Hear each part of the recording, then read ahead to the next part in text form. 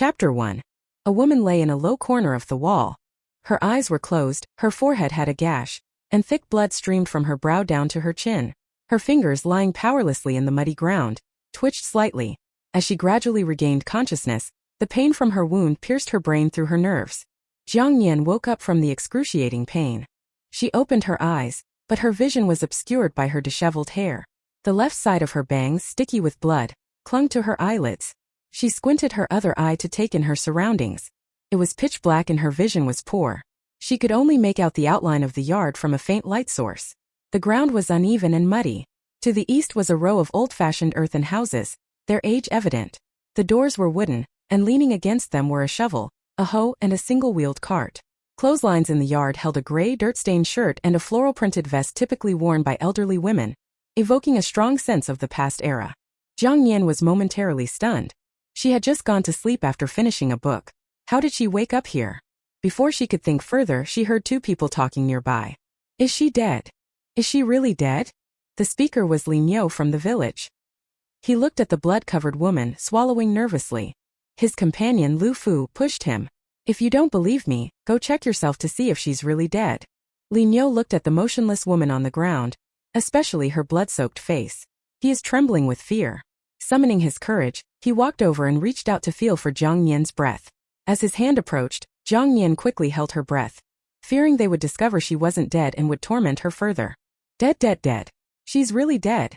Lin Yo didn't feel any breath. Terrified, he stood up and stepped back repeatedly, his face turning pale. He looked at Lu Fu in fear. If I had known this widow had such a fierce temper, she would rather hit her head against the wall rather than let us touch her. I wouldn't have come even if I were beaten to death. Now someone's dead. What do we do? Then why are you still standing there like an idiot? Run! Lu Fu dragged Lin Yo towards the wall, saying as he ran, Su Chang died a few days ago. Now that there's no one left in the Su family, no one will know that we climbed the wall and caused Jiang Nian's death. If we run now, no one will know we were here. Even if Lu Lauer returns from the army, he won't find out it was us. Lin Yo, finally coming to his senses, nodded in agreement. Yes, you're right. After listening to their conversation, Jiang Nian finally realized what was wrong. She had transmigrated into a book. She had transmigrated into the period novel she had been reading the past few days. The male lead, Lu Yu, and the original owner's husband, Su Chang, grew up together as close friends and comrades in the army. When the male lead was 10, his father died, and his mother sent him to the Su family, promising to pick him up in 10 years. Since then, the male lead had been living with the Su family, treating Su Chang like a brother. By a stroke of unfortunate luck, she had become Su Chang's wife and the male lead's canon fodder sister-in-law. The original owner only appeared briefly at the beginning of the book, but her fate had distressed Jiang Nian for a long time. Not only did they share the same name, Jiang Nian, but her tragic experience also tugged at Jiang Nian's heart.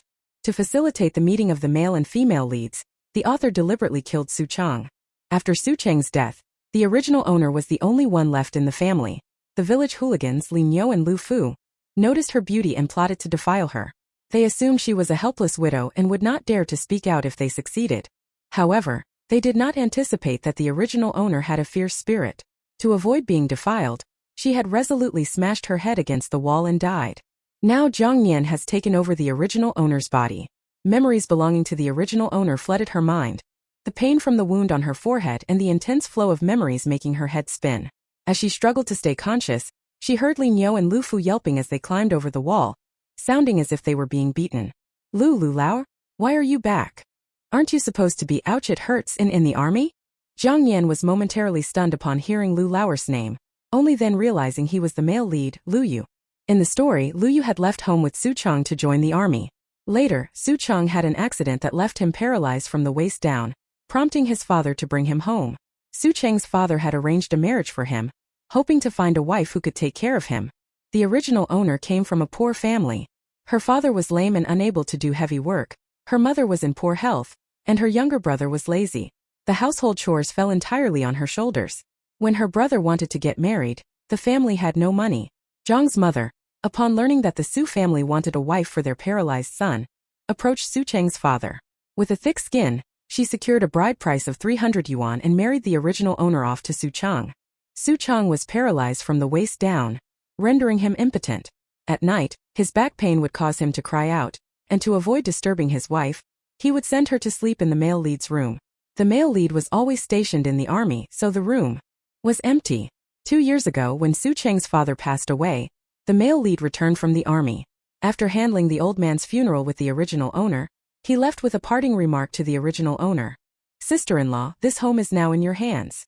That was the original owner's first and last meeting with the male lead. According to the plot, the male lead was supposed to return 5 days after the original owner's death. Why had he come back tonight?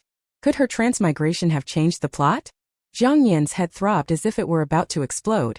She pushed herself off the ground, dragging her weak body upright. Out of the corner of her eye, she saw a shadowy figure climb over the wall. It was now completely dark, and she couldn't make out the person's features, only the man's sharp, tense jawline in the dim light. As she struggled to lift her upper body but collapsed from exhaustion, the man stepped forward and supported her shoulders. His arms were strong, his grip precise, holding only her shoulders. "Sister-in-law, I'm sorry I'm late." Just before fainting, Jiang Nian thought how fitting it was for him to be the male lead. His voice was cold, solemn, and incredibly pleasant to hear. Jiang Nian felt as if she had slept for a long time, waking up with a sore back and a throbbing forehead wound. The pain was so intense that she didn't dare to frown, as every movement pulled at the injury, making it unbearable. When she opened her eyes, the first thing she saw was the wooden beam of the ceiling. Unlike modern ceilings, the structure was visible, with mud walls mixed with straw. Some parts were patched with old newspapers, one of which had the year 1970 written on it, like a branding iron searing into Jiang Nian's consciousness, forcing her to accept that she had indeed transmigrated into this era. She was now in the male lead's room, which he must have prepared after seeing the original owner's husband's room was clean and unused. The male lead's room still had the original owner's washstand and clothes, indicating she had lived there. It must have been the male lead who brought her in. The room was simple, with a hard wooden bed against an old window, a table and a round wooden stool beside the bed, and a wooden chest at the foot of the bed containing the original character's clothes. Near the door was a washstand, and the red floral wash basin was the original character's only dowry. Jiang Nian felt sorry for the original character. In order to help her younger brother get married, her mother didn't even prepare a decent quilt or new clothes, only a porcelain basin. There were footsteps approached from outside. Jiang Nian sat up on the bed, expecting the male lead. As she turned ready to speak, she saw a middle-aged woman in her 40s. The woman wore a mustard-yellow outfit, loose pants, and old cloth shoes, with her hair in a braid down her back, typical attire for a rural woman in the 1970s. "Su's daughter-in-law, you're finally awake." Aunt Zhao placed a bowl of food on the bedside table and handed it to Jiang Nian, glancing at the bandage on her head. "You really are something. When a thief broke in, you didn't even shout. Our houses are close. If you had shouted, I would have sent my husband and Gongzi over. You wouldn't have had to suffer this injury." Aunt Zhao was a neighbor who had often helped the original Jiang Nian after she got married. Jiang Nian felt a sense of warmth toward her and took the bowl she handed over. "I was really scared at the time, I couldn't even make a sound." Aunt Zhao replied, "You're lucky. Just so happened that Lu Lauer came back for a funeral visit and caught those two brats, Li Niu and Lu Fu, red-handed. Early this morning, Lu Lauer asked me to look after you while he and the team leader took them to the county police station." Aunt Zhao spat in disgust. "Those two good-for-nothings taking advantage of you just after your husband died, wanting to steal the subsidy Lu Lauer sent home. They deserve to be thrown in jail, to be properly reformed." From Aunt Zhao's words, Jiang Nian found out that the male lead had reported Li Niu and Lu Fu's attempted assault as a burglary, thus preserving the original owner's reputation. A widow was often surrounded by gossip, especially in the 1970s. If it were known that Li Niu and Lu Fu had broken in to assault her, the original owner would have been drowned in the village's scorn. Jiang Nian had woken up in the afternoon, and her stomach was growling with hunger. Aunt Zhao had brought her some pickled vegetables and a steamed bun. The bun was hard and unpalatable. After a few bites, she couldn't eat anymore. In the 1970s, every household in the countryside relied on working for the production team to earn work points, which were calculated annually. Households with more laborers earned more work points and thus more grain at the end of the year. The Jiang family only had Jiang Nian and her mother working, so their grain allocation was pitifully small. It was common for them to go hungry. Aunt Zhao's family, with her husband and son Zhao Gang working, earned enough to feed themselves, though not abundantly. Seeing that Jiang Nian had stopped eating after a few bites, Aunt Zhao frowned and asked, "Why aren't you eating?" Jiang Nian smiled. "My head hurts, feeling a bit nauseous, I can't eat much." Aunt Zhao was taken aback by Jiang Nian's smile. This little wife was indeed very pretty, with fair skin and dimples that made her look even more charming. Jiang Nian noticed Aunt Zhao's surprise, so she lowered her head and pursed her lips. The original owner had been oppressed by her parents, who favored boys over girls, forcing her to work hard from a young age. She had a quiet and introverted personality, rarely smiling or speaking. After marrying into the Su family, she had little interaction with neighbors, and if it weren't for Aunt Zhao being such a chatterbox, many would have thought the Su family had married a mute. After Aunt Zhao left, Jiang Nian lay on the bed for a while longer. As dusk settled in, she got up, put on her cloth shoes and held onto the wall for support as she walked out. He heard footsteps outside the room. The sound was different from that of Aunt Zhao's footsteps. The footsteps had a firm, confident stride and quickly reached the door. The doorway was low, and the man had to duck to enter. He was tall and wore an army green uniform. As described in the book, he was coldly handsome, with brows as imposing as mountain ranges. Seeing Jiang Nian struggling to walk while holding onto the wall, the man hesitated for a moment before stepping forward to support her slender arm. "Sister-in-law, where are you going? Let me help you." Jiang Nian. She needed to use the bathroom. Chapter 2. Chapter 2. Jiang Nian glanced down at the hand holding her arm. The man stood 2 steps away, his arm extended to support her, his hand carefully curved, maintaining an appropriate distance between a man and a woman. She pressed her lips together, looking at her toes. "No need, I need to use the toilet." Out of her sight, the man averted his gaze, slightly uncomfortable. Lu Yu released his hand, stepping aside to make room for her, his eyes briefly lingering on the bandage wrapped around her forehead. "Walk slowly." To be honest, Jiang Nian is not used to this identity. As a woman who had been single for over 20 years, suddenly becoming a widow and being addressed as sister-in-law by a stranger was quite awkward. Looking at this brother-in-law who had appeared out of nowhere made her feel a deep sense of frustration. She had no idea how she ended up in the book, and there was no apparent way back. Jiang Nian held onto the wall, enduring the throbbing pain and dizziness in her head, and slowly made her way out of the house. Dusk had fallen. The small courtyard was shrouded in the dim light of twilight, revealing an old-time charm similar to what she had seen the previous night. The toilet was at the western corner of the courtyard. Jiang Nian, supporting herself on the wall, made her way there. It was a dry toilet with 2 bricks placed on either side of the pit. She stepped on the bricks and squatted down, contemplating her next steps. According to the book's plot, the male lead was supposed to return 5 days later, deal with the original owner's funeral, and then leave by train. On the train, he would meet the female lead. The 2 of them secretly fall in love, and their relationship would naturally develop into marriage. She had read up to the point where the male and female leads were about to get married before falling asleep. Now, with the male lead returning 5 days earlier than the plot dictated, she wondered if it was due to her presence causing a butterfly effect. Regardless, she couldn't dwell on that now. She needed to find a way to get the male lead to take her away from the village. He was her only lifeline in this strange new world. "Sister-in-law." Lu Yu's voice came from outside. Jiang Nian jumped, startled. "I'm here." She quickly finished up and walked out of the toilet, supporting herself against the wall. She saw Lu Yu standing by the well, his sleeves rolled up, revealing tan skin and well-defined muscles. His hands and forearms were strong and skillful. The light from the kerosene lamp softened his sharp jawline, making his handsome face even more striking. Jiang Nian couldn't help but admire him. No wonder he was the male lead. He really was good-looking. "Did you need something?" she asked, trying to mimic the original owner's low voice and demeanor.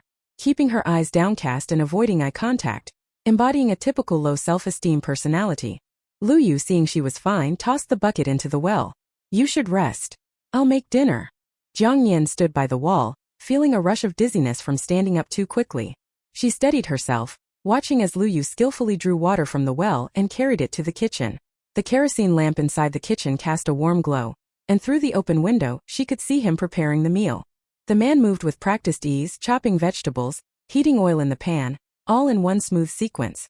The book hadn't mentioned whether the male lead could cook, but now that she saw it for herself, she was surprised at how adept he was in the kitchen. Lu Yu lit the kerosene lamp in the house. Jiang Nian walked to the washbasin rack by the door to wash her hands, and then slowly walked to the small wooden table in the courtyard. She pulled over a small stool and sat down, glancing again at the male lead who was still cooking in the kitchen. According to the plot, the male lead was supposed to return in 5 days, but he came back early, and the original owner, who was supposed to be dead, was now alive and well. The plot had completely deviated from the book. She was actually a bit scared. Scared that occupying the original owner's body might cause the plot to collapse, leading to a backlash. Although she didn't know what the backlash would entail, it made her uneasy. To get the plot back on track, the male lead needed to leave by train in 7 days, which was when the male and female leads were supposed to meet for the first time in the book. As for herself, Jiang Nian touched the wound on her forehead. At worst, she would try hitting her head against the wall again. If she died, maybe she would return to her original world. But she wasn't about to hit her head now. The wound on her forehead throbbed with pain. If she hit it again, she might not die, but the pain would worsen and she'd suffer even more. Lu Yu finished cooking and brought the food to the table in the courtyard. He then went back to the kitchen to fetch the kerosene lamp and chopsticks. Jiang Nian looked at the food on the table. Lu Yu had cooked a dish of stir-fried green beans with meat, stir-fried cabbage with meat, and 2 bowls of egg soup. A plate with a chip held several white steamed buns. The aroma was irresistible to the hungry Jiang Nian, making it a sumptuous dinner. She swallowed her saliva and lowered her head to hide the light in her eyes. She searched through the original owner's memories and knew that there was no food left at home. The family lived off the monthly subsidies sent by the male lead. After Su Chang's father died, Zhang's mother would come every month to cry about being poor, taking most of the subsidies from the original owner, leaving only a little for the original owner and Su Chang's monthly rations. The original owner had always lived a tight life. After Su Chang died a few days ago, the original owner used the little money left to ask the neighbors to help with Su Chang's funeral. Now the family was so poor that they couldn't even make a meal. These were the problems left by the original owner. Since she had inherited the original owner's body, she had to accept the responsibilities that came with it. Jiang Nian thought for a moment and decided it was better to speak up first. But before she could, Lu Yu spoke first. I came back last night and saw there was no flour or vegetables in the kitchen. I went to the county today to buy some. Sister-in-law eats quickly before it gets cold. Jiang Nian was momentarily choked up. Lu Yu avoided mentioning the incident where the original owner was almost assaulted last night, and he didn't ask why the monthly subsidies weren't enough for the family's rations. He just casually mentioned that he bought the food today. No wonder he was the male lead. Good-looking and decisive. Oh, Jiang Nian responded. She first took a sip of the hot egg soup. It was just eggs stirred into boiling water. Unlike the egg soup of the modern era, the steamed buns were warm, and eating them with the stir-fried dishes was much better than the steam bun and pickles brought by Aunt Zhao in the afternoon. Actually, this meal was quite extravagant for this era, especially in the village. Such a meal with 2 meat dishes might not even be available during the new year. During the meal, Jiang Nian secretly glanced at Lu Yu. Perhaps due to his time in the army, the man ate quickly but not rudely. Seeing him finish and put down his chopsticks, Jiang Nian quickly looked away, quietly continuing her meal. Out of the corner of her eye, she saw him fetching water from the well, effortlessly carrying 2 buckets to the kitchen. The sound of water splashing in the quiet, peaceful courtyard was soothing. By the time she finished eating, Lu Yu had finished his chores. He pulled out a stool and sat across from Jiang Nian, his back straight, hands resting on his knees, looking at Jiang Nian, who sat with her legs together and hands clenched on her lap, always looking at the ground. In fact, since Jiang Nian married into the Su family, he had only seen her once. The year Uncle Su died, he returned home and stayed for 2 days to help Jiang Nian with the funeral. The day he left for the army, Jiang Nian, dressed in a thick cotton coat, stood at the door to see him off. In the vast white snow, her figure grew smaller and smaller in his eyes. That was the first and last time he saw Jiang Nian. When he learned that Jiang Nian had been bullied by village hooligans and had died by hitting her head on the wall, he lived in regret every day of his future life until he had an accident and unexpectedly returned to this point in time. He applied for leave from the army, bought a train ticket, and rushed back overnight. Although he didn't make it to see his older brother one last time, he was fortunate enough to save the pitiful Jiang Nian in time, making up for the regrets of his past life. Lu Yu said, I want to discuss something with you, sister-in-law. Jiang Nian didn't look up, staring at the ants crawling on the ground. To avoid arousing suspicion, she tried to mimic the original owner's tone and expression as much as possible. Just say it. I'm listening. Lu Yu said, I want to take you to the army with me. Ah. Jiang Nian looked up stunned. Seeing her reaction, Lu Yu patiently explained, as a military family member, there's a compound for military families at the army base. You can move there, and the neighbors are all military spouses who can look out for each other. If anything happens at home, I can help resolve it. It's much safer than here. Before I came back, I had already reported it to the unit. We will have a place to stay when we get there. Jiang Nian was timid and fearful. This time, due to the chance of rebirth, he learned that she hadn't escaped the torment of the Jiang family even after marrying into the Su family. By a stroke of luck, he saved her in time. If he didn't take her away, leaving her here alone, she wouldn't survive long. The end result might be the same as in his previous life. Jiang Nian had taken care of Uncle Su and his older brother for 4 years, and the Su family owed her. He also owed her for the care the Su family had given him for over a decade. He continued, I took 5 days off this time. It takes 2 days to travel by train, so I can only stay at home for 3 days. I'll tidy up the house tomorrow, and we'll leave the day after. We should reach the train station by afternoon. The man finished the rest of the food on the plate in one go, then stood up and took the dishes to the kitchen to wash. It was only when Jiang Nian heard the sound of dishes being washed from the kitchen that she came back to her senses and fully digested what Lu Yu had just said. She immediately felt a sense of relief. Originally, she had been wondering how to tactfully ask Lu Yu to take her away from this dreadful place. She hadn't expected him to bring it up first, saving her the trouble of broaching the subject. Jiang Nian then thought of something else. The female lead was supposed to appear on the train 7 days later. If the male lead left the day after tomorrow, he wouldn't meet the female lead, making the plot deviate even further. No, she needed to delay their departure until 7 days later. Jiang Nian slowly stood up and walked to the kitchen door, holding onto the doorframe and looking at Lu Yu, who was boiling water inside.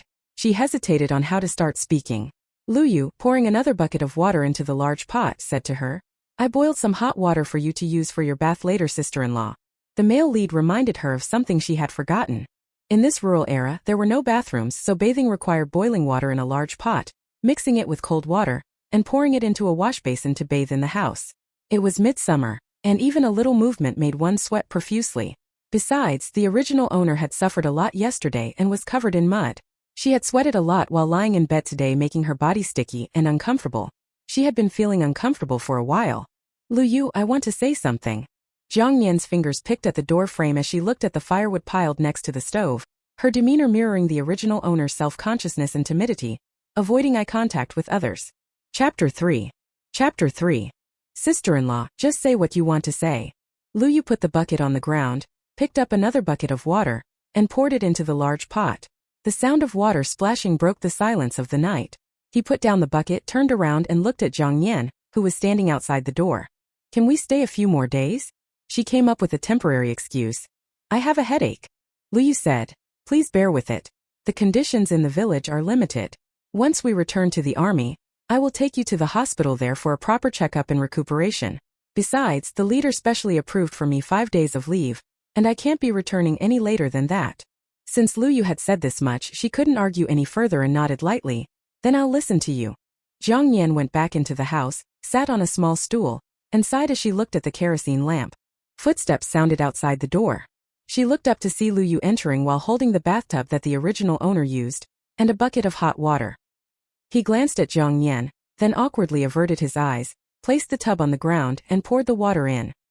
He went back and forth twice to fill the tub halfway. "Try the water temperature. If it's not hot enough, I'll add more hot water." Jiang Nian bit her lip, moved her stool closer to the bathtub, and tested the water with her hand. The temperature was just right. She swirled her hand in the water and said with her head down, "The temperature is just right." Then biting her lip again, she squeezed out the word, "Thank you." Lu Yu quickly picked up the bucket and left, closing the door behind him. Jiang Nian got up and locked the door. She walked to the bathtub and looked at the large basin of water with tears in her eyes. The room was lit by a kerosene lamp, and the water's surface was as calm as a mirror. She bent over to look at her reflection in the water, discovering that the face of the original owner was identical to hers, except the original owner was much thinner. After marrying into the Su family, the original owner didn't have to work in the fields every day as she did in the Jiang family, and over the years her skin had become fairer.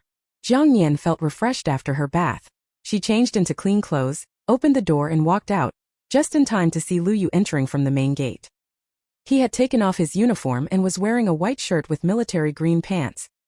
He held a door latch in his hand and inserted it into the door. Seeing Jiang Nian standing outside, Lu Yu strode into her room, rolled up his sleeves, bent down, and lifted the bathtub effortlessly, making Jiang Nian admire him for his strength. If it were her, she'd have to scoop the water out bit by bit. Lu Yu poured the water in the yard, turned his back to Jiang Nian and said somewhat awkwardly, "It's late, go to sleep. The doctor said you need to rest to heal." Jiang Nian replied, "Okay." She turned back into the house, closed the bedroom door, and lay down on the bed. It was the hottest time in July. Jiang Nian slept with the window open, listening to the sounds of insects and frogs outside. She turned her head to see the sky full of stars, finding the moment particularly peaceful and beautiful. She had almost slept for an entire day and night, so she wasn't sleepy now.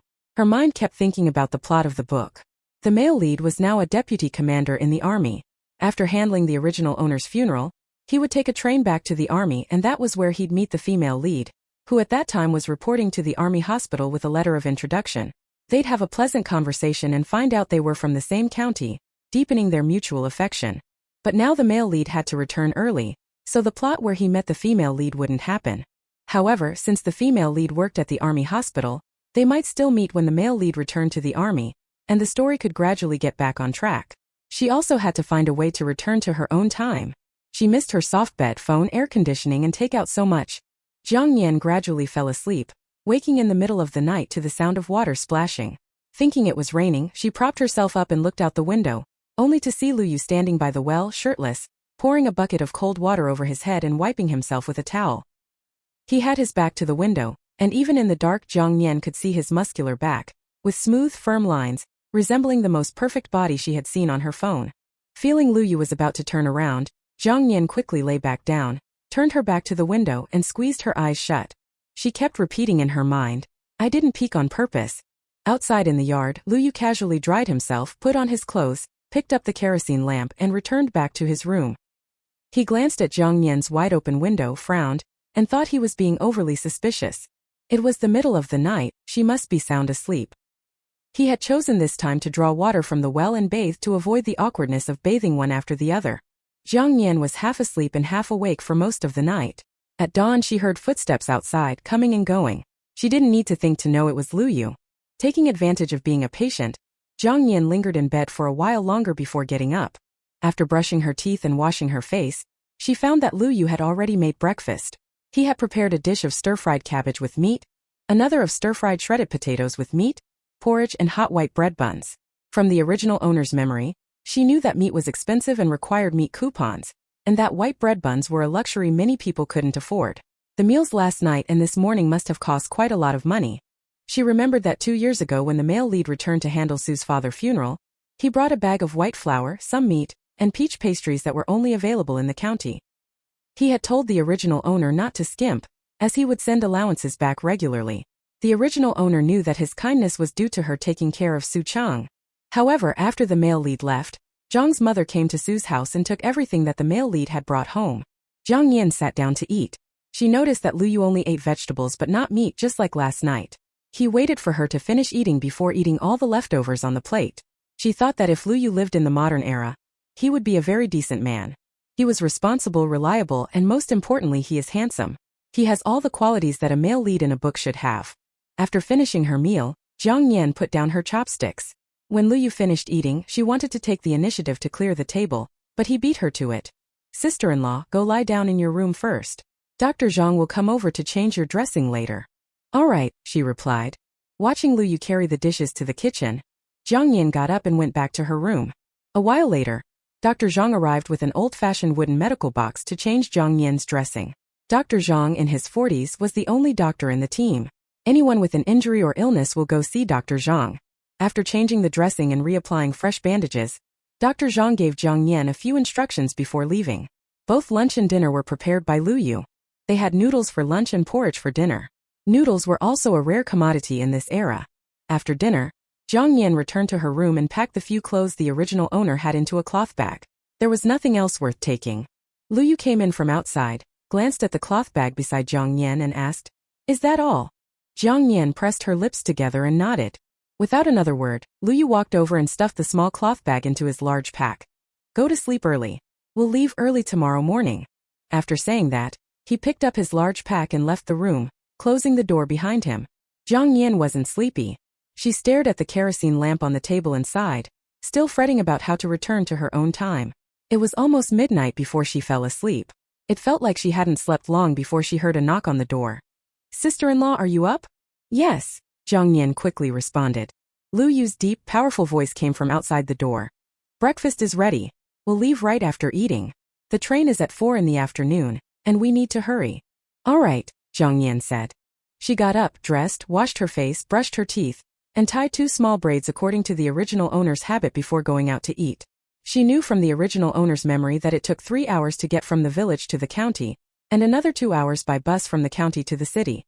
It would take 5 hours altogether, and if they dawdled, they might miss the train. After breakfast, Lu Yu went to wash the dishes. The front door was knocked on and it was the voice of Zhao Gang, the son of Aunt Zhao next door. "Lu Lauer, it's getting late, we need to go now." "Coming."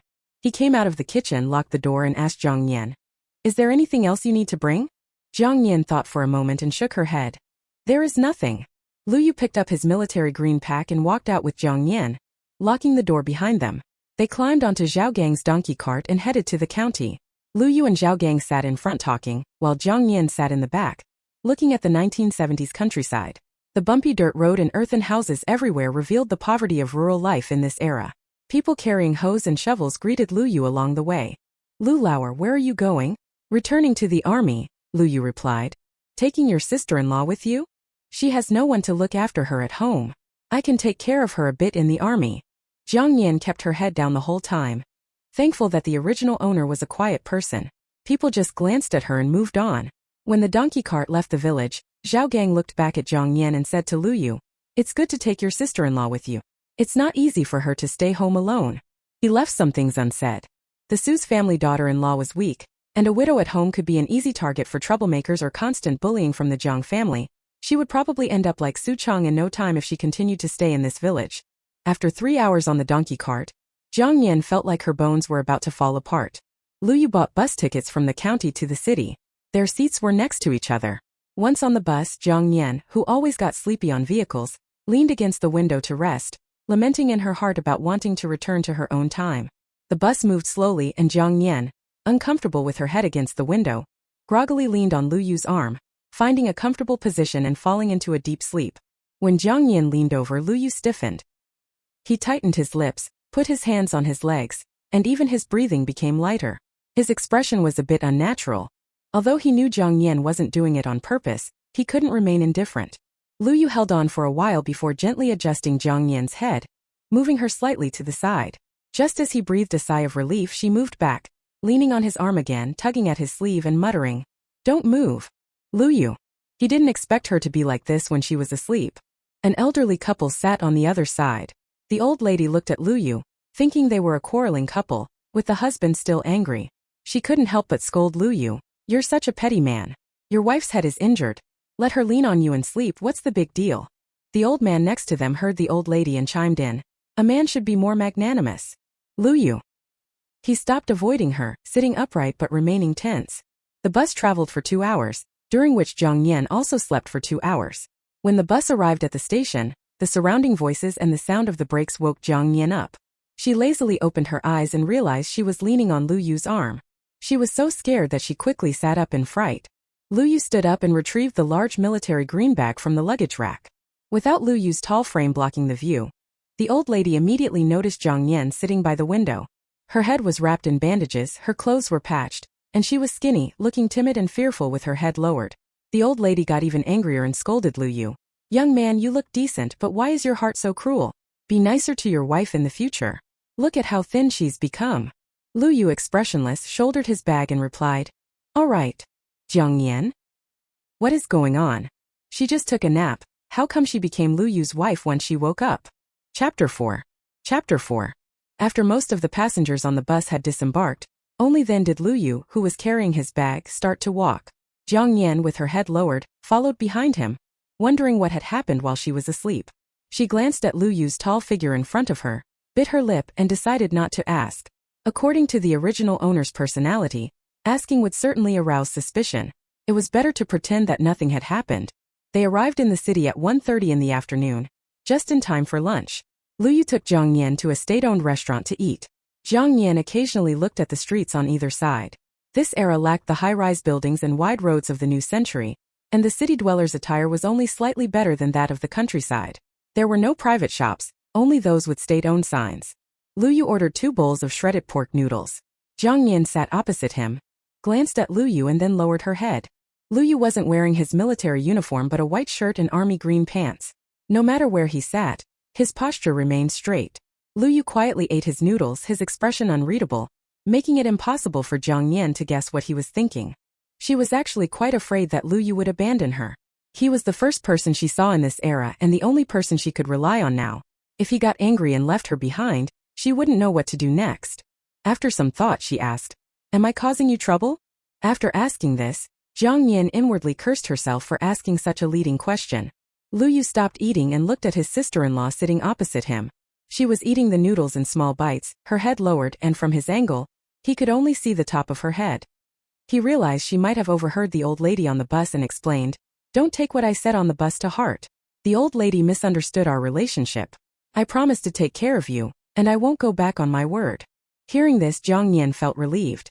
Regardless of the misunderstanding, his promise not to abandon her was reassuring. Until she finds a way to return to her own time, Lu Yu is her only support.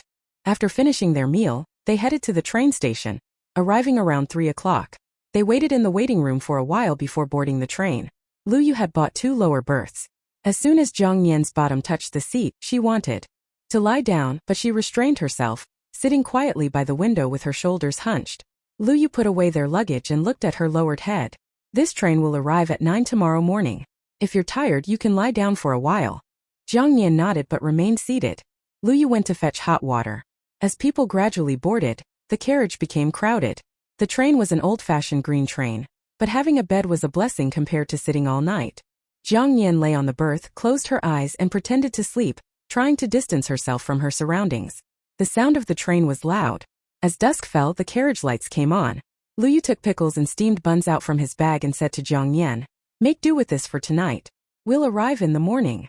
Jiang Nian took the steamed bun and said, "This is already very good." For her it wasn't appetizing, but for the original owner it was already quite good. The original owner had rarely eaten white buns growing up. After eating, she drank a cup of hot water that Lu Yu handed over, and then went back to sleep. She felt like she was living like a pig since she crossed over, eating and sleeping all the time. The train arrived at 9 in the morning the next day. Lu Yu led Jiang Nian out of the train station. From a distance, someone was waving at them. "Deputy Commander Lu. Deputy Commander Lu." The person was Zhu Jun, a soldier from Lu Yu's unit. He ran over and Lu Yu frowned. "You should be training at this time. Why are you here?" Zhu Jun smiled.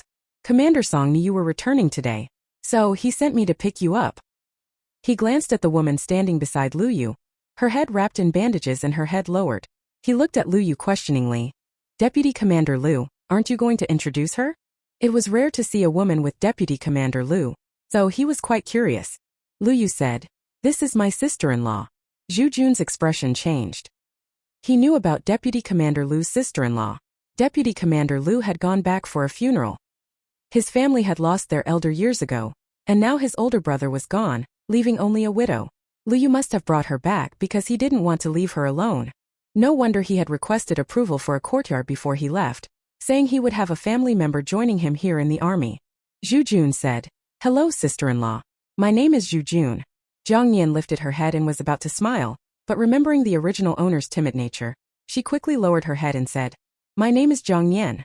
Although Jiang Nian only raised her head briefly, Zhu Jun noticed her fair skin, curved eyebrows and bright eyes. Even without smiling, she was pretty. If she were his sister-in-law, he wouldn't feel comfortable leaving her alone either. Lu Yu and Zhu Jun chatted as they walked out of the train station. The three of them then got into an old-style jeep and headed to the army base. The army base was far from the city, taking 4 hours to reach there. Zhu Jun, who needed to return the vehicle, left first. Lu Yu, carrying his large bag, led Jiang Nian along the road toward the family quarters. As they walked, Jiang Nian looked around, noticing the orderly layout of the base and the sound of soldiers training with impressive vigor. As they went further, the family quarters came into view. Rows of neatly planned small courtyards lined the road. 2 or 3 military wives were walking together on the road. One of the women, familiar with Lu Yu, noticed the woman following him and curiously asked, "Deputy Commander Lu, who is that?" A quick-talking military wife chimed in, "Do you even need to ask? She must be the new wife Deputy Commander Lu brought back." "Bullshit." The first military wife elbowed her. Deputy Commander Lu went home for a funeral, not a wedding. Jiang Nian. As expected, there is gossip everywhere. Lu Yu, concerned that Jiang Nian might feel uncomfortable, looked at Feng Mei and explained, "Sister-in-law, don't misunderstand. This is my sister-in-law. All the Su family members are gone. It's not safe for my sister-in-law to be alone at home. So, I brought her here to the family quarters so she could be looked after by the neighbors, which will give me peace of mind knowing that she will not be alone." When Feng Mei heard that it was Deputy Commander Lu's sister-in-law, she knew whose wife she was. She glared at the gossiping wife and then turned to Lu Yu. "A few days ago, Zhu Jun and the others were cleaning the courtyard. I asked him why you needed the next-door courtyard, and now I see it was for your sister-in-law." She glanced at Jiang Nian, who kept her head down and didn't greet anyone. Feng Mei, understanding her situation, refrained from forcing a conversation. You should take your sister-in-law home quickly. Lu Yu nodded and led Jiang Nian away. The woman who had earlier suggested Lu Yu had married Kong Xiu looked at Jiang Nian, who was obediently following Lu Yu, and then turned to Feng Mei. Look at how dejected she is. Feng Mei glared at her. What do you expect? Her husband just died. Should she be smiling at everyone? The other military wives laughed and joined in chiding Kong Xiu. Why are you picking on a widow? Yeah, it's not easy for her. Mind your own business and stop gossiping. With everyone chiming in, Kong Xiu's face turned red with embarrassment, and she remained silent. Lu Yu unlocked the gate to the small courtyard. Jiang Nian followed him inside and took a quick look inside. The courtyard had 3 low walls, 2 rooms on the east side, and 2 rooms on the south side. From the outside it was clear that one was a kitchen, and the other was a sleeping room. Near the kitchen was a well. The courtyard had been cleaned in advance and looked quite tidy. Lu Yu said, Sister-in-law, you'll sleep in the first room on the east side. I'll sleep in the room next to the kitchen for now. Once your injuries heal, I'll move to the dormitory. He took Jiang Nian's belongings from the military green bag. I left money for Zhu Jun and the others before leaving.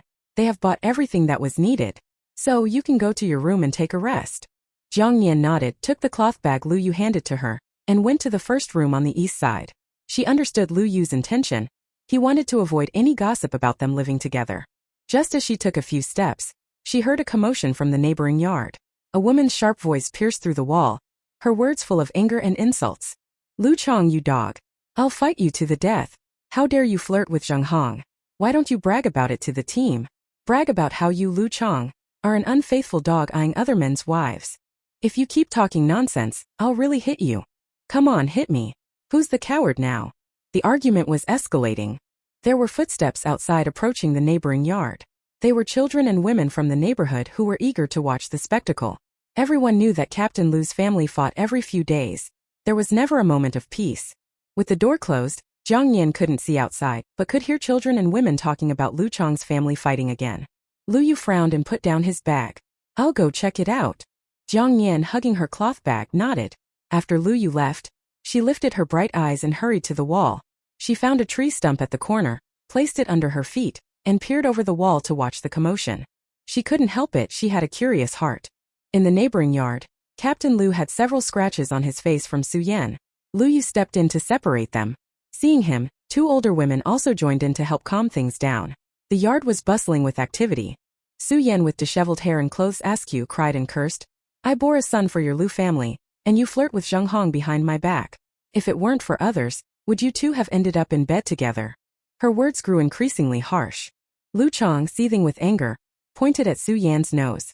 If you keep this up, I'll tear your mouth apart. Su Yan, undeterred, pushed her chest forward. Come on, tear it. Let's see if you dare. 2 older women held Su Yan back while Lu Yu restrained Lu Chong, trying to mediate the couple.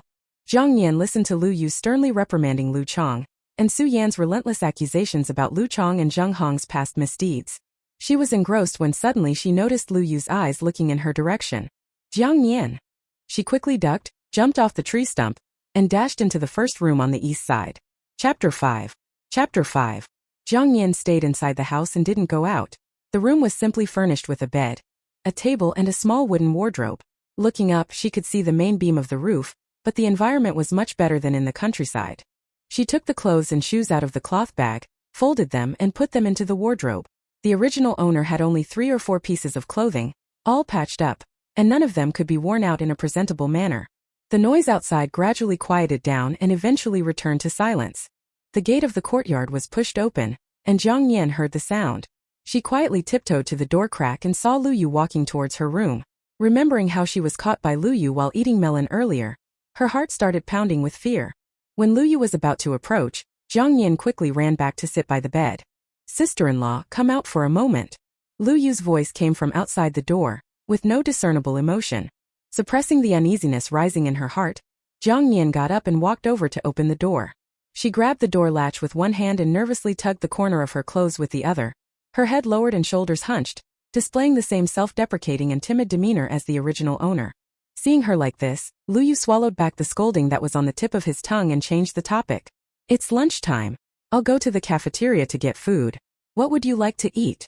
Jiang Nian looked down at her toes and spoke in a voice as soft as a mosquito's. Anything is fine. I'm not picky. Okay, Lu Yu replied.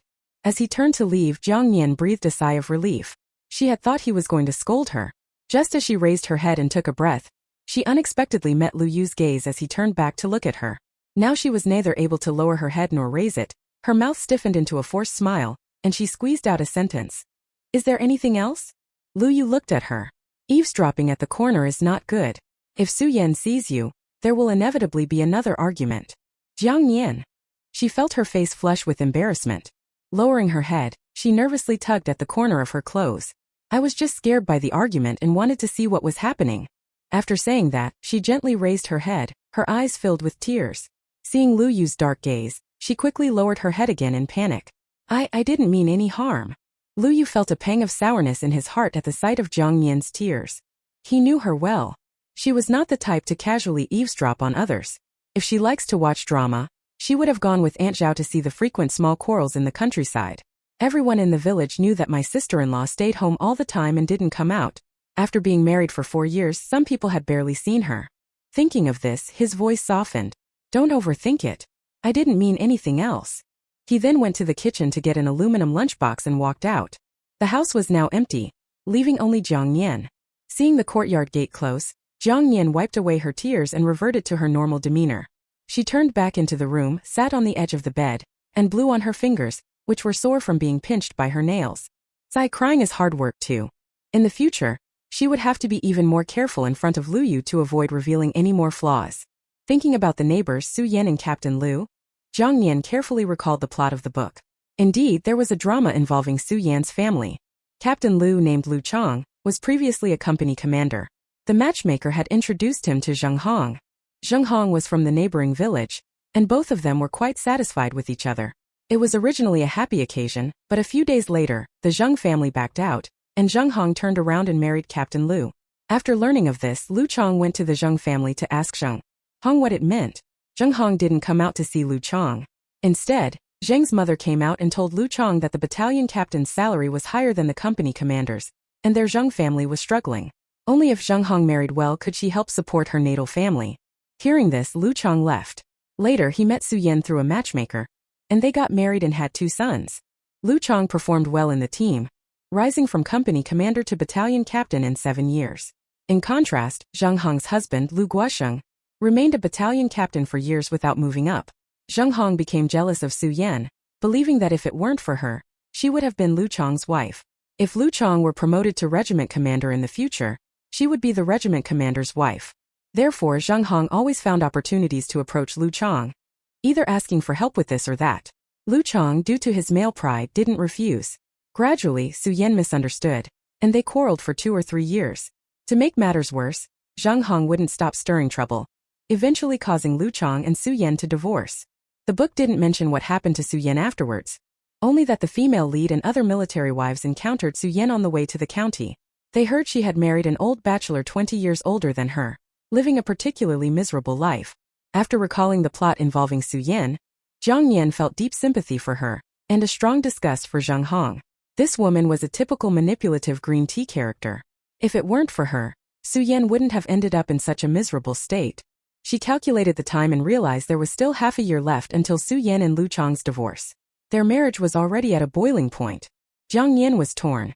Before being transported into the book, these people were just characters in the book. Now that she was in the book, watching living people being ruined by a manipulative woman, she couldn't just stand by and watch. But she also feared that interfering might severely disrupt the plot and backfire against her. Sister-in-law, it's time to eat. Lu Yu's voice from outside brought Jiang Nian back to her senses. She responded, okay. There was a small square table in the yard. Lu Yu brought out 2 small stools. Jiang Nian washed her hands and sat down. She watched as Lu Yu opened the aluminum lunchbox, which had 3 layers. The top layer contained stir-fried eggplant, the middle layer had stir-fried loofah. The loofah mentioned is a vegetable fruit or squash that may also be known as Chinese okra, and the bottom layer had steamed buns. After lunch you can take a nap. In the afternoon I'll take you to the hospital for a checkup and show you the way to the cafeteria. My leave ends tomorrow. From now on you can get your meals from the cafeteria. Don't worry about me. Jiang Nian took a bite of the steamed bun and ate the rice with no appetite. To be honest, it wasn't as good as her cooking. Not to brag, but her family made a living in the food industry. Her parents opened a small restaurant when she was born, which grew bigger and bigger over the next 20 years. With that kind of influence, she could distinguish various seasonings even with her eyes closed. After some thought, she said, "I'd like to cook at home." Lu Yu looked up at Jiang Nian, who was eating with her head down, and remembered she didn't like going out. "All right, I'll go buy flour and vegetables this afternoon. You should also come back to eat. There's no need to go to the cafeteria." After all, she was eating and drinking his food. She would feel embarrassed if she didn't offer to cook for him. Lu Yu nodded. Okay. After lunch, Jiang Nian took a nap. She woke up when Lu Yu called her from outside the room. She put on her cloth shoes and walked out of the courtyard with Lu Yu. Again, she heard Su Yan shouting from the neighboring yard, cursing Lu Chang for being heartless, only having eyes for Zhang Hong, and shamelessly thinking about another man's wife. She cried and cursed, and her voice could be heard clearly through the wall. Back when Su Yan married Lu Chang, she was a gentle and cheerful young woman. Jiang Nian followed Lu Yu with her head down as they walked to the hospital. People passing by would greet Lu Yu, and their gazes would linger on Jiang Nian for a few seconds. The news that Deputy Commander Lu had brought his sister-in-law to the base had already spread by lunchtime. In the latter part of July, the weather was extremely hot, but walking under the shade of the dense trees provided some relief. Jiang Nian followed Lu Yu into the hospital, calculating that the female lead should report to the hospital in 5 days. After changing the bandages, the doctor examined her and diagnosed her with a mild concussion. The wound on her forehead would leave a scar above her left eyebrow, about a finger width away from her hairline. The wound wasn't large, but the scar was inevitable. However, over time the scar would fade and become less noticeable. After leaving the hospital, Lu Yu took Jiang Nian to the Supply and Marketing Cooperative. The Supply and Marketing Cooperative was not far from the hospital, just a half-hour walk away. The Supply and Marketing Cooperative in the 1970s couldn't compare to the supermarkets of the new century. When Jiang Nian walked in, she saw a row of cabinets stretching from the east end to the west end, and the space inside was large with cabinets on both sides. Lu Yu had brought the ration tickets with him. He bought household staples like seasonings, measured out a small jug of oil, and used the tickets to buy a box of milk candies, a can of canned food, and a packet of peach crisps. The sales clerk packed everything up, glanced at the woman who had come in with him and smiled, saying, "You treat your wife very well." A box of milk candies, a packet of peach crisps, and canned food were all rare and expensive items. He was really generous to buy them. References. One the loofah mentioned is a vegetable fruit or squash that may also be known as Chinese okra. Chapter 6. Lu Yu. Jiang Nian, who was still touring the 70 Supply and Marketing Cooperative. Jiang Nian immediately lowered her head and quietly said, "You misunderstood, I'm his sister-in-law." The sales clerk awkwardly pulled the corners of her mouth. She hadn't considered the possibility of them being siblings-in-law, assuming instead that they were a couple. She'd worked in the Supply and Marketing Cooperative for several years, and had never seen a brother-in-law shopping with his sister-in-law. Lu Yu picked up the items and noticed a set of clothes hanging on the wall, a short-sleeved shirt with a pink base and white flowers, and light gray pants. Remembering that Jiang Nian only had a small cloth bag with a few patched clothes, he said to the sales clerk, "Wrap up that set of clothes as well." The sales clerk was momentarily stunned, but seeing Lu Yu was serious, she quickly retrieved the clothes and packed them. On the way back, Jiang Nian nervously clutched the hem of her clothes and softly said, "You don't need to buy clothes for me. I have clothes to wear." Lu Yu replied, "You don't have to feel burdened. I have enough savings from my salary." Walking behind Lu Yu, Jiang Nian glanced at his tall figure and couldn't help but sigh. What a good man, but unfortunately he's just a character in a book. Passing by the state-run food and vegetable stands, Lu Yu also bought 2 pounds of meat and a few vegetables. They had bought quite a lot of things this time.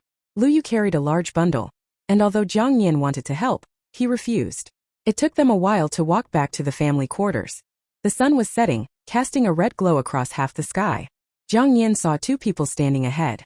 The man wearing a military green uniform was someone she recognized from the side profile as her neighbor, Su Yan's husband, Lu Chang. The woman, wearing a yellow blouse with printed flowers and light hemp-colored straight pants, had her hair in 2 braids. She was holding Lu Chang's left arm, her left foot raised, and her expression showed some pain. There was no need to guess, the woman close to Lu Chang must be Zhang Hong. Lu Yu walked over, his face expressionless as he glanced at Zhang Hong. She exaggerated her pained expression upon meeting Lu Yu's dark, stern gaze, saying, "Deputy Commander Lu, I twisted my ankle. Sorry for the trouble." She spoke softly with a deliberately delicate tone. Lu Yu shifted his gaze from her face to Lu Chang, his deep voice cold. "Commander Song is looking for you. You should go now." Lu Chang was taken aback. "I just came back from meeting Commander Song. Why is he looking for me again?" Lu Yu's eyes held a hint of reminder only Lu Chang could understand. "You should ask Commander Song yourself."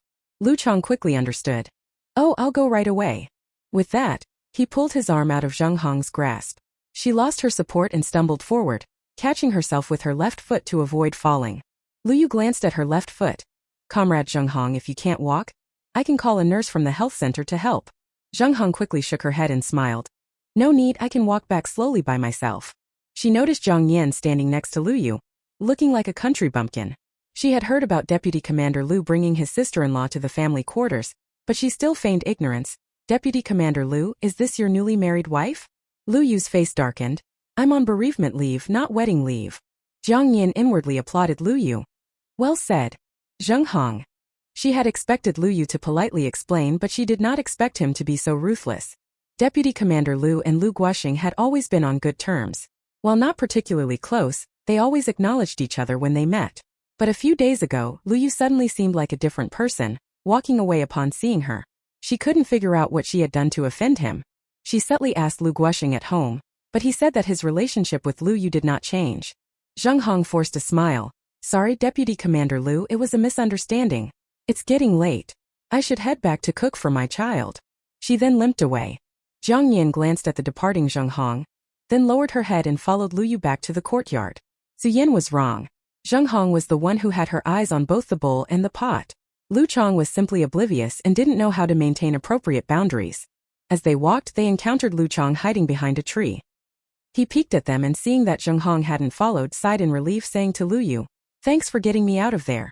If my wife saw us, she would have made a scene again." Lu Yu glanced at him. It's no wonder Su Yin gets upset with you. You don't know how to avoid suspicion. Lu Chang walked back home with them and sighed. Captain Lu is different from us. He often has to go out and lead the troops, sometimes for 10 days to half a month. Zheng Hong said she only knows me here, so she asks for my help frequently. After a while, it's hard to refuse. Lu Yu's gaze grew colder as he looked at Lu Chang. She's been with the army for 2 years. She doesn't know anyone else around here? Do you really not understand why Zheng Hong always comes to you for help? As they reached the doorstep, Lu Yu continued, Captain Lu, you need to be mindful of the impact of what you are doing. Don't forget your position. Don't let personal disputes tarnish the group's honor, and force the political commissar to have a talk with you. Lu Chang rubbed his face with his hands. Okay, I understand. Jiang Nian wasn't sure if Lu Chang really got the message, but seeing him turn back to his house, she and Lu Yu also entered their house. Lu Yu first went to the kitchen, putting away the rice, flour, and oil. Finally, he took out a box of milk candies, some peach crisps, and a can of preserves, placing them on the table in Jiang Nian's room. Jiang Nian followed him in, her eyes lingering on the 3 items for a while. In the 1970s, milk candies were a rare treat, and peach crisps and preserves were also hard to come by. She remembered her grandmother saying that in her time, having a can of preserves and a box of milk candies once a year was quite a luxury. Lu Yu turned and saw Jiang Nian staring at the snacks, knowing she probably hadn't had such things in the countryside. He took a tin box from his pocket and placed it on the table. These are the wages and coupons I've saved over the years. When I get paid this month, I'll give it to you. I've kept some for myself. Jiang Nian was stunned. He's handing over his wages? Before she could react, Lu Yu had already left the room saying, I'll go make dinner. Jiang Nian, knowing the plot of the book, remembered that when Lu Yu was a captain, he earned 35 yuan a month and sent 25 yuan home each month. He was promoted to deputy commander 2 months ago, now earning 52 yuan a month, and had sent 80 yuan to the original owner in these 2 months, keeping only 24 yuan for himself. It could be said that most of Lu Yu's wages over the years were sent back home. But every time the money arrived, it was snatched away by Zhang's mother and Jiang Guo before the original owner could get it, leaving only enough food for the original owner and Su Chang. Lu Yu had been away from home for 8 years, only returning once due to Father Su's death. So he didn't know what kind of life the original owner and her husband were living at home. She opened the tin box, finding various coupons. Food coupons, cloth coupons, meat coupons, cotton coupons, sugar coupons, and industrial coupons, with especially many industrial and cloth coupons. She counted the money, a total of 130 yuan. Deputy Commander Lu, are you home? A loud female voice came from outside. Lu Yu emerged from the kitchen. He had 2 buttons of his white shirt unbuttoned and was still wearing military pants. His handsome features looked even more striking under the warm yellow light. Seeing it was Feng Mei, the wife of Commander Song who lived next door to him, he smiled. What brings you here, sister-in-law? Old Song heard you brought your sister-in-law over. He was afraid that you came in a hurry without preparing much, so he had me make extra dinner to bring over. Feng Mei placed the dishes on the wooden table in the yard and asked, Where is your sister-in-law? Then, thank you sister-in-law. Lu Yu pointed to the first room on the east side. She's inside. Feng Mei wiped her hands on her apron and smiled. I'll go check on her. She peeked into the room first, seeing it was dark and indistinctly spotting someone sitting by the bed. She walked in and pulled the lamp cord, filling the room with light, revealing a woman sitting by the bed, head down, bandaged and looking nervous. Feeling sympathetic towards her, Feng Mei said warmly, Deputy Commander Lu's sister-in-law, I'm the wife of Commander Song who lived next door. I'm older than you so you can call me Sister Feng. If you need anything just come to me. Jiang Nian squinted her eyes against the sudden brightness. After her eyes had adjusted to the light, she slowly raised her head to see Feng Mei, a woman who had greeted Lu Yu earlier. The book also mentioned Commander Song and Feng Mei, who had been kind to the male lead before he was promoted. They often invited him over for meals, a notable gesture in a time of tight food supply. Later, when the male lead was promoted and transferred, Commander Song was also promoted and transferred. The book mentioned that the male lead and the female lead visited Commander Song later, and learned he had died in a rare earthquake while inspecting Donggo County, leaving Feng Mei and 2 boys behind. Thinking of Commander Song's fate, Jiang Nian felt a pang of emotion. But she didn't plan to interfere with the direction of the plot. Her main goal was to find a way to return to her own time. Smiling faintly, she softly said, Hello Sister Feng. I'm Jiang Nian. When Jiang Nian lifted her head, Feng Mei saw her face clearly this time. She was fair-skinned with curved eyebrows, and her eyes sparkled when she smiled. Feng Mei was momentarily stunned. After greeting Lu Yu at noon, she and Kang Xiu had speculated about Jiang Nian's looks, with Kang Xiu guessing she wasn't attractive. She was also very curious at the time. But now, seeing Jiang Nian, she realized Kang Xiu was wrong. Jiang Nian was exceptionally beautiful. In the entire family quarters, there probably wasn't a military wife who could match Deputy Commander Lu's sister-in-law in looks. No wonder Lu Yu brought her to the base. Leaving such a pretty widow at home would worry anyone. Feng Mei rubbed her hands on her legs, unabashedly praising. Oh my, you're really quite beautiful. She smiled and continued. We're all neighbors here, we'll see each other often, so there's no need to be so distant. And don't keep your head down all the time, it's bad for your neck. Faced with such a warm person, Jiang Nian couldn't continue her silent act. She nodded. Thank you, Sister Feng. Thank me for what? I haven't done anything yet, Feng Mei said, then remembered another matter. By the way, Deputy Commander Lu applied for this small courtyard, right? Each courtyard comes with a small plot of land. You can buy some vegetable seeds and grow whatever you want to eat, saving you money on groceries. I'll take you to see it tomorrow after breakfast. Jiang Nian smiled. Thank you, Sister Feng. Feng Mei slapped her leg, laughing. Look at you, always saying thank you. It makes us feel distant. Jiang Nian. Feng Mei walked out of the room and saw Lu Yu placing freshly steamed buns on the wooden table in the yard. She smiled at him. Deputy Commander Lu, I'll be heading back. Lu Yu nodded. Thank you, sister-in-law. Feng Mei. She laughed and smoothed her hair. This brother-in-law and sister-in-law duo were truly of one family, always saying thank you, making her feel embarrassed. Returning home, Feng Mei saw her 2 sons playing in the house. She walked into the bedroom and saw Song Jiwei leaning against the bedside while reading a newspaper. She sat down and nudged his leg. Old Song, guess what Deputy Commander Lu's sister-in-law looks like? Song Jiwei glanced down at the newspaper and snorted. Why would I, a grown man, guess what she looks like? I saw her when I went to deliver the food. She's really good-looking, fair and clean. She does not look like she came from the countryside at all. Feng Mei slapped Song Jiwei's leg again. She's still young. It's not good for her to be alone. Keep an eye out for a good young man in the team and remember to match him with Deputy Commander Lu's sister-in-law. Song Jiwei gave her a light kick on the waist, glaring at her. You crazy woman, the poor lady just lost her husband, and you're already thinking about matchmaking her with someone. Be careful, Lu Yu might get mad at you. Chapter 7. Chapter 7. After dinner, Lu Yu boiled a pot of hot water and left it for Jiang Nian before going out. After a long day of travel yesterday and a night on the train, where she barely slept, Jiang Nian felt uncomfortable. She took a good bath, feeling much refreshed afterward. She touched her hair and decided that, despite the pain, she would wash it tomorrow. Otherwise, it would be too uncomfortable. After her bath, Lu Yu helped empty the bathwater. The night was still warm, with the door closed but the windows open. Lying on the bed, Jiang Nian used her hand as a fan to cool her face. The buzzing of mosquitoes in her ears and occasional bites on her arms were annoying. The room occasionally echoed with the sound of her slapping at mosquitoes. Scratching where she was bitten, Jiang Nian forced herself to sleep. Soon, exhausted from the sleepless train ride, she dozed off. In the middle of the night, she heard the sound of water splashing again. Thinking she was dreaming, she sat up groggily and was about to look out the window, but then she remembered Lu Yu bathing in the yard the previous night. She quickly lay back down, barely avoiding another accidental peep. After a while, the yard became quiet and then followed by footsteps heading to the south room. Once the door closed, Jiang Nian exhaled in relief, closing her eyes and drifting back to sleep. The next morning, a loud horn broke the morning silence at dawn. Frowning, Jiang Nian got up and looked out the window to see Lu Yu, dressed in his uniform, heading out. Bitten by mosquitoes all night, she had several bumps on her neck and arms. Deciding not to go back to sleep, she got up to wash. When she went to the kitchen to make breakfast, she found a plate of stir-fried eggplant, half a bowl of pickled vegetables from Sister Feng, 2 steamed buns, and a bowl of porridge on the table. Jiang Nian sighed. The author really had given the male lead a perfect character setup. Even so, to her, everything and everyone here still felt like part of a fictional story, just characters in a book. Jiang Nian had just finished his breakfast and washed the dishes when Feng Mei came. Deputy Commander Lu's sister-in-law, shall we go? Coming. Jiang Nian followed Feng Mei out of the courtyard.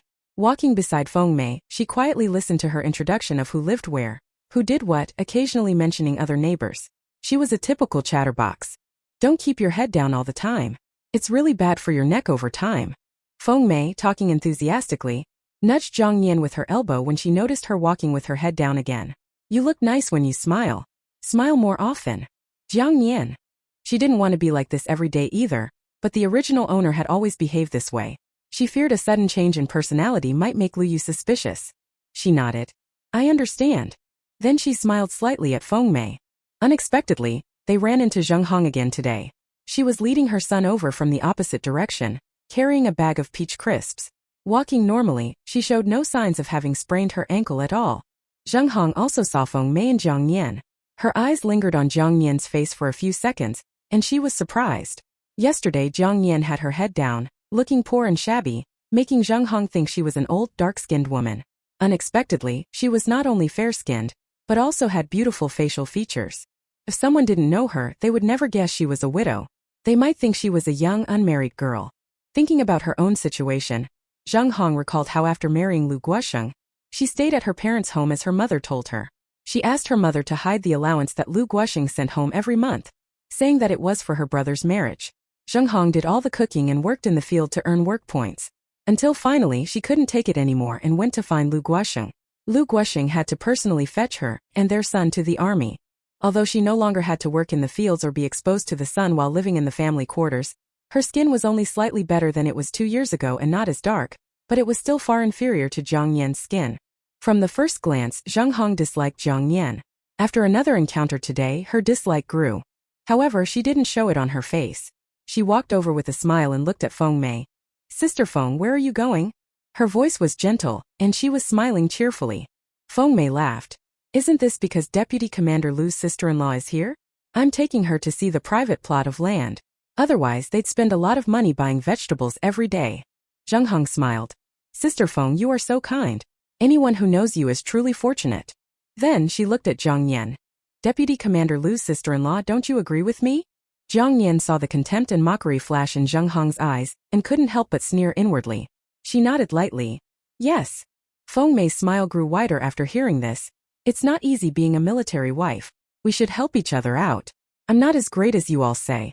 Honestly, it's you who has it harder.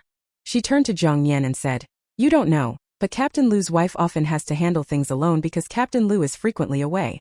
She is more familiar with Captain Lu, so it's normal for her to ask him for help with big or small matters. Although Captain Lu and Zheng Hong once had a relationship, that was 8 years ago. It's old news. Su Yan often quarrels with Captain Lu because of this, which gives everyone a headache. Jiang Nian. She realized that Commander Song's wife was also somewhat clueless and easily swayed by Zheng Hong's flattering words. With teary eyes and a hint of grievance, Zheng Hong said, Sister Feng, it's my fault. I'm causing trouble between Su Yan and Captain Lu.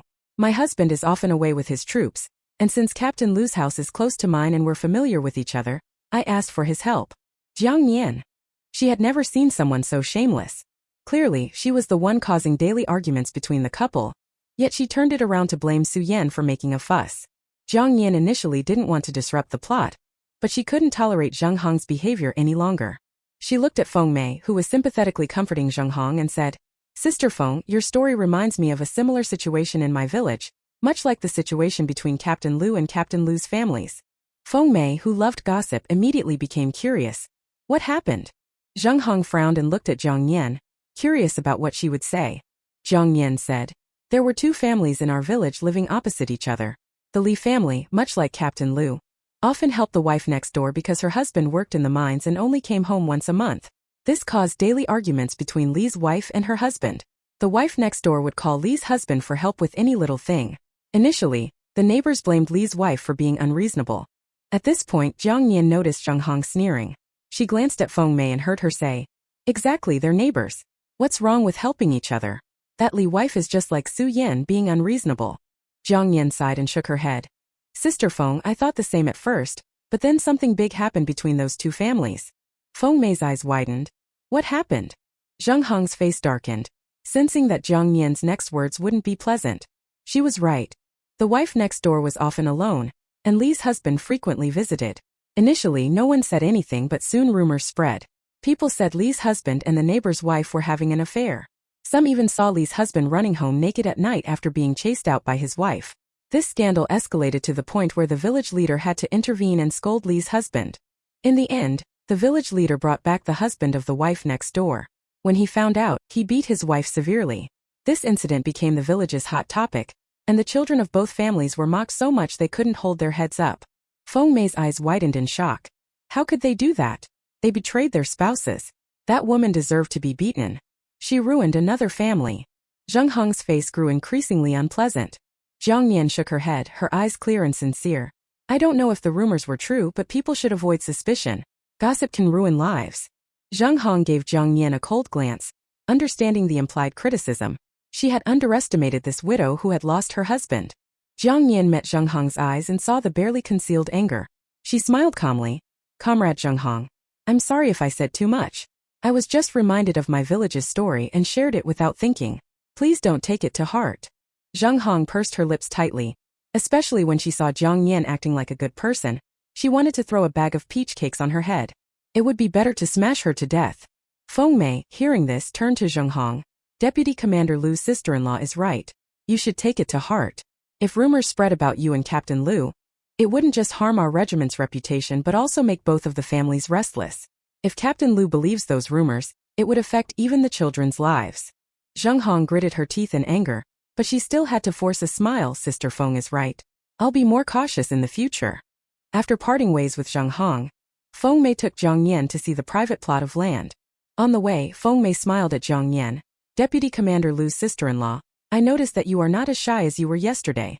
Jiang Nian smiled awkwardly. "Don't be offended, Sister Feng, I'm just a little slow to warm up.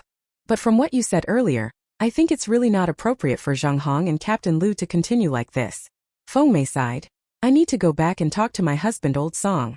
Let him have a word with Captain Lu, and tell him to stop running to Zheng Hong's place for no reason." She then continued, not knowing whether she was talking to Jiang Nian or to herself. "Zheng Hong really is something.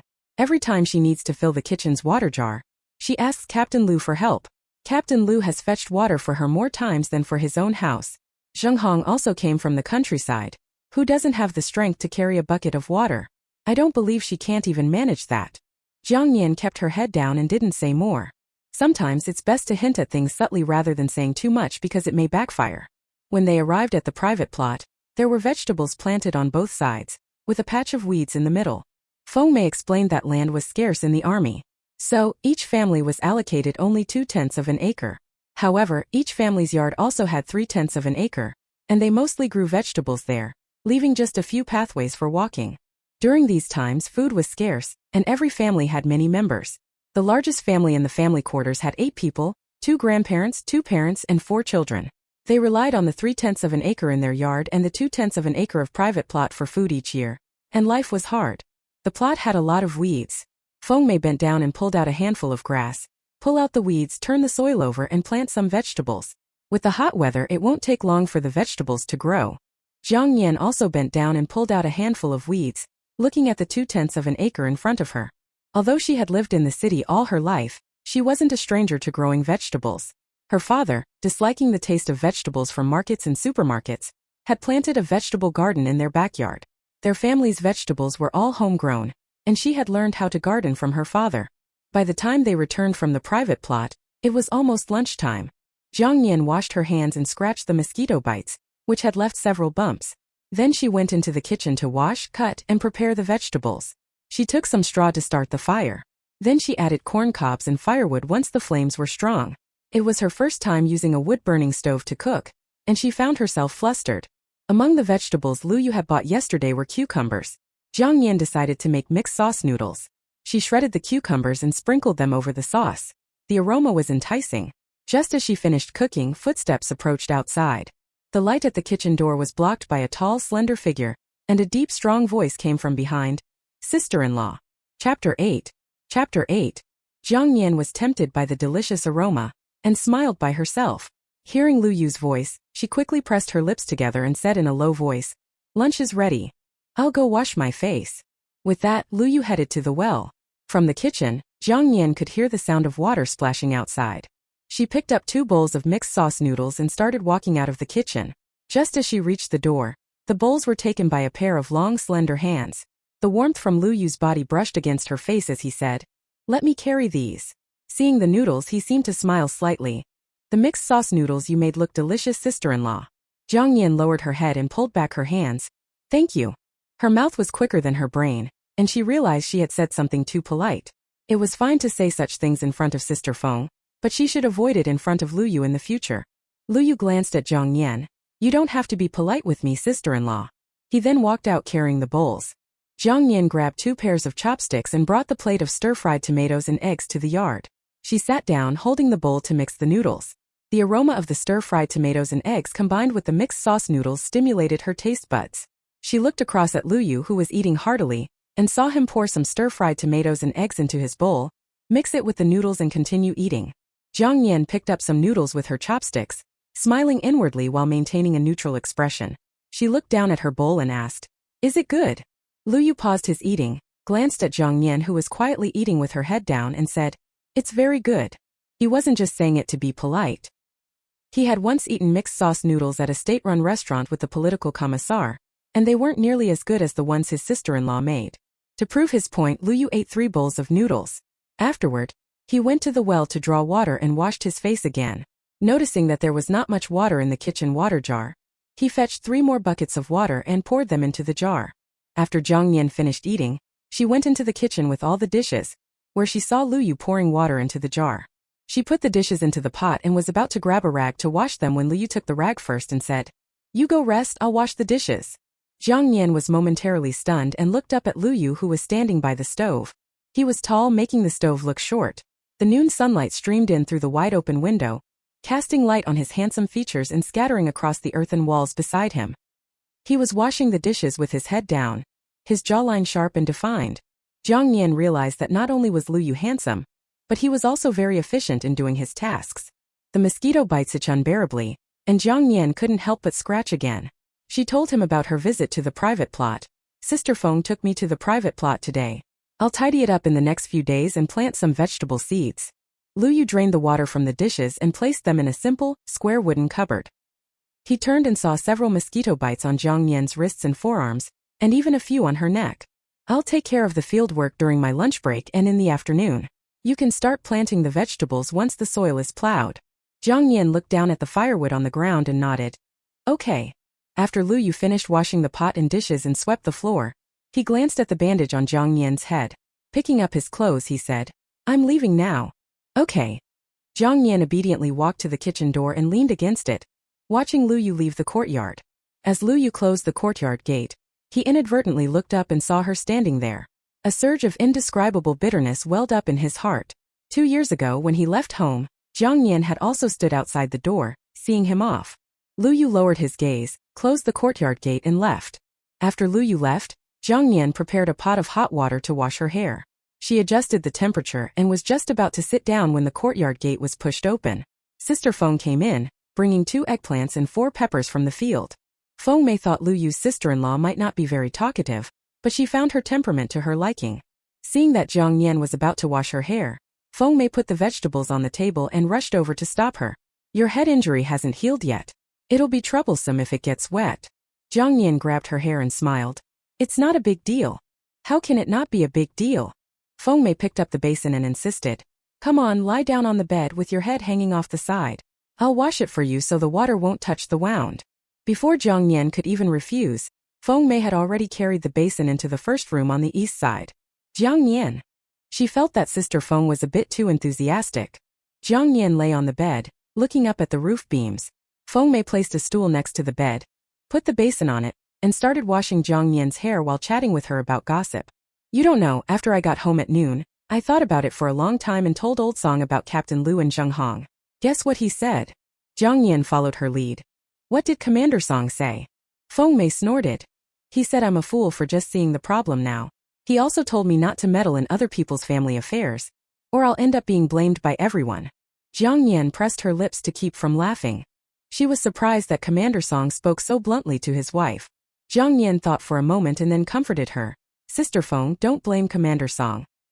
He's saying this for your own good. What good?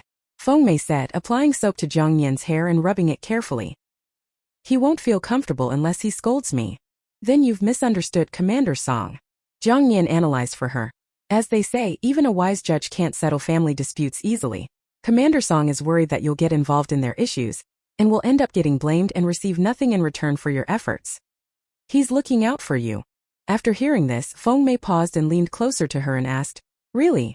Seeing Feng Mei's head suddenly come closer, Jiang Nian quickly nodded. Really, some men are just like that.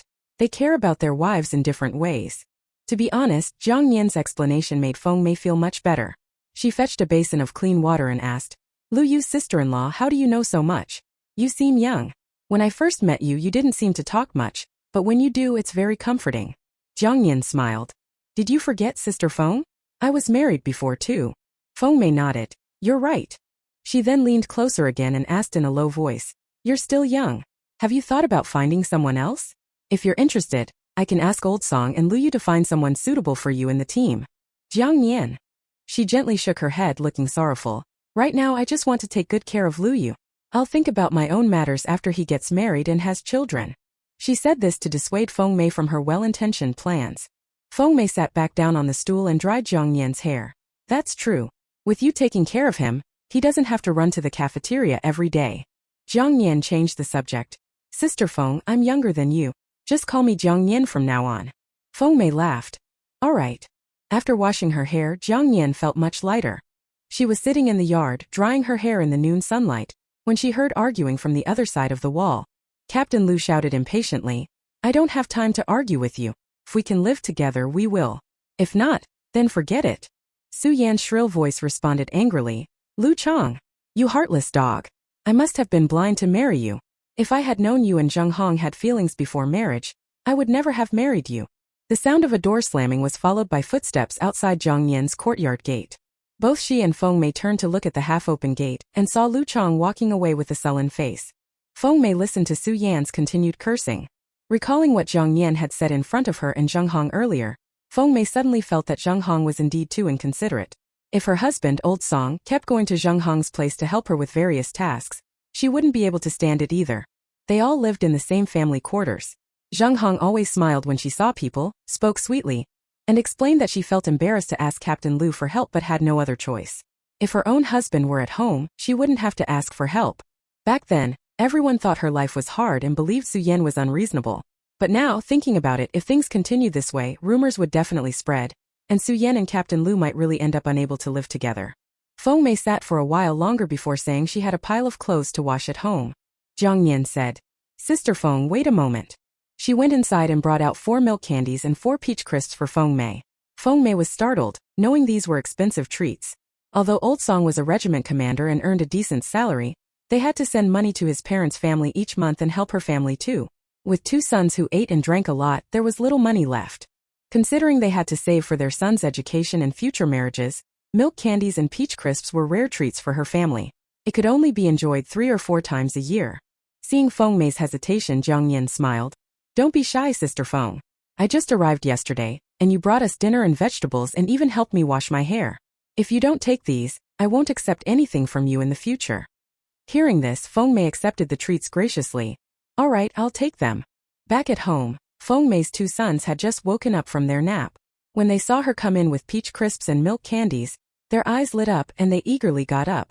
Song Xiangdong is the eldest child, 7 years old this year, and he will go to school in the village near the army base in the second half of the year.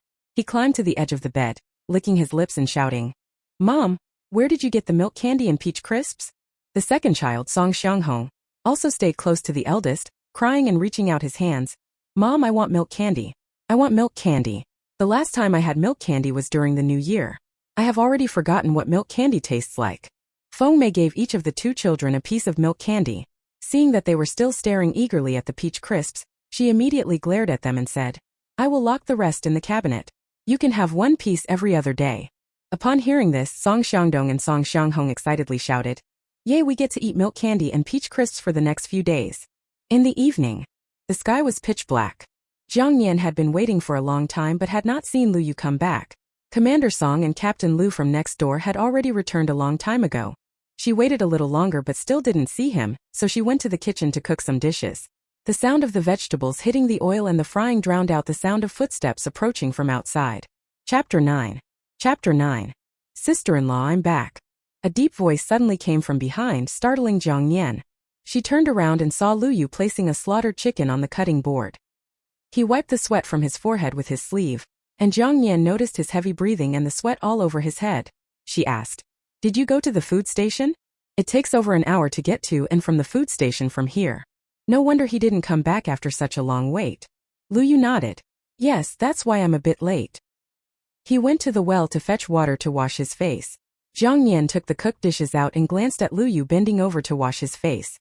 His back was arched, and he was just about to take off his shirt when he realized she was still there, so he pulled it back on. Although the light from the bulb in the yard wasn't very bright, Jiang Nian could still see the man's lean waist and abdomen.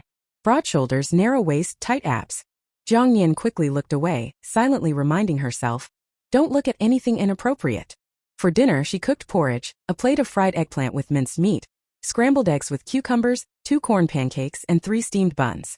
She knew Lu Yu had a big appetite, so she made generous portions. Lu Yu sat on the bench, eating the food Jiang Nian had prepared, and suddenly felt a sense of belonging in his heart. It was a long-lost feeling of home. Before Jiang Nian came to the army, he ate all his meals in the cafeteria and returned to the dormitory to sleep, repeating the same routine every day. When he received his salary, he sent it back home. After Jiang Nian came, he suddenly felt an additional responsibility on his shoulders. He no longer had to eat in the cafeteria. Like Commander Song, he also had a hot meal waiting for him at home. And her cooking was delicious. Lu Yu glanced at Jiang Nian across from him. She sat on the bench with her legs together, eating quietly with her head down as usual. After dinner, Lu Yu collected the dishes and utensils and took them to the kitchen. He told Jiang Nian, I'll wash the chicken and cool the meat in the well water. I'll take it out when I leave tomorrow morning. Jiang Nian, standing by the stove washing dishes, nodded lightly. Okay. In this era, refrigerators weren't widespread. In the hot summer, people used traditional methods to preserve meat. When Lu Yu carried the slaughtered chicken outside, he saw Jiang Nian on tiptoe to clean the inside of the stove. She was petite, and it was a bit of a struggle for her to reach that corner, which was wedged between 2 walls. He carried the chicken outside, fetched water from the well, cleaned it, and cooled it along with the pork. Jiang Nian swept the kitchen floor clean and heard a dong-dong sound from outside. She put the broom away and went out, seeing Lu Yu standing by her window, hammering something with 4 long, thin sticks on the ground. What are you doing? Jiang Nian stood at the door, nervously tugging at the hem of her clothes. Lu Yu hammered the last nail in place. There are many mosquitoes in the summer. It's better to install screens on the window. He pointed to the thin sticks on the ground. Once the screen is installed, I'll put up a mosquito net over your bed. Jiang Nian couldn't help but admire his thoughtfulness. Though her face remained mostly expressionless, she lowered her head and softly said, Okay. After finishing installing the screen to the window, Lu Yu took the thin sticks into the house. Jiang Nian followed him inside, wanting to help. Lu Yu was about to suggest she go outside to rest and enjoy the cool breeze, but then he reconsidered, fearing she might think she was a burden. So he said, Sister-in-law, hand me the pliers on the table. Jiang Nian obediently picked up the pliers and handed them to him, then gave him the wire as he asked. Lu Yu was tall enough that he didn't need a stool to hang the mosquito net. He had it done in no time. Jiang Nian took 2 milk candies from a tin and held them in her palm. As Lu Yu turned around to leave the room, she held out her hand with her head down and whispered, You should have some too. It's sweet. Lu Yu was taken aback, looking at the 2 milk candies in her palm. His lips pressed into a thin line as he took them and rasped, Thank you. Jiang Nian boiled a pot of water. After bathing and dressing, she waited for Lu Yu to help her pour out the bathwater. She then removed her outer clothes and lay leisurely on the bed. The head of the bed was against the wall, and the foot of the bed was near the window. She lay with her hands behind her head, legs crossed, looking at the bright moon outside the window and listening to the cicadas until she fell asleep. Without mosquito bites, Jiang Nian had a rare good night's sleep.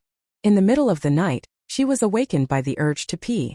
She opened her eyes drowsily, sat on the bed for a while before putting on her cloth shoes and walked outside. Though it was dark, the moonlight allowed her to see the path. After using the toilet and just about to return to the house, she suddenly heard a woman's crying from outside the yard. The crying was emotional, rising and falling. In the pitch-black night, Jiang Nian heard the woman's sorrowful cries and thought she had encountered a ghost. Her scalp tingled and she screamed, running towards Lu Yu's door. She thought Lu Yu, being a man, would have strong yang energy, which would scare away ghosts. Before she could knock, the door opened. Lu Yu, wearing a vest, ran out. Seeing Jiang Nian's pale, terrified face, his brows furrowed tightly. Forgetting their relationship for a moment, he grabbed her wrist and pulled her inside, asking in a deep voice, "What's wrong?" Jiang Nian hid behind Lu Yu, her trembling finger pointing towards the gate of the courtyard. There's someone crying. I heard a woman crying." She initially wanted to say it was a ghost, but that word was taboo in this era. "Lu Yu." He turned to glance at Jiang Nian. She stood with her head down, shoulders hunched, wearing only a small white vest with floral patterns and shorts. The vest was a bit short, exposing her belly. Her hair draped over her shoulders, making her skin appear even whiter. Lu Yu's ears suddenly turned red. He quickly looked away and walked towards the courtyard gate. "Go back inside. I'll go check it out." Jiang Nian didn't dare to stay alone in the room. She felt a chilling sensation on her back, fearing a pale hand might grab her shoulder at any moment. Just thinking about it made her break out in a cold sweat, and she hurriedly followed Lu Yu. As Lu Yu opened the gate, he heard footsteps behind him. He frowned but didn't turn around. "Go back inside and put on your clothes properly." Jiang Nian stopped in her tracks, puzzled. She looked down at her clothes, thinking there was nothing wrong with them. But she didn't dare argue with Lu Yu, so she called out to his back, "Then don't go yet. I'm scared to be alone." Lu Yu gripped the gate latch tightly and after a moment he replied, "Okay." Jiang Nian quickly ran back inside, turned on the light, and put on more clothes before dashing out again. Afraid of being caught by a ghost if she moved too slowly. She caught up to Lu Yu, took a deep breath and said, "I'm ready." Lu Yu stepped out of the courtyard, his sharp eyes scanning the surroundings quickly but finding nothing suspicious. "Who is it? Screaming in the middle of the night. Some of us are trying to sleep. What's going on?" Jiang Nian's earlier scream had woken several neighbors. A few military wives, still dressing as they walked, came out to see what was happening. Next door, Feng Mei and Song Jiwei also came out. Feng Mei rubbed her eyes, saw Jiang Nian standing outside the gate behind Lu Yu, and was puzzled. "Did you all hear a woman screaming just now?" "Jiang Nian," she quietly said. "It was me who screamed." Feng Mei raised her voice. "Why are you screaming in the middle of the night instead of sleeping?" "Jiang Nian." She clutched the hem of her shirt and lowered her head, about to explain when Lu Yu spoke first. "My sister-in-law heard a woman crying outside the gate and got scared." Song Jiwei looked towards Captain Lu's yard. Feng Mei also glared in that direction, grumbling. Who else but Su Yan would be out there wailing like a ghost in the middle of the night? She became even angrier and shouted towards Captain Lu's yard. "It's the middle of the night. If you don't sleep, others are trying to. If you need to cry, do it in your own home and stop scaring others." Lu Yu. Jiang Nian. They had only moved here recently and didn't know about Su Yan's habit of crying outside late at night. Had she known it was Su Yan, Jiang Nian wouldn't have been so frightened. Captain Lu came out with his shirt on and saw several people gathered outside, including Commander Song and Deputy Commander Lu. He immediately felt a headache. He had heard the conversation outside when he rushed out of his courtyard and knew it was Deputy Commander Lu's sister-in-law who had been scared. He apologized to Jiang Nian. "Deputy Commander Lu's sister-in-law, I'm sorry on Su Yan's behalf for scaring you." Seeing Commander Song's stern face, he quickly added, "Commander Song, I will make sure to keep Su Yan under control, so she doesn't disturb everyone again." He then addressed the other military wives who had come out. "It was our fault for disturbing you. Please go back to sleep." Song Jiwei pointed at Captain Lu, visibly upset. "First, manage your own household. If you can't even control your wife, how can you manage your soldiers? Lu Chong, if this happens again, you'll be writing a self-criticism." With that, he walked away with a stern face. Feng Mei gave Captain Lu a glare and said to Jiang Nian, "It's fine now. Go back to sleep." Jiang Nian nodded lightly. "Okay." The other military wives grumbled a bit before heading back to their homes. Captain Lu looked at Lu Yu, noticing his cold expression, and rubbed his face in frustration. "Deputy Commander Lu, I'm sorry." Lu Yu replied, "Su Yan is still your wife and the mother of your two sons. If she does something foolish one day, you'll regret it. He didn't wait for Lu Chang's reaction and walked back with Jiang Nian. Once everyone had left, Lu Chang returned home. He entered his house and saw Su Yan lying with her back to him. He was so angry that he clenched his teeth. He grabbed her shoulder and forced her to turn around. Su Yan, with red swollen eyes, glared at him. Are you going to hit me again? Lu Chang, with his hands clenched on the bed, restrained his urge to hit her. He stood up and said through gritted teeth, I'll go sleep with the kids. He was afraid that if he stayed with Su Yan any longer, he'd lose control. Fine. Sleep separately if you dare. Lu Chang, don't you ever come back to my bed. Su Yan sat up and threw a pillow at Lu Chang's back. Lu Chang ignored her and left without turning back. She cried, hugging her knees. Lu Chang's two sons watched him enter the room, hearing their mother's cries through the wall. They huddled together on the bed while watching their father undress and lie down. They exchanged worried looks. The older son, Lu Jianya, couldn't help but ask, Dad, Mom's crying. Let her cry if she wants to. Ignore her. Lu Chang turned away from his sons, his brow furrowed deeply. The younger son, Lu Jianwu, for years old, had grown up amidst his parents' constant fighting. He snuggled into his brother's arms, wiping away his tears. Lu Jianya wiped his brother's tears and whispered in his ear, Don't cry or Dad will get angry again. Lu Jianwu sniffled, biting his lip to hold back his tears. He envied Song Xiangdong and Song Xianghong, whose parents never argued every day. After the commotion, Jiang Nian couldn't fall back asleep. She tossed and turned in bed until she heard footsteps outside at dawn. Knowing it was Lu Yu getting up, Jiang Nian got dressed and put on her shoes, turned on the light to check the mirror. The wound on her head had almost healed. After braiding her hair into two small pigtails, she went outside and saw Lu Yu rinsing the chicken he had bought yesterday. Seeing Jiang Nian awake, Lu Yu carried the basin into the kitchen. You can sleep a bit more. I'll make breakfast. Jiang Nian shook her head gently. I've slept enough. She went to the well to wash her face and brush her teeth. Hearing the sounds of cooking from the kitchen, she quickly finished washing her hands and went into the kitchen. Lu Yu was already stir-frying the chopped vegetables. She instinctively sat by the stove to tend to the fire. Lu Yu glanced at Jiang Nian adding firewood. The flickering firelight illuminated her face. As usual, she kept her head down, and he noticed that the wound on her forehead had nearly healed. Lu Yu hadn't expected that despite Jiang Nian's small and frail appearance, her voice could be so powerful. When he heard her scream last night, he had woken up instantly. For breakfast, Lu Yu stir-fried a vegetable dish, warmed up 4 white steamed buns, made porridge and steamed a bowl of egg custard. As the breakfast was placed on the table, Jiang Nian looked at the bowl of egg custard in front of her, blinking in surprise. She looked up at Lu Yu, who took a sip of porridge and swallowed it while saying to her, Eat it. Jiang Nian bit her lip and lowered her head, feeling a bit emotional.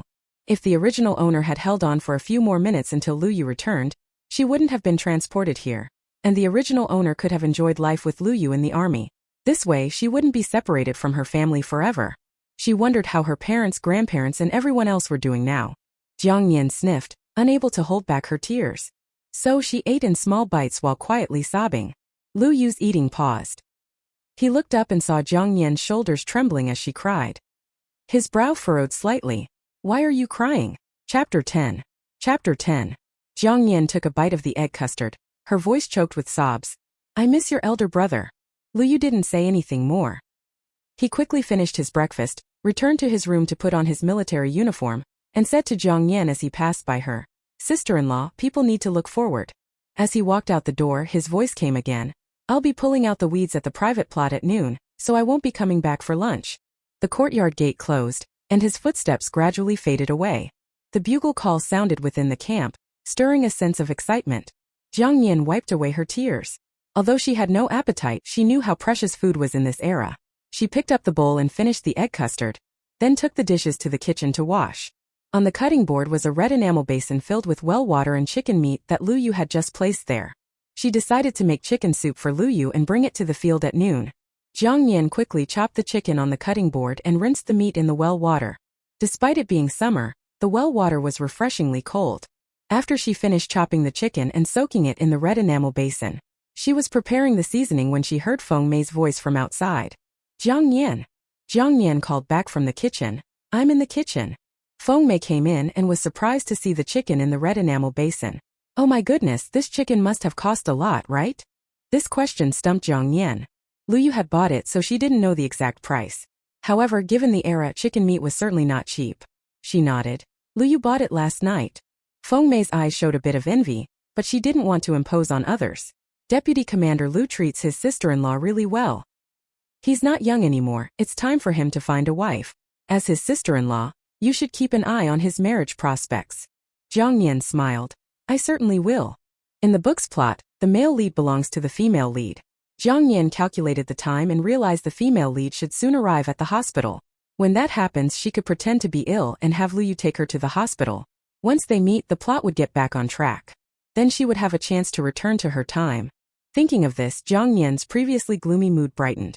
She placed the seasonings in separate bowls and noticed Feng Mei occasionally glancing at the red enamel basin. She said, Sister Feng, once I finish cooking the chicken at noon, I'll bring some over for you and your kids to enjoy.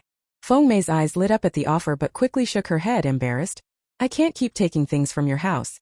It's not right. Jiang Nian shook the water off her hands and smiled. We're neighbors and both of us are military wives. Sister Feng, if you refuse, aren't you distancing yourself from me? No, Feng Mei quickly said, feeling touched by Jiang Nian's words. She no longer declined but still felt a bit guilty. She had only given the Lu family a simple meal and some eggplants and peppers, while they were offering something much more substantial. This made her appreciate Jiang Nian's kindness even more. Unlike Kang Xiu, who always tried to take things without ever giving back. Feng Mei then mentioned, there's a market in the neighboring village today. You mentioned that you wanted to grow vegetables. It's a good opportunity to buy some seeds. Jiang Nian had never seen a 1970s market before. Sister Feng, wait for me for a while. I'll go and change my clothes. She went back to her room, changed into clean clothes, took money and ration tickets from the iron box, and left with Feng Mei for the market. On their way to the market they encountered Su Yan. This was Jiang Nian's second time seeing her. Su Yan glanced at Jiang Nian and Feng Mei before lowering her head, her eyes red and swollen from crying. She passed by them with a cold expression. Jiang Nian noticed the long-standing weariness on her face. The book didn't describe Su Yan in much detail. It only mentions that she had dimples when she smiled. But seeing her like this, Jiang Nian figured she hadn't smiled in a long time. Feng Mei's frustration about last night's events was evident. Crying outside in the middle of the night, disturbing everyone. Jiang Nian didn't respond. The market was an hour's walk from the family quarters. It was simple, mostly selling vegetables, chicks and ducklings. Jiang Nian bought various vegetable seedlings. Feng Mei asked, why don't you buy some chicks? Once they grow up and start laying eggs, you won't need to buy eggs anymore. Jiang Nian smiled. I'll think about it. She wasn't planning that far ahead yet. Buying seedlings to plant vegetables was her way of saving money for Luyu and the original Jiang Nian. She didn't want to give up on the hope of returning to her time, and was willing to try different methods.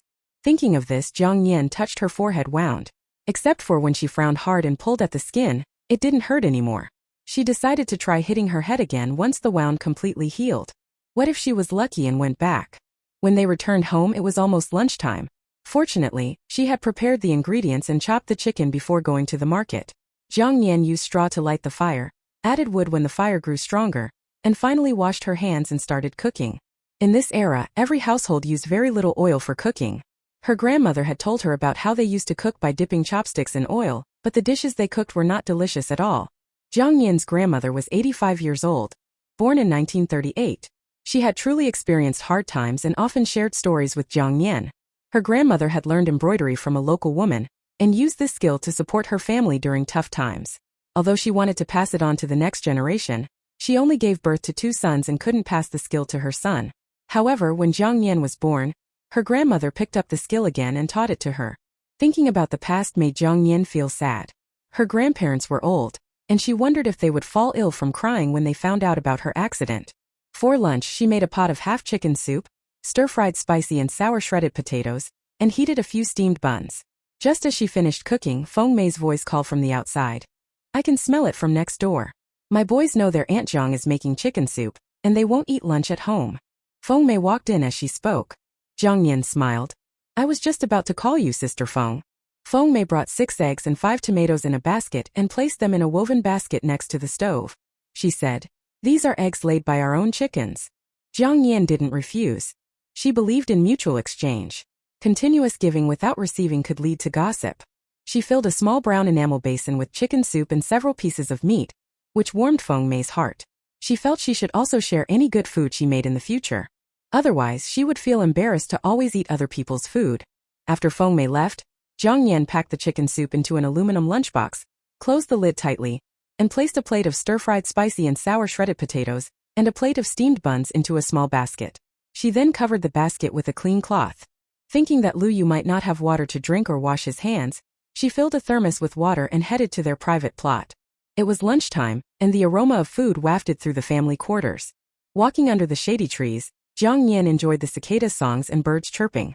The summer breeze, carrying the scent of leaves and grass, made her feel at ease. But her peace was short-lived.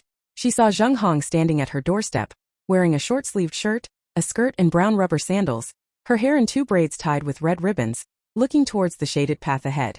Following her gaze, Jiang Nian saw Lu Chong running over with a lunchbox, his forehead sweaty. He handed the lunchbox to Zheng Hong with a smile. Zheng Hong took the lunchbox, smiling sweetly at Lu Chong. Her voice was soft. "Captain Lu, you're so kind. Thank you. If it weren't for you, my child and I would have gone hungry today." Lu Chong scratched his head. "It's nothing, just helping out. I'll head back now." Zheng Hong nodded. "Okay." Turning to go home, she saw Jiang Nian standing not far away, her face openly mocking. Zheng Hong's expression changed, and without Sister Feng around, she didn't bother greeting Jiang Nian and limped back home. Jiang Nian. TSK. Still pretending to limp? Lu Chong also saw Jiang Nian. Feeling guilty about last night's incident with Su Yan, he noticed the aroma coming from the basket Jiang Nian was carrying. Out of politeness, he greeted her first. "Sister-in-law of Deputy Commander Lu, where are you going?" Jiang Nian saw the scratches on Lu Chong's face, already scabbed over. She smiled, but her eyes were cold. "Lu Yu is weeding in the field. I'm bringing him lunch." She then tugged at her clothes, purposely looking curiously towards Zheng Hong's yard in front of Lu Chong, pressing her lips together as if she wanted to say something but couldn't. Lu Chong feared she might misunderstand and also wanted to improve his image. He quickly explained, "Comrade Zheng Hong sprained her ankle. I was just passing by and helped her bring food from the cafeteria." Jiang Nian exclaimed, "Oh, Comrade Zheng Hong sprained her ankle again?" Lu Chong was puzzled, not understanding why she said again. He asked, "What do you mean by again?" Chapter 11. Chapter 11. Jiang Nian suddenly exclaimed and said, "Yesterday Sister Feng and I went to see the private plot allocated to us by the team. On the way, we met Comrade Zheng Hong coming back from the supply and marketing cooperative with her son. She was carrying a bag of peach crisp in her hand and walking very quickly. I thought her sprained foot from the day before had healed." She deliberately mentioned Sister Feng. If Lu Chong had any intention to ask, Sister Feng could serve as a witness. Lu Chong lowered his eyes and remained silent for a while. This morning, Zheng Hong stood at her door and called out to him, giving him an aluminum lunchbox, asking him to help get lunch from the cafeteria because her sprained foot from the day before hadn't healed yet. He agreed to help her. Lu Chong looked up at Jiang Nian and simply said, "The meal at home is ready, so I'll head back now." Jiang Nian nodded and watched Lu Chong's retreating figure, her eyes gradually growing cold. These kinds of husbands are the most disgusting. They don't know how to refuse, avoid suspicion, or consider things from their wife's perspective. Jiang Nian felt uneasy even when passing by Zheng Hong's house. It was the hottest time of the day. When Jiang Nian arrived at the private plot, she saw a folded military uniform on the ground. Lu Yu, wearing a vest and military pants, was bent over and quickly pulling weeds. His large hands grabbed and pulled out bunches of weeds that Jiang Nian would need great effort to remove, but Lu Yu did it effortlessly. 2 piles of weeds were stacked at the edge of the field, and the weeds from the quarter-acre plot were almost completely removed. Jiang Nian, feeling unbearably hot on her walkover, stood in the shade and called out, "Lu Yu, come over and eat." The man not far away straightened up at the clear call, turned around, and saw Jiang Nian standing under a tree with a basket and thermos. He looked a bit surprised. He thought Jiang Nian wouldn't go out alone. So he planned to go to the cafeteria for a quick bite after he finished pulling out all the weeds. Lu Yu dusted off his hands and strode to the tree, noticing Jiang Nian's slightly sunburned face. Thinking of her carrying these things under the scorching sun, he suddenly felt that Jiang Nian might no longer be as afraid of going out as she was in the countryside. "Are you thirsty? I brought some water." Jiang Nian set down the basket and the aluminum lunchbox on the ground, then picked up the thermos and glanced at Lu Yu's hands, pursing her lips. "Wash your hands first." "Okay." Lu Yu stretched out his hands to receive the well water poured by Jiang Nian. He was tall, so he had to bend over his body. After washing his hands, he cupped some water in his hand to wash his face and instinctively lifted his shirt to wipe off the water on his face. Jiang Nian was caught off guard by the man's tight abdominal muscles. The man's waist and abdomen looked very strong. The military pants below his waist and abdomen were wrapped with a black leather belt. He stood with his long legs apart, and there was a puddle of well water on the ground. She quickly looked away, her grip on the thermos handle tightening involuntarily. Lu Yu, realizing his action, quickly lowered his shirt and squatted on the ground, finding a topic. What did you cook? Jiang Nian blinked uncomfortably, set down the thermos and squatted on the ground to uncover the cloth on the basket. I made chicken soup, stir-fried spicy and sour shredded potato, and a few white steamed buns. She grabbed the aluminum lunchbox, trying to open the lid, but whether from tightening it too much before or her palm was sweaty because of the heat, she couldn't open the lid. Let me do it. The deep voice from above brought Lu Yu's heat to her. Jiang Nian nodded lightly. Okay. She released her grip and placed the lunchbox by Lu Yu's feet. Seeing him effortlessly open the lid, she couldn't help but sigh inwardly. The difference in strength between her and Lu Yu was too great. Lu Yu took a bite of a steamed bun and noticed Jiang Nian had only brought one pair of chopsticks. He handed them to her. You use the chopsticks. I'll just drink the soup and dip the buns in it. I'll eat at home. Jiang Nian capped the thermos lid, squatting quietly by the tree roots. I'm not used to eating outside. Lu Yu didn't say more, took the chopsticks and ate quickly. In no time, he finished 3 steamed buns and found that Jiang Nian had scooped a lot of meat for him when he drank the soup from the lunchbox. He felt a warmth inside but said, Sister-in-law, the chicken was bought for you to regain strength. I, as a man, don't need that. Jiang Nian, watching ants queue into their nest, lifted her head slightly, her voice soft. I can't finish it alone. The meat won't be able to be kept for a long time in this heat. She lowered her head again. You train every day using a lot of energy, so you have to eat more. My only job now is to take good care of you, so when you marry and have children, your children will also be considered a descendant of the Su family. When Dad was alive, he often talked about you, saying that your elder brother's life was like this.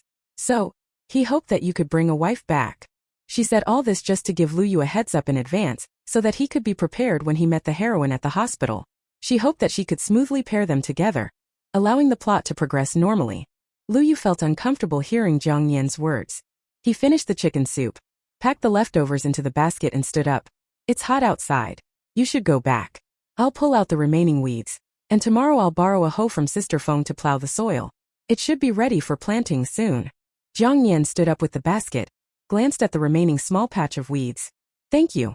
She clutched the basket and lowered her head. Lu Yu wiped the sweat from his forehead with his sleeve. It's not hard. After a few steps, he remembered something and turned back to Jiang Nian. Make more corn pancakes for me in the future. They keep me fuller longer. Jiang Nian was stunned for a moment.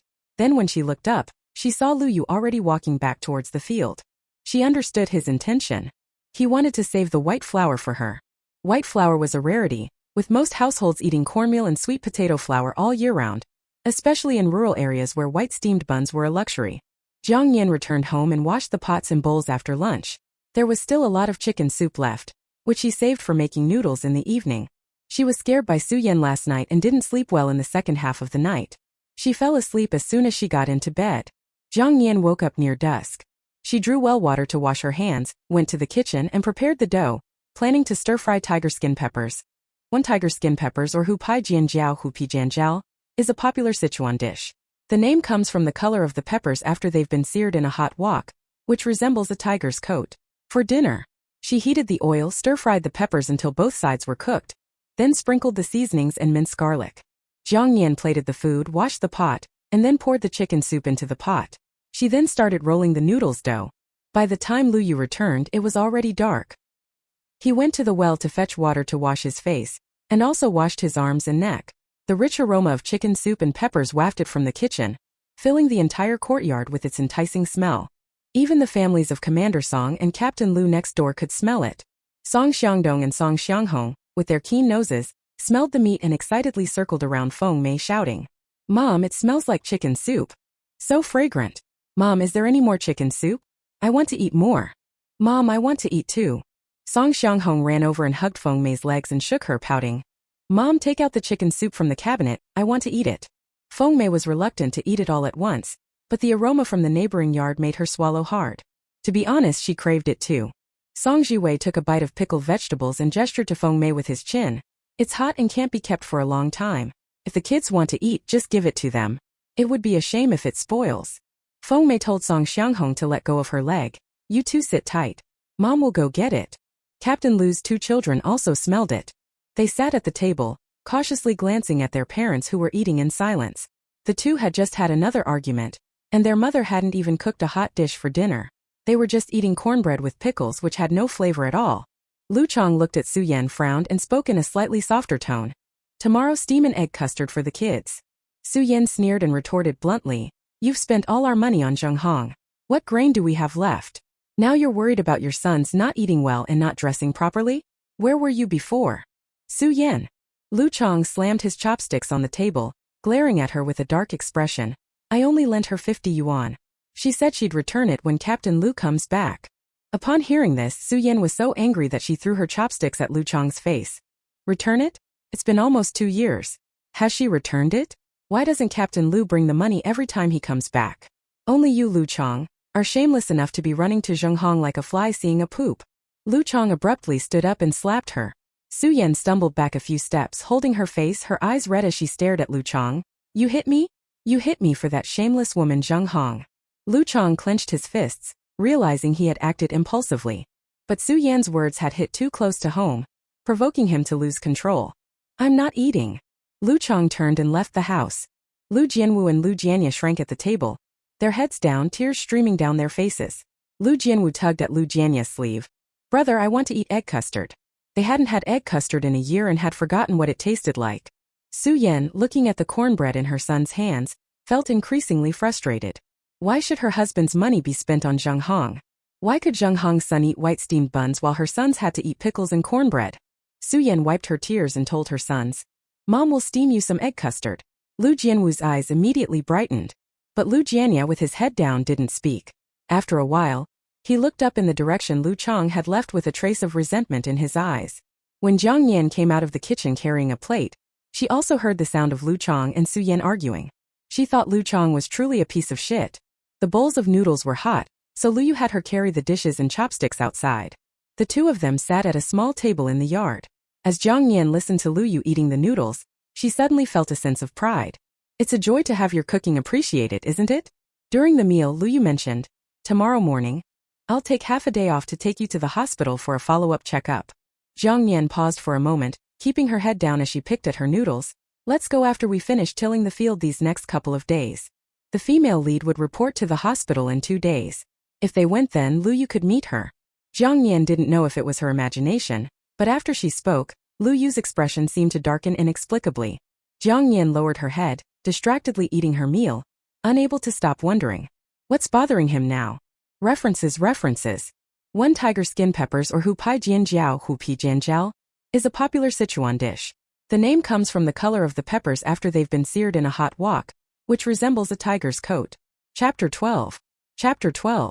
After dinner, Lu Yu put away the bowls and chopsticks in the kitchen, washed them clean, and then heated a pot of hot water for Jiang Nian to use for bathing. Jiang Nian stayed quietly in the room, sitting at the end of the bed, stretching his neck to secretly look outside, with a piece of milk candy in her mouth tasting sweet.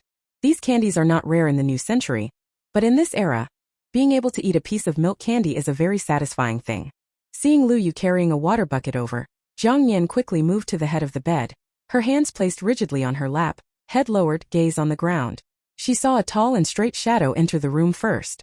Immediately afterwards, Lu Yu came in carrying a bucket of water, and the sound of splashing water rang out in the room. Lu Yu poured 2 buckets of water into the large basin, still not daring to lift his head to look at his sister-in-law sitting by the bed. He walked to the door before speaking to Jiang Nian. I'll move to the dormitory in a couple of days. I'll come back every day to eat. He paused for a moment, his voice somewhat unnatural. I'll also pour out the water before leaving. Listening to the footsteps growing distant outside, Jiang Nian relaxed her sitting posture. She didn't feel much about whether Lu Yu would move out or not. Even if he stayed, he wasn't home during the day, only coming back to eat. They only lived under the same roof at night. After running around outside all day, feeling sticky all over, she felt refreshed after her bath. Putting on a vest, she thought of calling Lu Yu in to pour out the water. Suddenly, she remembered how he had told her to put on her clothes yesterday. So she put on another short-sleeved shirt on top of the vest. She went outside and called out to Lu Yu, I'm done with my bath. Lu Yu came out of the house, wearing a white double-breasted coat, with water dripping from his hair. He walked past Jiang Nian and she caught a faint scent of soap on him. He must have just showered, but it was definitely with cold water. A faint soapy scent lingered in the room, permeating the air. Lu Yu held his breath and poured the water basin in the yard. It's getting late. Go to sleep. After saying that, he placed the basin in the second room to the east and went straight back to his own room. Watching Lu Yu disappear from the doorway, Jiang Nian felt a bit unsettled. She returned to her room and lay on the bed.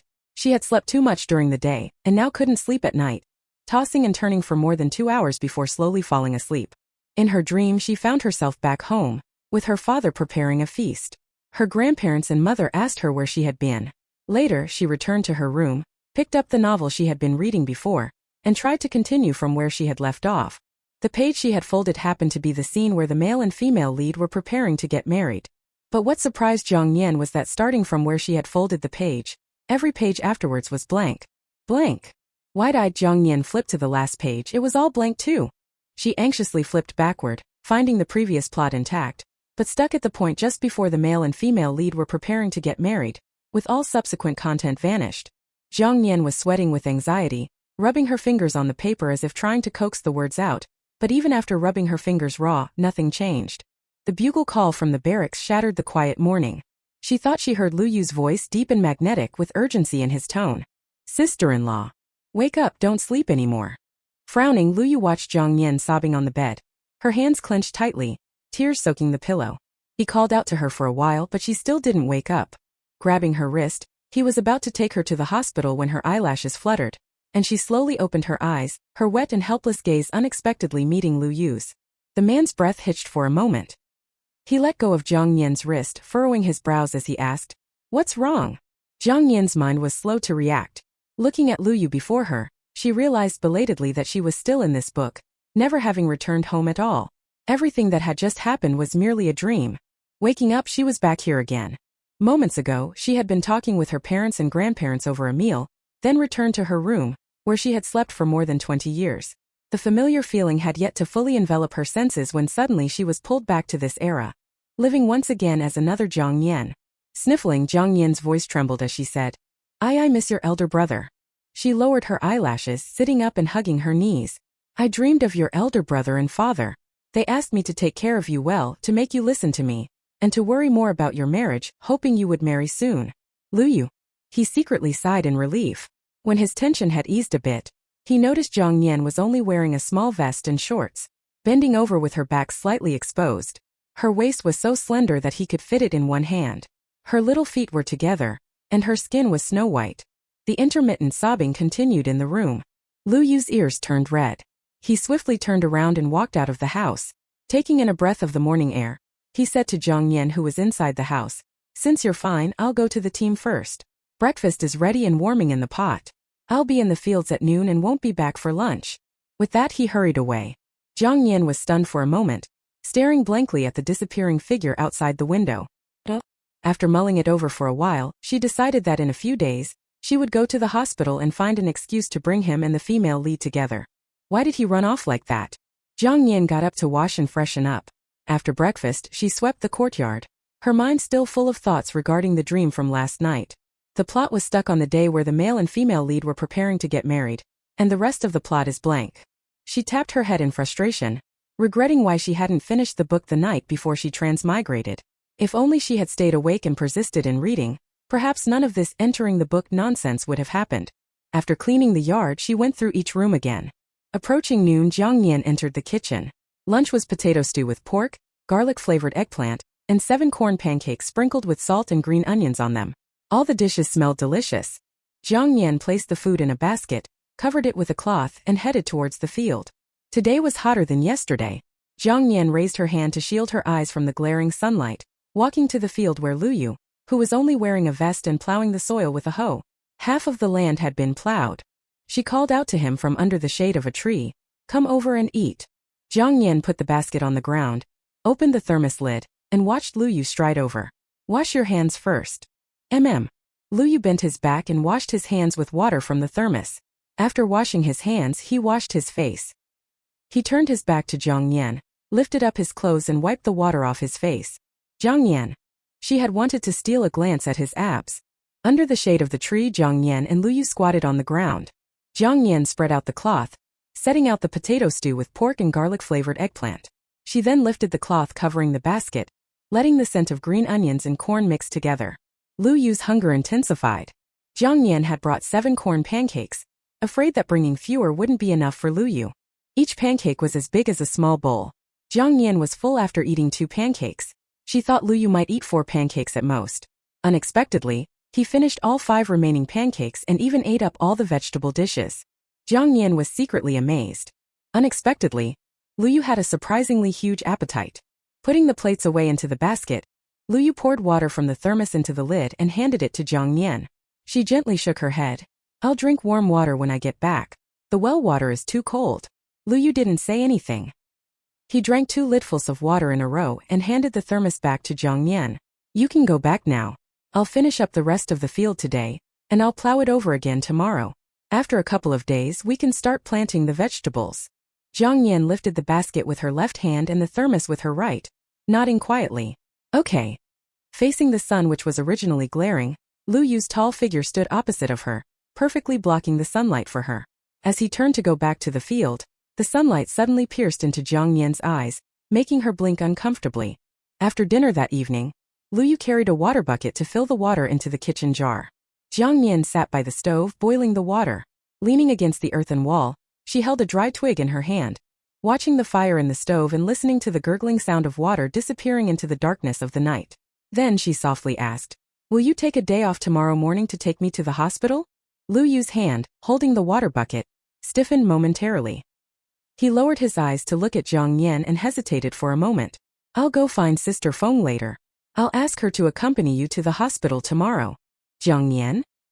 If he didn't go, what was the point of her going to the hospital? Jiang Nian looked up at him. The flickering firelight illuminated the pleading look in her eyes, as she nervously scratched the twig against the earthen wall, imitating the original Jiang Nian's awkwardness and timidity around Luyu. "Could you accompany me?" Her voice was soft and low, filled with embarrassment and self-deprecation, afraid of being rejected. She played the role perfectly. This was the first time Luyu had seen a plea in Jiang Nian's eyes. She had never asked him for anything before, always sitting silently in the corner whenever she saw him. He lowered his gaze and his deep voice became slightly more hoarse. "I'll take the morning off tomorrow to accompany you." Jiang Nian lowered her head, fingers squeezing the dry twig, suppressing the urge to smile. When Luyu turned away, she covered her mouth to stifle a laugh.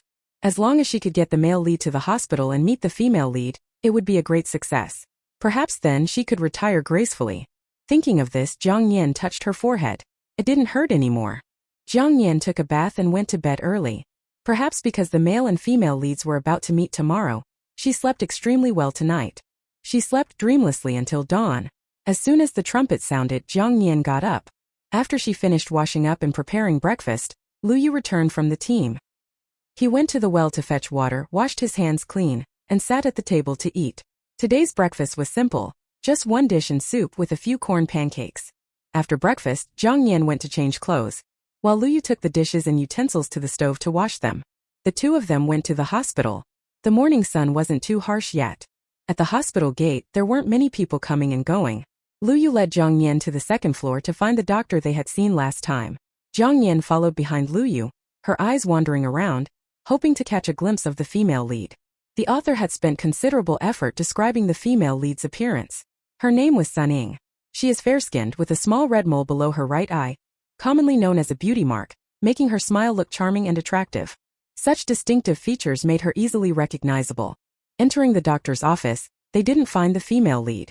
Jiang Nian anxiously sat on the long wooden bench, staring at the ground, tugging at the hem of her clothes to hide her inner anxiety. Seeing Jiang Nian continuously tugging at her clothes, Luyu thought she was nervous because of the crowd. He comforted her in a low voice. "We'll go back after the doctor finishes with the checkup." Jiang Nian nodded softly. She couldn't help sighing in her heart. Suning, please come out quickly." And as if on cue, the doctor checked Jiang Nian's forehead and confirmed that there were no problems. He said to Luyu, "I'll prescribe a cream for her to apply at home." Then he called out to the nurse who had just arrived that day. "Come take this prescription to the pharmacy and get the medicine." Chapter 13. Coming. A pleasant female voice rang out from outside the door, followed by the sound of quick footsteps. Jiang Nian looked up and stared at the woman who entered the examination room. She wore an old-fashioned white coat, a plaid shirt under the coat and hair styled into 2 braids. Her eyebrows were curved, and she had 2 little tiger teeth that showed when she smiled. There was also a small red mole beneath her right eye. Jiang Nian couldn't suppress her excitement. "It's her." She turned her head to look at Lu Yu, who was standing beside her. She saw that Lu Yu's gaze briefly fell on Sun Ying, but then he quickly turned to look out at the people passing by the window. It is the opposite of what was described in the book, where the male lead was immediately captivated by the female lead's beauty mark, and couldn't help but take a few more glances. Why was this different from the plot in the book? Dr. Wang, is it just this ointment? Sun Ying glanced at the prescription, then looked up at Jiang Nian, who was sitting next to Dr. Wang. The woman wore patched clothes that appeared quite shabby, but her features were beautiful, with fair skin and bright clear eyes. And when their eyes met, the woman smiled at her. Sun Ying was taken aback for a moment but politely smiled back. As she was about to look away, she was drawn to the man standing next to the woman. He wore an army green uniform and was looking out the window. The sunlight streaming through the glass window illuminated his handsome features. He seemed to be lost in thought, with his brows slightly furrowed. Sun Ying furrowed her brows slightly, experiencing a fleeting moment of familiarity as if she had seen him before, but she was certain she hadn't. What's your name? Dr. Wang adjusted his glasses, still not familiar with the names of the two new nurses. Sun Ying snapped back to reality and smiled. Dr. Wang, my name is Sun Ying. Dr. Wang nodded and said to her, go get the medicine. Okay. Sun Ying walked out with the prescription. Dr. Wang handed another slip to Lu Yu. You need to go to the front to pay. After paying, you can pick up the medicine and leave. Lu Yu took the prescription slip and looked at Jiang Nian. You sit here for a bit. I'll be back soon. Jiang Nian nodded. Okay. The hallway was filled with patients' family members carrying enamel basins or thermos flasks. Some had worried expressions while others had faces full of joy, likely those who had welcomed a new grandson or son. After paying for the medicine at the pharmacy, Lu Yu turned around and accidentally bumped into Sun Ying coming around the corner. The man didn't even look at her and continued walking straight towards the examination room. Hey! Sun Ying wanted to greet him, but seeing him ignore her, she frowned with dissatisfaction. What a rude person. Ying, what are you doing standing here? A man and a woman, both colleagues and friends of Sun Ying, approached. The woman, named Kai Jing, was a nurse who had been assigned here with Sun Ying. The man, named Wu Yushan, had grown up with Sun Ying and was seen by others as her childhood sweetheart. Wu Yushan noticed a glimpse of a military green figure disappearing into the examination room. Seeing Sun Ying still staring in that direction, he waved a hand in front of her eyes and laughed. Lost in thought, Sun Ying snapped back to reality and shook her head. I feel like I've seen him somewhere before. She added, I can't chat with you guys now. I have to give this medicine to Dr. Wang. Outside the hospital, Jiang Nian and Lu Yu walked under the shade of the trees. Jiang Nian listened to the sound of cicadas and birds, inhaled the warm scent of grass and kicked a pebble as she spoke slowly and softly. Lu Yu, have you thought about getting married? Lu Yu furrowed his brow slightly, looking at Jiang Nian as she bowed her head and fiddled with her clothes.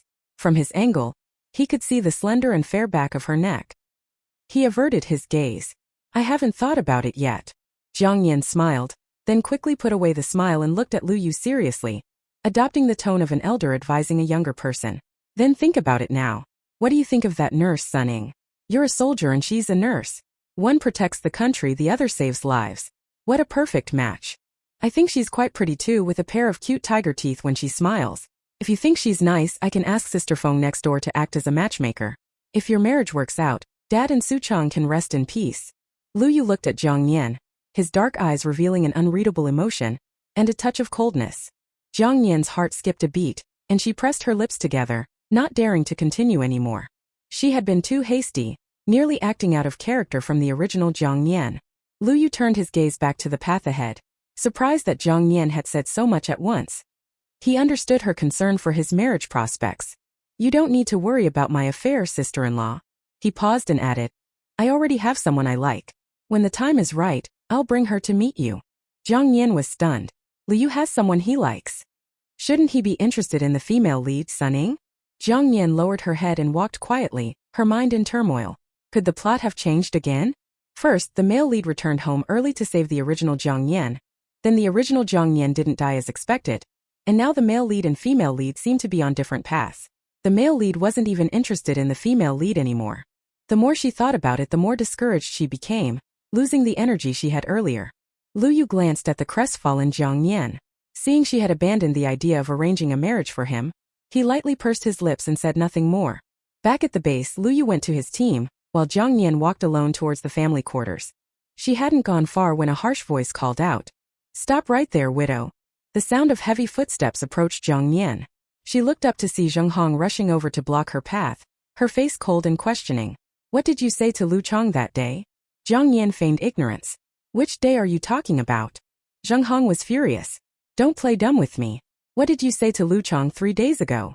That afternoon after Jiang Nian spoke to Lu Chang, Zheng Hong had noticed Lu Chang starting to avoid her. Before that, he had always been willing to help her. If Lu Chang stopped helping her, she would be in a dire situation as her husband, Lu Guosheng, was often away, and she didn't want to return to her former life of hardship. With Lu Chang's help in the past 2 years, she has eaten better than other military wives, done less work, and lived a much more comfortable life than before. She would rather die than go back to her old life. Oh, you mean that day? Jiang Nian drawled out her tone, her eyes mocking. Sister Feng and I saw you walking home just fine with your child. But the next day you were limping and asking Captain Lu to get you food. We were curious and asked if you sprained your foot again. She tucked a stray hair behind her ear and sneered. Sister Feng saw it too. I didn't lie. Captain Lu only needs to ask Sister Feng, and he will know that what I said is the truth. Zheng Hong's chest heaved with anger, her eyes nearly spitting fire. She had lied to Lu Chang about her sprained foot, and this widow had exposed her lie. No wonder Lu Chang was avoiding her now. Seeing Zheng Hong's fury, Jiang Nian added fuel to the fire. Comrade Zheng Hong, you're in the wrong here. As a soldier's wife, how can you lie? And not just lying but eyeing another's bowl while eating from your own. You rejected Captain Lu back then, and now after being married and having a child you regret it? How can you expect to have it all? Jiang Nian's voice lowered. By the way, do you know the consequences of disrupting a military marriage? If Captain Lu's marriage falls apart because of you, what benefits do you think you'll get? And how do you think Captain Lu would react if he knew you still harbored feelings for Captain Lu? As she continued, Zheng Hong's face darkened further. Seeing her agitation, Jiang Nian smiled coldly. Think carefully about your actions, Comrade Zheng Hong. Leaving Zheng Hong fuming, Jiang Nian walked away, feeling a sense of accomplishment. She had managed to put Zheng Hong in her place while staying true to her character. Now she just needed to figure out how to get the plot back on track. She really underestimated this widow. She pretended to be a quiet and taciturn rural woman in front of outsiders, but was actually so sharp-tongued in private. Unable to contain her anger, she started scolding furiously. It's none of your business, widow. You wretched widow, bad luck star. You caused your father-in-law and your husband to die, and now you're here to harm others. Sooner or later, you will cause Deputy Commander Lu to die too. The more she scolded, the more furious she became, losing her rationality in her rage. She forgot that it was mealtime, and the military wives in the family quarters heard the noise and came out to see what was happening. The first to come out was Feng Mei. She didn't hear Jiang Nian's voice, just Zheng Hong's loud scolding, repeatedly calling someone a wretched widow and a bad luck star. In the entire family quarters, who else could be a widow except Jiang Nian? It was definitely Jiang Nian who was being scolded. Who would have thought that the usually smiling and sweet-mouthed Zheng Hong could be such a shrew? Other military wives from the quarters also came out, some holding spatulas, some holding fire sticks or radishes, all coming out to watch the commotion. Even the children from each courtyard came out to see the spectacle, shouting, Auntie Zheng is scolding someone. Auntie Zheng is scolding someone. Feng Mei, fearing Jiang Nian would suffer a loss, hurried over and saw a scene that made her furious. Chapter 14.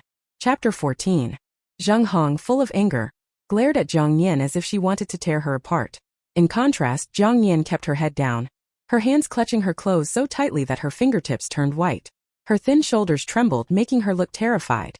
Feng Mei's anger flared up even more. Zheng Hong, why are you bullying Jiang Nian? She hasn't done anything to you, and yet you keep calling her a widow. What do you think you're doing? Zheng Hong was startled to see Feng Mei approaching. Feng Mei was the wife of Commander Song, someone Zheng Hong had tried to ingratiate herself with to leave a good impression. Now, thanks to that widow, all of her efforts were ruined. This realization made her shake with fury. Especially when she saw Jiang Nian looking like she was being bullied by her, she was even more furious. Before she could even open her mouth to speak, the widow opposite her interrupted her. Sister Feng, this is my fault. Jiang Nian slowly raised her head.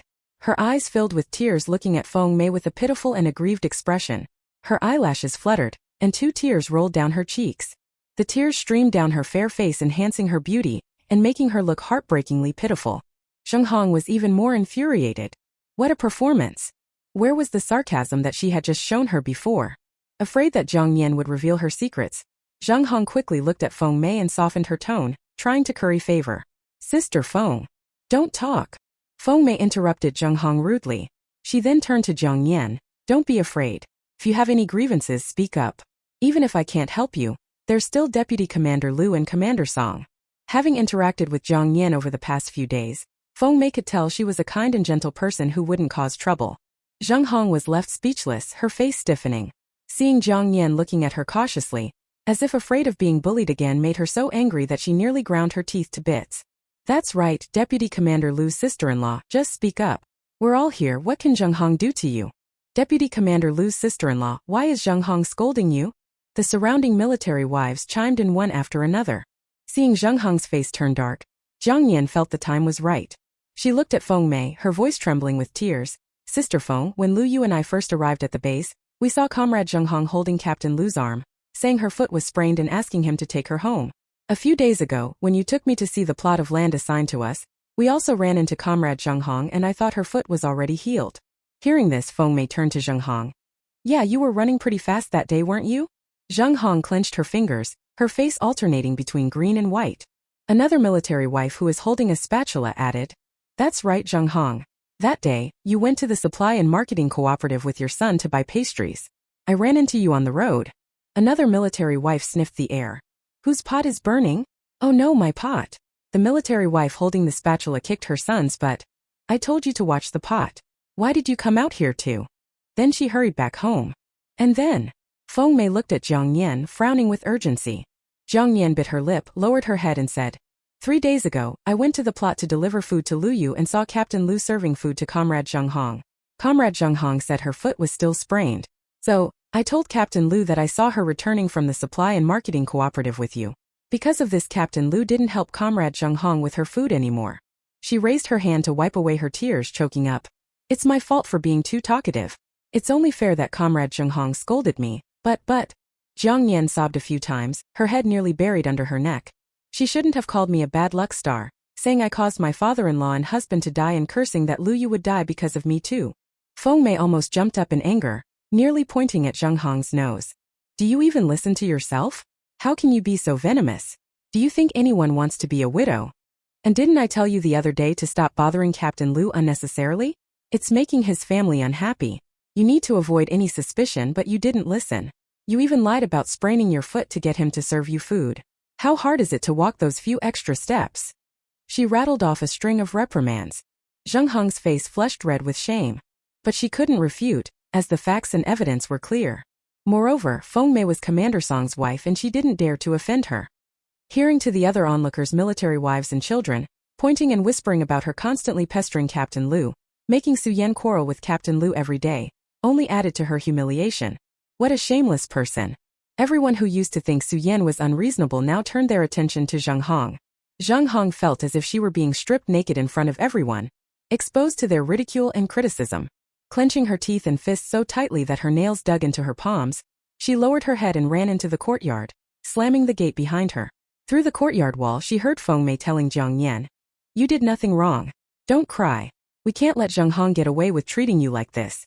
When Old Song and Deputy Commander Lu come back this afternoon, I'll tell them everything and let them take charge. As Feng Mei led Jiang Nian away, she called out towards Zheng Hong's courtyard. Captain Lu will be back tonight. We'll tell him everything and let him deal with you properly. She only found out that Captain Lu would be back tonight after Old Song mentioned it to her yesterday. Hearing this, Zheng Hong turned deathly pale.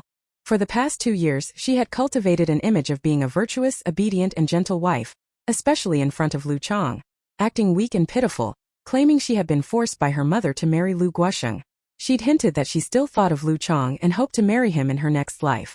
With Lu Guosheng frequently away, she took every opportunity to seek out Lu Chang. In her mind, her efforts over these 2 years made her 100 times better than the always crying Su Yan. Lu Chang should belong to her. Lu Chang's promotion from company commander to battalion captain in 7 years proved he was more capable than Lu Guosheng, and his future rise to regimental commander would provide even greater opportunities. Why should someone like Su Yan have what was supposed to be hers? All of her hard work and careful planning was now ruined by that widow. If Lu Guosheng found out she had been pestering Lu Chang behind his back for the past 2 years, he would definitely be furious. Lu Jijun ran out of the house and saw Zheng Hong leaning against the door. He ran over and looked up at her. Mom, I'm hungry. I want to eat. You just had a piece of peach crisp and you're hungry again? Are you the reincarnation of a hungry ghost? Annoyed, Zheng Hong dragged Lu Jijun inside and hurriedly stuffing the clothes into a bag. Seeing his mother in a rush, Lu Jijun asked in confusion, Mom, where are you going? Going home to see your grandma. With everything packed, Zhang Hong dragged Lu Jijun away. The news of Deputy Commander Lu's sister-in-law being bullied by Zhang Hong quickly spread throughout the entire family quarters. In the courtyard, Jiang Nian sat on a wooden stool with her hands on her lap, picking at her fingers. Tears fell on her fair hands, causing Feng Mei to exclaim, "Oh dear, don't cry. It makes me feel bad." She patted Jiang Nian's thin shoulder. "Don't take Zhang Hong's words to heart. Who wishes for their own husband to die, right? Her mouth is just nasty. When Captain Lu returns, he'll set her straight." Jiang Nian wiped her tears and looked up at Feng Mei, smiling weakly. "Thank you, Sister Feng." "What's there to thank?" Seeing Jiang Nian smile, Feng Mei felt relieved. "Come and have lunch at my place today. Don't bother cooking." Jiang Nian replied. "No need, I'll cook quickly and it'll be ready in no time." Seeing Feng Mei not giving up, she added, "Really no need. Luyu said he wants noodles for lunch. So, I have to make them for him." Feng Mei agreed. "Alright then, I'll head back." "Okay." After Feng Mei left, Jiang Nian dropped the act and casually wiping away her tears, marveling at her own performance. She had played it perfectly. Dealing with someone like Zhang Hong was simple. Use their own tactics against them and leave them with no way out. Washing her face, she went to the kitchen to knead dough and prepare noodles, planning to make shredded pork noodles for lunch. As she was about to pour oil to start cooking, a shadow appeared at the kitchen entrance.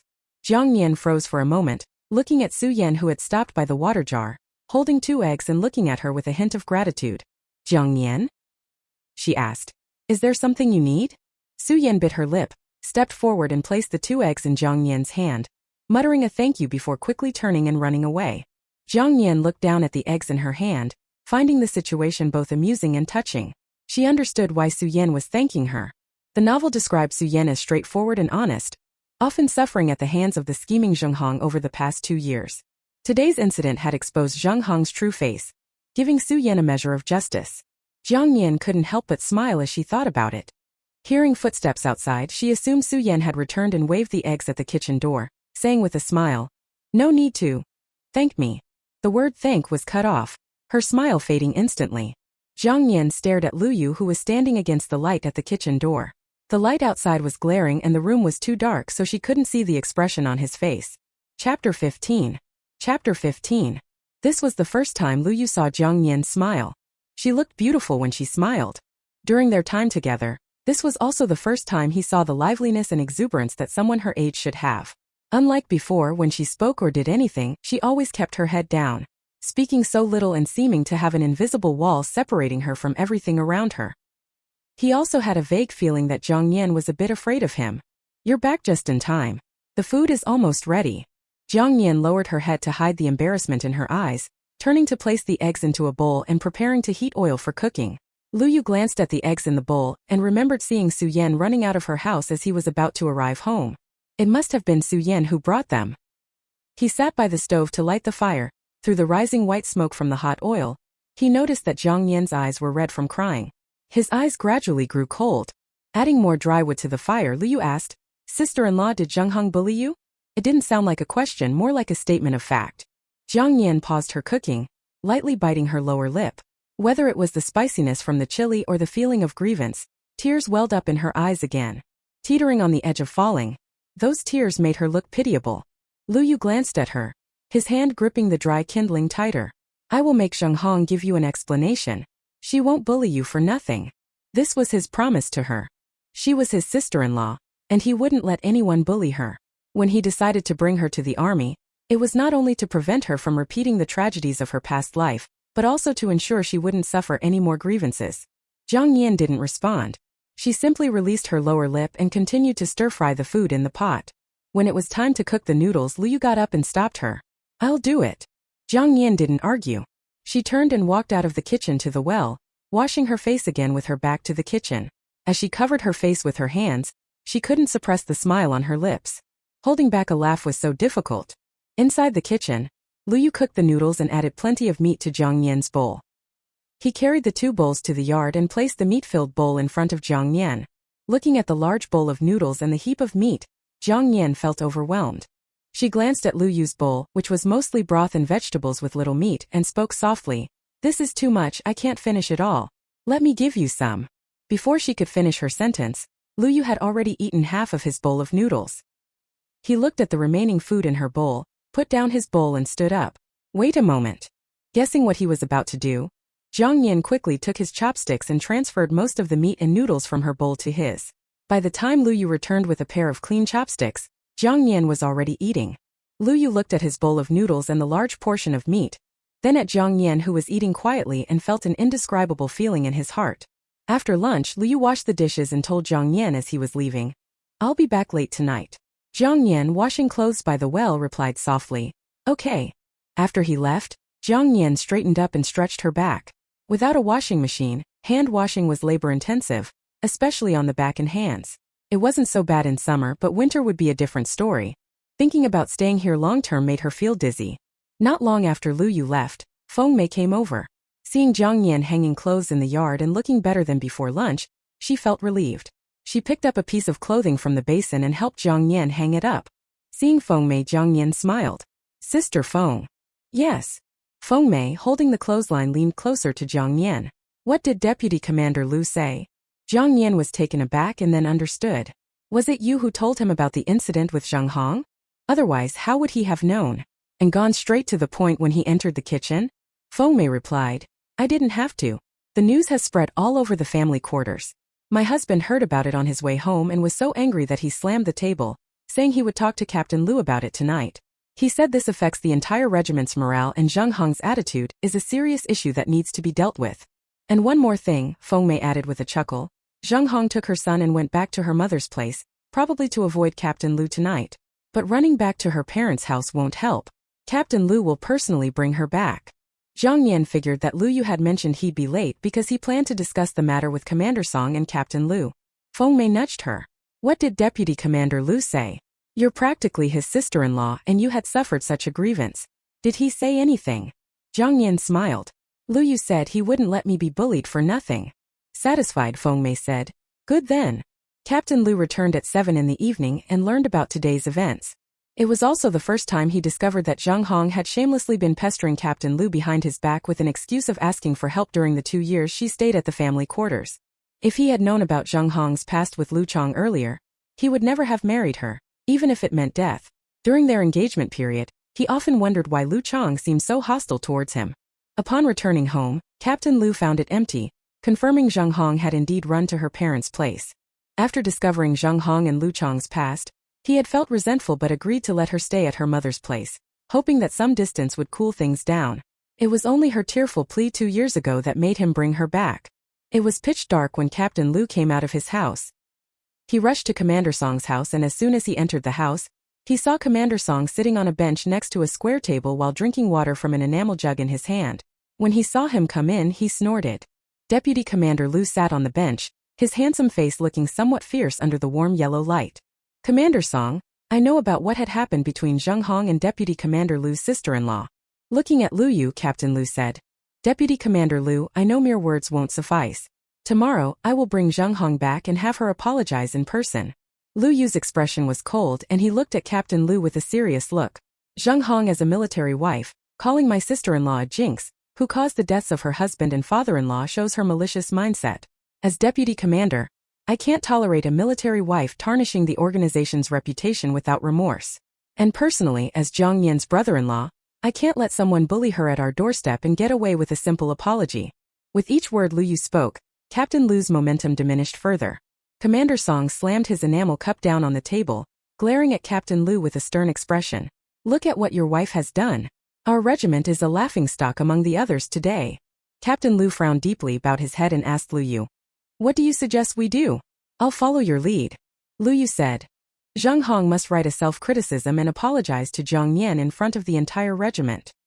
He noted the instant stiffening of Captain Lu's expression and a cold glint in his eyes. When she committed this serious offense, she should have been prepared to face the consequences. If Zheng Hong is illiterate, Captain Lu can write it for her. Captain Lu held back his words and said nothing. Making Zheng Hong apologize publicly would be an enormous blow to his pride. Seeing his silence, Lu Yu continued, "Zheng Hong's offenses are serious. As a military wife, she failed to discipline herself and intentionally disrupted the marriage between Captain Lu and comrade Su Yan. She verbally abused the widow of martyr Su Chang, deliberately provoking and damaging the harmony among the military wives." He looked at Captain Lu and said in a stern voice, "We need to make her reflect deeply in front of the whole regiment. This will have a deterrent effect, and will also make her remember this lesson. Commander Song also looked at Captain Lu, knowing the victims were Lu Yu's sister-in-law and it was appropriate for him to handle the matter. Captain Lu clenched his fists and gritted his teeth before reluctantly agreeing. Fine. I'll bring her back tomorrow. Leaving Commander Song's house, Captain Lu glanced at Captain Lu's yard with a complicated expression before biting his lip and heading back home. Returning home, Lu Yu closed the gate and noticed the light on in one of the rooms on the east side of the courtyard. A bucket sat by the door. He walked straight to the kitchen and found a bit of hot water left in the pot. Jiang Nian must have already heated the bath water. The stove had a warm dinner prepared. 5 scallion and corn pancakes, egg drop soup, and a plate of stir-fried green beans. Lu Yu brought the food to the small table in the yard. As he was about to pull over a stool to sit down, he heard a sharp scream from Jiang Nian's room. This was followed by a loud crash. Lu Yu's expression changed instantly. He rushed over calling out, "Sister-in-law, what happened?" Chapter 16. Chapter 16. Jiang Nian fell into the bath basin and scraped her arm against the edge of the basin, causing a small scratch. She grabbed the edge of the basin, taking a moment to steady herself. Just as she was about to stand up, she heard rapid footsteps approaching outside. The footsteps suggested that the person was about to burst through the door. "I'm fine," Jiang Nian quickly shouted, fearing that Lu Yu might rush in and see her in this embarrassing state. Lu Yu being embarrassed was one thing, but her being embarrassed was a bigger deal. The footsteps halted outside the door and the man's deep voice, tinged with worry, called out, "Sister-in-law, what's wrong?" Jiang Nian, supporting herself with the basin, stood up and rubbed her arm where it had been scraped. She called out, "Nothing, I just saw a mouse under the cabinet. I had scared it away." She made up an excuse. In this era, living in a house with earthen walls was common to have mice. "That's good then." The footsteps gradually receded. Jiang Nian sighed in relief, quickly dried herself off, got dressed and opened the window for ventilation. The summer heat was stifling, especially when washing with the door and windows closed, making the hot air even more unbearable. When she opened the window, she saw Lu Yu sitting in the yard eating. In just a short while, the man had already eaten 3 pancakes. Lu Yu took a sip of egg drop soup, looked up and saw Jiang Nian standing at the window. The top 2 buttons of her shirt were undone, revealing her collarbones and a small hollow. Her skin looked like gleaming white snow in the lamplight, her hair damp and messy against her cheeks, draped over her thin shoulders. She stood there looking up at the moon. After a moment, she lowered her eyes and looked at him. Their gazes met unexpectedly and Lu Yu choked on the soup he had just swallowed, and coughed several times. This was the first time since they had known each other that he had ever looked away in panic. Jiang Nian, puzzled, thought for a moment and said softly, "Eat slowly. There's more in the pot. If it's not enough, I can make more." "That's enough." Lu Yu quickly finished his meal, gathered the dishes and strode to the kitchen. After washing the pots and bowls, he went to the east room to help Jiang Nian empty the bathwater. As soon as he entered, he smelled the clean scent of soap, which seemed to seep in like a spider's web through his nostrils. He lowered his head, picked up the basin and carried it out. As he poured the water in the yard, he said to Jiang Nian, "Captain Lu will bring Zheng Hong back tomorrow to make a public self-criticism in front of the entire regiment and apologize to you." Jiang Nian paused, looking at the shadow extending into the doorway. After a moment, a soft voice came from inside. "Okay. Lu Yu." Jiang Nian called out to Lu Yu as he was about to leave. She stopped at the door, nervously gripping the door frame. Seeing him turn around, she bit her lip and said, "I've been thinking about it all day. I still think that lady from the hospital is quite good-looking. Maybe you should give her a chance." "Lu Yu." He frowned. "You don't need to worry about my affairs. It's late. You should get some sleep." Watching Lu Yu's tall, lean figure retreat, Jiang Nian closed the door in frustration, leaning against it and tapping her head lightly against the wood. Why isn't the story going like in the book? Wasn't Lu Yu supposed to like Sun Ying? She pondered this for a while but couldn't figure it out. Instead, she remembered something else. She decided to try hitting her head against the wall again to see if she could return to her original world. Walking over to the hard earthen wall, she touched her no longer sore forehead and gently bumped it against the wall. Feeling the pain, she prepared to clench her teeth and give it a harder try. But then she remembered Lu Yu saying that Zheng Hong would make a thorough self-criticism and apologize to her in front of the entire regiment tomorrow. Jiang Nian rubbed her forehead, temporarily setting aside the idea of hitting the wall again. She thought, "If I'm going to die, I'll wait until Zheng Hong apologizes first. At least if I return to the future, I won't have any regrets from this era." At this moment, Jiang Nian was convinced that hitting the wall would definitely allow her to return. She took off her shoes and lay on the bed, gradually falling asleep to the sound of cicadas outside. She didn't wake up until the bugle call the next morning. Hearing footsteps outside, She sat up and stretched her neck to look outside. She saw Lu Yu heading out in his military uniform. Jiang Nian rubbed her sore arm from the fall yesterday, dressed and went outside. The fresh morning air was delightful. She took a deep breath and headed to the well to wash up, deciding to buy some vegetables later to prepare a hearty dinner for Lu Yu. She still had some meat left at home and planned to make braised pork. Lu Yu made stir-fry potatoes with meat and cooked porridge for breakfast. There were also 2 steamed white buns warming in the pot, obviously left for her. Jiang Nian ate 1 bun and drank a bowl of porridge. After washing the dishes, she went to the vegetable stand. The news that Captain Lu's wife was going to make a deep self-criticism had spread throughout the entire regiment. In this era, with no television and limited entertainment activities, any small commotion would have everyone eager to get a front-row seat. After lunch, Lu Yu brought the dishes into the kitchen. While adding water to wash them, he asked Jiang Nian, who had just walked in from outside, "Sister-in-law, are you going to the training ground later? If so, I'll ask Sister Feng to take you there." Jiang Nian, standing at the doorway, nervously tugged at her clothes and asked softly, "Can I go?" Lu Yu seemed to smile briefly before replying, "Of course, why not?" He put the washed dishes in the cabinet and looked at Jiang Nian standing in the doorway of the kitchen. If she's going to apologize in front of the entire regiment, it's only reasonable for the person she's apologizing to be present. Jiang Nian. She realized Lu Yu had a sly side to him too. Worried that Jiang Nian might feel uncomfortable in a crowd, Lu Yu added, "Just follow Sister Feng. I'll let her know, and once Zheng Hong has finished her self-criticism, she'll bring you back. You don't need to stay out long." Jiang Nian nodded lightly. "Okay." After Lu Yu left, Jiang Nian swept the kitchen floor and washed the vegetables she had just bought. Once done, Sister Feng arrived and hurried her out the door.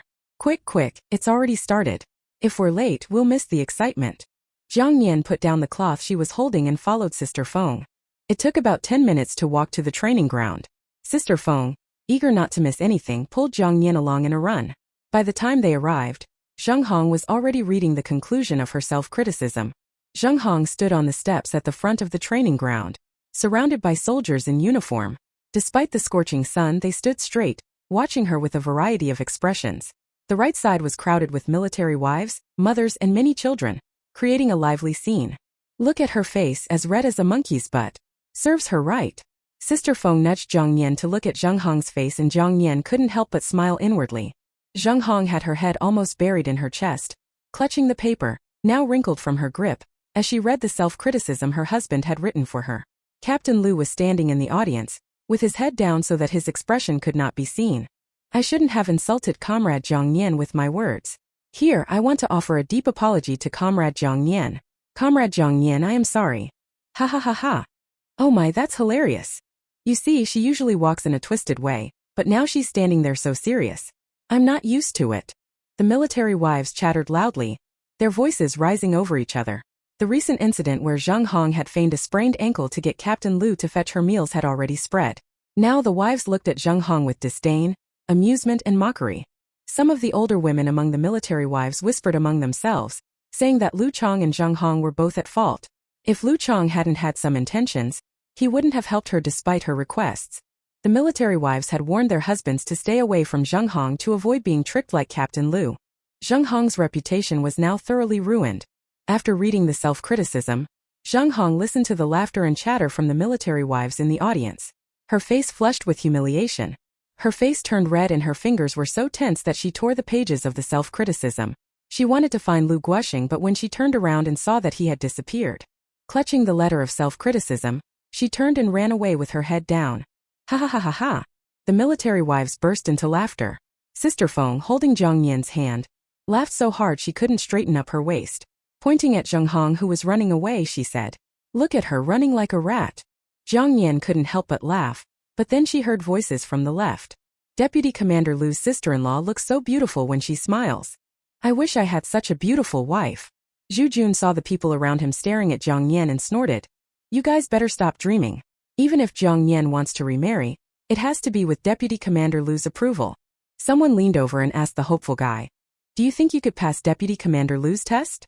The guy glared at him. "Go to hell. Hey, no need to curse." Jiang Nian blushed deeply upon hearing their conversation. Sister Feng turned and glared at them. "If you keep teasing Deputy Commander Lu's sister-in-law, I'll tell him you're bullying her." No, Sister Feng, we were wrong." They quickly turned and ran away. Sister Feng tugged at Jiang Nian with amusement. "We've seen the excitement. Let's go back now. Jiang Nian returned to the family quarters with Feng Mei. As they passed Captain Lu's house, they saw Su Yan standing outside. When she saw them, Su Yan smiled briefly before turning back to the yard where her children were calling her. Feng Mei was surprised. The sun must be rising in the west today. Su Yan actually smiled. Jiang Nian understood. This was probably Su Yan's most satisfying day in the past 2 years. Back at home, Jiang Nian took a nap. When she woke up, she glanced at the sun's position, estimating it was around 5 or 6 in the evening. She fetched water from the well to wash her face and went to the kitchen to prepare a lavish dinner for Lu Yu. This might be her last meal in this era. As evening fell, the aroma of food wafted through the family quarters. Jiang Nian's cooking smelled the most enticing, making everyone's stomachs grumble with hunger. Commander Song and Lu Yu arrived at the gate. Commander Song sniffed the aroma coming from inside and glanced at Lu Yu. Boy, since your sister-in-law arrived, your meals have been getting better every day. Lu Yu smiled but said nothing. After parting ways with Commander Song, Lu Yu entered the yard. Jiang Nian had just finished cooking and brought out the dishes from the kitchen. For the first time, she smiled at Lu Yu without avoiding his gaze. Usually, she would speak with her head lowered, but today she cheerfully called out, "Dinner's ready." Lu Yu, fetching water from the well, froze and stared at Jiang Nian as she ran back into the kitchen and came out with a plate of steamed white buns and stir-fried pork with peppers. Seeing him still standing there, she frowned slightly and said, "Why are you still standing there? Wash your hands and come eat." Lu Yu snapped back to reality. He bent down, washed his face with the cold well water, and then looked at Jiang Nian, who was sitting at the table with her hands supporting her chin, gazing at the 4 dishes and a soup in front of her. Today, his sister-in-law was acting a bit out of the ordinary. Could it be because Zheng Hong had apologized to her in front of the entire regiment? Lu Yu sat at the table, looking at the lavish dinner. After working all afternoon, he was indeed hungry. The cost of this meal in terms of meat and vegetables could feed an average family for over 10 days. But Lu Yu didn't say anything. To him, as long as his sister-in-law was happy, she could do whatever she wanted. He took a bite of a bun, then picked up a piece of tender, juicy braised pork and ate it. Noticing Jiang Nian's bright and expectant eyes on him, she said, "How is it? Is it delicious?" Lu Yu swallowed his food. "Delicious." Jiang Nian smiled again. She picked up a bun and took a bite, then bit into a piece of braised pork. "If it's good, eat more. After this meal there won't be another." Lu Yu frowned slightly, looking at the table and sensing something was off about his sister-in-law. Was she really this happy just because Zheng Hong apologized? He looked up at Jiang Nian again, meeting her smiling eyes once more. "Lu Yu." After dinner, while washing the dishes, Lu Yu heated some water and brought it to Jiang Nian's room. As he poured the water, he saw her standing in front of a wall, staring at it in a daze. After hesitating for a moment, he asked, "Sister-in-law, what are you thinking about?" Jiang Nian snapped out of her thoughts and looked at the water in the basin. The water's surface reflected Lu Yu's handsome features. His thin lips were tightly pressed together, and his dark eyes stared at her, seemingly trying to discern something. She looked at the reflection and said, "I was thinking if your brother would feel lonely over there." Lu Yu frowned deeply, wanting to say something but ultimately remaining silent. He picked up the bucket and left. After Jiang Nian finished bathing, Lu Yu came in to dump the bathwater. She stood by the door, hands on the doorframe, watching Lu Yu walk towards the south side of the yard. It was only when his figure disappeared from view that Jiang Nian closed the door. She let out a breath, turned around and sat on the edge of the bed, gazing at the half-moon outside the window. She sat there until deep into the night when the only sound left was the chirping of cicadas. Slowly she stood up, walked to a mud wall, and pressed her hand against it. She touched her forehead. Taking a few deep breaths, she stepped back. Clenching her fists, she closed her eyes, gritted her teeth and ran headfirst into the wall. Ili och. /set-. By the way, do check out my other translation projects. Marrying the Ex's Uncle completed. You treat me as if I have a sickness ongoing. The green tea supporting character discussed the male lead ongoing.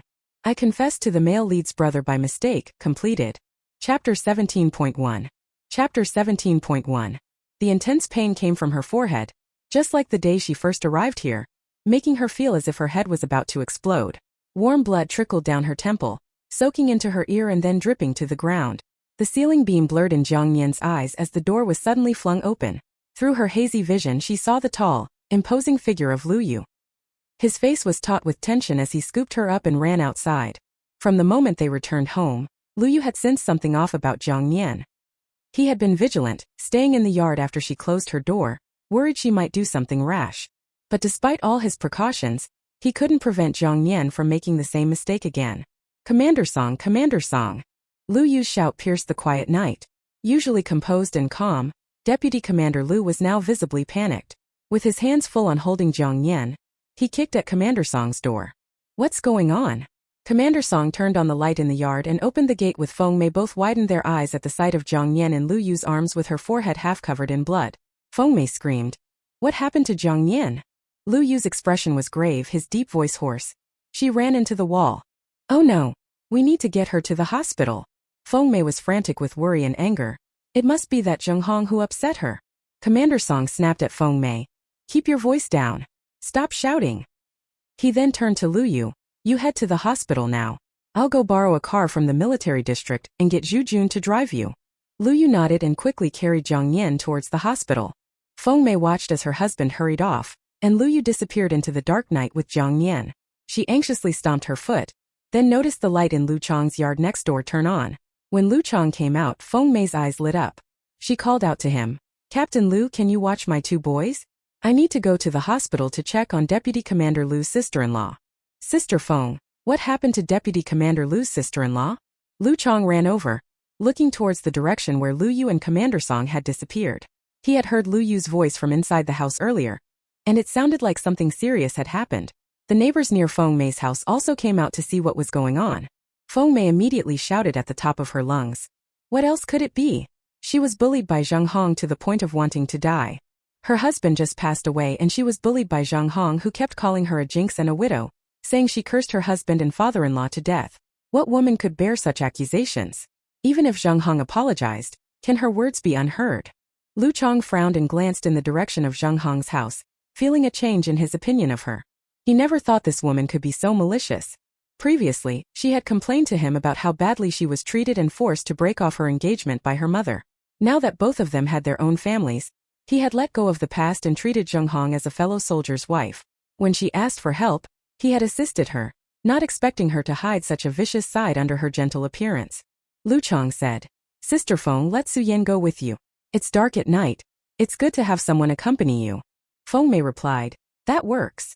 Lu Chang went home first to wake his two sons, telling them to stay at Aunt Feng's house. Then he went to call Su Yan, who was lying on the bed with her back to the door, indifferent to Lu Chang's calling. She didn't want to see him, especially thinking about the 50 yuan he lent to Zheng Hong without asking for it back, making her feel even worse. Their family lived frugally and she couldn't even bear to help her own family. Yet Zheng Hong benefited instead. Seeing Su Yan not getting up, Lu Chang leaned on the bed and pushed her shoulder. Deputy Commander Lu's sister-in-law tried to kill herself by hitting her head against the wall. They're taking her to the hospital now. Get up and go to the hospital with Sister Feng. Su Yan wanted to push his hand away but quickly got up when she heard about Jiang Nian's accident. She slipped on her shoes and ran out. Lu Chang. Commander Song and Zhu Jun drove out of the camp and soon saw Lu Yu running along the roadside with Jiang Nian in his arms. After they got into the car, Commander Song and Zhu Jun looked back and saw Jiang Nian was lying weakly in Lu Yu's arms. Her face is frighteningly pale and her head covered in blood. She was semi-conscious, clutching Lu Yu's collar and speaking intermittently. I'm leaving first. I'm going to find your elder brother. I want to see how he's doing. Lu Yu's face was tense as he held the fragile person in his arms, his voice hoarse. Sister-in-law, don't talk nonsense and don't fall asleep. We're almost at the hospital. He could feel her breathing growing weaker. Lu Yu tightly grasped Jiang Nian's knee and arm, looking at her unfocused eyes, red veins spreading in his eyes, feeling cold in his heart. Could it be that even living another life couldn't change his sister-in-law's fate from the previous life? Zhu Jun gripped the steering wheel tightly, feeling an inexplicable sense of sorrow. At noon, she had been smiling brightly in front of them, but by evening, she was barely conscious and on the brink of death. Commander Song said to Lu Yu, keep talking to her, don't let her fall asleep. Lu Yu's throat was dry and uncomfortable.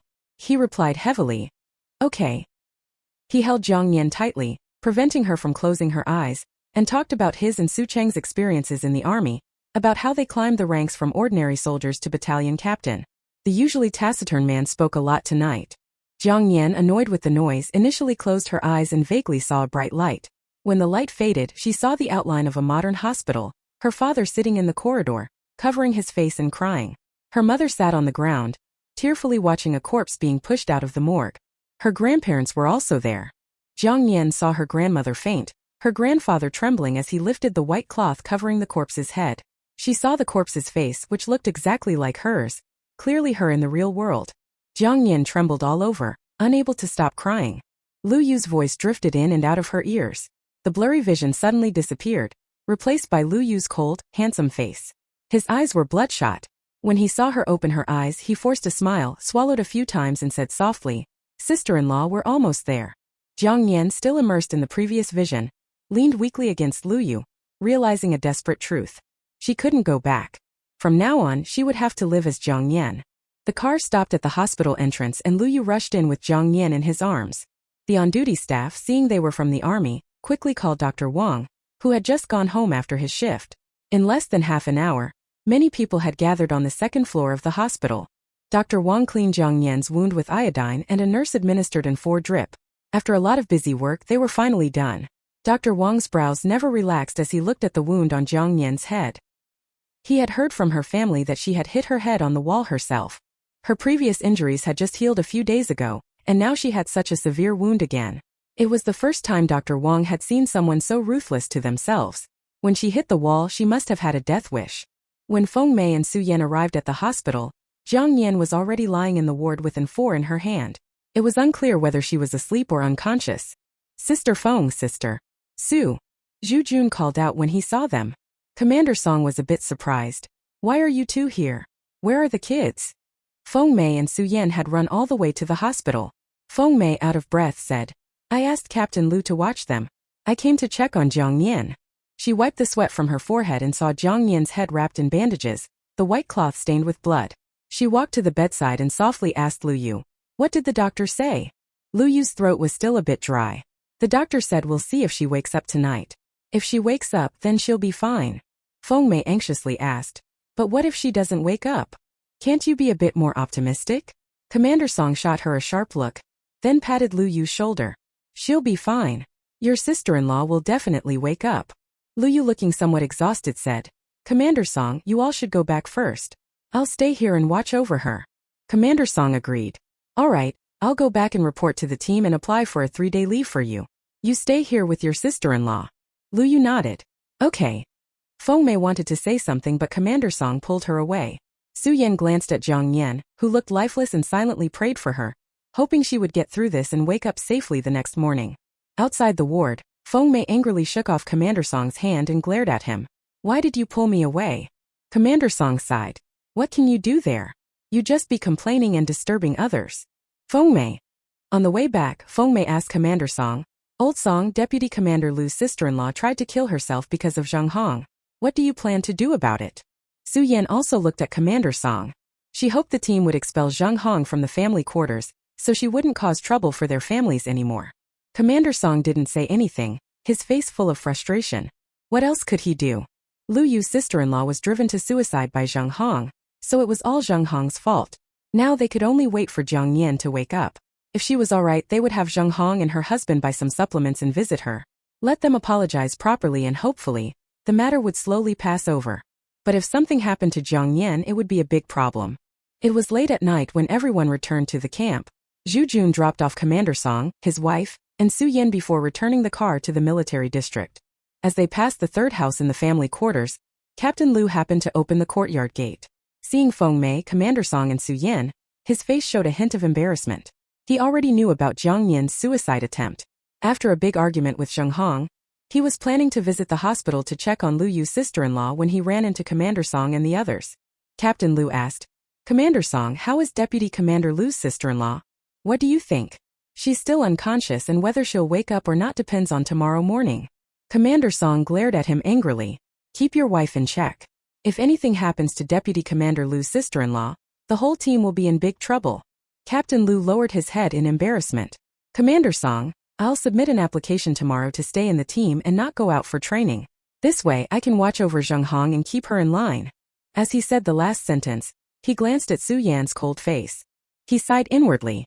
He knew what Zhang Hong had done to Lu Chang over the past 2 years, and how it had caused constant arguments between Su Yan and Lu Chang.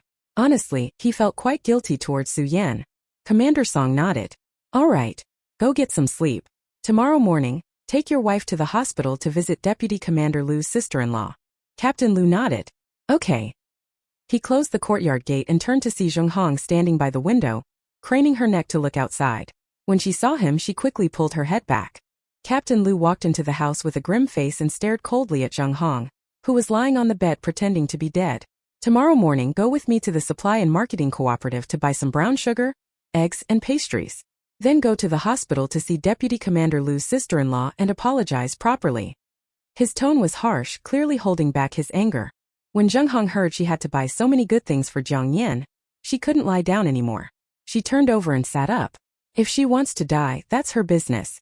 What does it have to do with me? I've already apologized to her. Why should I apologize again? And why buy so many good things for her? She wanted to say that Jiang Nian had provoked her first, but she couldn't say that to Lu Guosheng. Captain Lu, infuriated by her unreasonable and unrepentant attitude, glared at her with a dark expression. I've been training outside for the past 2 years and rarely come home. Don't think I don't know about you pestering Lu Chong during this time.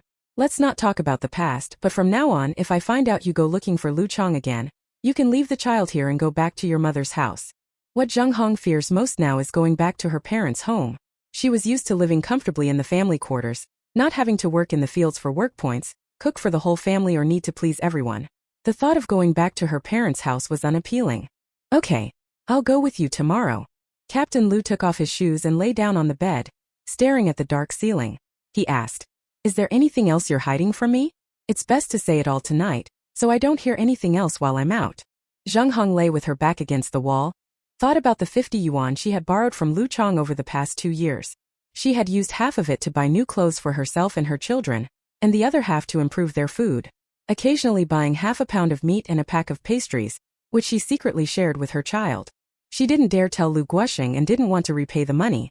Zheng Hong closed her eyes and said, "There's nothing else. I'm tired. Let's sleep." Chapter 17.2. Chapter 17.2. Early the next morning, the hospital's cleaning staff arrived first. Dr. Wang, who had stayed in the clinic overnight because of Jiang Nian, came by twice to check on her. Dawn he came again. After examining Jiang Nian's pupils and other conditions, Lu Yu, who had been standing by the bed, feeling uncomfortable and conflicted, asked hoarsely, "Doctor, how is my sister-in-law?" Dr. Wang, who hadn't slept all night and looked tired, breathed a sigh of relief. "Her condition is stabilizing. She should wake up soon." Dr. Wang couldn't help but yawn before he continued, "You need to talk to your sister-in-law, make sure she doesn't do anything foolish again." Hearing that Jiang Nian was out of danger, Lu Yu finally felt a weight lift off his shoulders. He nodded. Understood. After Dr. Wang left, Lu Yu sat by the bed, staring blankly at Jiang Nian's pale face. His sister-in-law had never looked as carefree and happy as she did yesterday. He noticed her odd behavior but never imagined she would do something so drastic. After about half an hour, Jiang Nian began to show signs of waking up. Her eyelashes fluttered, and she felt a severe headache, nausea, and dizziness. Struggling to open her eyes, she heard a familiar voice. "Sister-in-law." The voice was low and hoarse. Following the voice, Jiang Nian turned her head slowly and was startled to see Lu Yu sitting by her bed. Lu Yu, who usually maintained a straight posture, was now slouched. His handsome, clean face looked haggard, with a ring of stubble around his mouth and bloodshot eyes. Lu Yu didn't scold her but asked gently, "Do you feel any discomfort? Should I get Dr. Wang?" Jiang Nian replied, "I'm all right." Apart from the pain in her head, dizziness, and nausea, she felt relatively okay. She assumed she had suffered another concussion. Looking around the room, she lowered her eyes in disappointment. Recalling the blurry scene she saw last night, she realized that her body in the real world had died, and she was now permanently in this world, living under Jiang Nian's identity. This realization made her feel a bit sad. But at least she had gradually adapted to life here. She still had Lu Yu to rely on and no longer had to worry about following the plot. Whether Lu Yu ended up with Sun Ying or not didn't matter anymore. From now on, the family quarters would be her home. Jiang Nian looked at Lu Yu, who was still focused on her, and hesitated before saying, "I'm sorry for worrying you." Lu Yu frowned slightly and glanced at her head. "Don't do anything foolish again. Although my brother is gone, this family still has me. As long as I'm here, I won't let anyone bully you. Do whatever makes you happy without worrying about what others say or do." Jiang Nian felt a warmth in her heart, knowing Lu Yu genuinely cared for her as family. As daylight brightened, the hospital started to get busy. Dr. Wang came back to check on Jiang Nian again and said she could stay in the hospital for 2 to 3 days and be discharged if there were no major issues. As he left, Feng Mei arrived with an aluminum lunchbox. Seeing Jiang Nian awake, she slapped her thigh and exclaimed, Oh my heavens, you scared us to death. Lu Yu stood up. Sister Feng, please stay with my sister-in-law. I need to wash my face. Feng Mei nodded. Go ahead. She then turned to Jiang Nian. Look at Deputy Commander Lu, carrying you all the way from the family quarters to the hospital last night. His eyes were red. What could have been so unbearable for you? Just think about who would benefit the most if something really happened to you. Feng Mei continued to ramble on for quite some time. Jiang Nian didn't catch much of what she said, except for the part about Lu Yu carrying her all the way. Seeing the stubble and the red bloodshot eyes of Lu Yu, she realized he hadn't slept all night. She looked at Lu Yu, who was walking towards the door, and said, I won't do anything foolish again. Feng Mei smiled. It's good that you've come around. Lu Yu walked out of the room, his tightly pressed lips finally relaxing into a light smile. Breakfast was brought by Feng Mei. Jiang Nian, feeling better, sat up with her help. Since you're here, who's watching your children? Feng Mei handed her the chopsticks. Su Yan is helping me. Mentioning Su Yan reminded her of last night's events. Last night, when I followed you to the hospital, I didn't expect Su Yan to come along with me. Jiang Nian took a sip of porridge and was stunned for a moment after hearing this. Deputy Commander Lu. Lu Guoxing's voice came from outside the ward. Jiang Nian turned her head to see Lu Yu looking very much less tired after washing up. His stubble added a wild touch to his usually clean-cut face, and his military green uniform accentuated his straight posture. He walked to the bed, relieved to see Jiang Nian sitting up and eating. Lu Guoxing and Zheng Hong entered the room with their son Lu Jijun. Zheng Hong held Lu Jijun's hand, avoiding eye contact with Jiang Nian. Lu Jijun complained, Mom, you're hurting me. I didn't hurt you. Zheng Hong loosened her grip, glared at him, and denied squeezing his hand out of anger. Lu Jijun, pouting in frustration, looked at the red sugar pastries and eggs his father was holding. They were his favorite, but unfortunately it was not for him. Feng Mei scoffed, glaring at Zheng Hong with disdain. She had discussed Zheng Hong's actions with her husband last night, realizing how wrong she was to pity Zheng Hong and blame Su Yan before. Old Song had bluntly told her that she was not only blind but also had a pig brain for taking this long to see the truth. Lu Guoxing placed the items on the small table beside the bed, glanced at Lu Yu and then looked at Jiang Nian. Deputy Commander Lu's sister-in-law, I apologize for not keeping my wife in check. She said hurtful things in front of the military wives.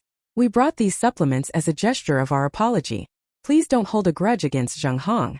Upon finishing, Lu Guoxing looked at Zheng Hong, signaling her to come forward and apologize. Zheng Hong bit her lip, seeing the stern look on Lu Guoxing's face. Fearing that his anger might send her back to her parents' house, she took a few steps forward and recited the words Lu Guoxing had made her memorize on the way there. Comrade Jiang Nian, I apologize for the hurtful words I said to you. I promise I won't speak to you like that again. After a gentle nudge from Lu Guoxing on her back, Zheng Hong hesitated for a moment before bending at the waist and bowing to Jiang Nian.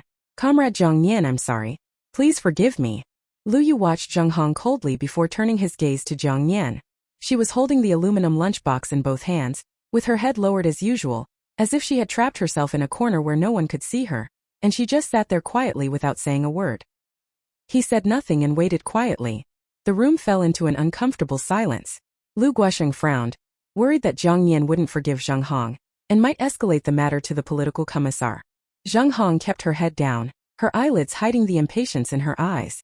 She couldn't understand why this widow was being so difficult. She had already apologized and even made a public self-criticism in front of the whole regiment. What more did Jiang Nian want? Why was she putting on such an act now when she had been so sarcastic before? Feng Mei broke the awkward silence by gently patting Jiang Nian's hand, the one without the four. Captain Lu brought all these items to apologize, and he promised to keep a closer watch on his wife. I think we should let this matter rest. Since they all lived in the same family quarters and often saw each other, continuing the conflict wouldn't be beneficial for anyone. Jiang Nian was waiting for Feng Mei to say something like this. She nodded slightly, her voice barely audible. Let's listen to Sister Feng. By saying this, she was also indirectly showing respect to Feng Mei, acknowledging that she would need her support in the future. Lu Guoxing gave Feng Mei a grateful look. Feng Mei straightened up, feeling a bit proud of herself. See, my words still carry weight, don't they? After Lu Guoxing's family left, Feng Mei turned to Lu Yu. I brought you some corn pancakes. Eat something to fill your stomach. She took out a plate of corn pancakes from her cloth bag and handed them to Lu Yu. He took them with a smile. Thank you, Sister Feng. Feng Mei smiled back. Nothing to thank me for. Lu Yu sat on an empty hospital bed, eating the corn pancakes in large bites. Feng Mei handed him an enamel cup of water. Eat slowly, don't choke. Are you Jiang Nian? A nurse walked into the room. The voice sounded familiar to Jiang Nian, so she looked up and saw the nurse was Sun Ying, the female lead in the book. If it were before her injury, she might have tried to set her up with Lu Yu, but now she didn't have the energy for that, especially since she couldn't go back anyway. Moreover, judging by Lu Yu's demeanor, he didn't seem to have any feelings for Sun Ying. Jiang Nian replied, I am. Sun Ying hesitated upon seeing Jiang Nian's face, her gaze lingering on the bandage on Jiang Nian's forehead, puzzled by her new injury. She changed Jiang Nian's dressing and as she turned to leave, noticed Lu Yu sitting on the neighboring bed drinking water. He was looking down at the enamel cup in his hands, dressed in his military uniform, sitting just like the man in her dream last night. In the dream, she and this man, whom she had only met once, were sitting face to face on a train, both in military attire. She couldn't understand why she had dreamed of a man she barely knew. Ying, Dr. Wang is calling you. Wu Yushin's voice came from outside. Coming. Sun Ying quickly left the ward. Feng Mei stayed for a while, chatting with Jiang Nian before getting up to leave. Lu Yu handed her the items that Lu Guoxing had brought. Feng Mei was taken aback. Although she was tempted and wanted to give them to her two sons, she wasn't shameless enough to take someone else's gifts. She hurriedly walked out of the ward, waving her hand. No, keep them for your sister-in-law. Sister Feng. Lu Yu took a few strides to catch up with her and blocked her path, pushing the items into her hands. These were from Zheng Hong. You take them. I'll buy what my sister-in-law needs by myself. Feng Mei was stunned and so was Jiang Nian. Jiang Nian turned to look at Lu Yu's sharp profile. The man was expressionless as he handed all the items from Lu Guoxing to Feng Mei. Jiang Nian quickly lowered her head, pressing her lips together to suppress her laughter. She hadn't expected Lu Yu to be so petty. After seeing Feng Mei off, Lu Yu sat down on the neighboring bed and said to Jiang Nian, Sister-in-law, tell me what you want to eat, and I'll buy it from the supply and marketing cooperative. Jiang Nian nodded slightly. Okay. Lu Yu, seeing her quiet and reserved demeanor, couldn't help but recall her cheerful smile from yesterday, full of youthful exuberance. She looked beautiful when she smiled. The news of Jiang Nian's suicide attempt spread throughout the family quarters by the next day. The military wives privately blamed Zheng Hong for pushing Deputy Commander Lu's sister-in-law to the brink. Who would want to be a widow? Who would want their husband to die young? Jiang Nian stayed in the hospital for 3 days. On the morning of the 4th day, Commander Song sent Zhu Jun to borrow a car from the military district to pick up Lu Yu and Jiang Nian. This injury was worse than the last one. When Jiang Nian stepped off the bed, she still felt a bit dizzy. She leaned on the small wooden table by the bed to steady herself. On the first afternoon, Lu Yu had returned home to bring her toiletries and a clean set of clothes. He packed everything into a cloth bag, turned around and saw Jiang Nian holding on to the table. He handed the bag to Zhu Jun and walked over, half squatting in front of Jiang Nian. Sister-in-law, I'll carry you. Jiang Nian was taken aback by Lu Yu suddenly appearing in front of her. He was tall, and even when he squatted he was not much shorter than her. Jiang Nian extended her hand from the table to Lu Yu's broad shoulder and leaned onto his back. Lu Yu hooked his hands under her knees and carried her out. She was very light and weighed nothing to him. When he carried Jiang Nian back to the house for the first time, he noticed she was very light. Last night, carrying her while running, he didn't feel any weight at all. Maybe he should buy more nutritious food for her. After leaving the hospital, Lu Yu placed Jiang Nian on the car seat. He instructed Zhu Jun to stop by the supply and marketing cooperative and the food station. He got out and bought a bunch of items. Jiang Nian took a quick look and saw brown sugar, eggs, cream biscuits and 2 kinds of chocolate candies in old-fashioned packaging. From the food station he bought a chick. Jiang Nian. Is he raising her like a pig? Zhu Jun was also surprised by the amount of stuff Lu Yu bought. He knew that the items Lu Yu bought were worth a month's salary for a squad leader like him. At this rate, even Lu Yu's monthly salary wouldn't cover it. Lu Yu is really generous to his sister-in-law. Back at the family quarters, Lu Yu carried Jiang Nian inside while Zhu Jun helped carry the items to the kitchen. After putting everything in place, Zhu Jun said to Lu Yu, Deputy Commander Lu, I'll return the car to the military district. Lu Yu replied, Thank you. Zhu Jun scratched his head and left with a smile. At that time, everyone had just finished breakfast and was chatting outside. The military wives gathered together saw Zhu Jun driving away in the borrowed military car, and knew that Deputy Commander Lu's sister-in-law had been discharged from the hospital. Feng Mei, knowing Jiang Nian was being discharged today, had prepared breakfast early. When she saw them return, she had her 2 sons help carry the food into Lu Yu's yard, and set it on the table before heading to the first room on the east side. Jiang Nian, how are you feeling? Is your head better? Feng Mei entered with her 2 sons. Jiang Nian nodded lightly, much better. She looked at the boys standing on Feng Mei's sides. Their eyes were bright. The older one stood quietly beside Feng Mei, while the younger one occasionally hid behind her, lowering his head shyly when Jiang Nian looked at him. Jiang Nian felt a pang in her heart. Now the two children were innocent and happy, but after Commander Song's death, Feng Mei had to raise the two children alone. Her in-laws despised her, and her family didn't support her. She vaguely remembered in the book that when the male lead visited Feng Mei and her children later, they were emaciated from hunger. The younger son, Song Xianghong, became mentally impaired from a high fever that went untreated due to lack of money. Since she arrived here, Sister Feng had treated her well and always thought about her. Now that she couldn't go back and didn't need to worry about deviating from the plot, she wanted to help Commander Song's family avoid such misfortune. It's good that you're better. Don't do anything foolish again. Feng Mei glanced at her sons and tapped the back of their heads. What are you standing there for? Greet your aunt. Song Xiangdong said. Auntie. Song Xianghong clung to Feng Mei's clothes, peeked out from behind and shyly said, Auntie. Their mother said that the peach crisps, brown sugar water, and eggs they were eating were all thanks to this aunt. The two children looked at Jiang Nian with a newfound warmth.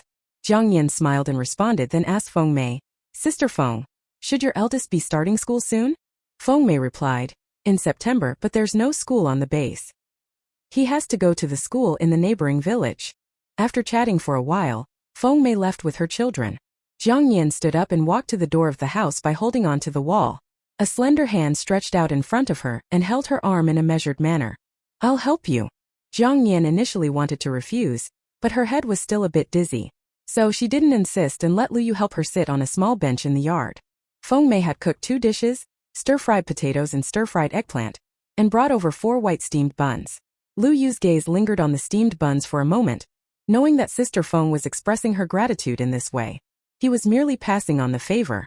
Jiang Nian's appetite was unusually good this morning. Maybe it was because she had decided to settle down here and felt a sense of relief. She ate 1.5 buns and drank a bowl of porridge. Only after seeing her finish did Lu Yu devour the rest of the breakfast. Jiang Nian looked around. Since she planned to stay, she wanted to tidy up the yard, plant some vegetables and maybe raise some chickens.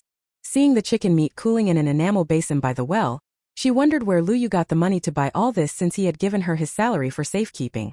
Could he have borrowed it from someone? Hesitantly, she looked at Lu Yu, wondering if she should ask. To her surprise, he seemed to sense her thoughts, put down his chopsticks and asked, Sister-in-law, do you have something to say? Jiang Nian twisted the hem of her clothes and softly asked, You gave me all your salary. Did you borrow money to buy these things?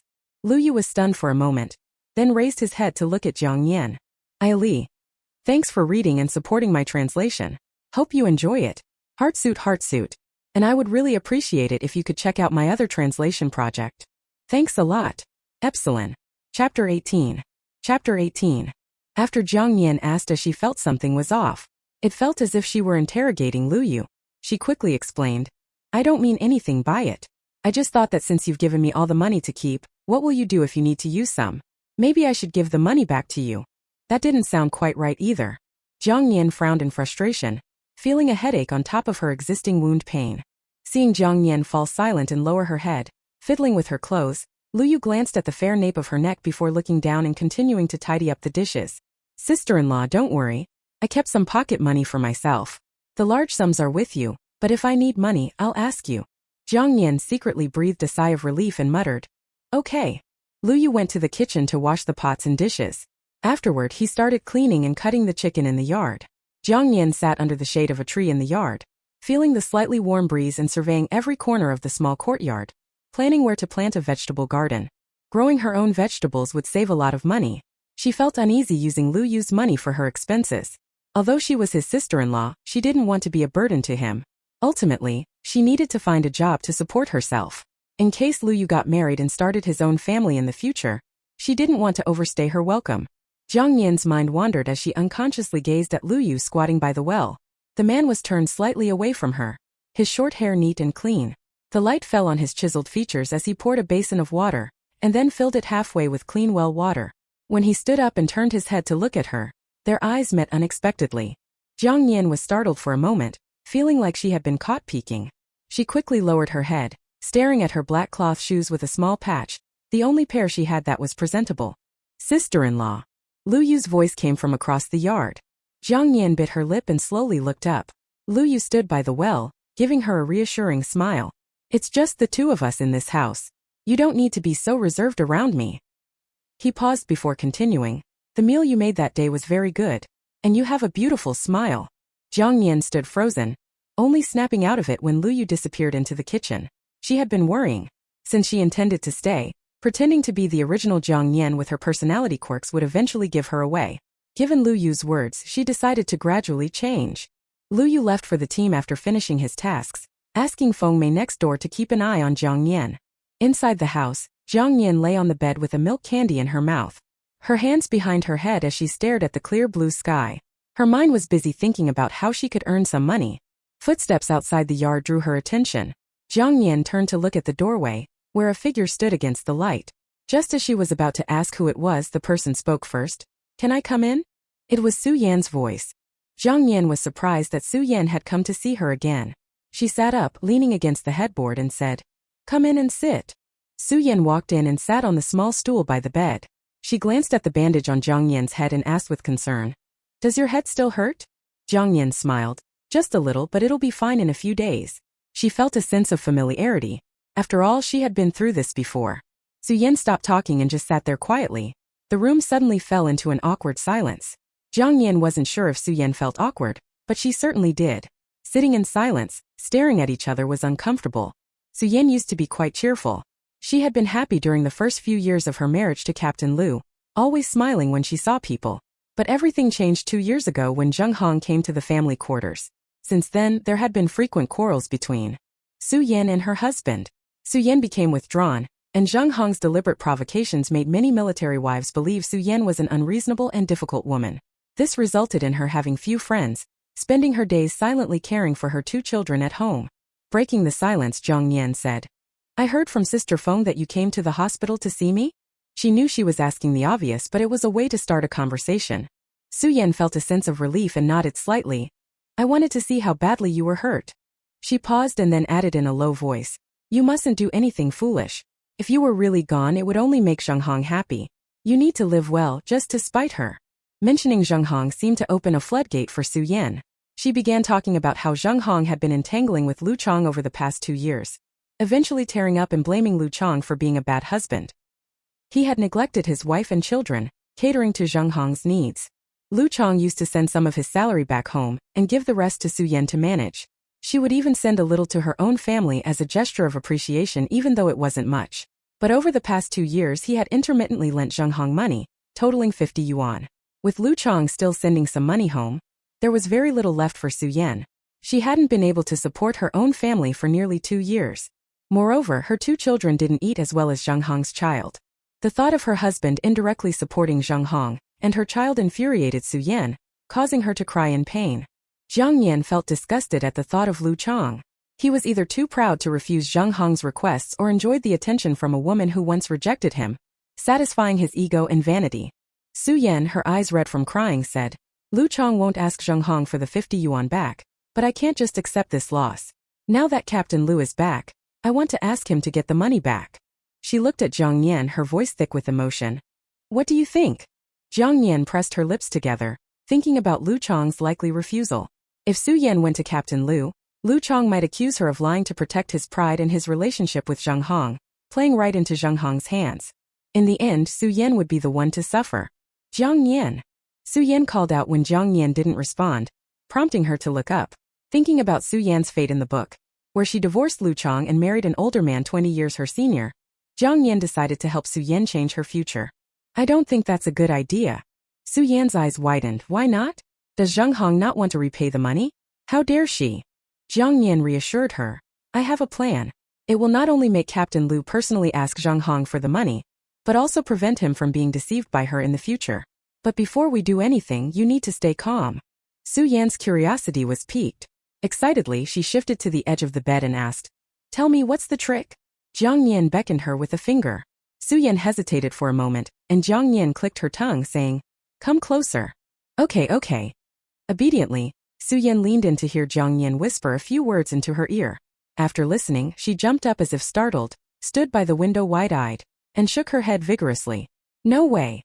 Jiang Nian. The wound on her forehead throbbed painfully in bursts.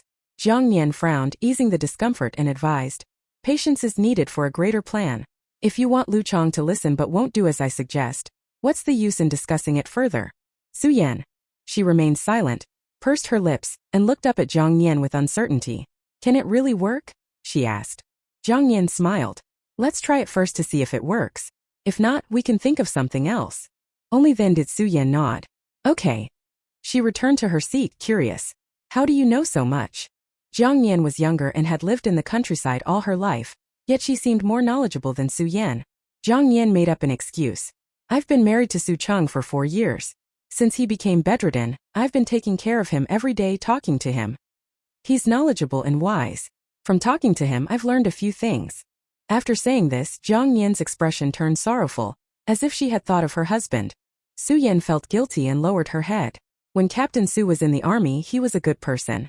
If he hadn't been paralyzed, he would have been a deputy commander now. Jiang Nian's life would have been much better than it is now. At least she wouldn't have been called a widow behind her back. What are you two talking about? Feng Mei walked into the room and saw Su Yan with red, teary eyes. Oh my, she exclaimed. Why are you crying again? Su Yan replied. It's because of Lu Chang. After saying that, she huffed and didn't want to mention Lu Chang again. Feng Mei had intended to talk about Lu Chang in front of Su Yan, but then she thought of Old Song, who often scolded her for being nosy. If she didn't manage well, she could end up in trouble. She stopped herself and brought a bowl of ginger and brown sugar water to Jiang Nian with a smile.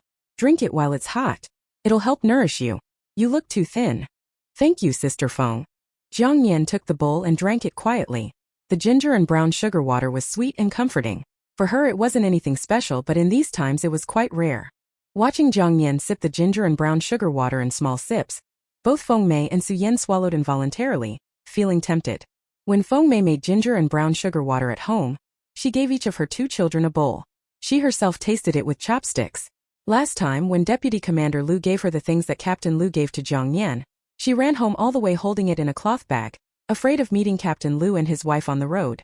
When she got home, she locked the thing in the cabinet, only to tell Old Song about it when he came home for lunch. Old Song sighed and said, Lu Yu still holds a grudge against Captain Lu and his wife. Feng Mei asked, what should we do with the things he gave us? The captain said, Lu Yu didn't openly break ties with Captain Lu. This issue is more or less settled. Keep those things safe and be discreet. If Captain Lu's wife finds out that the things they gave to Jiang Nian ended up with us, she'll cause a scene. Feng Mei, relieved she could keep the items, quickly nodded. Don't worry, I'll keep my mouth shut. Commander Song. Why is he so unconvinced? Is it good? Seeing Jiang Nian finish drinking, Feng Mei took the bowl back. Jiang Nian nodded lightly. It's good, thank you, Sister Feng. Feng Mei and Su Yan sat for a while longer before leaving. Jiang Nian stayed in bed until nearly lunchtime before getting up. Her head was less dizzy. She slowly walked to the well, washed her hands, and went to the kitchen to cook. She planned to make mushroom chicken soup for lunch. The mushrooms were given by Sister Feng, who said they were dried mushrooms brought from her hometown. Lu Yu had already chopped and cleaned the chicken. Jiang Nian only needed to prepare the seasonings and vegetables, then start the fire. Jiang Nian added water to the pot, put the chicken in and waited for the water to boil. She skimmed off the foam around the pot, then added the seasonings, vegetables, and dried mushrooms. After doing all this, Jiang Nian was sweating heavily. She added some firewood to the stove to let it simmer slowly and walked to the western corner of the yard. She walked along the western wall, inspecting the soil, planning to plant vegetables in the private plot once her injury healed and then till over the large area of land by the west wall. Jiang Nian felt dizzy and leaned against the wall for a while. There were voices outside and footsteps could be heard. Next door, Feng Mei's loud voice called out, Xiangdong Xianghong, your dad is back. Time to eat. As Feng Mei's voice faded, Lu Yu entered through the courtyard gate. He intended to get the aluminum lunchbox to go get food from the cafeteria, but when he walked into the kitchen, he saw that Jiang Nian had already made lunch. The rich aroma of chicken soup filled the kitchen, making his mouth water. The dry firewood in the stove crackled, and the soup in the pot was bubbling.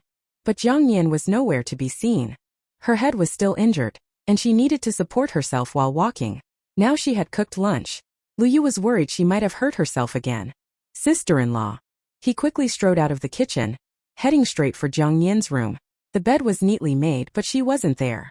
Lu Yu's expression grew serious. He turned to head towards the outhouse but then heard Jiang Nian's voice from the western corner. I'm here. Lu Yu stopped and turned to see Jiang Nian leaning against the western wall. She wore a khaki-colored dress that blended with the mud wall. Her hair was braided into 2 pigtails, her head wrapped in bandages, and her face still looked pale and sickly. She was so small that she could be easily overlooked. Lu Yu. He walked to Jiang Nian's side and noticed a thin layer of sweat on her temples and her face looked so pale. He half-squatted in front of her. I'll carry you back to your room. Previously, when Jiang Nian had an accident and fell into a coma, he didn't care about the brother-sister-in-law relationship and carried her all the way to the hospital. Now that she was awake, he couldn't be so reckless anymore. No need. I can walk by myself. Jiang Nian held onto the wall, looking at Lu Yu, who was half-squatting yet not much shorter than her. His broad shoulders and slightly bent back stood firm, and despite her refusal, he didn't get up. She pursed her lips and slowly extended her hands to encircle his neck. Lu Yu's warm palms flipped over to grasp her knees as he straightened up, carrying her. It was a hot summer day, and both were dressed lightly. With the sweat on their bodies, Jiang Nian's arms clung to Lu Yu's neck, and his hands, separated by a thin layer of fabric, held her knees. An unprecedented sensation surged straight to Lu Yu's head. His steps faltered for a moment, and his breathing tightened. The heat from Jiang Nian's body seeped through her clothes, hotter than the scorching sun. He could even feel the softness in front of her chest. Lu Yu's heart raced, a blush creeping up to his ears. He quickly walked under a tree and set Jiang Nian down on a bench, then hurried into the kitchen without a word. Jiang Nian was stunned for a moment, looking at the empty kitchen doorway, thinking the chicken soup on the stove might have boiled over. Lu Yu stayed in the kitchen for 5 or 6 minutes before coming out. He handed a wet towel to Jiang Nian, asking her to wipe her face and hands. He then went to the well to fetch some water to wash his face and hands. Afterward, he went back to the kitchen to serve the meal, not looking at Jiang Nian the whole time. Jiang Nian frowned in puzzlement. Did she make Lu Yu angry? Lu Yu served 2 bowls of chicken soup, placed 4 corn pancakes and 2 steamed buns on the table, and stared at the chicken soup in front of him. After taking a bite of the corn pancake, he said, "Don't cook for the next few days. I'll get food from the cafeteria. You should focus on healing first." The freshly served chicken soup was very hot. Jiang Nian blew on it, sipped a little from the edge of the bowl, and found it a little hot but fragrant. Hearing Lu Yu's words, she said, "My injury is getting better day by day, so cooking is not a problem." Seeing Lu Yu still insisting, Jiang Nian lowered her head, gripping the chopsticks tightly, and murmured, "I want to find something to do. I don't want to lie in bed all day." Lu Yu glanced at the dejected Jiang Nian and finally responded after a while, "All right." After the meal, Lu Yu washed the dishes and went back to the team. Jiang Nian sat in the yard, fanning herself with a round fan that Lu Yu had brought back for her yesterday. It was quite cool when she fanned herself. She needed to slowly plan for the future. The immediate task was to heal, and then start planting vegetables. After that, she would go to the supply and marketing cooperative to get some clothes to make a few outfits for herself and Lu Yu. Her grandmother had taught her embroidery skills all her life, so she was quite good at making clothes. She heard footsteps outside the courtyard and turned to see Feng Mei walking in with several vegetable seedlings. The seedlings were still wrapped in soil, looking as fresh as when they were bought. Feng Mei placed the seedlings under the tree's shade and said, "I've been so busy these days that I almost forgot. I was afraid the seedlings you bought would wither at home, so I took them back to keep them for you. When your head stops hurting, you can plant them in your private plot." Jiang Nian smiled. "Thank you, Sister Feng." Feng Mei was used to Jiang Nian's constant gratitude. She pulled a bench over and sat beside her, whispering, "During lunch, I heard Old Song say that Captain Lu's application to stay with the team has been approved by the higher-ups." She snorted. "With Captain Lu at home, let's see if Zheng Hong dares to entangle herself with Captain Lu again." After chatting for a while, Feng Mei left. She came by again in the afternoon, bringing 3 cucumbers and a handful of cowpeas from her plot. By nightfall, Jiang Nian's dizziness had subsided. She watered the seedlings and planned to plant them in a couple of days and buy more from the market. Dinner was simple today. There was leftover chicken soup, and she made a few scallion pancakes and a cold cucumber salad. Just as she finished, Lu Yu returned. He fetched water from the well to wash his face and then helped bring dinner to the small table in the yard. Every household had an old-fashioned glass light bulb in their yard that was only turned on during dinner. Many people were reluctant to use it regularly, preferring oil lamps to save money despite the convenience. Lu Yu drank a bowl of chicken soup, glanced at the seedlings under the tree, and said to Jiang Nian, "Sister-in-law, I'll plant vegetables in the field tomorrow. Don't make my lunch. I'll make do with a few corn pancakes." After finishing another bowl of chicken soup and the last corn pancake, he stood up, collected the dishes, and went to the kitchen to wash them. He acted swiftly and decisively, without any hesitation. Jiang Nian. She felt that since noon, Lu Yu's expression had been off ever since he found her by the west wall. Moreover, he hardly looked her in the eye while talking to her. Jiang Nian couldn't figure out what had upset Lu Yu. She leaned against the tree root, gazing at the crescent moon in the sky, occasionally glancing at the kitchen window. Lu Yu's tall figure was bending over to wash the pots and pans. His height and long legs made the stove seem low, and his arms could reach the far corners of the stove. Unlike her, who always had to stand on tiptoe. It was hot in summer, and Jiang Nian had sweated a lot today, feeling uncomfortable. After washing the pots and pans, Lu Yu heated water for Jiang Nian's bath, carried the bucket and basin into her room, and the sound of water splashing came from inside. Jiang Nian lowered her head, tugging at her wrinkled clothes, which had become crumpled from her constant fidgeting. Sister-in-law. Jiang Nian looked up in confusion at Lu Yu, who was standing opposite her. She blinked. Lu Yu said. The water is ready. The words "help you inside" remained unsaid. Thinking of the discomfort he felt when he carried Jiang Nian on his back this afternoon, he pursed his lips, hesitated for a moment, and then reached out his hand to Jiang Nian. I'll help you inside. He was still worried she might get dizzy and fall. Jiang Nian looked at the hand extended before her, then followed the arm up to see Lu Yu looking down at her. She gently shook her head. I can walk by myself. She stood up, holding on to the tree behind her, and walked past Lu Yu towards her room. She had a feeling that Lu Yu seemed to be avoiding her. Everything had been fine in the morning. What changed at noon? Jiang Nian walked back to her room and closed the door. The water in the basin was a bit too hot. She squatted down and stirred the water, but couldn't resist getting up and walked to the window, intending to indirectly ask Lu Yu what was wrong.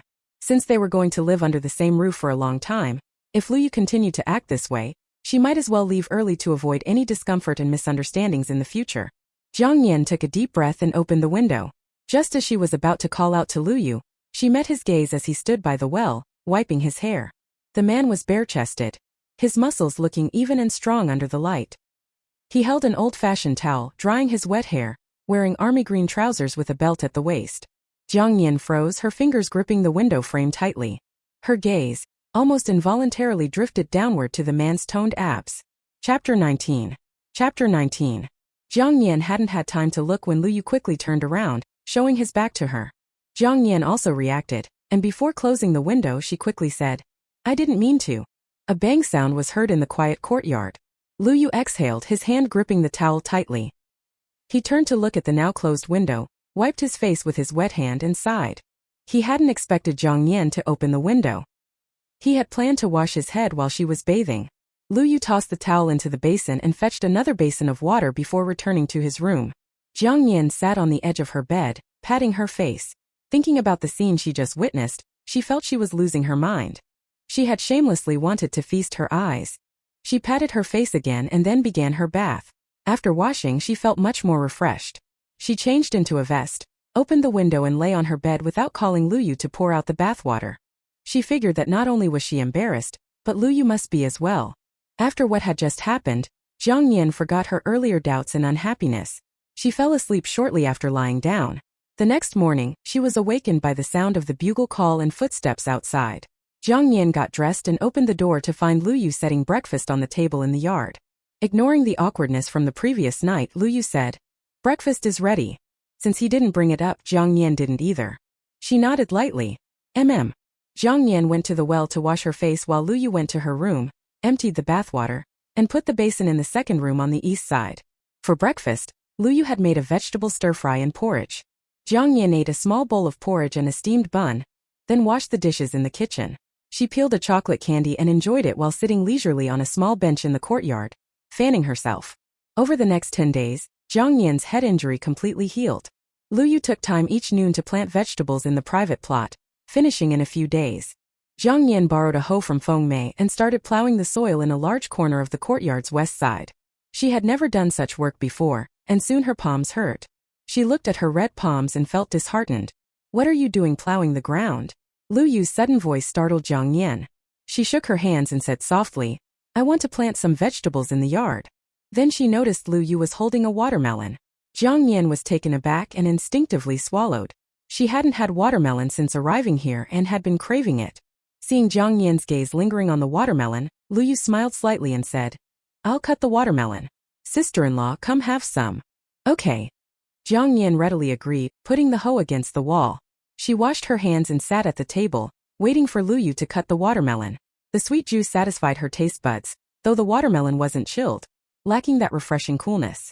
Lu Yu ate 2 slices before going to the west wall with the hoe to plow the soil. Remembering seeing his sister-in-law standing there before, he casually asked, "Sister-in-law, have you been planning to plant vegetables here for a while?" Jiang Nian, eating another slice of watermelon, nodded. She ate 4 slices in one go before feeling full. Lu Yu worked quickly, plowing over most of the land in no time. The courtyard was only about 3 units of land, and Jiang Nian planned to use one for vegetables, leaving plenty of space. After cleaning up the watermelon rinds and wiping the table, Jiang Nian, noticing Lu Yu had returned early, curiously asked, "Why are you back so early today?" Lu Yu's movements paused for a moment before he continued working. "Sister-in-law, I have to go out in 3 days and won't be back for about 2 months." Jiang Nian froze, her delicate eyebrows furrowing slightly. She remembered the book mentioning that the male lead hadn't gone out before being promoted. The author's detailed description of the male lead's deeds made her remember clearly, though the female lead's matters were briefly mentioned. She couldn't have remembered the plot wrong. However, Jiang Nian thought about how the plot had already deviated since the male lead saved the original owner. So she didn't dwell on it. She simply said to Lu Yu, "Okay." After Lu Yu finished plowing the soil, he ate 3 more slices of watermelon.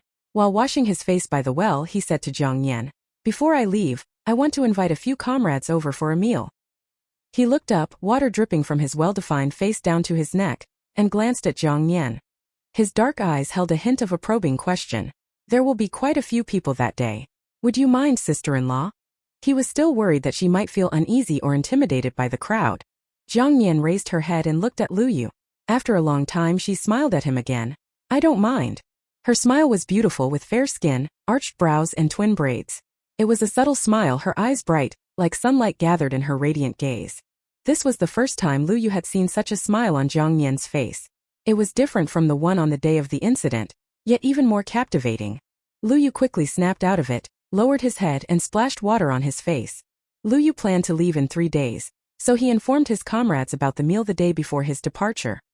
He invited Commander Song's family, Captain Lu's family, and Captain Lu's family since they were all part of the same unit. Additionally, he invited He Yong and Kong Xiu's family. He Yong had served under him for 3 years. Early in the morning, Lu Yu went to the team while Jiang Nian planned to visit the food and vegetable stations. She took some money and tickets from a tin box, counted out 10 yuan, and put the rest back, hiding the box again. Su Yan leaned over the wall, seeing Jiang Nian about to leave, and curiously asked, "Where are you going?" Jiang Nian was startled and looked around before seeing Su Yan's head peeking over the wall. Jiang Nian. This reminded her of the day she first arrived at the base when she was caught by Lu Yu peering over the wall. She smiled. "I'm going to the food station to buy some things."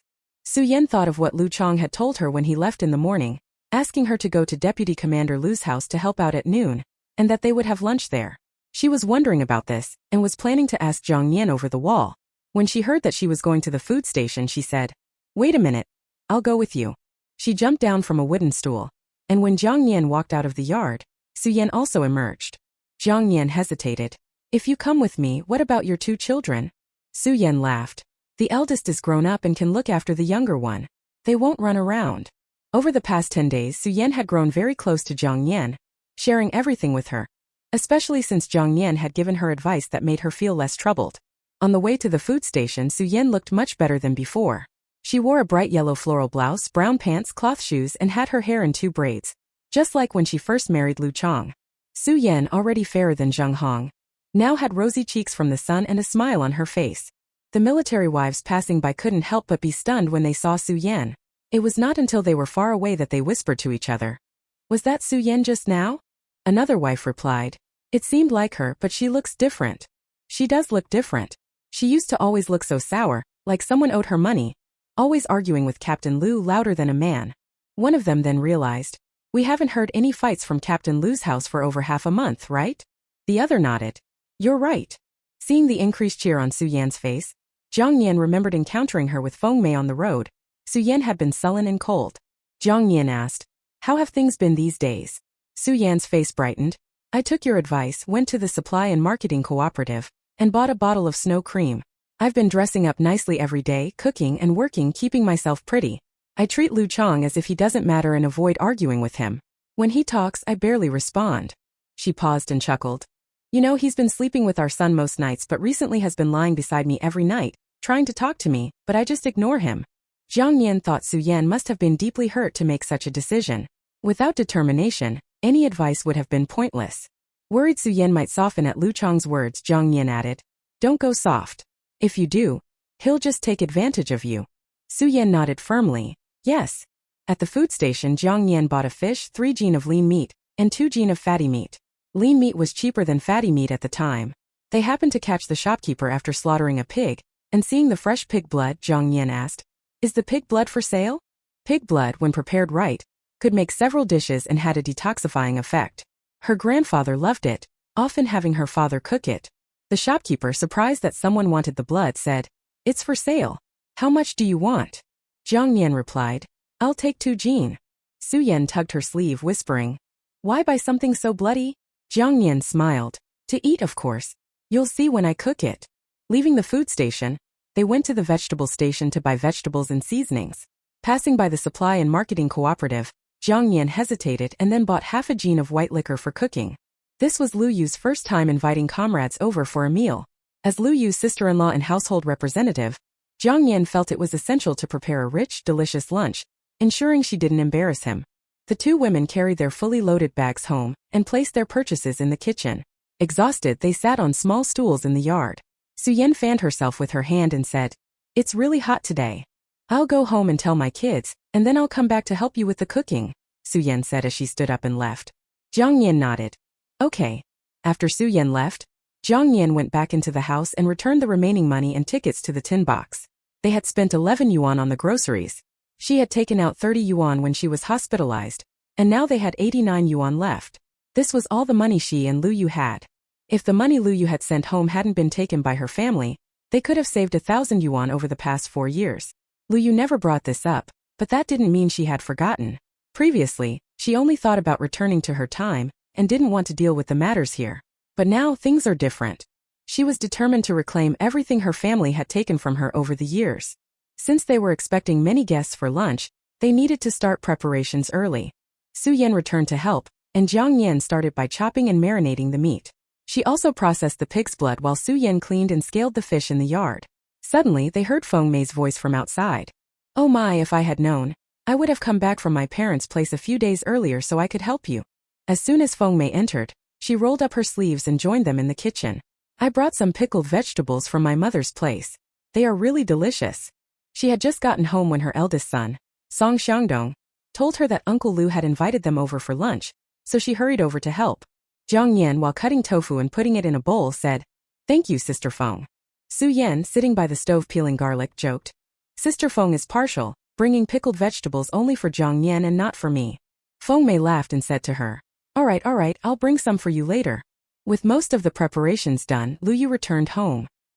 He had come back early, intending to help his sister-in-law with the lunch preparations. As he entered the yard, he heard 3 women chatting in the kitchen. Jiang Nian's voice stood out, clear and sweet, filled with a light-heartedness he had never heard before. Standing by the well, Lu Yu watched through the window as Jiang Nian spoke with Sister Feng. The kitchen was hot, and her cheeks were slightly sweaty, her bangs sticking to her temples. Her face was a rosy pink, and her smile curved her eyes into charming crescents. Whatever Sister Feng had said made Jiang Nian laugh openly, showing her white teeth.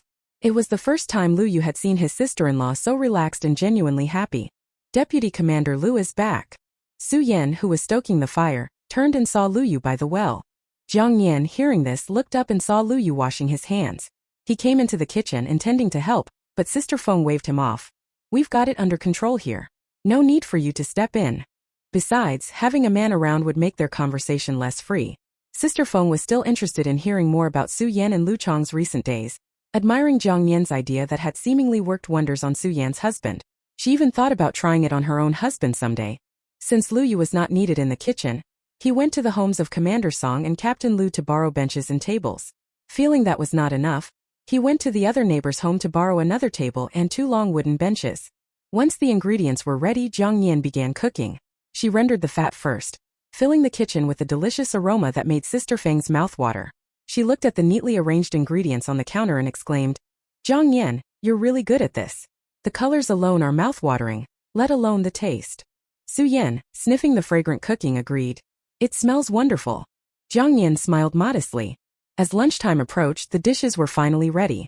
Since there weren't enough plates, Sister Feng and Su Yan went home to fetch more. Jiang Nian had prepared several meat and vegetable dishes, braised fish, stir-fried pork intestines with peppers, twice-cooked pork, large plate chicken instead of spicy chicken for the children, and a large bowl of spicy blood stew. The rich aroma filled the air, making everyone's mouth water. "My goodness, I've never seen such a feast in my life," exclaimed Sister Feng, eyeing the spicy blood stew, amazed at how Jiang Nian had turned pig's blood into something so mouth-watering. Su Yan, equally astonished, confessed that they had never eaten pig's blood before, only receiving a small share of meat during the village's annual pig slaughter. In the yard, 3 tables were set up. One for men, one for women, and one for children. Jiang Nian divided the dishes, and Sister Feng and Su Yan served them. Sister Feng's and Su Yan's children arrived, drawn by the delicious smell, eagerly playing in the yard waiting for the meal. Deputy Commander Lu's sister-in-law made something that smells amazing from far away. "Indeed, it's making me hungry." Commander Song and Captain Lu arrived, followed by Zhu Jun, Captain Lu, and He Yong with his family. He Yong's family included a daughter named He Hua, who was 7, and a son, He Shu, who had just turned 6. As soon as Kong Xiao, He Yong's wife, came in, she went to find Feng Mei and asked He Hua to take He Shu out to play. He Shu left He Hua's hand to play with the other boys. He Hua, the only girl among the boys, stood by the tree watching them play. Jiang Nian noticed her and gave her a smile, which He Hua shyly returned. Jiang Nian also smiled and looked at Kong Xiao, who was trying to find topics to talk to Feng Mei. Jiang Nian remembered Kong Xiao from her first visit to the base. Kong Xiao had made fun of her and Lu Yu back then. Now she left her daughter alone, and Jiang Nian didn't really have a good impression of her. Lu Yu invited Commander Song and the others to sit down. Commander Song, seeing the abundance of food on the table, was astonished. "My goodness, such a feast." The table was laden with fish and meat, and everyone felt a pang thinking about how much this meal must have cost. Lu Yu's sister-in-law was indeed generous. Jiang Nian noticed Captain Lu, and Captain Lu sat separately, with He Yong and Zhu Jun in between along with 2 other captains. Everyone who should have been here had arrived, except for Zheng Hong. Jiang Nian went to the kitchen to fetch extra chopsticks and turned to see Lu Yu entering the kitchen. She asked, "Why aren't you eating?" Lu Yu, noticing Jiang Nian's slightly flushed cheeks from the heat, took the chopsticks from her hands. "You've been busy all morning. Go and eat first. I'll take the chopsticks." The kitchen felt even smaller with Lu Yu standing there. His height and build made the space seem cramped. Jiang Nian coughed lightly and lowered her head, speaking softly, "Okay." Seeing her revert to her usual reserved self, so different from the relaxed demeanor she had around Sister Feng, Lu Yu tightened his grip on the chopsticks. "Sister-in-law, you can be yourself around me, just like you are with Sister Feng. We're family." Jiang Nian was momentarily taken aback. Lu Yu was only 2 steps away, and she had to look up to meet his gaze. Seeing the concern in his dark eyes and the slight furrow of his brows, she nodded lightly and smiled. "Got it." Lu Yu was briefly captivated by her smile. Feng Mei's voice called from outside the kitchen. "Deputy Commander Lu, why aren't you eating?" She glanced around the kitchen, not seeing Jiang Nian until Lu Yu turned and Jiang Nian's head peeked out. "Sister Feng, I was getting the chopsticks." Feng Mei was momentarily speechless. Lu Yu's tall frame had completely obscured Jiang Nian from view. In the yard, the 3 tables had their own dynamics. The men discussed military affairs, the children noisily competed for food, while the women's table was quieter, with only Feng Mei and Su Yan chatting. Kong Xiao occasionally joined in, but the others ate silently. Kong Xiao glanced at Jiang Nian, noticing that she looked even better than when they first met. Back then, Jiang Nian was skinny and silent, but now she occasionally smiled, her fair skin glowing. Kong Xiao felt a twinge of envy. Why should a widow look so good? During the meal, Feng Mei brought up Commander Song's family, mentioning his second uncle's youngest son, Song Bai, who was about the same age as Deputy Commander Lu and still unmarried. She thought pairing Jiang Nian with Song Bai might be a good idea. Jiang Nian was beautiful, kind, and capable, without any children of her own. She called over to Commander Song. "Hey old Song, how's Song Bai doing?" Commander Song, discussing tomorrow's plans with Lu Yu, replied impatiently. "The same as always." Feng Mei continued. "What if I find a match for Song Bai? Would you consider it?" Commander Song looked over, and Feng Mei patted Jiang Nian's shoulder, smiling. "What do you think of Deputy Commander Lu's sister-in-law?" For a moment, the table fell into an awkward silence. Check out Eileen's other translation projects. Chapter 20.1. Chapter 20.1. The adults stopped talking, and the noisy children also quieted down sensibly. The piece of tofu that Jiang Nian was holding with her chopsticks fell onto the table with a plop, and her eyelids twitched uncontrollably. What was going on? Wasn't this meal supposed to be Lu Yu treating his comrades? How did it come to be about her? Commander Song raised his head and glared at Feng Mei with a stern face. "What are you trying to matchmake for? Just eat your meal." Last time, she wanted to arrange a marriage for Deputy Commander Lu's sister-in-law, and after he scolded her a few times, he thought she had calmed down. Unexpectedly, today in front of so many people, she brought it up again, and now she wanted to match Deputy Commander Lu's sister-in-law with his cousin. Not to mention Deputy Commander Lu's sister-in-law being a widow, what about his cousin's character? Is he a person who can settle down after marriage? He was always thinking about going to the border battlefield. It's not that he cursed his own cousin, but what if Deputy Commander Lu's sister-in-law really married Song Bai, and someday? Commander Song held his breath and glared at Feng Mei again. Eat your food. Feng Mei. All right, I'll eat. Why so fierce? Feng Mei muttered, lowering her head and poking at the pig's blood with her chopsticks. She leaned over to Jiang Nian and asked, "What do you think? Song Bai was transferred to a sub-military district last year, and is now a deputy commander. He's quite capable." Su Yan chimed in, "Captain Song." "Oh no, now we should call him Deputy Commander Song is quite handsome too." Jiang Nian. She gave an awkward but polite smile. "Sister Feng, thank you for your kindness. I have no plans for myself at the moment. Let's settle Lu Yu's lifelong matters first, then I'll think about it in 3 years. Upon hearing this, Feng Mei sighed. All right then. She also felt she was being a bit hasty. After all, the woman's husband had not passed away long ago. Thinking of this, she sneaked a glance at Lu Yu over there. He was talking to old Song, his face calm and unreadable. Kong Xiu, hearing Feng Mei's words, thought of her sister in the countryside, who had not married this year either. If she could be matched with Commander Song's cousin, her sister would become a deputy commander's wife, and she would be a deputy commander's sister-in-law. Thinking of this, she secretly looked at Feng Mei, planning to find an opportunity to talk to her another day. So Kong Xiu ate heartily, stuffing her mouth with meat. Her family hardly had meat throughout the year, and it was impossible not to crave it. Moreover, this widow's cooking was really delicious. She turned to He Hua at the children's table and said, "Watch your brother and give him more meat to eat." After saying that, she glared at He Hua. He Hua gripped her chopsticks and nodded obediently. "I understand." With their mother's words, He Shu became even more demanding, instructing He Hua to give him this piece of meat and that piece of meat. In the end, He Hua hardly ate anything while He Shu's stomach was bulging from being so full. Feng Mei glanced at Kong Xiu, not bothering to deal with such a woman. Jiang Nian turned her head to look at He Hua. The little girl sat quietly, eating the leftovers on her plate, her expression wooden. In this era, families that valued boys over girls were quite common. After the meal, Commander Song and the others left. As Jiang Nian was tidying up the dishes, she felt Lu Yu's gaze fleetingly sweep over her. She was holding a stack of dishes when a pair of long, slender hands appeared in front of her. "Let me do it." Lu Yu took the dishes and glanced at Jiang Nian. Seeing her wiping the table with a cloth, he hesitated for a moment before saying, "Sister-in-law." Jiang Nian paused her actions and looked up at him. There was a table between Lu Yu and her. He stood with his back to the light, and Jiang Nian squinted against the sunlight. Finding it ineffective, she raised her hand to shield her eyes and asked, "What is it?" Lu Yu pursed his lips lightly, his gaze lingering on Jiang Nian's face for a few seconds before he looked away. "You don't need to rush into marriage. I can support you." With that, he walked off with the dishes. Jiang Nian? Who said she was in a rush?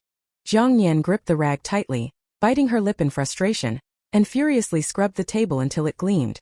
By noon, the aroma of the meal at Deputy Commander Lu's house wafted through the entire family quarters. Zheng Hong held her son's hand, trying to ignore the smell. She took a piece of peach crisp from the cabinet and gave it to Lu Jijun. "We're not envious of their food. We'll eat peach crisp." Lu Jijun pouted, finding peach crisp unappealing for the first time.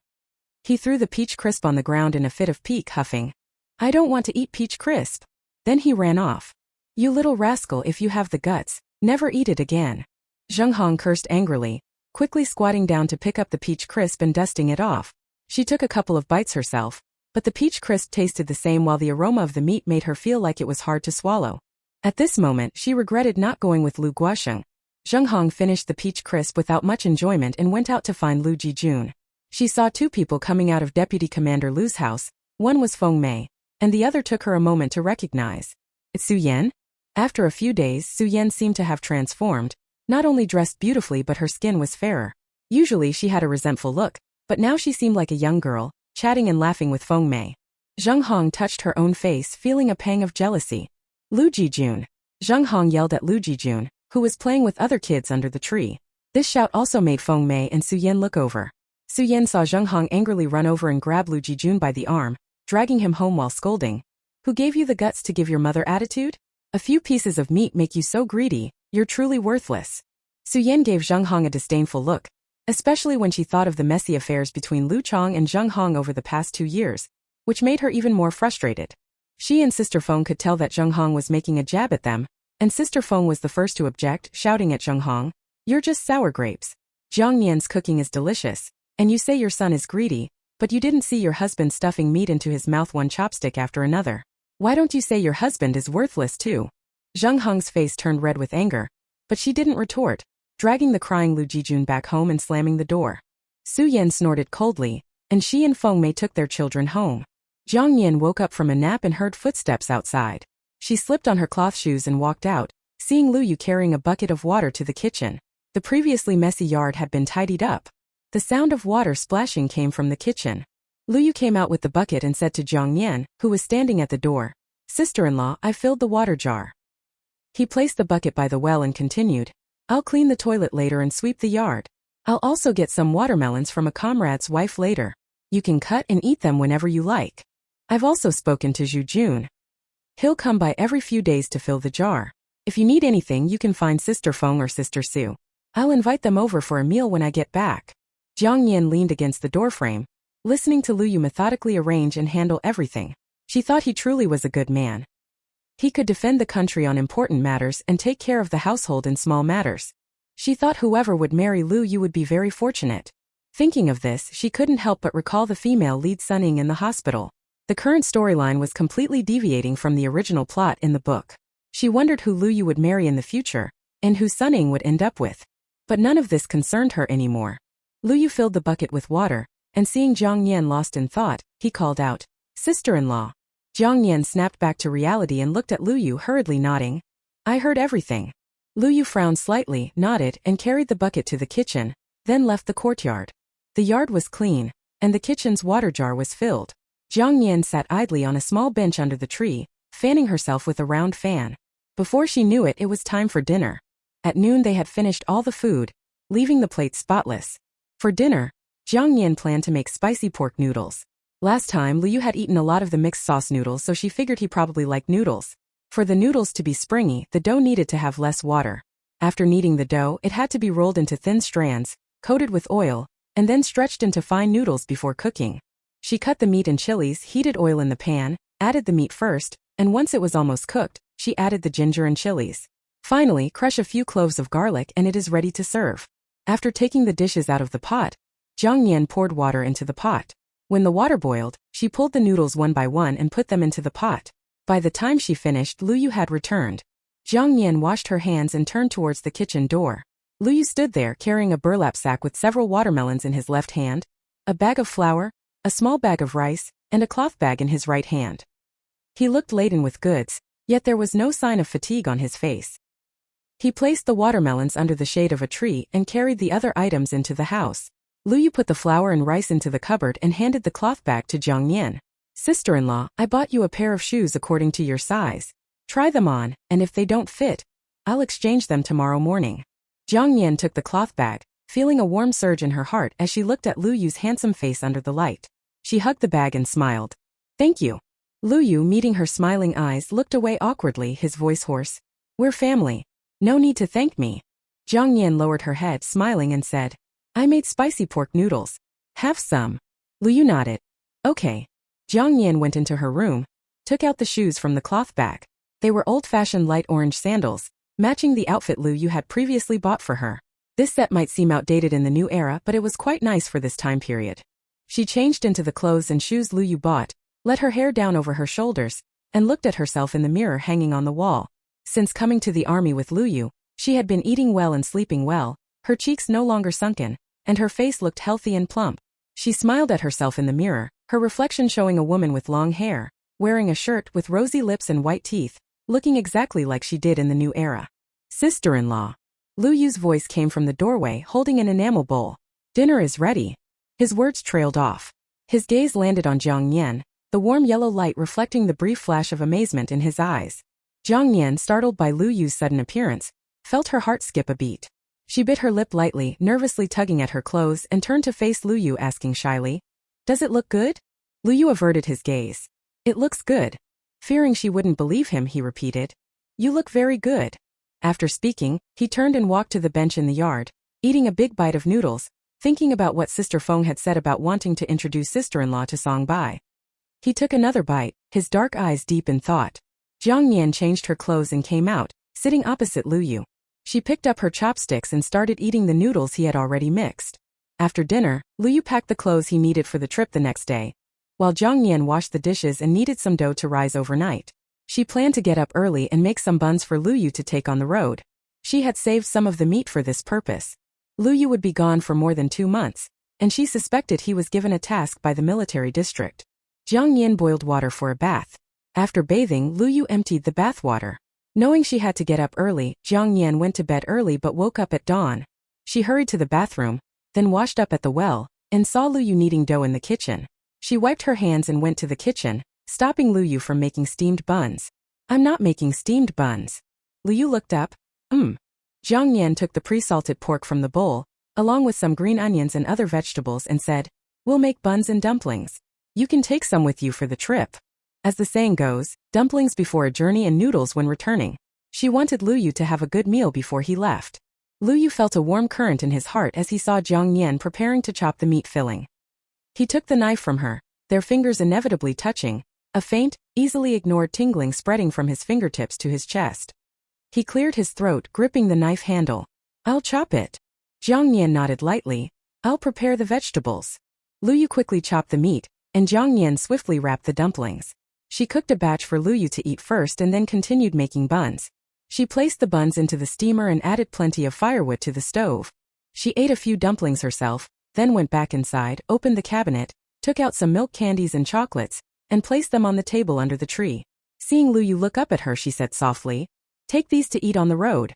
Fearing he might refuse, she added, "I still have more." Lu Yu took a big bite of the dumpling, a trace of warmth in his deep voice. "Thank you, sister-in-law." He grabbed the milk candies and chocolates, saying, "If you want anything, go to the supply and marketing cooperative to buy it. Don't save money. I'll be back in about 2 months." Jiang Nian nodded gently. "Okay." After the buns were steamed and cool, Jiang Nian boiled 10 eggs. She then wrapped 10 buns and 10 eggs in a clean cloth bundle for Lu Yu. She knew he had a big appetite and was embarking on a day-long train journey. As Lu Yu left, he carried a large military green bag containing spare uniforms and food. Walking out of the courtyard, he glanced back and saw Jiang Nian still standing outside, watching him leave. He recalled leaving home and his sister-in-law standing outside, watching him as he walked away. Memories flooded back after 2 years. Feeling warmth in his eyes, Lu Yu waved to Jiang Nian. "Sister-in-law, I'll be back soon." The sound of a horn filled the air, uplifting spirits. Gradually, Jiang Nian withdrew her gaze, turned, and returned to the courtyard. Everything seemed unchanged, yet something felt missing. After washing the pots and pans, Jiang Nian plows the ground in the west corner. Tomorrow, she will buy some vegetable seedlings at the neighboring village market. "Su Yan!" Lu Chang's angry shout came from the neighboring courtyard. Jiang Nian, washing her hands at the well, hurriedly stood up, ran to the wall and peeked over it. In the yard, Lu Jianye held Lu Jianwu's hand at the kitchen door. Lu Jianwu looked frightened, and Lu Jianye squeezed his hand, whispering, "Brother is here, don't be afraid." Tears welled up in Lu Jianwu's eyes as he looked up pitifully at Lu Jianye and asked, "Brother, when will Dad and Mom stop fighting?" They hadn't fought for several days, so why today?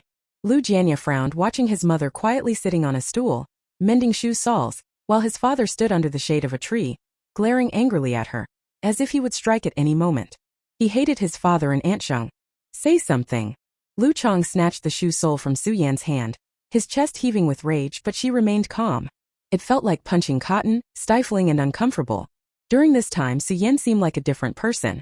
Before, she couldn't stop talking about Zheng Hong, either cursing them both or accusing him of chasing after her like a dog smelling shit. Since Zheng Hong read the self-criticism at the training ground, Su Yan had slowly changed. She seemed quieter. During this time, she hadn't mentioned Zheng Hong in front of him, nor picked fights for no reason. She dressed up nicely every day, even spending money on cosmetics. Initially, he thought Su Yan was doing well like this, quiet and peaceful, and life could continue smoothly. But she wasn't just quiet. She treated him as if he were invisible. Returning home during this time, seeing Su Yan speaking gently to the children and smiling at Deputy Commander Lu's sister-in-law, but she only looked at him coldly. Seeing Su Yan coldly raise her head and extend her hand, he said, "Return the shoe sole to me." Lu Chang. He frowned tightly and squeezed the shoe sole hard. deflated under Su Yan's cold gaze. He softened his tone a bit. Yin Yan, what's wrong with you? Su Yan took the shoe, lowered her head and continued mending, saying indifferently, isn't being quiet and not making trouble is what you want? That sentence left Lu Chong speechless. Lu Chong wanted to say more, but it was late, and he had to hurry to the team, so he said, I'll be back for lunch. With that he strode away. Only after Lu Chong left did Lu Jianwu dare to wipe his tears and cry, Mom. Su Yan put down the shoe, walked over and rubbed her youngest son's cheek, saying with a smile, Jianwu is a little man. Crying isn't manly. Mom. Lu Jianya looked at the tears in his mother's eyes and said, when I grow up, I'm taking you away from here. Su Yan was stunned for a moment, looked at Lu Jianya, who was only 6 years old, touched his head lovingly and said, silly son, Mom is fine. Su Yan. A clear and pleasant voice came across the wall, and the three of them turned to look. Jiang Nian waved to Lu Jianya and Lu Jianwu, then looked at Su Yan and gestured with her finger. Su Yan saw a little head popping up on the wall, and felt somewhat relieved after being upset by Lu Chong. She said to Lu Jianya, there are 2 pieces of peach crisp in the cabinet in my room. Take your brother to eat. Lu Jianya nodded, took Lu Jianwu's hand and left. Su Yan hurried over, climbed on a wooden stump, and leaned against the wall, chatting with Jiang Nian. Jiang Nian asked, if Lu Chong apologizes to you tonight and sweet-talks you, would you soften? Su Yan hesitated for a moment, lost in the word sweet-talk that Jiang Nian had just said. How long has it been? It seemed like Lu Chong hadn't coaxed her in 2 years. Before Zheng Hong arrived, her relationship with Lu Chong wasn't particularly good, but life was still enjoyable. But these 2 years, apart from quarreling with Lu Chong, he was indifferent to her. Thinking of the pain she had endured for 2 years, Su Yan gritted her teeth and shook her head at Jiang Nian. Even if he talks until the sky collapses, I won't soften. Jiang Nian smiled faintly. Not bad, not bad, she has aspirations. Chapter 20.2. Chapter 20.2. The courtyard's ground had dried almost completely. Jiang Nian had gotten up early the first day, and had a few bites of random food before going to the market to buy vegetable seedlings. Feng Mei's family had been particularly busy these days, so she took her children home and had been gone for almost a week. She estimated that after finishing this batch of work in the fields, she would be able to return. Jiang Nian carried a basket to the market and selected several vegetable seedlings. On her way back, she ran into Zheng Hong and Kong Xiu walking together. Zheng Hong held her child's hand while Kong Xiu was accompanied by He Shu. The two were talking and laughing, but upon seeing Jiang Nian approaching, Zheng Hong's expression turned cold. She couldn't help but want to tear the widow's face off. She had apologized to her, but she still wouldn't give in. She made their family spend several dollars to buy her good things in vain. She eats better now, probably all thanks to what we've sent her. On the way to the market earlier, Kong Xiu had mentioned their lunch at the Deputy Commander Lu's house. Feng Mei had planned to introduce Jiang Nian to Commander Song's cousin, Deputy Commander Song Bai. He held a prominent position in the military district and was not lacking in looks or status. A widow like her wants to marry the deputy commander? In her dreams. Kong Xiu hesitated briefly before greeting Jiang Nian, noticing the vegetable seedlings in her basket. Deputy Commander Lu's sister-in-law, are you buying vegetable seedlings? They say it's polite to smile even if you're reaching out your hand to strike someone. Jiang Nian nodded in response. Yes. Without saying anything more, they passed each other and continued on their way back. Kong Xiu turned to Zheng Hong and remarked, look at her, acting all high and mighty just because she's the deputy commander's sister-in-law. What's there to be proud of? Zheng Hong scoffed. Of course she's proud. Didn't you say Sister Feng wanted to introduce her to Deputy Commander Song? She's going to marry him, so how can she be interested in you, a mere captain's wife? Kong Xiu said nothing, silently agreeing with Zheng Hong. Jiang Nian glanced back at the two gossiping women, her eyes showing a hint of disdain. Kong Xiu remained silent, while Zheng Hong seethed internally. She's quite the actress, this widow. Last time she made a fool of me, turning me into a laughingstock among the military wives, Zheng Hong said, puffing her chest out. What are you looking at? Jiang Nian smirked. Sister Feng wants to introduce me to Deputy Commander Song. Are you jealous? Before Zheng Hong could respond, Jiang Nian cut in again. Why don't you divorce Captain Lu and let Sister Feng introduce you to Deputy Commander Song? With a contemptuous glance at Zheng Hong, Jiang Nian walked away with a cold expression. Zheng Hong stood frozen in place until Jiang Nian had walked far enough away. Damn that jinxed widow ruining men's lives. Zheng Hong cursed loudly, drawing disapproving glances from passers-by. Kong Xiu, embarrassed, pulled her away, whispering, stop cursing. Everyone's looking at you. Zheng Hong stomped her foot and hurriedly left with Lu Jijun. Back at home, Jiang Nian began planting the vegetable seedling she bought. She specifically chose pumpkins and sweet potatoes to grow in the garden, planning to make pumpkin cakes, pumpkin pies, and steamed pumpkin rice when they ripened. By the time she finished planting, it was already afternoon. After a simple lunch and a nap, it was the perfect time to water the seedlings. The vegetables in her garden had already started to grow. Luyu had watered them before leaving, so she planned to water them again in a couple of days. Life went on quietly without Luyu at home. 2 days later, Jiang Nian finished watering the vegetables in her courtyard and was about to water the ones in her private plot when she encountered a problem. She didn't know how to carry the water buckets. Just as Jiang Nian was fretting over what to do, she heard Zhu Jun's voice outside the door. Sister-in-law. Zhu Jun walked in and saw 2 buckets of water and a carrying pole by the well. Without a word, he walked over and offered to carry the water. The deputy commander instructed me before he left to water the private plot every few days. It's time today. You can go ahead and do your business. I'll water the vegetables in the field. This solved Jiang Nian's worries perfectly. As the day grew darker, she said to Zhu Jun, "Thank you. I'll prepare dinner now and pack it in an aluminum lunchbox for you to take back to the dormitory." Zhu Jun lifted the carrying pole with a grin. "I won't be polite then." Ever since the last time Deputy Commander Lu's sister-in-law cooked for him, he had been reminiscing about it. He had never tasted such delicious food before. Now, thinking that he would get to eat it again today, he quickened his steps as he carried the water. Jiang Nian made dumpling soup and scallion pancakes for dinner that evening. The kitchen was lit, and the delicate figure of a woman bustled back and forth inside. Her slender shadow stretched across the floor, all the way to the doorstep of the kitchen. Zhu Jun made 3 trips back and forth. By the time he returned for the last trip, it was completely dark outside. He intentionally opened the courtyard gate wide, so that passing military wives and comrades could see into the courtyard. This way, there would be no gossip, especially since he was spending the evening at Deputy Commander Lu's house. It was fine when the Deputy Commander Lu was home, but if he wasn't, only his sister-in-law would be alone at home. It wouldn't sound good if rumors spread about a lone man and woman spending the evening together behind closed doors. When Captain Lu returned home, he passed by Lu Yu's house and saw Zhu Jun standing by the well with the carrying pole nearby. Jiang Nian was cooking in the kitchen. Zhu Jun saw Captain Lu and stood at attention, calling out, "Captain Lu, you're back?" Captain Lu nodded. "Did you water the field?" Zhu Jun smiled. "Yes, Deputy Commander Lu asked me to make sure to water the field every few days, so I came to help ensure the seedlings don't dry out." Captain Lu smiled but said nothing. Seeing Jiang Nian, who was small and slender, he remembered how before Lu Guosheng returned, Zhang Hong often called him for help, whether to fetch water for her household or to water the vegetables in her private plot. Considering the challenges of a woman raising a child on her own, Captain Lu volunteered to assist. Upon returning home, Captain Lu found his 2 children sitting on the bench in the courtyard. Su Yan had fetched 2 buckets of water from the well and was carrying them toward the kitchen. Suddenly, he realized that over the past 2 years, he had helped Zhang Hong fetch water many times, but he couldn't recall ever fetching water for his own family. But Su Yan had never spoken to him. Lu Chong felt guilty in his heart.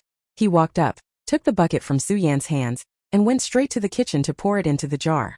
Su Yan stood still, surprised by Lu Chong suddenly taking initiative to work. Seeing Lu Chong turning towards her, Su Yan regained her senses. Remembering what Jiang Nian had told her, she walked away with a cold face. Lu Chong, who was trying to please others, he went to the well to fetch water again. Turning around, he saw his eldest son staring at him blankly and asked, "Why are you staring at your dad like that?" Lu Jianya pursed his lips and didn't speak, continuing to play with Lu Jianwu. Lu Chong. Jiang Nian finished cooking, ladled the dumpling soup into an aluminum lunchbox, and packed 4 scallion pancakes for Zhu Jun. She took them to the yard and handed them to him, saying, "Food's ready. Take it back and eat." Zhu Jun took the aluminum lunchbox and smiled. "Thank you, sister-in-law." After saying that, he left. After Zhu Jun left, Jiang Nian walked to the courtyard gate intending to close it, and in the pitch-black night, she saw a shadow sneak away. She squinted to see clearly and realized she had seen that figure somewhere before. Without thinking much, she closed the courtyard gate, went back to the kitchen, had a meal, and went to sleep. In the blink of an eye, Lu Yu had been away for a month. The vegetables in the field had also grown a lot. Zhu Jun came over every few days to fetch water and water the field. He always returned from the team just before dark. After fetching the water, it was already nightfall. Jiang Nian still packed dinner into aluminum lunchboxes for Zhu Jun to take back to the dormitory. Over time, Zhu Jun's dorm mates who lived with him found the smell of the food tormenting. They were very envious. Feng Mei's family's work was almost done. She had returned from her family's home with her child a few days ago. She cooked several delicious meals for Commander Song to please him. After all, she had gone to her family's home to work, and although Old Song complained, he didn't stop her. Feng Mei was happy, so these days she took care of Commander Song very attentively. After breakfast, Feng Mei came to the neighboring courtyard. As soon as she came in, she saw Jiang Nian watering the vegetables. It had been nearly a month since they last met, and Feng Mei felt a rare sense of familiarity when she saw Jiang Nian. Jiang Nian, come here quickly. I have something to tell you. Jiang Nian poured a bucket of water, looked up and saw Feng Mei beckoning with a gossip-filled smile. She immediately became curious, threw the water bucket into the jar, got up and walked over to sit down beside Feng Mei. She asked curiously, "What's the matter?" She couldn't blame herself for being too curious. She was bored to death staying here every day, so having some gossip to talk about was a way to relieve her boredom. Before Sister Feng could speak, she laughed and clapped her hands. After calming down, she said, "I came back the day before yesterday, and someone came to see me in the afternoon. Guess who?" Jiang Nian frowned, thought for a moment and shook her head. Feng Mei chuckled and sneered. "It's Kang Xiao. She wants to introduce her own younger sister to Old Song's cousin Song Bai. She only sees the beauty in everything, without considering what kind of person her sister is. She's already become an old spinster, picky about everyone." Then she looked at Jiang Nian. She came to see Kang Xiao before and stayed at her house for a month. She wanted to marry a young captain in the army. Guess who she was interested in before? Jiang Nian guessed in her heart but said tentatively, "Lu Yu." Feng Mei suddenly clapped her hands. "Yes." She couldn't help but laugh so hard that tears came out. She doesn't even consider what she looks like herself. A toad wanting to eat swan meat. Jiang Nian also wanted to laugh. In fact, the affairs between Kang Xiao and her family were not mentioned much in the book. She didn't care much when she read it, but hearing Feng Mei say this reminded her. Kang Xiao's sister is called Kang Nan. 3 months before Lu Yu was promoted to deputy commander, she came to the army to find Kang Xiao and stayed at Kang Xiao's house. At that time, Lu Yu occasionally went to Commander Song's house for lunch.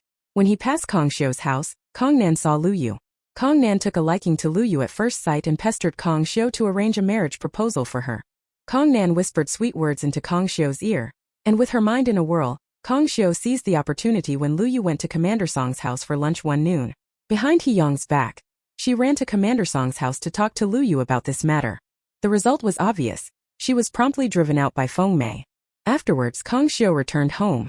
As for what happened to her afterwards, it wasn't written in the book. As for the character Song Bai, the author only mentioned that he was Lu Yu's comrade in arms. He appeared twice in the book.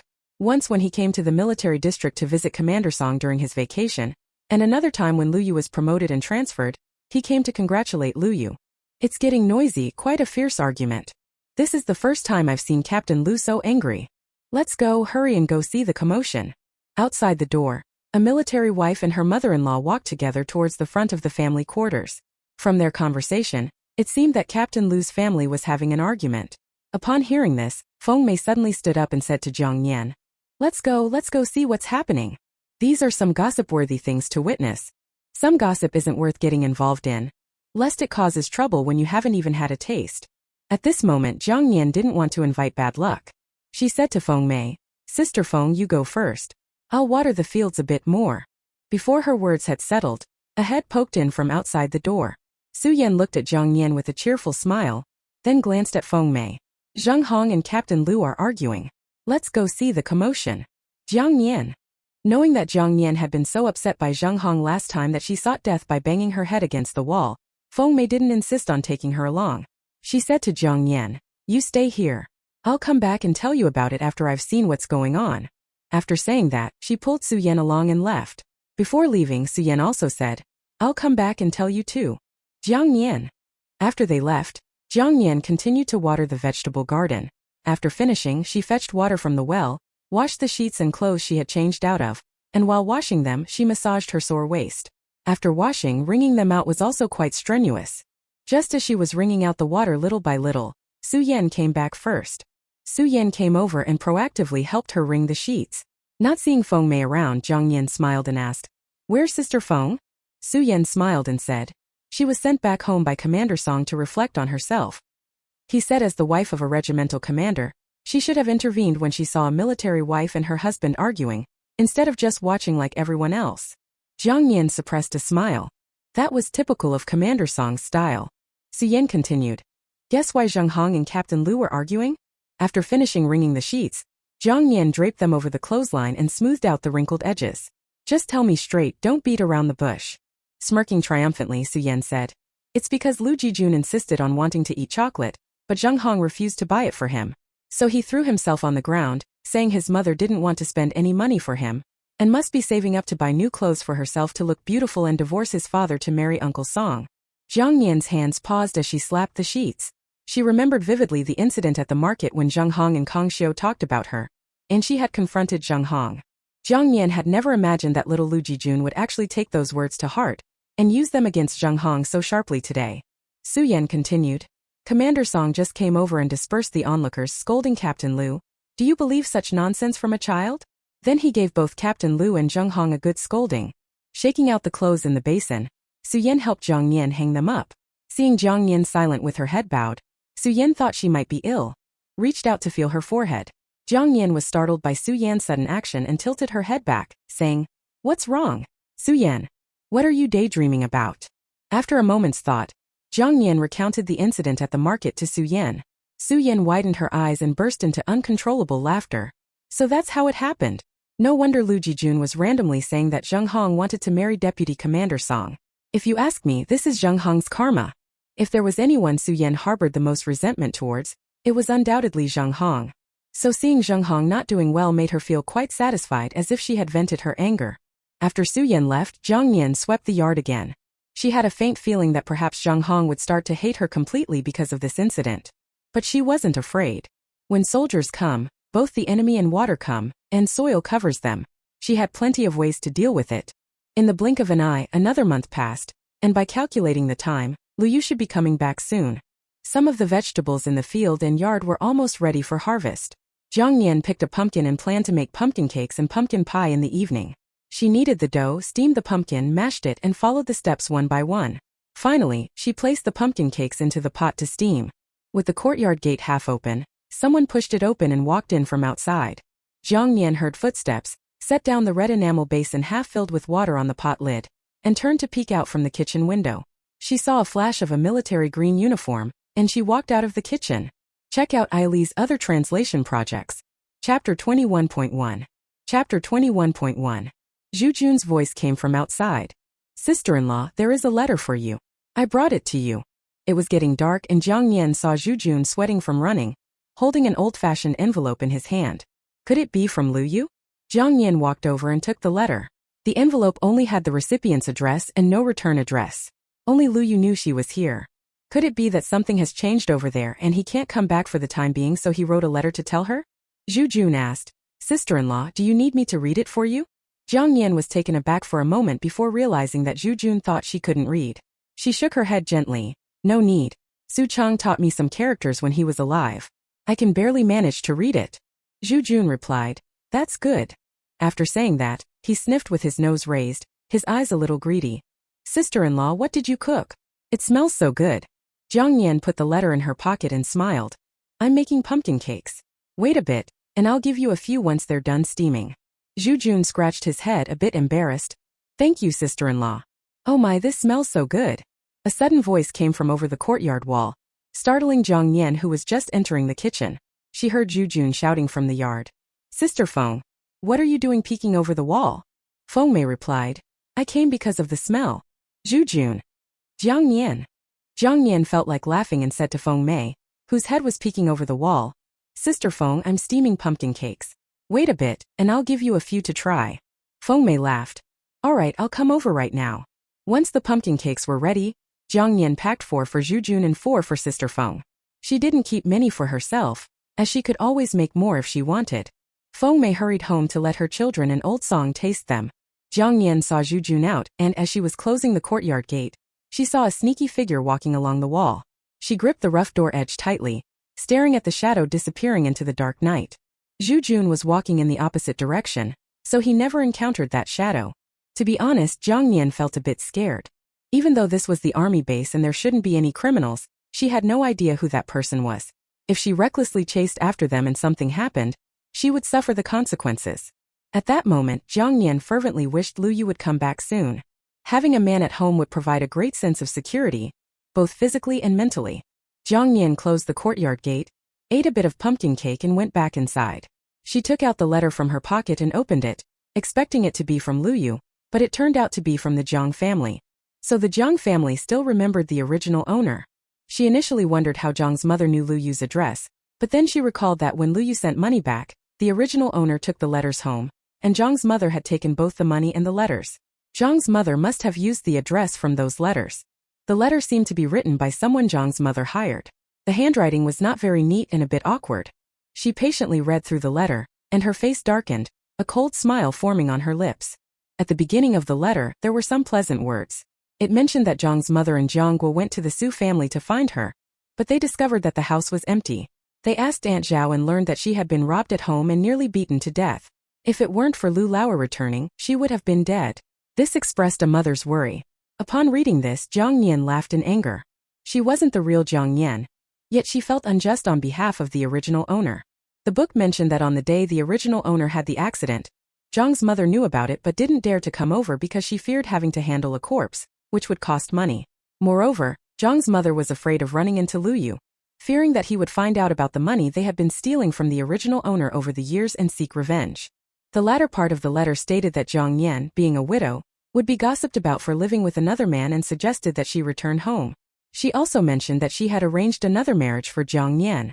Although the man was older and had one son and 2 daughters, he had some background as a relative of the brigade leader and could offer a dowry of 400 yuan. Plus, she wouldn't have to bear children and would instantly become a mother. Jiang Nian's fingers tightened around the letter, her face showing cold anger. It wasn't just for the original owner's injustice but also for herself. After all, she was now Jiang Nian. Jiang Nian put away the letter, determined to return and settle old scores with the Jiang family when the opportunity arose. That night, Jiang Nian didn't sleep well, remaining in a half-awake state. In the yard next door, Lu Chong came out of his son's room and walked in the dark to the second room on the east side. He took off his shoes, lay on the bed, and propped himself up on his arm to watch Su Yan sleep. Su Yan was facing the wall, her hair scattered, and she seemed to have been applying cold cream every day for over a month, making her skin look better. Wearing a small vest and shorts, her waist drew Lu Chong's attention, causing his eyes to heat up. He lay behind Su Yan, reaching out to hug her and nuzzling the back of her neck affectionately. Since Zhang Hong's self-criticism, Su Yan had been cold to him and hadn't let him into the room. It had been 2 months since he last touched her. Seeing Su Yan dressing up more beautifully each day, Lu Chong felt a sense of caution. He squeezed her waist and whispered in her ear, "Who are you dressing up for?" The sudden noise and touch startled Su Yan awake. She sat up and glared at Lu Chong, throwing a pillow at him. "You bastard, what are you doing here at night? I need to sleep. Don't wake the kids." Lu Chong pinned Su Yan down, kissing her cheek. "I just missed you." His hand roamed under her vest. Su Yan pushed him away forcefully, her anger and fear evident as she kicked him. "Don't touch me." Lu Chong got angry. "You're my wife. Why can't I touch you?" He ignored her struggles and tried to force himself on her. "Tonight I'm going to touch you. What can you do about it?" "Lu Chong, you bastard." Jiang Nian was awakened by the bugle call. She rubbed her eyes, put on her shoes, and went out to wash up before heading to the kitchen to make breakfast. Living alone, she made a simple meal of pumpkin porridge and spicy potato strips. Calculating the time, it had been 2 months. Luyu should be returning soon. After eating and washing the dishes, there was a knock on the door. "Jiang Nian, are you home?" It was Su Yan's voice. "Coming." Jiang Nian untied her apron and ran to open the courtyard gate. Seeing Su Yan, she was startled. "What happened to you?" It was no wonder she was surprised. Su Yan's hair was disheveled, and she looked exhausted as if she hadn't slept all night. She walked weakly into the yard and sat on a bench, recounting the events of the previous night. She bit her lip and looked at Jiang Nian, saying softly, "He held me all night, saying many nice things and promised not to talk to Zheng Hong again. He asked me to stop being cold to him." Jiang Nian looked at the dispirited Su Yan without offering comfort, only asking, "What do you think?" If Su Yan softened her stance because of a few sweet words, Jiang Nian felt there was no need to give her advice anymore. Some things required a firm stance and gradual progress. Nothing can be achieved overnight. If Su Yan forgives Lu Chong easily now, he might revert to his old ways in a few days. Su Yan looked up, her eyes red with tears, and replied, "I'll listen to you, Jiang Nian. Just tell me what to do. I don't know what to do anymore. I just want Lu Chong to get our money back. Why won't he get it? That's our family's money. Why should Zheng Hong spend it freely while I suffer this humiliation?" Su Yan cried and said a lot. Jiang Nian wiped away her tears and held her hand tightly, Since you agreed to listen to me, remember my words, don't soften your heart towards him. Follow my instructions. Su Yan, you need to hold the power in your own hands. You need to control Lu Chang's emotions, not let him control yours. Su Yan was stunned for a moment, then looked up at Jiang Nian and finally nodded firmly. All right. She sniffled and then asked, so what do I do next? Should I keep being cold to him? Jiang Nian smiled slightly and whispered, you can change your approach now. Start using sweet words to coax Lu Chang into giving you all the money. She leaned in and whispered a few more instructions into Su Yan's ear. The more Su Yan listened, the more her frown relaxed, and by the end, she was smiling, looking at Jiang Nian with gratitude and admiration. I can definitely do it. Jiang Nian smiled back but was thinking of other matters. Su Yan couldn't divorce Lu Chang yet. She had no money and couldn't rely on her family. If she divorced Lu Chang now, she would end up marrying the village's old bachelor, just like in the book. Therefore, the most important thing now was to let her control the household finances. Seeing Su Yan's mood improve, Jiang Nian got up and went to the vegetable garden to pick a pumpkin. Since she had nothing else to do, she planned to make some pumpkin and steam some dough figurines of the 12 zodiac animals to pass the time. While Jiang Nian was rummaging in the kitchen, Su Yan calmed herself down and walked in. Seeing Jiang Nian searching everywhere, she curiously asked, what are you looking for? Jiang Nian replied, we're out of sugar. I need to go to the supply and marketing cooperative. Su Yan said, I'll go with you. Jiang Nian turned to look at Su Yan standing at the kitchen door. Su Yan smiled and wiped her eyes vigorously. You're right. I need to hold the power. I can't let Lu Chang lead me by the nose. Moreover, after these 2 months of changes, she noticed that Lu Chang no longer treated her the same as before. When he talked to her, he was occasionally cautious and tentative. Jiang Nian took some money and sugar tickets from the tin box and went to the supply and marketing cooperative with Su Yan. As they walked, the military wives and elderly mothers-in-law who passed by looked at Jiang Nian with mocking and scornful eyes. Upon leaving the family quarters, they encountered a few military wives walking towards them.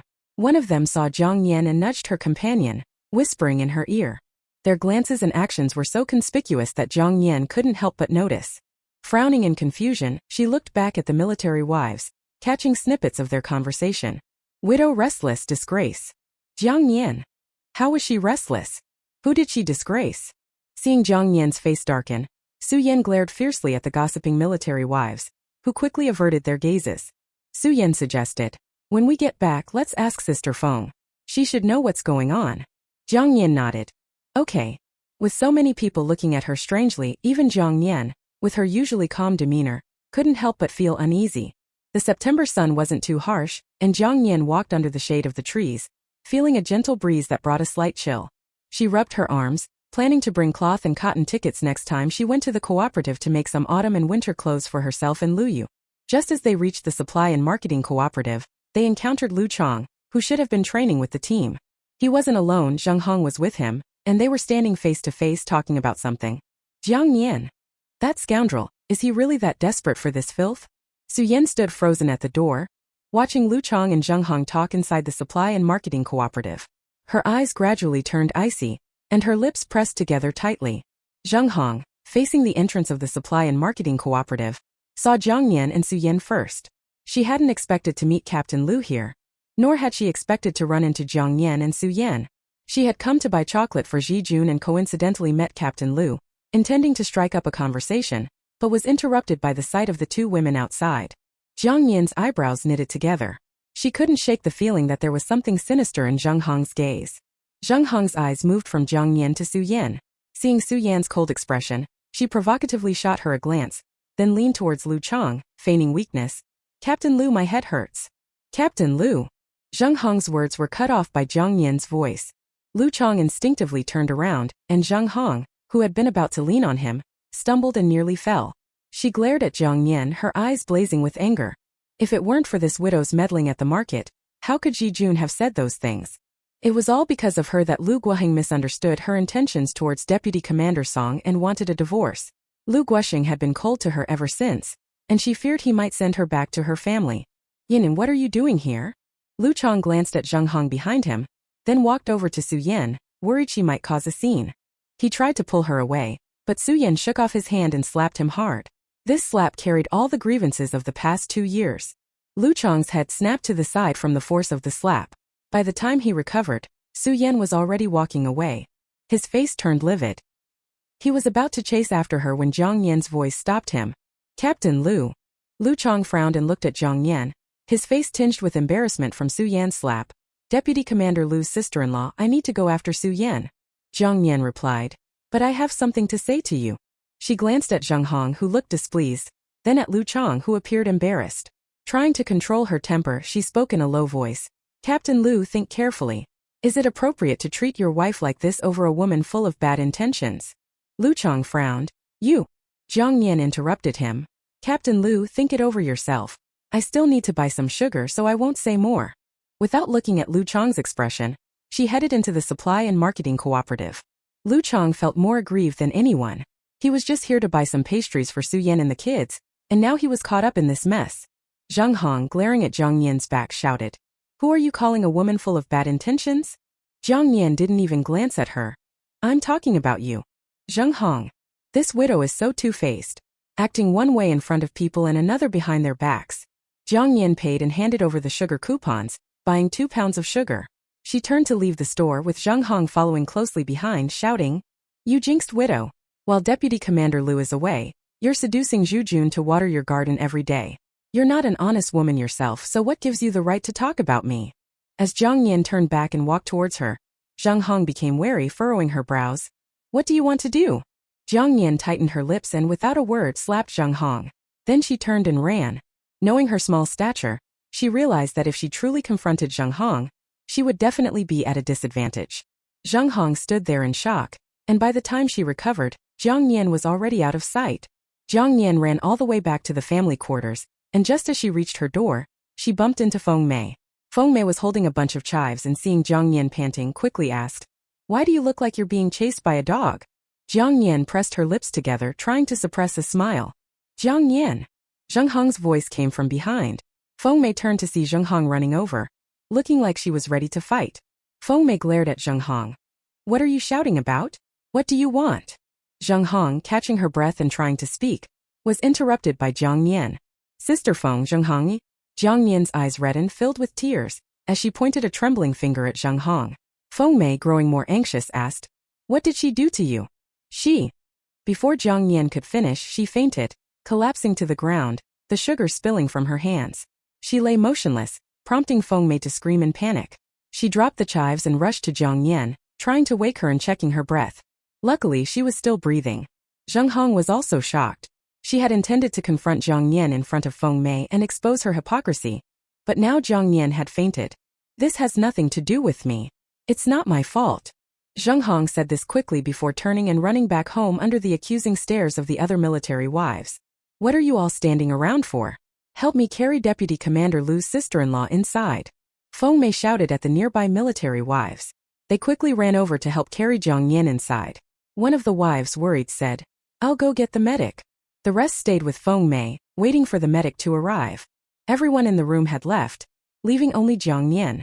She narrowed her eyes slightly and quickly looked around the room, then raised her upper body and looked out the window. The 3 military wives and Feng Mei were standing under the shade of the tree, all of them curious about what had happened between Zheng Hong and her. Feng Mei said angrily, You're asking me? How should I know? I just saw Jiang Nian running back with Zheng Hong chasing her. Before Jiang Nian could speak, she fainted. She snorted. I figured it out. Zheng Hong is a troublemaker. Who else causes as much trouble as she does? Not only did she make Su Yan and Captain Lu argue, but she also insulted Deputy Commander Lu's sister-in-law, driving her to the brink. Now this, if anything happens to her, not even Captain Lu will protect her. After a while, Su Yan, having heard about Jiang Nian fainting, rushed over. Jiang Nian quickly lay back down and closed her eyes. After the medic examined her and concluded that she had fainted due to overexertion and would wake up soon, a short while later Jiang Nian slowly opened her eyes, looking confused at the military wives, Feng Mei, and Su Yan surrounding her. Su Yan, feeling guilty, asked, Is your head hurting? Feng Mei sat by the bed and asked, The medic hasn't gone far. If you're feeling unwell, I'll call him back. Jiang Nian softly said, I'm fine now. The other military wives, seeing she was okay, left since it was lunchtime. Only Feng Mei and Su Yan stayed. Feng Mei asked, What happened? Why was Zheng Hong chasing you? Jiang Nian lowered her eyes like a child caught in wrongdoing. I saw Captain Lu and Zheng Hong together at the supply and marketing cooperative. I said a few words to Captain Lu, telling him not to mistreat his wife for a woman full of bad intentions. Zheng Hong heard and chased me to settle accounts. She pursed her lips, her voice filled with grievance. It's my fault for speaking out of turn. Su Yan felt even more guilty. She wanted to comfort Jiang Nian but didn't know what to say, feeling more heartache and gratitude towards her. If not for Jiang Nian, she wouldn't have been chased by Zheng Hong or fainted. Feng Mei immediately shouted. I think you're right. She is a woman full of bad intentions. She paused and then added. Oh, I remembered something else. She looked at Jiang Nian. People in the family quarters are saying that Zhu Jun visits your house every now and then, always leaving late at night and taking food with him. They say you. The rest of the words were too harsh to say. Feng Mei changed the subject.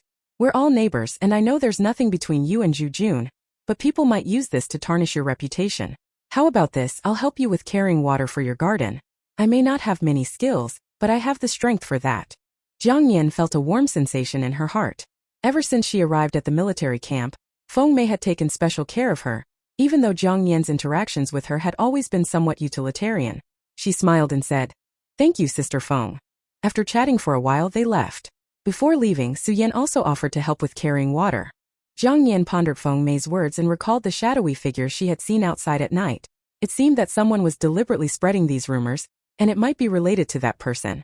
After thinking carefully, she concluded that Zheng Hong was the most likely culprit. Chapter 21.2. Chapter 21.2. As dusk settled, Jiang Nian watered her vegetable garden again, took a bath and went to bed. Before falling asleep, she was still wondering when Lu Yu would return. Because she had a lot on her mind, Jiang Nian did not sleep soundly and was half asleep and half awake the whole time. Suddenly, a faint creak disturbed the quiet night. Jiang Nian woke up instantly, her thoughts racing to the shadows she had seen outside her door. Frightened, she got out of bed, grabbed the stick hidden behind the door, and quietly stepped outside. She surveyed the area and noticed that the lights in both the kitchen and Lu Yu's room were on. For a moment, she thought Lu Yu might have returned, but the gate was bolted from the inside, indicating someone had climbed over the wall. Jiang Nian blinked in fear, her palms sweating as she gripped the stick. Hearing a cabinet door open in the kitchen, she crouched down and moved towards the kitchen door. Seeing a shadow extending out, she closed her eyes and swung the stick wildly. The stick was caught midair by a strong hand. Lu Yu, having seized the stick, saw Jiang Nian struggling and screaming with her eyes shut. Fearing she would wake up the neighbors, he grabbed her hands, pinned them behind her, and held her close, covering her mouth. It's me, sister-in-law. His deep voice resonated in the quiet night, magnetic and calming. The tall man bent down, aligning his eyes with hers. Jiang Nian's eyelashes fluttered as she slowly opened her eyes, her tear-filled gaze meeting Lu Yu's dark pupils. His breath hitched, and the heat from his palm seemed to burn from skin to heart. His heartbeat quickened inexplicably. Lu Yu let go of her, awkwardly clenching his hand before stepping back. I didn't mean to scare you. Jiang Nian snapped out of her daze and looked at Lu Yu by the window. After 2 months apart, he seemed thinner, wearing the same army green uniform. His short hair was neatly trimmed, and his sharp features were even more striking. Her fear vanished. She pursed her lips and asked softly, Why did you climb over the wall? Lu Yu explained, I came back late and didn't want to wake you by knocking. I didn't mean to scare you. Jiang Nian. She sighed with relief, leaning weakly against the kitchen door, feeling a sense of lucky escape. I thought it was that person who climbed in. If it had been, she wouldn't know what to do. Lu Yu's expression turned cold. Who are you talking about? Jiang Nian, hands behind her back against the door, looked up at Lu Yu, her eyes filled with fear. I don't know. A few times when I saw Zhu Jun off and closed the gate, I saw a shadow running away from the corner. It was too dark to see clearly. Lu Yu's expression grew colder. He turned to look at the gate, his lips pressed into a thin line. Don't worry, I'll handle it. Lu Yu calmed down and looked at Jiang Nian. Now that they were both calm, he noticed she was wearing a small vest and shorts. Thinking back to how he had just held her, his ears reddened. He awkwardly looked away, focusing on the stove. I'm here now. Go back to bed and rest. Afraid that his sister-in-law, who had barely survived this life, would once again follow the same old path, he couldn't imagine what would have happened if it had been the stranger his sister-in-law mentioned tonight, not him. Seeing the corn pancakes on the chopping board that Lu Yu had taken from the cabinet, Jiang Nian, realizing he hadn't eaten, said quietly, I'll make you some noodles. Seeing Lu Yu about to refuse, she added, It won't take long. She quickly went out to the yard, turned on the light, and picked tomatoes and peppers. Lu Yu, stepping out of the kitchen, saw her bare legs and arms illuminated by the light, making his ears burn even more. He turned away, facing the gate. Sister-in-law, put on some proper clothes before you cook. Jiang Nian, who had just reached the kitchen door, looked down at her clothes, not finding anything wrong. She glanced at Lu Yu's back and couldn't help but smile. He really is a proper gentleman, just as described in the books. The book also wrote that when the hero and the heroine were dating, the hero never did anything inappropriate. Thinking of this, Jiang Nian placed the tomatoes and chili peppers on the cutting board, then hurried back to her room to change clothes and comb her hair before going to the kitchen to cook. Entering the kitchen, Jiang Nian found that Lu Yu had already washed the vegetables. He sat in front of the stove, lighting the fire. The orange flames illuminated the sharp features of his face, adding a touch of warmth to his piercing gaze. Seeing Jiang Nian dressed, Lu Yu relaxed and looked down to continue lighting the fire. Jiang Nian started by making noodles, then took out salted pork from the cabinet, slicing it into shreds. She prepared the side dishes as well, and in no time the pork noodle soup was ready. Smelling the aroma, she realized she was hungry too. She served Lu Yu a large bowl and herself a small bowl before starting to eat. After finishing the meal, Lu Yu put away the bowls and chopsticks, saying to Jiang Nian, "Don't mention my return to anyone." Confused, Jiang Nian looked up at him. "What's wrong?" Lu Yu emptied the water from his bowl. "I'm going to see Zhu Jun in the dorms later about something. Go back to your room and lock the door. Don't open it no matter who knocks. I'll call out to you from outside when I come back." Hearing this, Jiang Nian felt nervous. Seeing her anxiety, Lu Yu reassured her. "Nothing will happen. I'll find a way to catch that person as soon as possible." Jiang Nian nodded. "Okay." She lay back in her room for a while. Hearing footsteps outside, she knelt at the end of her bed, craning her neck to look out. In the dim moonlight, Lu Yu swiftly walked to the wall. With his tall frame and long legs, he leaped up and over the wall in a blink of an eye. Jiang Nian stared in amazement. Impressive. The sound of a horn shattered the quiet morning. Jiang Nian woke from her sleep, sitting up in bed and squinting out the window until she saw Lu Yu fetching water from the well, fully awake. She had unknowingly fallen asleep last night and didn't know when Lu Yu had returned. After getting dressed, Jiang Nian went outside. Lu Yu had already prepared breakfast. When she came out, he said to her, "I'll stay inside today. Prepare lunch and leave it by the window. I'll take it myself." "Okay," Jiang Nian replied. She washed up and sat on a stool, absent-mindedly chewing on a steamed bun. She glanced at Lu Yu, who was tidying up the garden, hesitated and asked, "Does Commander Song know you're back?" Lu Yu lifted his gaze and reassured her, "Commander Song knows. I talked to him this morning." Jiang Nian didn't know what method Lu Yu would use to catch that person, but she was quite looking forward to it. After Lu Yu finished tending to the garden, he returned to the house. Jiang Nian finished her meal, washed the bowls and chopsticks in the kitchen, swept the courtyard, and then took a small basket to pick some vegetables from their private plot that were not available in their garden. She planned to make braised pork with green beans and stir-fried cabbage for lunch. Walking through the family quarters, Jiang Nian passed by military wives and older women who whispered and pointed at her, saying she was a widow who didn't uphold proper morals, taking advantage of being Deputy Commander Lu's sister-in-law to flirt with Sergeant Zhu while Deputy Commander Lu was away. Jiang Nian. Indeed, the old saying proved true: widows attract much gossip. To dispel the rumors, she had to first catch the shadow lurking outside her home. Perhaps things would turn around then. If she tried to explain verbally, no one would believe her anyway, and she couldn't be bothered to argue. Jiang Nian spent more time in the plot, pulling out weeds and picking green beans and other vegetables. Only then did she return home. As soon as she entered the door, Feng Mei rushed in behind her. "How could you still be in the mood to pick vegetables? Rumors are spreading like wildfire outside. They say you're seducing Sergeant Zhu, having him over for dinner every night at your house. Why don't you go out and defend yourself? If this continues, it'll be disastrous." Jiang Nian knew Lu Yu was inside, so she couldn't say much to Feng Mei. She just kept her head down, tightly gripping the basket, feeling deeply wronged. How can one person's words compete with 100 others? Who would believe me if I explained? Feng Mei was so upset her chest hurt. "Oh, and one more thing," she pointed outside.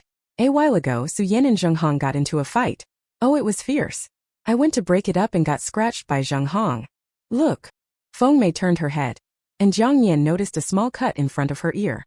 She frowned and asked, "Why did they fight?" Feng Mei fumed. "All because of Zheng Hong's big mouth. When Su Yan went out this morning, she heard Zheng Hong talking nonsense about you seducing Sergeant Zhu, so she ran over and started a fight with Zheng Hong. You don't know how fierce it was. Many people couldn't break it up. Captain Lu and Captain Lu rushed back from the camp to separate them. They both took Su Yan and Zheng Hong back home." Hearing that Su Yan had fought with Zheng Hong because of her, Jiang Nian was surprised. Originally, she had helped Su Yan because she didn't want to see her bullied by Zheng Hong, and didn't want her to follow the same path. Now she felt she had to help Su Yan even more. At least, Su Yan had fought Zheng Hong for her sake, which was worth it. Feng Mei grumbled. I think this rumor was started by Zheng Hong. Dealing with someone like Zheng Hong left Feng Mei helpless. She was good at arguing but easily deceived in cunning situations. Across the wall, Lu Chang's yard echoed with arguing voices. This time it wasn't Su Yan arguing. It was Lu Chang shouting, "Can't you be obedient? Why did you go out and start a fight? Zheng Hong didn't provoke you. You provoked her." Jiang Nian pursed her lips. At that moment, she felt an urge to smack Lu Chang with the stick. Feng Mei said, "I'll go and stop the fight." Jiang Nian was worried about Su Yan too. She wanted to go out but Feng Mei closed the door and said, "Su Yan fought with Zheng Hong because of you. It's best if you stay inside. If Captain Lu directs his anger at you again, it won't be good." After saying that, Feng Mei closed the door and left. Jiang Nian.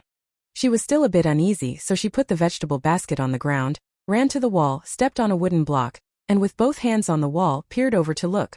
Su Yan was sitting on a bench in the courtyard, her clothes torn open, revealing an arm. Her two braids were loose and messy, tangled at the back of her head. There were several nail marks on her face, making her look very disheveled.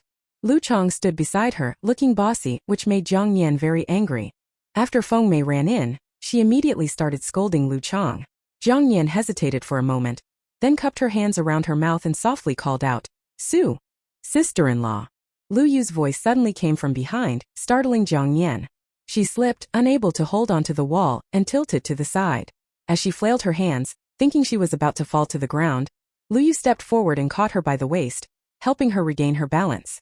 Jiang Nian let out a sigh of relief, standing close to the wall, looking up at Lu Yu, who was now very near. For a moment, she was so embarrassed she couldn't speak. She had only been focused on seeing how Su Yan was doing and had forgotten about Lu Yu. Jiang Nian lowered her head, tugging at the corners of her clothes with both hands, tightly pressing her lips together, her gaze falling on the large hand still holding her waist. Check out Eileen's other translation projects. Chapter 2220. Chapter 22. Seeing that Jiang Nian was standing steadily, Lu Yu let go of her. He tried to ignore the soft feeling in his palm, stepped back a few paces, and said in a deliberately low, somewhat husky voice, "With Sister Feng here, you don't need to worry." Seeing that Jiang Nian still had her head down, his voice softened a bit more. "I found out about the rumors outside last night. The person spreading them is likely the same one you saw last night. I'll catch them soon and clear your name." Hearing this, Jiang Nian raised her head to look at Lu Yu and asked, clutching the corner of her clothes, "Do you believe me?" Lu Yu replied, "I never doubted you." Hearing Lu Yu's reassurance, Jiang Nian felt somewhat relieved. After all, with all the rumors outside, she had been worried that Lu Yu might believe them. Jiang Nian smiled softly. Next door, Feng Mei was still scolding Lu Chang. "Zheng Hong has been spreading rumors about Deputy Lu's sister-in-law being involved with Zhu Jun. Su Yan was just helping her in fighting for justice. How can you criticize Su Yan? When Deputy Commander Lu comes back, he will surely be grateful to Su Yan for helping his sister-in-law, while you just blame your own people." Feng Mei continued to explain the whole story of the fight between Zheng Hong and Su Yan. Su Yan, standing nearby with red eyes, glared at Lu Chang. Lu Chang, now understanding the situation, frowned deeply. "It's all nonsense. Every time Zhu Jun fetched water and watered the vegetables for Deputy Commander Lu's sister-in-law, I passed by their gate. The courtyard gate was wide open, and Zhu Jun just stood by the well. Who said their gate was always closed?" Feng Mei shouted. "Zheng Hong." Lu Chang cursed. "That's utter nonsense." Feng Mei glared at him sideways. "Who are you cursing at?" Lu Chang replied. "Cursing at Zheng Hong." Listening to the conversation from the other side of the wall, Lu Yu's face darkened slightly. He said to Jiang Nian, "Sister-in-law, you should go do your business. I won't let this matter escalate further." Jiang Nian nodded slightly. "I'll go make lunch." She walked under the tree, picked up the vegetable basket, and went into the kitchen. Lu Yu closed the courtyard gate and went into the kitchen to help Jiang Nian. For lunch, Jiang Nian made braised green beans with pork, stir-fried cabbage with vinegar, and heated up 4 white steamed buns. She also made a bowl of tofu and vegetable soup. To avoid anyone peeking through the gate and seeing Lu Yu, she moved the dining table into the kitchen. Lu Yu, looking at the 2 dishes and soup, was really hungry. Last night's meal of noodles with shredded pork was the best and most filling meal he had had in 2 months. Today's meal was no less satisfying. Jiang Nian didn't eat much, so Lu Yu finished most of the food. When she got up to clean the dishes, Lu Yu quickly took over. "I'll do it." Jiang Nian hesitated for a moment and then tentatively asked, "Can I go next door to check on Su Yan?" Lu Yu, putting the dishes into the sink, responded, "If you want to go, just go. No need to ask me." Having a few friends to talk to would be good for her so she wouldn't be stuck at home all day, overthinking. Jiang Nian walked out of the courtyard and went next door to check on Su Yan. After talking for a while, she came back and waited for Zhu Jun to come in the evening to see what plan Lu Yu had to catch the culprit. Zhu Jun came over after 7 in the evening. When he opened the door and saw Jiang Nian, Zhu Jun felt a bit awkward. He was aware of the rumors circulating in the family quarters and had explained them to Commander Song. Commander Song said that they would figure something out when Deputy Commander Lu returned. Although Zhu Jun himself wasn't much affected as a bachelor, Deputy Commander Lu's sister-in-law was a newly widowed woman who had been the subject of gossip and slander. Each time he visited, he deliberately left the gate open so that passers-by could see him standing by the well, never stepping inside Deputy Commander Lu's house. But despite all the precautions, he still couldn't stop the rumors from circulating. Last night, Deputy Commander Lu came to him and explained the situation. Deputy Commander Lu asked him to come over tonight to help catch the person spreading the rumors. Zhu Jun said, "Sister-in-law." He didn't know how to continue. Jiang Nian smiled. "Come on in." Her voice was crisp and she deliberately raised the volume. Zhu Jun nodded and after entering, gently closed the gate, leaving a small gap. As they walked into the courtyard, they saw Lu Yu standing against the wall. He gestured to Zhu Jun, a sign Jiang Nian didn't understand but Zhu Jun did. He said to Jiang Nian, "Sister-in-law, I miss your cooking. Could you make me a little something?" Saying this, Zhu Jun looked a bit awkward, occasionally glancing at Lu Yu standing against the wall. Jiang Nian followed his gaze. The man was hidden in the dark, and she couldn't see his expression, only his tall and straight silhouette, which inexplicably gave Jiang Nian a sense of security she had never felt before. Jiang Nian raised her voice to respond and turned to go into the kitchen to cook. Zhu Jun hesitated for a moment before following her in and awkwardly sitting by the stove to tend the fire. He felt extremely uncomfortable, as if ants were crawling all over his body. Halfway through cooking, a short whistle suddenly sounded from outside. Zhu Jun immediately stood up and rushed out. Jiang Nian was stunned for a moment.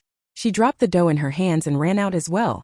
As soon as she got outside, she saw Lu Yu nimbly flipping over the wall with one hand. Zhu Jun used the wall for leverage and climbed over as well, making Jiang Nian feel a rush of excitement. She turned on the light in the yard and heard the voice of Commander Song coming from outside. "Why is it you?" The tone was one of surprised shock. "My goodness, why is it you?" Feng Mei's tone was as shocked as Commander Song's, indicating that the person caught was not Zheng Hong. Zhu Jun's voice was filled with restrained anger. "Deputy Commander Lu's sister-in-law even invited your family over for meals, and you repay her by spreading malicious rumors. I'm a man and can take it, but she's an innocent woman." Jiang Nian walked outside and was somewhat surprised to see the woman being held down by Zhu Jun. She had initially thought it was Zheng Hong, but it turned out to be Kang Xiao. At this time, the residents of the family quarters, who hadn't gone to bed yet, came out to watch the commotion. Lu Yu spoke in a deep voice. "You were the one spying on my sister-in-law several times from outside the courtyard, and you were the one spreading rumors about her and Zhu Jun. Is that correct?" His usually calm voice now carried rare anger. Kang Xiao, having never encountered such a scene, was trembling with fear, her face turning pale. The hand gripping her shoulder was so strong that it felt like it was going to crush her bones, making her entire face go white with pain. Jiang Nian walked over, coldly looking at Kang Xiao's pale face and asked in an icy tone, "Why did you spread rumors about me and Sergeant Zhu? How did I offend you?" Kang Xiao stubbornly retorted, "I didn't spread any rumors. What does it have to do with me? Sergeant Zhu, let go of me." She twisted her shoulder in pain, and Zhu Jun angrily released her. Hearing Kang Xiao's evasive words, Feng Mei became furious and shouted, "If it wasn't you, what are you doing here? You wouldn't pass by here to go home." Kang Xiao was speechless and Commander Song, his face dark, glared at her demanding, "Speak." Kang Xiao was so frightened that her mind went blank, and she mumbled incoherently for a long time. Everyone could see that Deputy Commander Lu was right. Su Yan came out of her house and was also surprised to see Kang Xiao. She and Feng Mei immediately began scolding her from both sides. Commander Song glared, "You two, shut up." Su Yan and Feng Mei obediently fell silent. The military wives and older women watching the commotion were talking amongst themselves. Ignoring their murmurs, Jiang Nian questioned Kang Xiao, "Why did you spread rumors about me?" Seeing the situation, Kang Xiao no longer hid the truth and stubbornly said, "Who said I was spreading rumors? I'm telling the truth. Sergeant Zhu comes to your house every few days. As soon as he goes in, he closes the gate, and when he comes out, he's carrying a lunchbox. Who knows what you two are doing alone in there?" Lu Yu sternly commanded, "Shut up." Zhu Jun's face turned livid with anger. If it weren't for the fact that a man shouldn't hit a woman, he would have kicked this shrew. Jiang Nian, unable to tolerate it any longer, slapped Kang Xiao. After hitting her, Jiang Nian's own eyes turned red with grievance. She sobbed. I'm an innocent woman, and without any evidence, you spread baseless rumors about me and dragged Sergeant Zhu into it. How can you be so malicious? A flash of surprise crossed Lu Yu's eyes. He had always thought his sister-in-law was timid and submissive, never fighting back even when bullied by her family in the countryside. Seeing her slap Kong Xiu in front of so many people, he realized she had been pushed to her limit. Not only Kong Xiu, but Su Yan, Feng Mei, and even Commander Song were taken aback by Jiang Nian's action. Commander Song found it hard to believe that Deputy Commander Lu's sister-in-law, who looked frail and quiet, would hit someone when angered. Recovering, Kong Xiu pointed at Jiang Nian and shouted to Commander Song. Commander Song, aren't you going to do something about her hitting me? Commander Song was furious. He thought Jiang Nian had done well, but as a commander, he couldn't condone such behavior. Wanting to reprimand her, he hesitated seeing her tearful eyes. Fortunately, Feng Mei came to his rescue. You deserved that slap. Who told you to spy on Deputy Commander Lu's house and spread rumors about his sister-in-law and Sergeant Zhu? I think a slap in the face is too light. As soon as Feng Mei finished speaking, Commander Song shouted. Where is he Yong?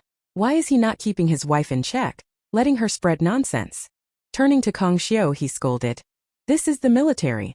Our soldiers are always ready to protect our country.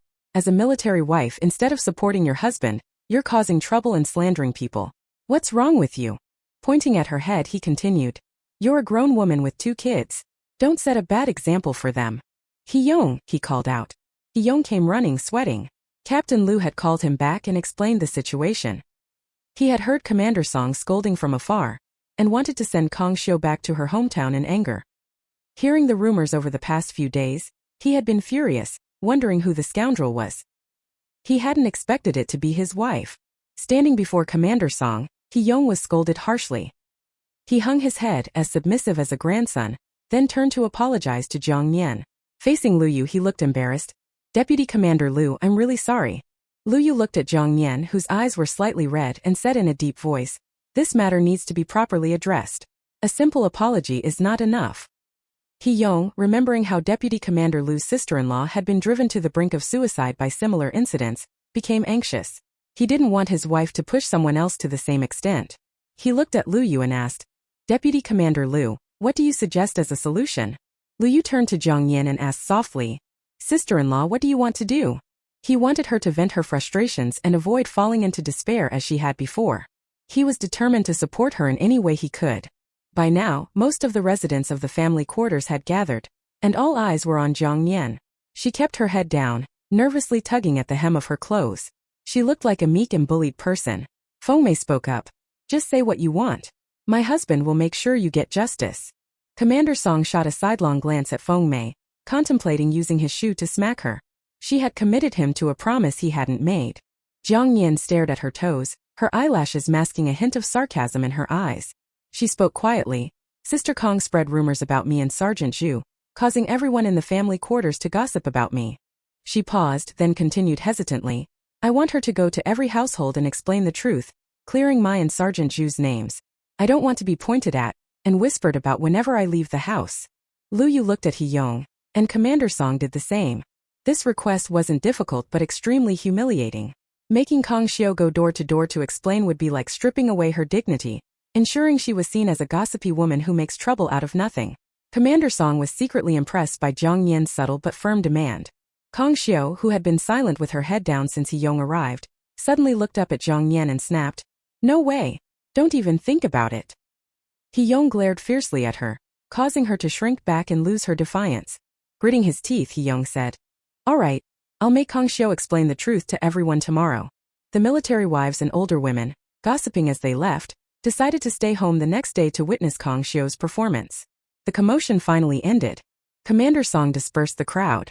As Jiang Nian walked back home, she saw Zheng Hong looking at Kong Xiu with an expression of disappointment. Noticing Jiang Nian's gaze, Zheng Hong turned and walked away with a cold expression. Jiang Nian frowned, a thought suddenly occurring to her. From the storyline in the book, she knew Kong Xiu was a brainless woman, easily influenced by others. Like when her sister Kong Nan flattered her, Kong Xiu enthusiastically went to matchmake for Kong Nan and Song Bai. Stay for dinner before you leave. Lu Yu's voice brought Jiang Nian back to reality. She echoed, Stay and eat. I'll go cook. She went inside first, with Lu Yu and Zhu Jun following behind. Zhu Jun, still seething with anger, said to Lu Yu, Deputy Commander Lu, Captain He's wife is despicable. Thankfully, sister-in-law suggested making her explain to everyone. I wouldn't have thought of that. His words made Lu Yu ponder. If it had been anyone else, they might have considered the issue resolved after explaining it in front of everyone. By the next day the truth would spread, and the rumors would die. But his sister-in-law wanted Kang Xiu to explain to each household personally. He glanced at Jiang Nian, who was busy in the kitchen, but didn't dwell on it, instead chatting with Zhu Jun in the yard. Since it was late, Jiang Nian quickly made 2 simple dishes, corn pancakes, and cooked a pot of dumpling soup. Zhu Jun, enjoying the meal, felt his anger dissipate. After eating, he praised, Sister-in-law's cooking is delicious.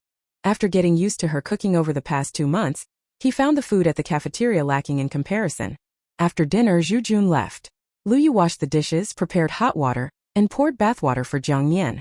Standing outside the door after her bath, Jiang Nian watched Lu Yu pour the water into the courtyard and asked, When will you move back to the dormitory? Feeling like she was being too blunt, she quickly added, I was just asking, nothing else. Actually, she didn't want Lu Yu to leave. The incident with Kang Xiu made her realize the security of having a man at home. If she faced something she couldn't handle, Lu Yu could stand up for her. Like tonight. Lu Yu turned to look at Jiang Nian, standing under the warm yellow light that cast a soft shadow on her slender neck. Her eyes shone as she waited for his answer. Not missing the hope in her eyes, Lu Yu said, I'll stay here from now on. He also felt it was safer for his sister-in-law to be under his watch. Seeing her lips curve into a small, beautiful smile filled with light, Lu Yu swallowed hard. Placing the basin in the eastern room, he said, It's late, let's sleep. Jiang Nian replied softly, She returned to her room, lay down, and fell asleep listening to the chirping of the cicadas outside her window. Early the next morning, Jiang Nian got up and prepared breakfast. She made 3 dishes. They had a vegetable garden, and she didn't eat much herself, mainly relying on Lu Yu. So she cooked more to avoid wasting vegetables that would otherwise spoil. Lu Yu said, Sister-in-law, in a couple of days let's invite Commander Song, Captain Lu, and their families as well as Zhu Jun for a meal. During the 2 months that he was away, Su Yin and Feng Mei helped Jiang Nian a lot. Zhu Jun also pitched in a great deal, but ended up getting himself into trouble. Jiang Nian nodded. Okay. After finishing his meal, Lu Yu went straight to the team. Jiang Nian collected the dishes to wash in the kitchen. Feng Mei arrived just as she finished. She smiled before saying anything. After laughing for a while, she finally spoke. I just came from the family quarters in front. Kang Xiu is going door to door explaining things to people. I got so thirsty listening outside that I had to come back for water before going back to watch. But if Kang Xiu finishes explaining to all the households, she probably won't be able to speak for several days. Then she grumbled. If she loses her voice, she brought it on herself. Who asked her to gossip so much? Jiang Nian agreed. She brought it upon herself. Feng Mei nodded. Exactly. After nodding, she realized she didn't understand again. She looked at Jiang Nian strangely, making Jiang Nian nervous. She asked, Sister Feng, why are you looking at me like that? Feng Mei laughed. I noticed you are the same as Songbai, using 4 words at a time. But what does she brought it upon herself mean? Jiang Nian hesitated briefly before explaining. It means all the consequences she's facing now are because of her own actions. Oh, Feng Mei said. How do you know so much? Did you go to elementary school in the countryside? Jiang Nian quickly made up a lie. Su Chang taught me. He and Lu Yu studied before, and during those years when Su Chang was at home, he taught me how to read a few characters. The fact that Su Chang was educated was well known, but whether he had taught the original owner to read was something only she knew. After all, Su Chang had already passed away, and there was no way to verify this. Feng Mei laughed. Knowing how to read is a good thing. During the new year, Old Song's cousin Songbai is coming back. You should meet him then. Don't worry, my cousin is very handsome and you are beautiful. Maybe you two will hit it off. Jiang Nian thought to herself. Sister Feng seemed determined to match her with Song Bai. Seeing Jiang Nian's silence, Feng Mei continued. Last time at your house with Deputy Commander Lu there, I couldn't talk freely. Now that he's not here, I have more to say to you. You're not young anymore. Just because your husband passed away, do you have to remain a widow for the rest of your life? It's better to meet someone suitable and get remarried. You and Lu Yu live under the same roof every day. It doesn't sound good when people hear about it. Although Lu Yu is your younger brother-in-law, that's only a name, you still need to be cautious. She glanced outside the courtyard, saw no one was around, leaned closer to Jiang Nian and said in a low voice, What if one day Lu Yu takes a liking to another woman? If that woman sees him living with another woman, who would dare marry him? So in my opinion, wait until Songbai comes back for the new year. and I'll help you two get together. Jiang Nian thought Sister Feng had been going around in circles but seemed intent on this idea. Afraid that if she didn't agree now, Feng Mei would say something else, Jiang Nian nodded. Okay. Then it's settled, Feng Mei said, unscrewing the cap of her army green thermos and taking a sip. I'm so thirsty. Jiang Nian was a little curious and asked Sister Feng, why are you so determined to introduce me to Commander Song's cousin? I'm a widow after all. Feng Mei glanced at her. You're appealing to me. You're good-looking, hard-working and cook well. Besides, what's wrong with being a widow? You don't even have children. Jiang Nian was at a loss for words. After Feng Mei left, Su Yan came. She told Jiang Nian how many houses Kang Xiu had visited, also drinking water from an army green thermos like Feng Mei. Jiang Nian felt Su Yan had changed a lot in the past 2 months. She no longer stayed home all day like before and didn't argue with Lu Chang anymore. Remembering what she had said to Su Yan last time, Jiang Nian asked, how have these past few days been for you? Su Yan knew Jiang Nian was referring to her previous advice on using sugar-coated words to deceive Lu Chang and take financial control. She shook her head. Not yet. I argued with Lu Chang yesterday. I plan to wait a few days before bringing it up again. Su Yan left close to lunchtime. At noon, Kang Xiu had visited 10 houses and her mouth was dry. After lunch, she continued to explain door to door. Jiang Nian cooked fried noodles for lunch. After Lu Yu finished eating, he went to the team. Jiang Nian stood at the courtyard gate and saw Kang Xiu walking with her head down towards Feng Mei's house. Behind her were a group of children and some military wives and older women who were curious. Kang Xiu saw Jiang Nian, clenched her fists, glared at her with resentment, then went into Feng Mei's courtyard. Jiang Nian ignored her.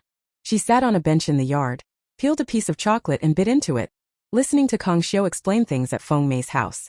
Unable to hold back, she burst out laughing. A head appeared at the door, whispering, Auntie. Jiang Nian turned to see it was Song Xiangdong. She waved. Come in. It was already October, and Song Xiangdong had been in school for a month. He wore a long-sleeved shirt and carried a small crossbody backpack that Feng Mei gave him. The bag was made by folding a piece of black cloth and sewing it from left to right, with straps sewn at both ends for easy crossbody wear. The strap was a bit long, and Song Xiangdong tripped over it when he ran. Jiang Nian took out the last 2 pieces of chocolate from her pocket and placed them in Song Xiangdong's hand. She smiled. Give one to your little brother.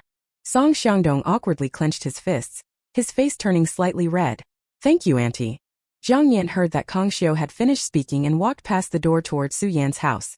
She asked Song Xiangdong, do you need something from Auntie? Song Xiangdong took out a sugar cube the size of a fingernail from his pocket and handed it to Jiang Nian. He whispered, Auntie always gives me and Xianghong things to eat, so I wanted to give something to Auntie too.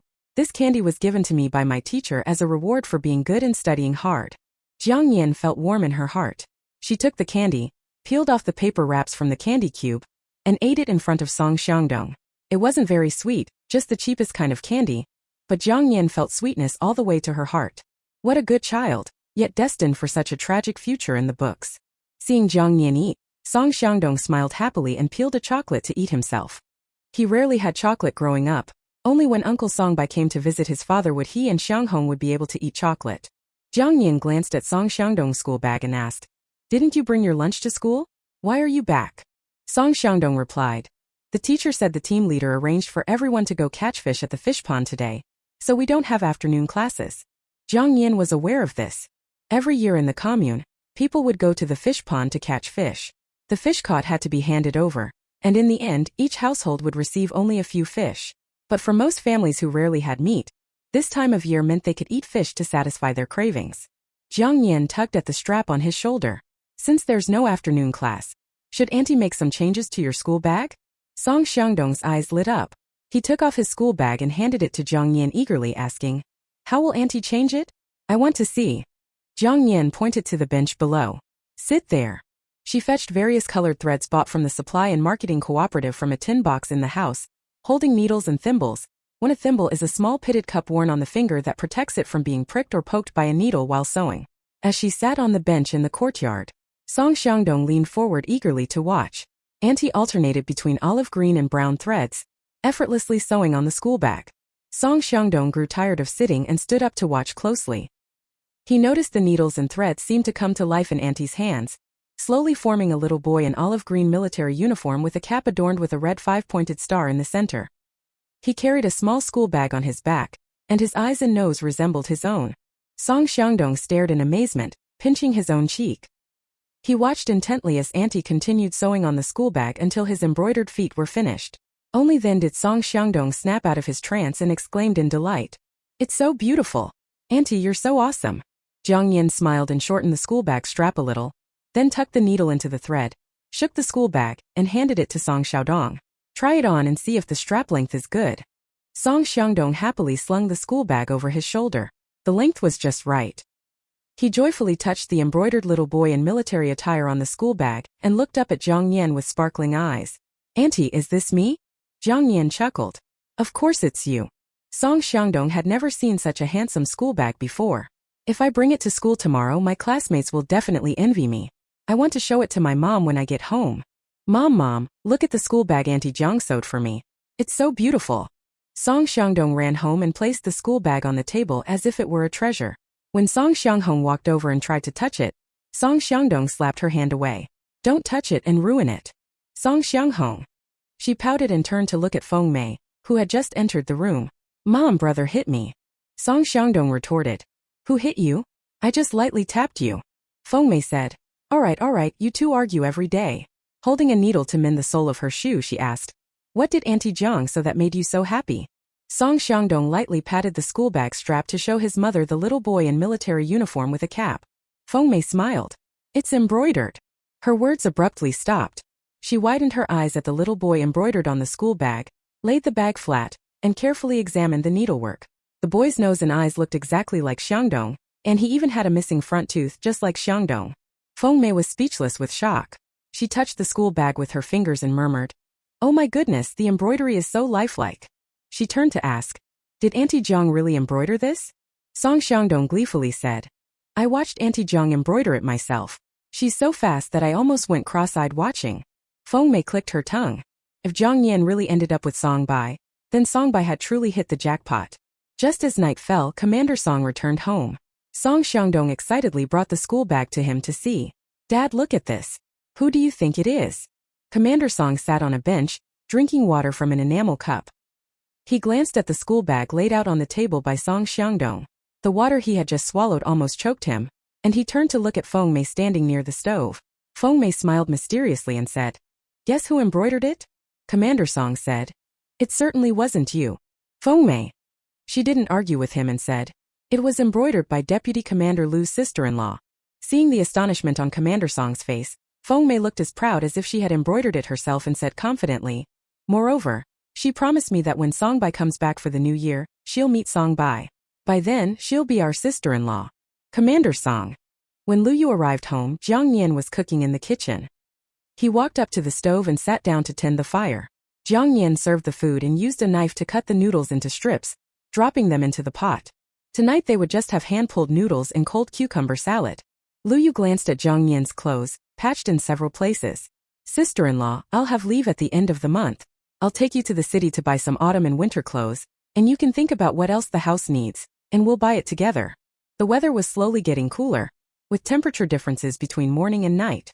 The clothes Jiang Nian brought from home were all for summer, with barely 2 items for autumn and winter, all of them patched up. Jiang Nian glanced at her clothes and thought about the money Lu Yu had given her. She had spent most of it in the past 2 months on expensive threads, some cloth, and even bought some meat, but had refrained from buying snacks. Lu Yu hadn't been paid in 2 months, and she didn't dare touch the money in the tin box anymore. Moreover, she was reluctant to let Lu Yu buy her clothes again, fearing that he would feel burdened. However, now she needed to find a way to get a job and earn money, at least enough to support herself without relying on Lu Yu all the time. Thinking about this, Jiang Nian whispered softly, "No need to buy for me. I have clothes.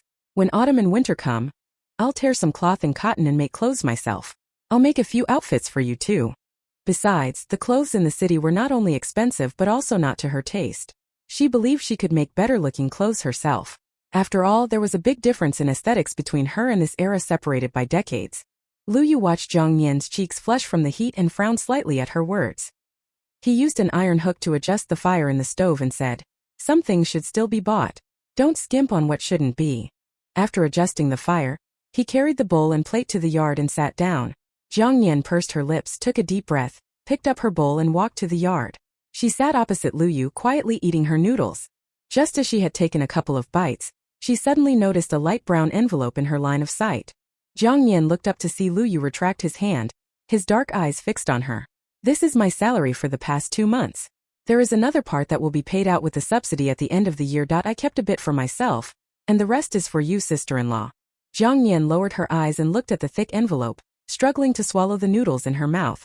Lu Yu finished 3 bowls of noodles in succession, then took Jiang Nian's bowl and chopsticks to the kitchen to wash dishes. Listening to the sound of water in the kitchen, Jiang Nian stared blankly at the envelope on the table. When she picked it up, her fingers felt slightly hot. She walked into the house, pulled the light switch and took out the money from the envelope. In addition to the cash, there were many notes, all in small denominations. She counted carefully and felt something was not right, so she counted again. It totaled 700 yuan. So much money. Jiang Nian felt that this salary was probably related to Lu Yu's absence for the past 2 months. He mentioned that half would come at the year-end along with subsidies. She lowered her head and counted the money again, pulling out 3 bills and holding them up to the light bulb to examine the patterns closely. She was so focused that she didn't hear the footsteps approaching outside the house. All the money is real. The man's deep magnetic voice carried a hint of amusement. Startled, Jiang Nian's hand trembled, and she turned to see Lu Yu standing at the door of the room. Plus references. 1. A thimble is a small pitted cup worn on the finger that protects it from being pricked or poked by a needle while sewing. Chapter 23. Chapter 23. Oh, Jiang Nian pretended to respond calmly, turning her head away from Lu Yu. She closed her eyes in frustration and embarrassment, silently roaring inside. She took a deep breath, feeling sweat forming on her hand clutching the money. Lu Yu's gaze brushed over Jiang Nian's slightly flushed ears, a faint smile playing at the corners of his deep black eyes. The bathwater is ready, he said, bringing in the basin. Jiang Nian quickly stuffed all the money and notes into the tin box, breathing a sigh of relief only after the splashing of water and footsteps had faded away from the house. She closed the door, feeling unusually hesitant about bathing tonight. Only after the water had cooled did she leisurely dry herself off and get dressed. Stepping out of the room, Lu Yu heard the movement and emerged from the house. Seeing that Jiang Nian was properly dressed, he walked purposefully into her room, emptied the bathwater for her. Jiang Nian increasingly felt that having Lu Yu at home was a good thing. During the 2 months he was away, she had to make several trips back and forth to heat and drain the bathwater at night, nearly breaking her legs in the process. Jiang Nian shut the door behind her, taking out the money and notes from the tin box and neatly arranging them one by one. After putting the tin box away, she lay down on the bed, gazing into the dark night, contemplating her future. Eventually, thoughts blurred into sleep. With Lu Yu around, Jiang Nian slept even more soundly than the previous night. When she woke up and opened her eyes, it was already drizzling outside. The courtyard was muddy, raindrops splashing into the mud. This was the first rain she had encountered since arriving here. Jiang Nian got out of bed, dressed, put on her cloth shoes and walked out of the house. She reached out her hand to let the raindrops fall on her, feeling cold. From the stove to the courtyard gate, there were large footprints. She knew without thinking that they were left by Lu Yu when he went to the team. She leaned her hand against the roof, ran into the kitchen in the rain, lifted the lid of the pot, and saw a plate of vegetables and 2 steamed buns inside the steaming basket, as well as a bowl of egg soup. Jiang Nian. Lu Yu really overestimated her appetite. She couldn't finish it at all. After washing up and eating breakfast, Jiang Nian washed the pots and bowls, returned to her room, and found some white cloth she had bought at the supply and marketing cooperative. She intended to rustle up some patterns on it, making a curtain for her in Lu Yu's room. Now that the weather was turning cooler, a curtain would be nice. She sat on a stool outside the door, picked up a needle, threaded a needle and just embroidered a pattern, and there was a knock on the door. Jiang Nian, are you home? Jiang Nian put down the fabric, threaded the needle, stood up in the rain, and opened the courtyard door to see Feng Mei, who said, I'm bringing you some salted cowpeas and napa cabbage. After she was done speaking, she lifted her hand to cover her forehead. My mother said last month that it's been almost 3 months since it last rained. If it didn't rain, the village would have been in a drought. Jiang Nian took the plate, smiling. Sister Feng, do you want to come in for a while? Feng Mei waved her hand. I'm not going to sit. I'll go back and pickle the rest of the cabbage. After that she left. Jiang Nian put the pickled vegetables in the kitchen, returned to the room to continue embroidering the curtain, and she first embroidered her own, which was a picture of plum blossoms. The rain was getting heavier and heavier, and it looked like it would continue overnight. Jiang Nian made lunch and waited a long time. At the end of lunch, Lu Yu had not returned yet. She leaned against the wall in the rain, looking toward Feng Mei's courtyard and shouted loudly, Sister-in-law, has Commander Song returned? Feng Mei heard her and rushed out from the kitchen, holding a pot lid over her head to shield herself from the rain. He hasn't come back yet. I think the bridge in the neighboring village collapsed again, so they went over to help with the rescue. Jiang Nian recalled passing by a bridge on her way to the market. It was constructed with wood and stones but had not been repaired for many years. Every time it rained heavily, the bridge would collapse, requiring considerable time to repair. She knew this from books. It was a scenario where the male lead went to assist with rescue efforts for 2 days, while the female lead, worried about him, ended up catching a cold from being soaked in the rain. It just so happened that the storyline progressed, pushing the relationship between the male and female leads further. Jiang Nian hurried back into the house, used a towel to dab at the water on her clothes, ate a few bites of rice in the kitchen, warmed the leftover rice in the pot, and couldn't help but sneeze when she turned to leave the kitchen. She rubbed her nose and suddenly froze. Jiang Nian suddenly remembered another part of the plot. Because of the heavy rain, Song Xiangdong was trapped at school. The school conditions were poor, and the roof leaked heavily during rainstorms. Song Xiangdong caught a high fever and convulsed from being soaked in the rain, which worsened his severe cough into acute pneumonia. Commander Song borrowed a car from the military district to rush him to the hospital, but the county hospital was limited, so they were directed to the city hospital. Because of this illness, Song Xiangdong's health deteriorated. These plot points were all shown from the perspective of the male lead. At that time, the male lead also visited Song Xiangdong in the hospital. Thinking of how Song Xiangdong had given her his hard-earned reward, shyly calling her auntie with a smile, Jiang Nian felt deeply pained. Although this illness didn't take Song Xiangdong's life, it left a lasting mark on his health. Jiang Nian hesitated for a moment, then knocked on Feng Mei's courtyard door in the rain. Feng Mei said, "Why did you come out in such heavy rain?" Jiang Nian replied, "Sister Feng, shall we go to the school to pick up Xiangdong? Xiangdong told me their school roof isn't sturdy. We don't know how long this rain will last. It would be troublesome if Xiangdong catches a cold from being soaked. The children suffer and the adults worry." Upon hearing Jiang Nian's concern for her son, Feng Mei felt quite touched. She smiled and said, "It's no big deal. The old song and the rescue team will bring Xiangdong back when they return." Jiang Nian said, "I don't think this rain will stop by tonight, and besides, that bridge won't be fixed anytime soon. Let's bring Xiangdong back first. This way, Commander Song won't have to worry about this, and he can focus on the rescue mission. All right, let me get an umbrella and tell Xianghong to stay home obediently." After Feng Mei glanced at Jiang Nian's soaked clothes, she hurried back inside to fetch an old-fashioned umbrella. The two of them walked to the school in the neighboring village in the rain. Along the way, they met several military wives who were also fetching their children from the school in the neighboring village. After chatting with them, Feng Mei realized they were all worried about their children catching colds at school, due to the rain, or being involved in an unexpected accident. She grew to like Jiang Nian even more. If she could become her sister-in-law, that would be perfect. They walked 3 miles away from the army, and suddenly saw Zhu Jun rushing back in the pouring rain. Feng Mei shouted, "Why did you come back running like this?" Zhu Jun was out of breath. His sweat mixed with rainwater. He wiped the rain off his eyelids and said, "Lu Jijun broke his leg. I rushed back to the army to borrow a car to take him to the hospital." Feng Mei was stunned. How did he break his leg? Wasn't he at school? Where's Captain Lu? Zhu Jun explained. Deputy Commander Lu said the school's roof wasn't secure, so he asked me to bring a few kids back to the barracks first. Lu Jijun was on the way with. He paused, glanced at Feng Mei's worried face and continued. With Song Xiangdong they argued on the way, and I was pulling another child at the time, so I didn't get a chance to stop them. They tumbled down the slope together, and Lu Jijun broke his leg. Upon hearing this, Feng Mei exploded. "What about Xiangdong? Is he okay?" Zhu Jun hurriedly reassured her. "Don't worry, Sister Feng, Xiangdong is fine. He just scraped his arm a bit, but it's better to have him checked at the hospital. I have to go now. Captain Lu is still waiting for me to drive him over to the hospital." With that he ran off. Feng Mei was now very anxious. She handed the umbrella to Jiang Nian and ran after him. Jiang Nian also hurried after her, but her mind was preoccupied with what Zhu Jun had just said. Why did Lu Yu let Zhu Jun bring the kids back to the army? According to the book's plot, it shouldn't be like this.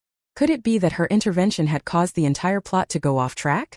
The male and female leads who were supposed to meet were now strangers, and the children were supposed to stay at school, but Lu Yu had Zhu Jun bring them back early. In the book, it was Song Xiangdong who had an accident, not Lu Jijun. But now everything was in chaos. As Jiang Nian and Feng Mei hurried over, they found several people standing under a tree. Captain Lu held the crying Lu Jijun in his arms. Lu Jijun kept crying and blaming Song Xiangdong. Song Xiangdong stood with a few children, his right arm scraped and silent, looking very aggrieved and self-blaming. Feng Mei ran over and checked on Song Xiangdong from front to back. Seeing that he was only injured with a scraped arm, she finally breathed a sigh of relief. She turned to look at Lu Jijun, who was still crying, and then at Captain Lu, whose face was tense. Finally she asked Song Xiangdong. What happened? Why did you fight again? The dense foliage of the big tree provided them with a natural umbrella, shielding them from the rain. Jiang Nian looked at Lu Jijun's leg. It hung motionless and seemed to be broken, just like Zhu Jun had said. She pursed her lips and looked at Song Xiangdong. Song Xiangdong kept his head down and didn't say a word. It was Captain Lu who was holding on to Lu Jijun who spoke up. Sister Feng, don't blame Xiangdong for this. It's Jijun's fault. He brought this trouble upon himself. It has nothing to do with Xiangdong. Lu Jijun cried until he couldn't say anything more, only wailing loudly. He felt both aggrieved and angry. Clearly it was Song Xiangdong who caused him to break his leg. Why wouldn't his father let Aunt Feng scold him? Song Xiangdong kept his head down. Jiang Nian noticed that he was holding his school bag tightly. There were many mud spots on the school bag, and the little boy in military uniform also had a layer of mud on his face. She frowned slightly, and felt that the reason for the quarrel between Lu Jijun and Song Xiangdong might be this school bag. Sure enough, 3 other children nearby confirmed her guess. One of the children said, Aunt Feng, Lu Jijun wanted Song Xiangdong's school bag, but Song Xiangdong wouldn't give it to him, so they started fighting. Uncle Zhu was carrying me down the slope at that time and didn't notice. I was the first to see them wrestling and rolling down the slope. Lu Jijun heard this and cried out with closed eyes. Nonsense! I didn't steal anything. Another child retorted indignantly. You did steal. Both Ren Bao and I saw it. You were looking at the little boy on Song Xiangdong's school bag, and after looking you tried to snatch it. When Song Xiangdong refused, you started fighting with him. Yeah, I saw it too. 4 or 5 children standing nearby all spoke up in agreement. Seeing everyone siding with Song Xiangdong, Lu Jijun began to make a scene, yelling with tears. You're all bullying me. I'm going to tell my mom. That's enough. Lu Guosheng's face darkened, especially when he frowned. His expression was terrifying, causing Lu Jijun to tremble in fear. He glanced fearfully at his father holding him, tightly pursing his lips, too scared to say another word. He wasn't afraid of his mother but terrified of his father. If his father got angry, he might use a cane to punish him severely. Feng may only learn the full story then. Originally wanting to scold Lu Jijun, she held back upon realizing the child had broken his leg. Instead she rubbed Song Xiangdong's wet hair and said, As long as you're okay. Later when Uncle Zhu comes, Mom will take you to the hospital for a checkup.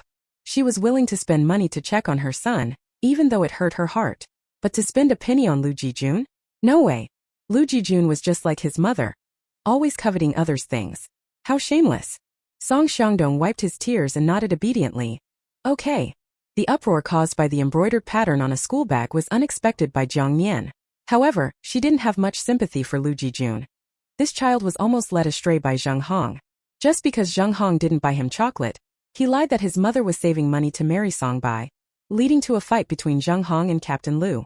Now because he failed to snatch Song Xiangdong's school bag, he was playing the victim. Song Xiangdong looked up at Jiang Nian and rubbed his fingers on the embroidery of his school bag, trying to wipe off the mud spots on the embroidery. Jiang Nian walked up to him, squatted down and gently rubbed his head. It's okay if it's a little dirty, you can wash it when you get home and it will be clean. Song Xiangdong smiled faintly, then looked at Captain Lu. Seeing Captain Lu still staring in the direction of the troops, he breathed a sigh of relief. In fact, when Lu Jijun just broke his leg, he was also afraid that Lu Jijun's father would come and beat him, but he didn't. He just asked about what happened and then held Lu Jijun without saying another word. After waiting for a while, Zhu Jun drove over. Lu Guosheng carried Lu Jijun into the car first, and Feng Mei took Song Xiangdong to follow. Jiang Nian led the remaining few children back to the troops. Zhu Jun glanced at Jiang Nian through the car window and said, Sister-in-law, the rain is getting heavier. Hurry up and take the kids back. Feng Mei also waved at her. Hurry back. Jiang Nian watched the jeep leave, opened an umbrella, and huddled the 5 children together. It wasn't much, but it could shelter them from some rain. She led the children back to the army in the rain, ensuring they all returned home safely. Jiang Nian, who hadn't been rained on for many years, was thoroughly soaked this time. She heated water first when she got home, then ran back and forth to bring it into the house. Finally, she closed the doors and windows, wrung out the soaked clothes, and hurriedly took a bath with hot water, sneezing all the while. Achoo! Jiang Nian crawled into bed, sneezing 3 times in a row, feeling a bit dizzy. Listening to the sound of the rain outside, she fell asleep in a daze. Jiang Nian slept for quite a while this time. When she woke up, it was already dark outside, and the room was pitch black, almost impossible to see anything. She had a headache, felt dizzy, and had a runny nose, knowing she had caught a cold. The rain was still falling steadily. Jiang Nian got out of bed, groped for the light switch in the dark, faintly hearing Su Yan's voice in the rain. She opened the door and saw Su Yan holding an umbrella, leaning against the wall and shouting for her. Through the blurry rain curtain, Jiang Nian saw Su Yan's worried expression. She smiled. I just fell asleep. Su Yan breathed a sigh of relief. I knocked on your door and got no response, thought something happened to you. She then asked, oh, by the way, where did Sister Feng go? I heard Song Xianghong crying alone at home this afternoon. So I took him to play with Jianya and Jianwu. It's already dark and she hasn't come back. Jiang Nian recounted what had happened in the afternoon. Feeling her throat dry and sore, she coughed, then continued. It takes 4 hours to drive to the city from here, and with the rain it'll be even slower. She probably won't be back until tomorrow. Su Yan was momentarily stunned, then snorted coldly. Like mother, like son. A chip off the old block. Jiang Nian suppressed a smile. Su Yan said, well, tonight I'll take Xianghong with me and let him sleep with Jianya and Jianwu. Jiang Nian turned on the yard light, held the umbrella, and walked to the kitchen. However, she lacked the energy to cook at the moment, feeling sore all over and too weak to eat. She just ate a few bites of corn pancakes and lay back down in bed. With the windows and doors closed, the sound of rain outside softened considerably. Jiang Nian slept until midnight, feeling so cold she seemed to be in an ice cellar. She wrapped the thin blanket tighter around herself and drifted back into a deep sleep. The rain gradually lessened, and the sound of clothes shaking and feet stomping in the yard could be heard. Jiang Nian blinked, wanting to open her eyes, but her eyelids were heavy and wouldn't budge. She could hear footsteps approaching the kitchen, then after a while turning back, followed by a familiar deep voice. Sister-in-law, are you asleep? Jiang Nian was in and out of consciousness, thinking she might be dreaming. Without waiting for Lu Yu to ask again, she drifted off again. Outside the room, Lu Yu stood hesitatingly, wanting to reach out and push the door but hesitated. He turned back to the kitchen, glanced at the half-eaten corn pancakes and the cold stove. After a moment's hesitation, he returned to Jiang Nian's door, pushed it open and entered. Inside it was pitch black, impossible to see anything. Lu Yu discerned Jiang Nian's breathing amidst the rain's noise, noticing it didn't sound quite right. He pulled the light switch and approached Jiang Nian's bed, noticing her flushed cheeks. He tentatively lifted his hand to feel her forehead, which was alarmingly hot. Sister-in-law. Lu Yu gently nudged Jiang Nian's arm. She unconsciously let out a few soft groans, her breath feeling scorching against his touch. Turning around, he left the room and closed the door behind him. Braving the rain, he hurried to the health clinic. There were nurses on duty at night, and Lu Yu purchased fever-reducing medicine to bring Jiang Nian's temperature down first, planning to take her to the hospital the next day. Returning home, Lu Yu heated water and poured it into a ceramic basin. Carrying the basin and medicine, he entered Jiang Nian's room, placing them by her pillow.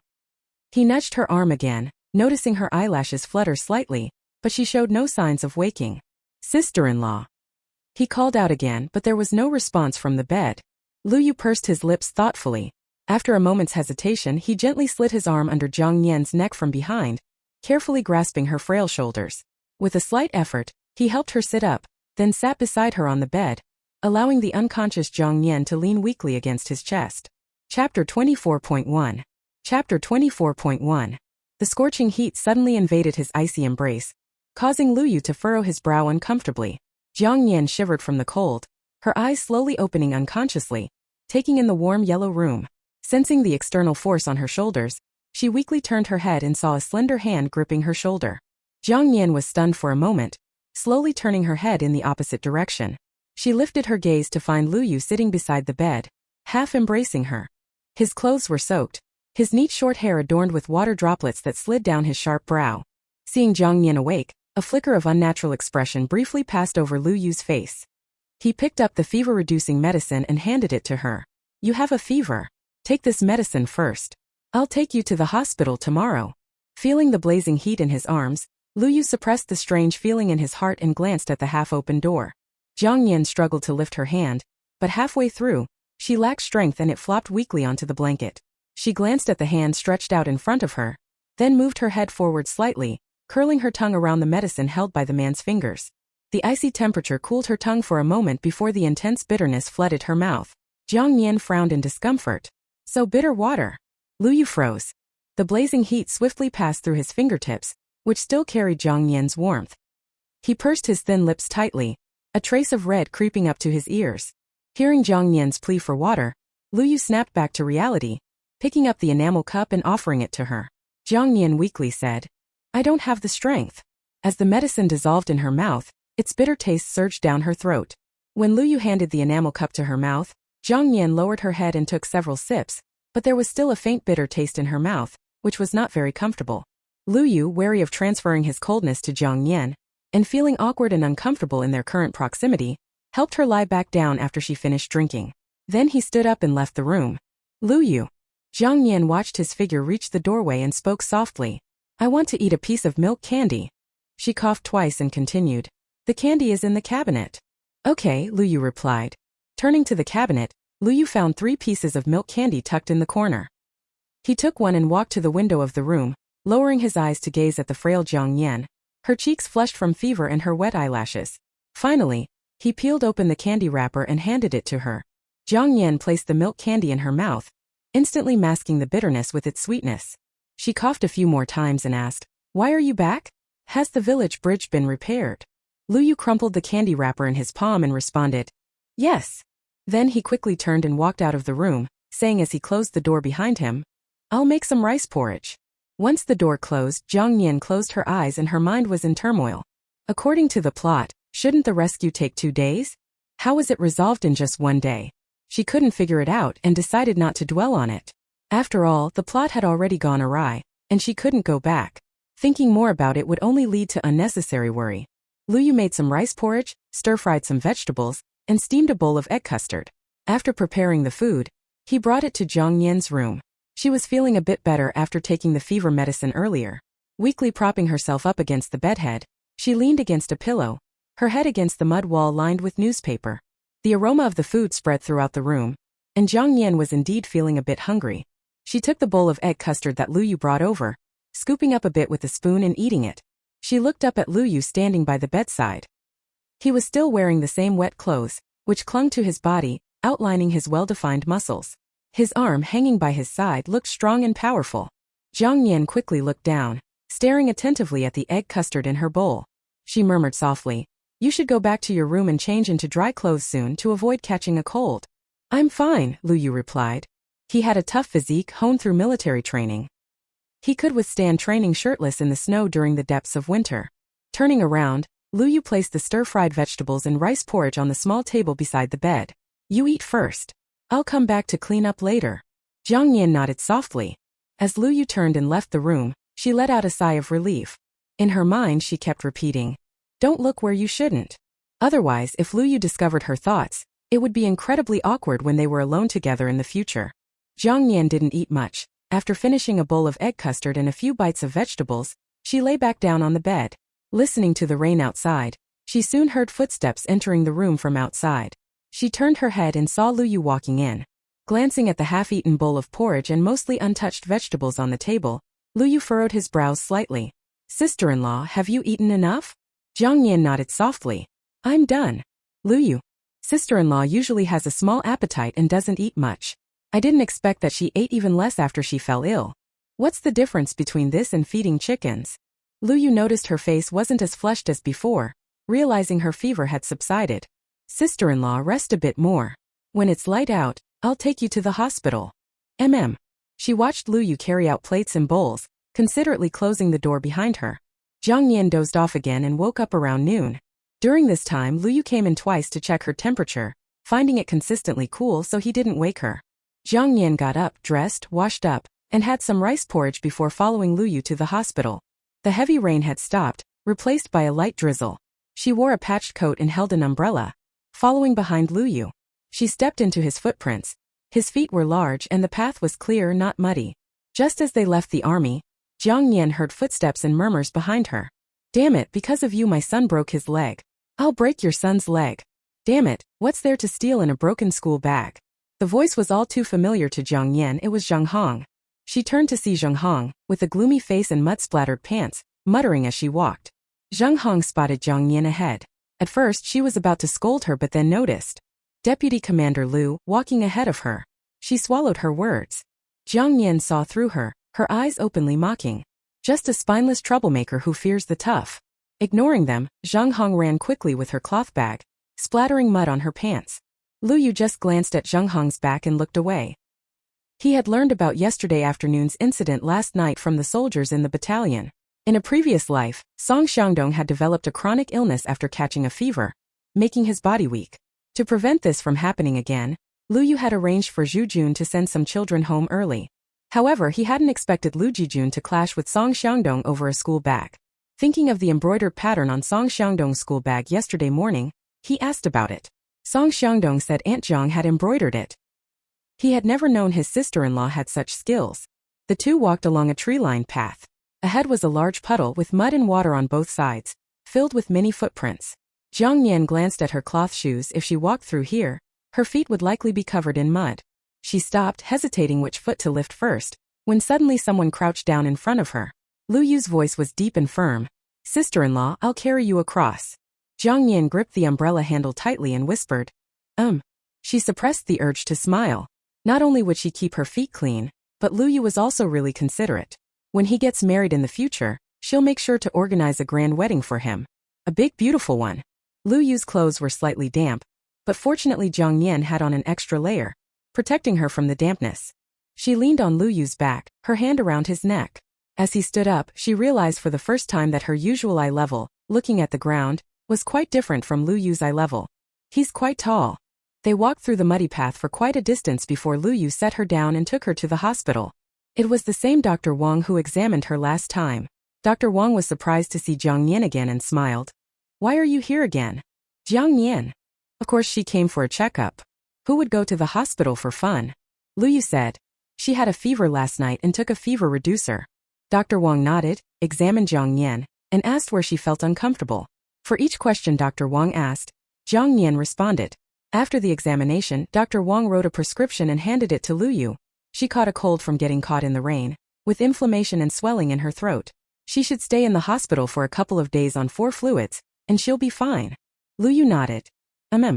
Dr. Wang added, her long-term malnutrition has weakened her body, making her susceptible to illness in the cold.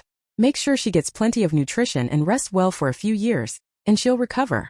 After finishing, Dr. Wang noticed a small scar on Jiang Nian's forehead, barely noticeable without close inspection. "Thank you, Dr. Wang," Lu Yu said. Dr. Wang called out, "Kai Jing, take this patient to the ward and arrange a bed for her." "Got it." A nurse in an old-fashioned white coat, with 2 small braids and a small red mole under her right eye, entered. Dr. Wang paused. "Where's Kai Jing?" Sunning smiled. "She's having lunch, so I'm covering for her." Dr. Wang nodded and gestured towards Jiang Nian. "Take this patient to the ward." Then he handed her a form. Sunning took the form, glanced at Jiang Nian, briefly looked away, then her gaze returned to her. She hadn't expected to meet her here. She glanced at the man behind Jiang Nian. He was dressed in the same military green uniform as last time, looking down at the ground, his features cold and handsome, holding a form. His fingers were long and elegant, and his aura seemed a bit colder than last time. Sun Ying's calm heart suddenly skipped a few beats. Despite meeting this unfamiliar man again, she felt strangely familiar, as if they had met before, yet she was certain she had never seen him. Their interactions seemed limited to her dreams. Since last seeing him, she had dreamed of sitting face to face with him on a train, and later, she dreamed of reporting to the hospital while he returned to the army. In her dreams it was like another world where she knew this person, and he introduced himself as Lu Yu. "Why are you still standing there?" Dr. Wang noticed Sun Ying's hesitation and glanced up at her. Sun Ying snapped back to her senses, her face blushing slightly. She quickly lowered her head and said, "Comrade, please follow me." Jiang Nian nodded gently. Before leaving, she glanced back at Lu Yu and their eyes met. Thus, her curiosity and confusion were unexpectedly noticed by Lu Yu.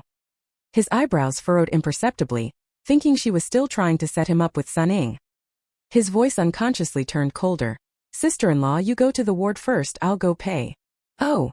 Jiang Nian lowered her head and followed Sun Ying to the ward. Her bed was in the middle, with people on the 2 beds by the window and the door. One was a woman around 30 years old, with a girl of about 10 years old sitting beside her, likely her daughter. The other bed was occupied by an elderly lady, accompanied by a middle-aged man who bore a resemblance to her, probably her son. Sun Ying said, "This is your bed." Jiang Nian thanked her and sat on the bed. Instead of leaving, Sun Ying stood there. Curious, Jiang Nian raised her head and heard Sun Ying ask her quietly, "Are you his sister-in-law?" "Jiang Nian?" She pursed her lips and nodded. Sun Ying chuckled awkwardly and asked again, "Is he called Lu Yu?" "The deputy regiment commander of the military district." "Jiang Nian?" Goodness, how did the female lead know? Could it be that she went to the military specifically to inquire about Lu Yu's information? Jiang Nian was not in the mood to play matchmaker between the female lead and the male lead anymore. The plot was falling apart and she couldn't go back. Besides, Lu Yu wasn't interested either. She didn't want to do something thankless and annoying. Jiang Nian just nodded. Out of normal curiosity, she pretended to be talkative and asked, "How did you know?" Sunning hesitated, and just then a voice came from outside. "Nurse Sun." Sunning said, "I'll bring you the medicine to inject later." After saying that, she left. Jiang Nian collected her thoughts and sat on the bed, looking out the window. The hospital at this time was better than the countryside, built of bricks with green wooden windows and 6 pieces of glass installed. The reflections on the glass showed people walking back and forth outside the window. After a while, Lu Yu returned with 2 buns and a new bedsheet in his hands, made of the old rough fabric. He placed the buns on the table and said to Jiang Nian, "Let me make the bed." Jiang Nian understood what he meant. She didn't know how many people had used this bed before. When she was hospitalized last time, Lu Yu also bought a sheet to make her bed. When he left, he took the sheet with him, and now it was still in her closet. Lu Yu made the bed, and Jiang Nian took off her shoes and lay down. The elderly lady in the adjacent bed noticed and looked at Lu Yu, saying with a smile, "You're really good to your wife." Lu Yu. Jiang Nian. Lu Yu glanced at Jiang Nian leaning against the head of the bed and nodded to the elderly lady. "It's natural." Jiang Nian raised her head in an instant and saw Lu Yu looking at the old lady, and he was indifferent to her gaze. "Jiang Nian?" Lu Yu bought a military green thermos, went to fetch water for her, and left without looking at her again. In the ward, there was the sound of the elderly lady and the woman on the neighboring bed chatting. Jiang Nian sat quietly on the bed, holding the buns Lu Yu had bought for her. She took a bite and tasted the rich meat flavor. The elderly lady sniffed the air with her nose, and the woman near the bed's door also smelled it. Almost everyone in the ward looked at her at the same time, their eyes showing a longing for the meat bun. Jiang Nian. The meat bun in her mouth was hard to swallow. She put it in her pocket and didn't say anything more. The elderly lady said, "Your husband is really good to you. I can tell from his clothes. Is he a soldier?" Lu Yu had already admitted their relationship as husband and wife earlier, and she didn't want to expose his identity, so she had to grit her teeth and say, The woman next to her also said, "How many years have you been married? Both of you still look young. Have you had children? A boy or a girl?" Jiang Nian. She felt a headache coming on and casually answered, "We've been married for 4 years and haven't had children." The elderly lady immediately became gossipy. 4 years of marriage and no children? She glanced at Jiang Nian's belly and quicker than her brain asked curiously, "Is it your problem or your husband's?" The middle-aged man next to her glared at the old lady and said, "Mom, can you please stop meddling in other people's business? You are like this at home and you are still like this outside. If you are not ashamed of it, then I am." The elderly lady ignored her son's words entirely and asked Jiang Nian again, as if she wouldn't give up without an answer. The woman near the door of the ward also looked at Jiang Nian with a hint of schadenfreude on her face. She couldn't give birth to a son either. She had given birth to 3 daughters in a row, and now she was finally pregnant again, almost suffering a miscarriage. Her mother-in-law and husband were both sure it was a boy, so they had her hospitalized. Otherwise, she wouldn't dare to come to this hospital in her lifetime. Jiang Nian felt that Lu Yu had caused trouble. If he explained their relationship, would it end with people prying into their private matters? She leaned against the bed, feeling a little weak, and told a lie. "It's my husband's problem." Just as Lu Yu walked outside the ward, he suddenly heard Jiang Nian's words. His eyebrows furrowed, and he pursed his lips, carrying the thermos and walking into the ward. Instantly, the eyes of the elderly lady and the middle-aged woman all fell on Lu Yu. The expressions on their faces were somewhat pitiful, and even the middle-aged man looked at him sympathetically. Lu Yu frowned slightly, thinking of the words Jiang Nian had just said outside the ward. "It's my husband's problem." Jiang Nian saw Lu Yu and her heart skipped a beat. When he looked over, she immediately lowered her head, not daring to breathe loudly. Lu Yu glanced at Jiang Nian, whose head was drooping like a quail's, and placed the kettle on the table. Seeing her holding a cloth bag, he said, "Steamed buns are not tasty when cold. It's better to eat them while they're hot." Jiang Nian pursed her lips, looking at her fingers that had almost turned into bamboo sticks, and reluctantly murmured, She swore never to speak ill of Lu Yu behind his back again. Sitting like this was awkward, but fortunately, there was an elderly lady and another woman chatting nearby. Jiang Nian took out a steamed bun and nibbled at it.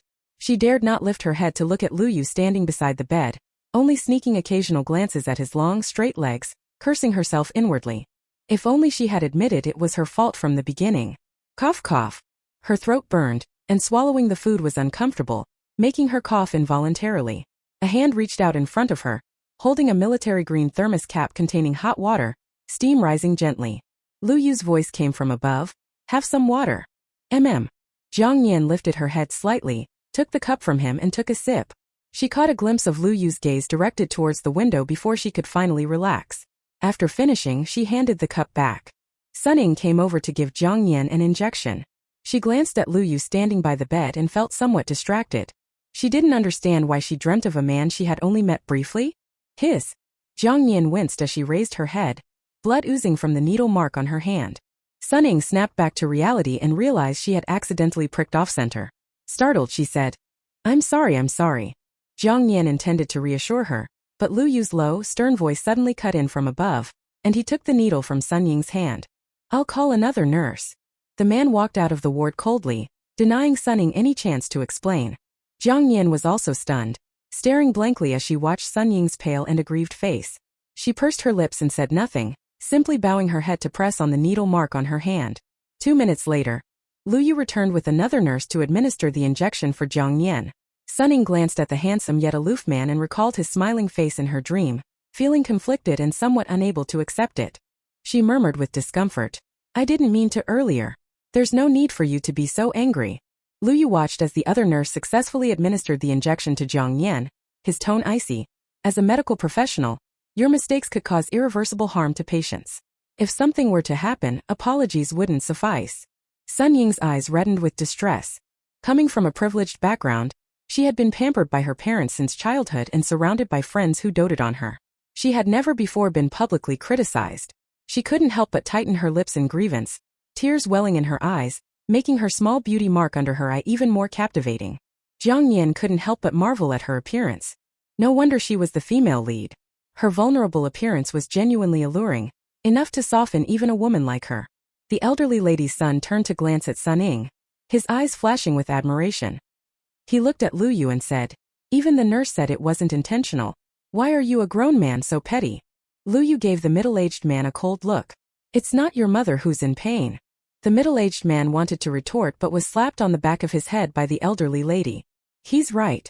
Nurses do important work saving lives. If something goes wrong, who takes responsibility? Are you the only one who can be magnanimous? After being slapped, the middle-aged man immediately stopped talking. Suning watched Lu Yu's cold expression, covered her mouth, cried and ran out. The other nurse carefully gave Jiang Nian the injection and quickly left. In the corridor, Wu Yushan came out of the treatment room and saw Suning crying in the corner of the corridor. Worried, he followed her, listened to her sobbing grievances and asked, Who bullied you? Suning cried, I accidentally pricked the needle in the wrong direction and was scolded by the patient's family. Wu Yushan said angrily, It is true that poor places produce unruly people. The people in this broken county are just troublesome. Who hasn't made a mistake? The drip was working slowly. Jiang Nian looked at Lu Yu sitting at the foot of the bed, dividing her medicine. It was assigned by Dr. Wang. The drip continued until dark. Jiang Nian slept for a while, and Lu Yu occasionally checked the drip and reached out to touch Jiang Nian's forehead. The elderly lady and middle-aged woman nearby felt both envy and pity for this husband. If he couldn't perform in bed, it meant he would never have offspring in his lifetime. What a waste of such a handsome young man. Jiang Nian woke up just as Lu Yu came back from the state-owned restaurant. He bought a bowl of millet porridge and noodles for dinner. Jiang Nian went to the bathroom. When she came out, she saw a pair of men and women walking together in the corridor. The woman was Suning, and she called the man next to her Wu Yushan. When Suning saw Jiang Nian, she hesitated for a moment, nodded at her politely, and left. Jiang Nian's gaze fell on Wu Yushan's back. The book mentioned Wu Yushan in detail. He and Suning lived in the same compound and were childhood friends. Wu Yushan had always liked Suning. After Suning got together with the male lead, Wu Yushan refused to give up and occasionally pestered Suning. She returned to the ward and saw Lu Yu sitting at the foot of the bed. When she came back, he got up, lifted the blanket, and let her lie down. Jiang Nian was quite surprised by his attentive care. Chapter 24.2. Chapter 24.2. In the city hospital, Zheng Hong had just come and quarreled with Feng Mei. If it hadn't been for Lu Guoxing's interception, Zheng Hong would have fought Feng Mei. She scolded with a sullen face.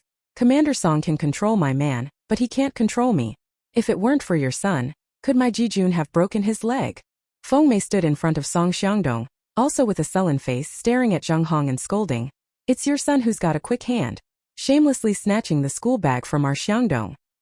He was jealous that Deputy Commander Lu's sister-in-law embroidered a little boy on Xiangdong's school bag. I don't know how you've been teaching Jijun all these years to turn him into this kind of person. She talked on and on for a long time, but Zheng Hong couldn't get a word in. Su Yan had a straightforward nature. Though she could fight and curse, she was no match for Feng Mei. Feng Mei is not good at playing tricks, but she has a sharp tongue. Whenever Zheng Hong wanted to speak, she couldn't find a chance. Captain Lu, annoyed, pulled Zheng Hong aside and said sternly, "If you cause any more trouble, go back home. This is a hospital, not your house. Don't embarrass me outside." Zheng Hong's eyes turned red with anger. "Who are you to lecture me?" Pointing at Feng Mei, she continued, "It's because of Song Xiangdong that our son broke his leg. You didn't protect Jijun, but you protected Song Xiangdong instead. Who is your son?" "That's enough." Captain Lu's face darkened. "If you make another scene, go back to your parents' house. I can take care of Jijun myself." With that, he turned and left the ward. That single sentence crushed Zheng Hong's bravado. She dreaded going back to her parents' house the most. Watching Jijun cry and call her mother with a pouting mouth made Zheng Hong both heartbroken and furious. She turned her head and glared angrily at the gloating Feng Mei. Song Xiangdong sat on the hospital bed, holding the school bag. He wiped the dirt off the little boy's eyes with his fingers. Feng Mei turned around and ruffled his hair, saying, "It's okay. When we get home, Mom will help you clean it up." Song Xiangdong nodded. There was a middle-aged woman lying on the bed against the wall. She looked like a city girl from her clothes. She had arrived the day before, initially alone and quiet in the ward.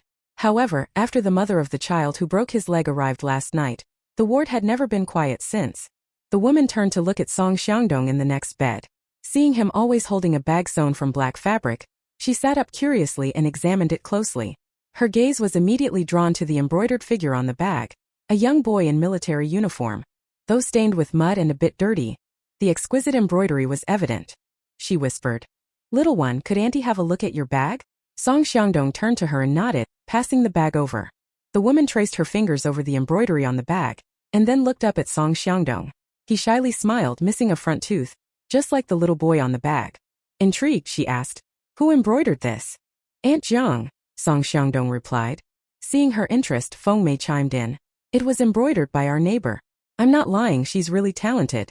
She finished embroidering this little boy on the bag in just one afternoon. Look at his nose and mouth, they're just like our Xiangdong at home." The woman smiled. "Indeed they are." She thought for a moment, then looked up at Feng Mei.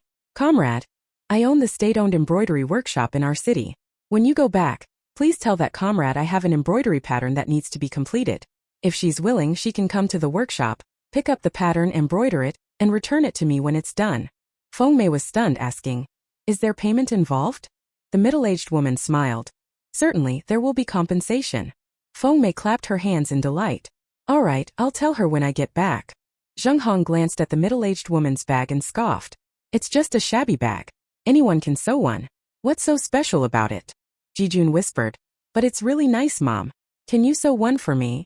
Impatiently, Zheng Hong replied, "I don't want to sew." Jiang Nian was discharged on the third morning. She followed Lu Yu to see Dr. Wang in the medical room. Dr. Wang prescribed some medicine, handed it to Lu Yu, and then turned to Jiang Nian, teasing, "3 times in 3 months. Don't come back next month. Take care of your health." Jiang Nian. She didn't want to come back either. Lu Yu took her out of the hospital. As they passed the stairs, they bumped into Sunning and Wu Yushan going upstairs. Wu Yushan stepped aside, while Sunning lightly bit her lip and looked up at Lu Yu from below. She wanted to greet him, but remembering his cold attitude 2 days ago, she held back her words in frustration. Lu Yu glanced at Sunning blocking the way, swept a cold look at Wu Yushan beside her, and then looked down at Sunning, who was 3 steps below him, his voice as cold as ever. "Please move aside."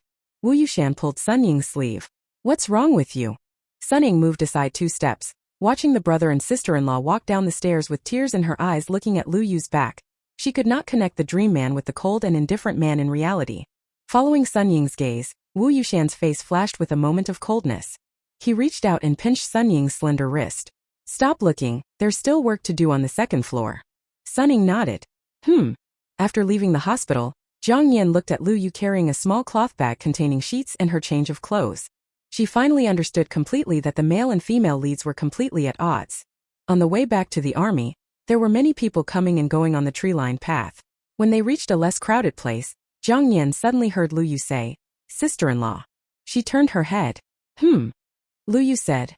I admitted in the hospital that you and I are husband and wife, but I didn't want to explain it unnecessarily to them. Sister-in-law, don't misunderstand and don't hold a grudge. Jiang Nian was stunned. Who was holding a grudge?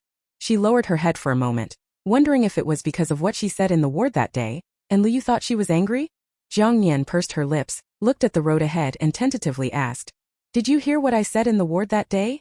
Lu Yu said, Yes. Jiang Nian. It was already noon when they returned to the family quarters. Jiang Nian had intended to cook, but Lu Yu put down his things, rolled up his sleeves and said, You rest, I'll cook. Okay. Jiang Nian obediently ran back to her room, then lay by the window, watching Lu Yu carrying water from the well to the kitchen. She patted her chest, feeling quite regretful. She had been criticizing others and the person involved heard everything firsthand. I wonder if Lu Yu will think that she is a gossipy woman who talks behind people's backs? For lunch, Lu Yu made tomato and egg noodles. The noodles were dried with some leafy greens sprinkled on top. After lunch, he washed the pots and dishes and headed to the team. Jiang Nian stayed at home, taking out the door curtain she had half embroidered last time and continued working on it. Su Yan knew about Jiang Nian's illness and hospitalization and wanted to visit her, but with Feng Mei still not back and 3 kids at home, she couldn't leave. This morning Feng Mei finally returned, bringing Song Xianghong back with her, and giving Su Yan 10 eggs to thank her for taking care of Song Xianghong.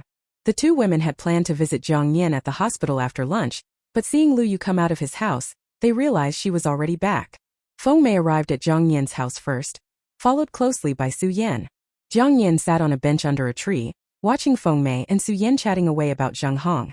Both of them disliked Zheng Hong, so they found a common topic to talk about.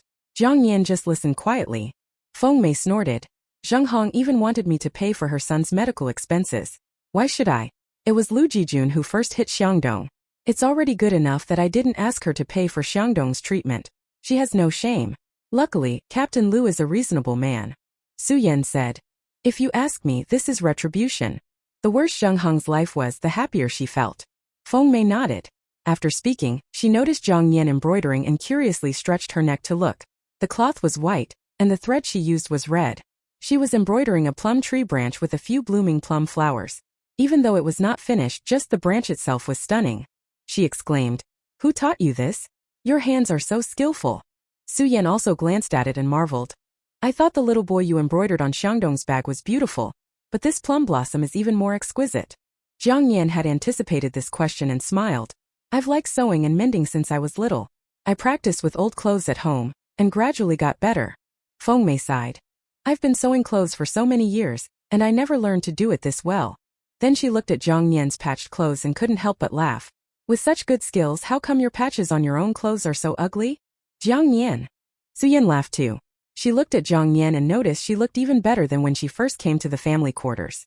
She was still pale, but her face was rounder, no longer emaciated. Her delicate eyebrows curved, her eyes sparkled, especially when she smiled. Her eyes seemed to hold a sky full of stars.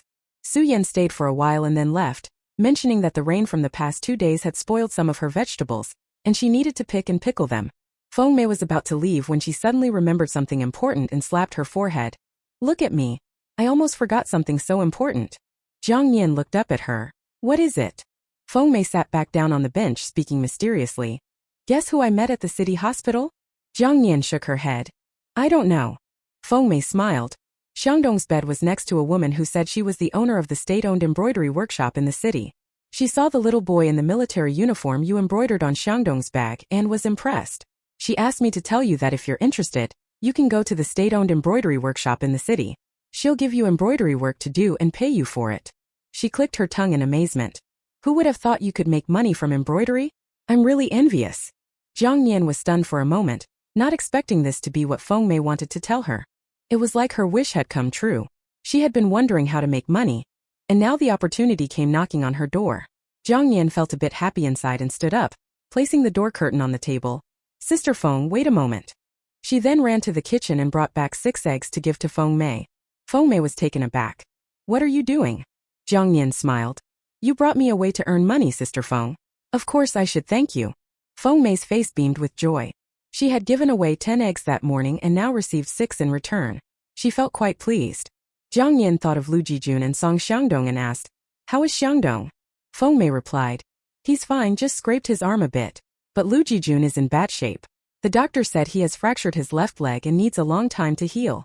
I guess it will take at least a year and a half, and he won't be able to go to school. Jiang Nian nodded. It takes 100 days to heal a bone injury, and given the medical conditions of this era compared to the new century, it would likely take a long time to recover. After Feng Mei left, Jiang Nian put away the curtain and started preparing dinner. Lu Yu had mentioned 2 days ago that he would take her to the city at the end of the month. She planned to visit the state-owned embroidery workshop then. If she could get embroidery work there, she could earn some money. Since following Lu Yu to the army, she had spent a lot of his money. The 2 hospital stays alone had cost him quite a bit. If she didn't start earning money, she wouldn't feel comfortable staying any longer. After all, deep down, she wasn't the real Jiang Nian and couldn't feel at ease enjoying someone else's care. Jiang Nian opened the kitchen cabinet and found a block of tofu. She then went to the vegetable garden to pick some greens. For dinner she made 2 dishes: mapo tofu and stir-fried loofah. She also steamed some rice and made 2 rice balls with some pickled vegetables. As dusk fell, footsteps were heard outside. The voices of Commander Song and Captain Lu reached the courtyard. Jiang Nian brought the dishes to the table in the yard just as Lu Yu walked in. Seeing the 2 dishes and rice balls on the table, his brows raised slightly, and he felt quite hungry. Lu Yu went to the well to fetch water to wash his face, and the sound of splashing water filled the courtyard. Jiang Nian walked out of the kitchen carrying rice and chopsticks. Just as Lu Yu finished washing his face, he turned around and took the bowl from her, sitting down on the bench. He asked, "Do you still feel uncomfortable anywhere today?" Jiang Nian shook her head. "No, I feel fine." She took a bite of rice, glanced at Lu Yu and asked softly, "Are we still going to the city at the end of the month?" Lu Yu lifted his eyes to look at Jiang Nian. She was gently biting her chopsticks, her clear eyes revealing a hint of hope. He replied, "Yes, we are." Jiang Nian smiled happily. "Okay." Her smile was beautiful, her eyebrows curved, her light pink lips slightly parted, revealing snow-white teeth. 2 braids hung down on either side of her slender neck, the black hair brushing against her fair skin, making her complexion look even more delicate and white. Lu Yu was momentarily lost in her smile, but quickly snapped back to reality, lowered his eyes and focused on eating. In a place where Jiang Nian couldn't see, his earlobes turned slightly red. He had always thought his sister-in-law was quiet and reserved, always keeping her head down no matter what she did, so he had never really paid attention to her appearance, but recently he noticed she was quite beautiful. Especially when she smiled, the sense of dullness around her seemed to disappear instantly. Ever since Lu Yu mentioned they would go to the city at the end of the month, Jiang Nian had been counting the days. After enduring for 12 days, the end of the month finally arrived. That evening, as Lu Yu returned from the team, he told Jiang Nian during dinner, "We might not make it back tomorrow. We'll probably have to stay a night at the guest house. I'll get a letter of introduction first thing in the morning." Jiang Nian nodded. "Okay." After dinner, Lu Yu washed the dishes and heated water for Jiang Nian to bathe. The weather had cooled down as autumn set in, and the nights were chilly. Jiang Nian used the hot water to wipe herself down before snuggling into her bed. The next morning, before the bugle call sounded, Jiang Nian woke up. She got up, washed her face, brushed her teeth, and then started preparing breakfast in the kitchen.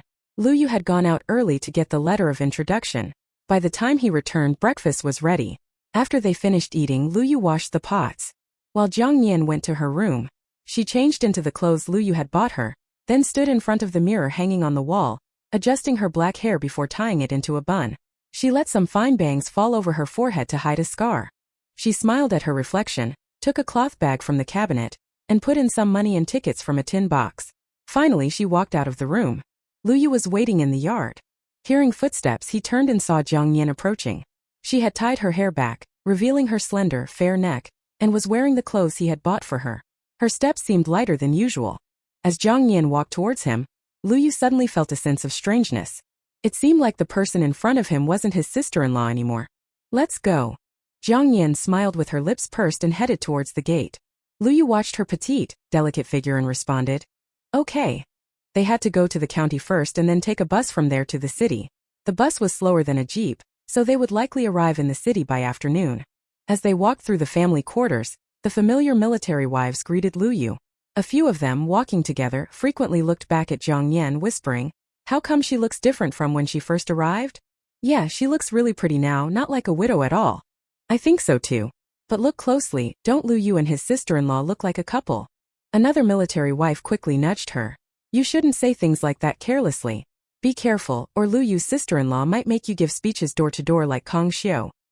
Hearing this, the group of military wives couldn't help but laugh. Kong Xiu had become a joke in the family quarters. When they arrived in the county, Lu Yu and Jiang Nian waited half an hour for the bus. Many people were heading to the city at this time, and the bus was crowded with no empty seats. The buses of this era couldn't compare to those of the new century. Jiang Nian followed Lu Yu onto the bus. After paying the fare, he led her to a standing spot in the middle. The seats were occupied, and many people were standing in the aisle. Being short, Jiang Nian couldn't reach the handrails above, and had to hold onto the seatbacks for support. Lu Yu stood beside her, gripping the overhead rod with one hand. He glanced down at the petite Jiang Nian next to him. As the bus started moving, Jiang Nian jolted and struggled to steady herself. A firm hand quickly grabbed her arm, helping her regain her balance. She looked at the hand on her arm and then up at Lu Yu, whispering, "I'm okay now." "Okay." Lu Yu released her arm and turned his gaze forward. As the bus stopped at several places, more people got on, and the aisle became increasingly crowded. Jiang Nian stood next to a seat occupied by an elderly man who was dozing off. From behind, someone kept pressing against her. She turned to look and saw a young man. When he noticed her gaze, he smiled maliciously and reached up to grab the overhead rod, trying to take advantage of the situation to get closer to her. But before his hand could reach the rod, it was seized by Lu Yu's firm grip. The young man winced in pain, grimacing and yelping. "Who are you? Mind your own business. Let go or I'll beat you up." Chapter 25. Chapter 25. Lu Yu twisted the young man's arm behind his back and kicked him in the knee, forcing him to kneel on the ground with just one hand. The young man's face contorted in pain, realizing he had encountered a tough opponent. He cried out desperately, I'm wrong. Brother, please have mercy, let me go this time. It hurts. Jiang Nian glanced at Lu Yu, who had barely moved, and her heart skipped a beat. She thought of the soldiers in the new era, then looked at Lu Yu's cold, handsome face. The man's eyebrows were stern, and his lowered eyes carried an untouchable cold severity. He said in a deep voice, "If I catch you stealing again, I'll take you to the police." The others in the bus saw Lu Yu subduing the young man with one hand and understood from his words that the young man had been caught stealing. The other passengers on the bus misunderstood Lu Yu's meaning of dirty hands and feet, but were still agitated, shouting for the driver to stop and kick the young man off the bus. Once the bus restarted, Lu Yu voluntarily stood behind Jiang Nian. With one hand gripping the support pole above, and the other holding onto the back of a seat, he enclosed Jiang Nian within his protective stance. It wasn't too cold this season, and everyone was dressed lightly. The bus was crowded. Lu Yu's body was almost pressed against Jiang Nian's back. The warmth from the person in front of him felt like a furnace on a winter day. In no time, a thin layer of sweat formed on his forehead. Uncomfortable, he took a small step back, trying to create some distance from Jiang Nian. However, the bus was too crowded to allow for much space. Lu Yu pressed his lips tightly together and looked down at the person within his arms. She barely reached his chest, and her fair, slender neck was in his line of sight. Feeling a sudden heat in his eyes, he quickly lifted his head and focused on the retreating trees outside, trying to ignore the faint, pleasant scent coming from Jiang Nian. Jiang Nian tightly gripped the seat handles, taking several deep breaths. She didn't notice the changes in Lu Yu, but she was very aware of her own changes. Jiang Nian glanced at the arm stretched out on her right side. The man's muscular arm was well-defined and strong, gripping the seat handle and separating her from the jostling crowd. When the bus swayed, she lost her balance and her back pressed against Lu Yu, startling her into quickly standing straight again. They stood like this for 3 hours, and Jiang Nian's legs and feet grew sore and tired. Suddenly, the person behind her took 2 steps back, grabbed her arm, and guided her to a seat where someone had just vacated, taking their luggage with them. After they left, Lu Yu pushed Jiang Nian into the seat. As soon as she sat down, the fatigue in her legs eased. Jiang Nian looked up at Lu Yu, who was holding the support pole with one hand, and asked with concern, "Are you tired?" Lu Yu replied, "No." By the time they reached the city, it was already 3 in the afternoon. Lu Yu took Jiang Nian to a state-run restaurant for lunch. They ordered 2 plates of dumplings, which were quite large. Jiang Nian was full after eating 10, and the rest were eaten by Lu Yu. Since it wasn't too late, Lu Yu then took Jiang Nian to the department store. Jiang Nian looked at the products in the store, which all had state-run signs and required tickets for purchase. After a round of browsing, Jiang Nian saw a fabric shop and went in to look at the fabrics. Meanwhile, Lu Yu bought 2 pieces of clothing and brought them over. Jiang Nian was surprised when she saw the 2 thick garments in his hands. They were all for her, but the colors and styles were old-fashioned. There was no helping it. The fashion of this era couldn't compare to that of the new century. Lu Yu asked, "Sister-in-law, do you need anything else?" He handed a small cloth bag to Jiang Nian, looking a bit uneasy as he averted his gaze. "I bought these for you." When buying clothes for Jiang Nian earlier, The shopkeeper next door had enthusiastically recommended the newly arrived snowflake cream, saying girls loved it, especially since it was getting colder. Using the cream would prevent their skin from getting chapped and keep it hydrated. So he bought it. Jiang Nian took the small cloth bag and curiously opened it. Inside she found a bottle of snowflake cream, lipstick and 2 red hair ties. Jiang Nian. So old-fashioned. She suppressed her amusement and looked gratefully at Lu Yu, pressing her lips together. Thank you. Lu Yu coughed lightly. No need to thank me. He glanced at the fabric shop. Do you want to buy some fabric? Jiang Nian replied. Yes, I want to buy more fabric to make clothes at home. I'll also need some cotton and silk thread. Lu Yu said. There's cotton in the county too. We can buy it when we get back. Okay. Jiang Nian nodded and gave up on buying cotton. While looking at the fabric, she chatted with the shop owner and asked about the location of the state-run embroidery workshop.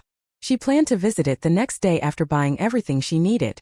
Jiang Nian bought several types of fabric, various threads, and several pairs of insoles for both her and Lu Yu. Lu Yu bought everything for Jiang Nian and also bought a bag of snacks that weren't available in the county. Carrying their purchases, they arrived at the guest house as night fell. Lu Yu handed the introduction letter to the receptionist and asked for 2 rooms. The receptionist was surprised and looked back and forth between Lu Yu and Jiang Nian before saying, There's only 1 room left. Jiang Nian? 1 room? In such a large guest house? Moreover, in this era, very few people could afford to stay in a guest house, and without an introduction letter, the guest house wouldn't even allow a stay. The receptionist explained, seeing Lu Yu's frown. The day after tomorrow is the Mid-Autumn Festival, so many people have come to the city. Lu Yu pressed his lips together and said, Then we'll take 1 room. The receptionist completed the paperwork and handed the key to Lu Yu. Room 301 on the 3rd floor. Each floor has a public bathroom, and hot water is available at the stairwell. Lu Yu took the key and led Jiang Nian upstairs. After they left, the receptionist leaned over the counter, watching them curiously. How strange. They look like a couple, so why did they ask for 2 rooms? In room 301, Lu Yu unlocked the door, and Jiang Nian followed him in. She glanced around the simple room, which had a wooden floor, a double bed, and a table with 2 thermos flasks. Jiang Nian's gaze landed on the double bed, and her eyelid twitches uncontrollably. Did this mean she would be sharing a bed with Lu Yu tonight? As if sensing her thoughts, Lu Yu placed their belongings on the table, took out the fabric he had just bought, and laid it on the floor. His deep voice was steady. Sister-in-law, I'll make do on the floor tonight. Jiang Nian pressed her lips together and nodded lightly. Thank you. They hadn't eaten yet in the evening, so they locked the door and went to the state-owned restaurant for a meal. Just as they stepped out of the guest house, they heard a surprised voice from behind. Captain Lu. Captain Lu. Jiang Nian paused in surprise. Wasn't Lu Yu a deputy commander? Turning around, Lu Yu saw a couple approaching with a few-month-old baby. Leading the way was a man he had previously led in the army, named Li Fengda. Li Fengda had once been on track to become a deputy commander but was injured in the arm during a snow disaster rescue with Su Chang 4 years ago, forcing him to retire from the military. Lu Yu had personally seen him off when he left the army. Never did he expect to meet again after 4 years. A rare smile spread across Lu Yu's face. How have you been? With his injured left arm, Li Fengda couldn't handle heavy work back in his village. Luckily, thanks to a military recommendation, he found a lighter job in the local brigade, earning work points to support his family. Looking at Lu Yu's still robust figure, Li Fengda couldn't help but feel a mix of admiration and envy. He smiled and replied, Still hanging in there. Li Fengda then introduced his wife to Lu Yu. Captain Lu, this is my wife Wu Ying and this is our son.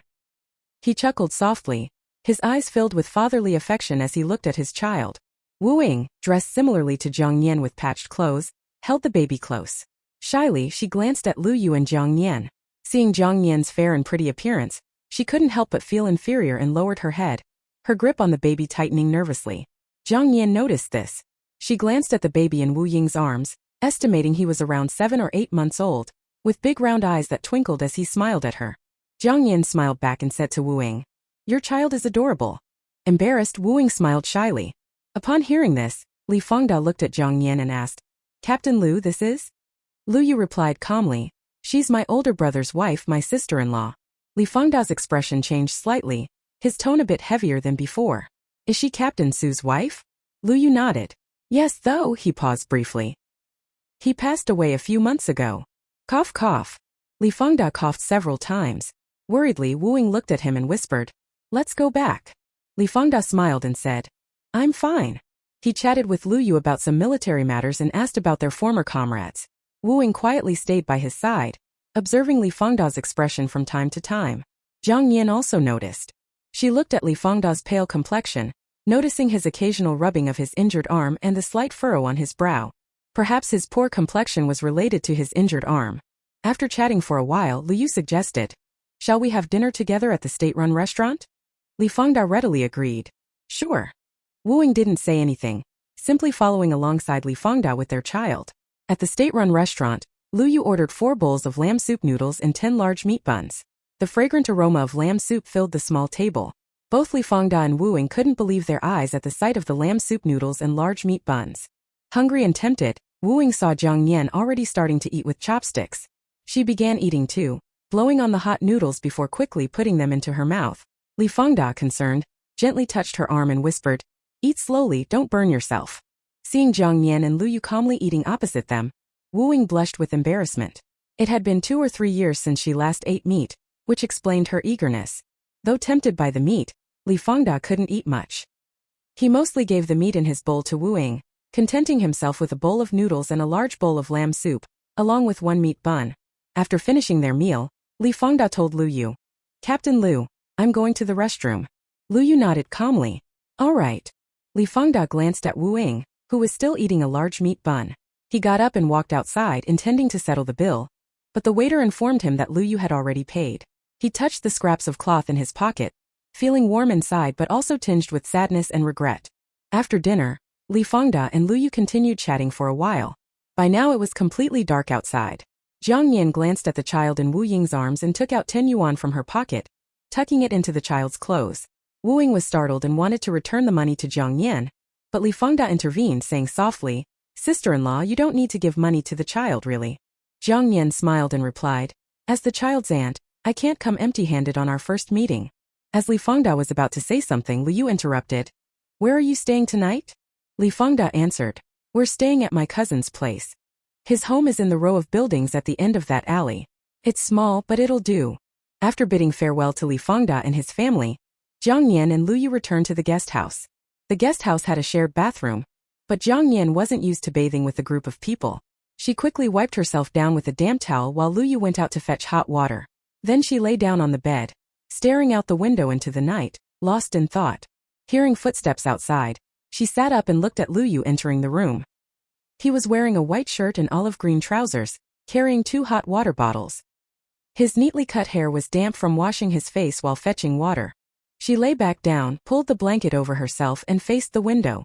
Liu Yu placed the hot water bottles on the table and kept his gaze lowered throughout, avoiding looking at Jiang Nian lying on the bed. He took off his shoes, turned off the light, and lay down on the cloth spread on the floor, hands behind his head. As he lay there, he recalled his conversation with Li Fengda earlier, noting how he kept rubbing his injured arm. The sudden arrival of Li Fengda's family in the city likely meant his old injury had flared up again. Given the limited facilities in the county, they had no choice but to come to the city for hospital checks. Outside, the cicadas chirped. On the bed, Jiang Nian's steady breathing filled the room. Liu Yu pinched his brow, closed his eyes to sleep, and drifted into a daze until midnight, when suddenly something heavy landed on him. He instantly sat up and grabbed whatever had attacked him. "Ah! It hurts so much." Jiang Nian groggily opened her eyes and met a sharp gaze in the pitch-black room. She blinked in astonishment, then followed his arm downward, only to find her foot resting exactly on that spot of his, and her ankle was firmly gripped by Liu Yu, so tightly that she had no doubt that if he squeezed any harder, he could break her foot bones. Hey guys, do check out my new translation project. Delicate self-serving rich girl x fierce and wild rough man. Ruan Mingfu has crossed over. Her original identity was that of a genuine privileged beauty. Her father was a factory director, and her mother was the head of the supply and marketing cooperative. She had been pampered from a young age, but due to the turbulent times, she was sent to the countryside as an educated youth. As a delicate young lady who could hurt her hand just by pulling out a weed, how could she endure the hardships of the fields? She cried and whined, intending to secure herself a long-term meal ticket. As soon as Ruan Mingfu opened her eyes, she found a man lying beside her. Worse yet, someone was approaching from outside, about to catch them in a compromising situation. Ruan Mingfu recalled the dilapidated educated youth spot, her parents who had been sent to a farm, and the local bully who had been eyeing her with ill intentions. She gritted her teeth and decided to continue lying down. Xie Yanzhao was handsome and had a bright future ahead of him, becoming a regiment commander at a young age. However, as he grew older, his personal life remained unresolved, worrying his superiors to the point of graying their hair.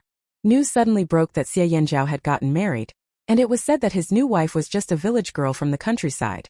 When people heard this, they felt regretful, lamenting that such a fine man had to settle for so little. But later, when Ruan Mingfu, with her stunning beauty, slender waist, and long legs, demurely followed Xie Yanzhao to the family compound, everyone was dumbfounded. This is what they called a village girl? How did I not get such a good deal? Chapter 26.1. Chapter 26.1. Jiang Nian's face turned red all of a sudden. She struggled a bit with the ankle that Lu Yu was holding, burying her head in the pillow. Her muffled voice came out from the pillow. I'm sorry, I didn't mean to. I must have rolled over in my sleep. I didn't know I'd bump into you. The small foot struggled a few times in Lu Yu's hand. The woman's skin was delicate and warm. But that warmth was like countless strands of vines, piercing into Lu Yu's fingers, spreading through his blood vessels to his entire body. His steady breathing suddenly became a bit erratic, as if a fierce beast was hiding inside him, ready to break free at any moment. Lu Yu swallowed a few times, looking at Jiang Nian's half-propped arm by the bed, fair and slender, fitting into his palm, just like the ankle he was holding at the moment. Lu Yu's fingertips pressed on Jiang Nian's ankle bone, and a faint trace of blood appeared in his dark eyes. He restrained the sudden, bad urge to grip the jade-like foot in his hand, and almost instantly let go, turning over to face the bed, his low voice hoarse. It's late, go to sleep. Jiang Nian retracted her foot and buried herself in the quilt, rolling to the edge of the bed near the window, patting her chest in fear. She was completely at a loss. She had a bad sleeping habit. Who knew she would roll to the edge of the bed and accidentally touch Lu Yu's? That part. After this farce, not only did Jiang Nian hardly sleep all night, but Lu Yu also stayed awake. At dawn, Lu Yu got up. He folded his bedding, looked at Jiang Nian, who was still buried in the quilt, and thought of the inappropriate thoughts he had for her last night.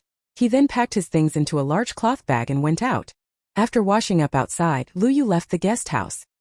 He rubbed his face with both hands and looked back at the second-floor window of the guest house. The sudden evil thought last night kept him awake. This morning, looking at the barely light sky, he felt like a beast for having thoughts about his brother's wife. She was his sister-in-law, someone he should respect. After Lu Yu left, Jiang Nian climbed out of the quilt. She glanced at the tightly closed door, breathed a sigh of relief, got up quickly, dressed, and went outside to wash up. Just as she finished tidying herself, Lu Yu came back from outside with a few meat buns bought from a state-run restaurant. Jiang Nian sat on the edge of the bed, took a small bite of the meat bun, and looked at Lu Yu secretly. He was standing by the table, pouring water into a cup from a thermos.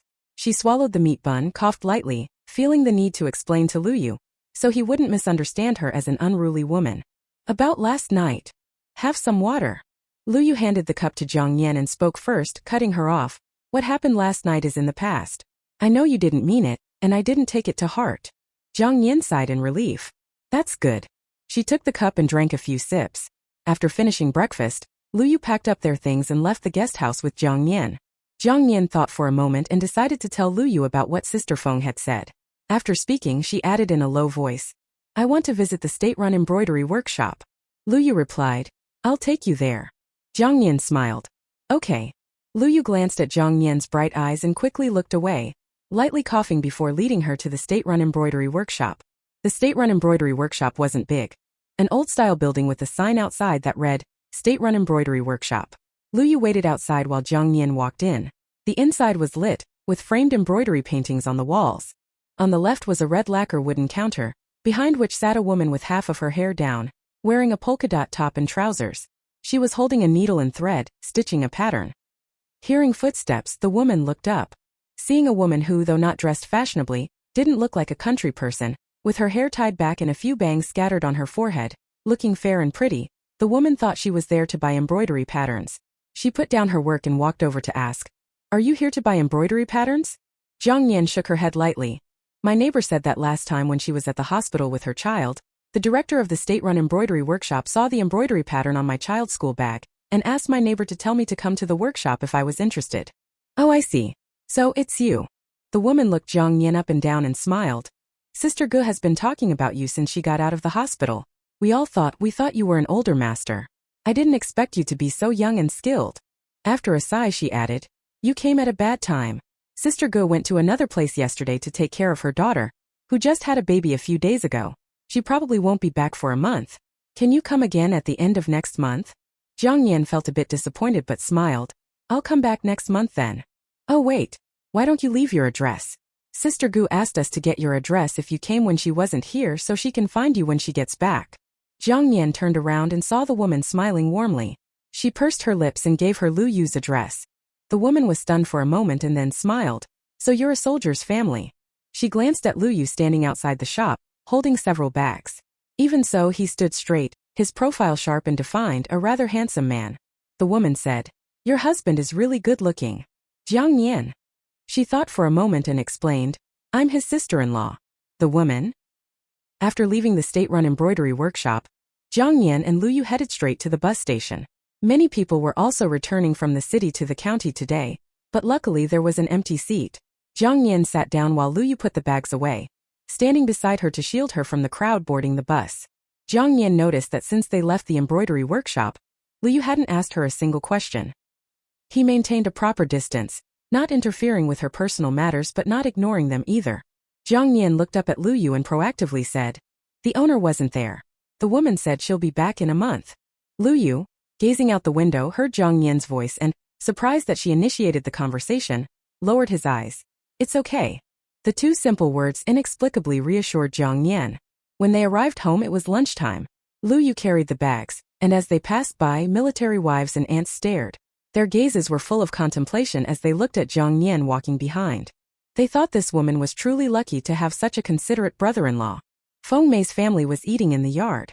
Hearing footsteps and voices outside, she turned her head and saw Lu Yu and Jiang Nian. She immediately got up to greet them, but Commander Song knocked on her bowl with his chopsticks, glaring at her.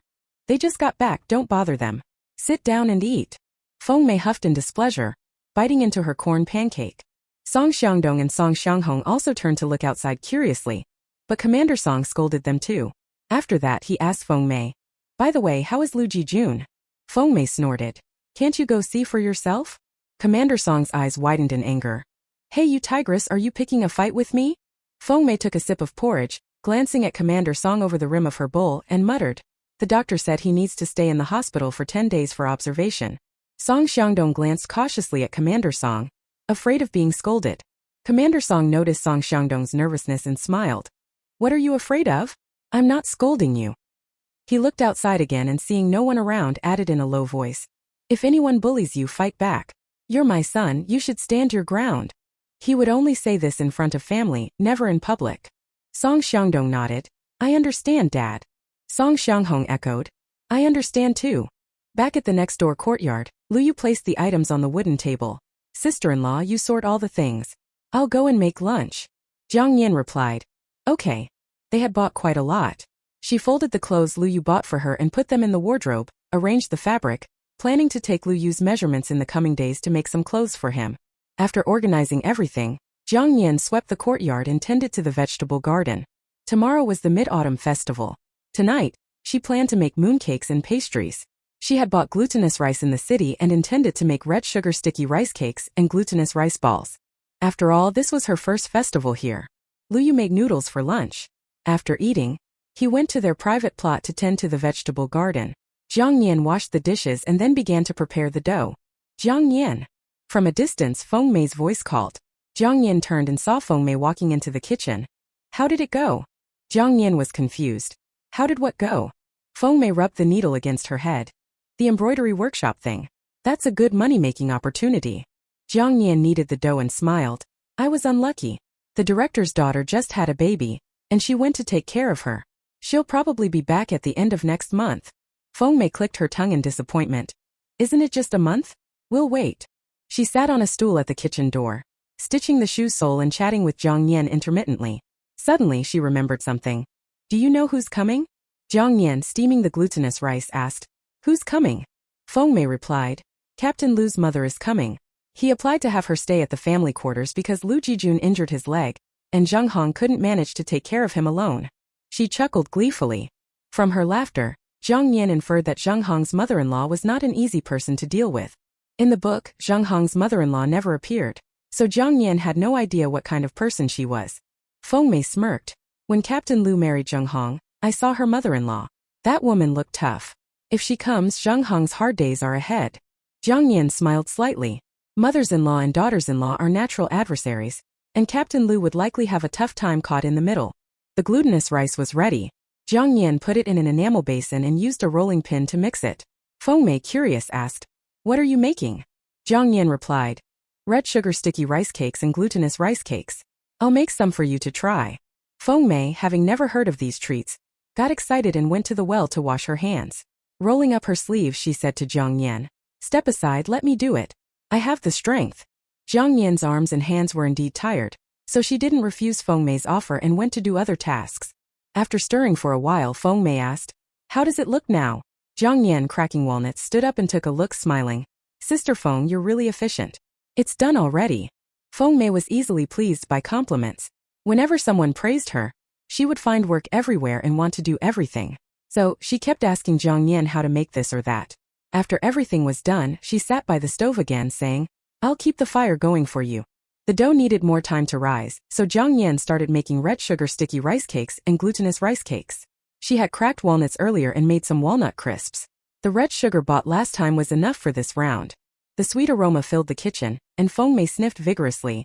"My goodness, this smells wonderful," Jiang Nian said. "It tastes even better. The glutinous rice is soft, with a blend of its natural fragrance and the sweetness of the red sugar." She described several ways to enjoy it, making Feng Mei swallow her saliva. Once the red sugar sticky rice cakes, glutinous rice cakes, and walnut crisps were ready, Jiang Nian plated some and handed them to Feng Mei.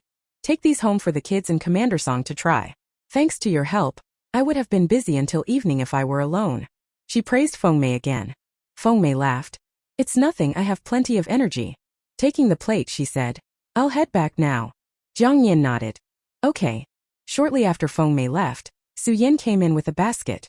The sweet smell greeted her as she entered. "What delicious food are you making?" Jiang Nian was kneading dough to make mooncakes for the Mid-Autumn Festival. She looked at Su Yan. "Making mooncakes for tomorrow." She pointed to the counter where there were plates of red sugar sticky rice cakes, glutinous rice cakes, and walnut crisps. "I saved some for you. Take them home for the kids to try." Su Yan happily walked over, took a piece of glutinous rice cake, and was amazed by the delicious taste. "Jiang Nian, how did you make this? It's so good." She had never tasted such food before.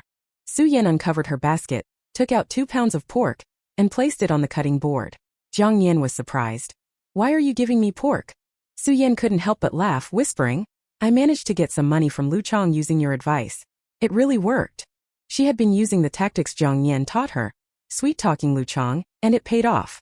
Lu Chang gave her 50 yuan, saying it was the family savings for the first half of the year. She shared this with Jiang Nian and said, "You've helped me so much. I haven't done anything for you. Here's some pork for you to eat." She leaned in closer, whispering, "Don't tell Deputy Commander Lu. Lu Chang is one of his soldiers. They might be in cahoots."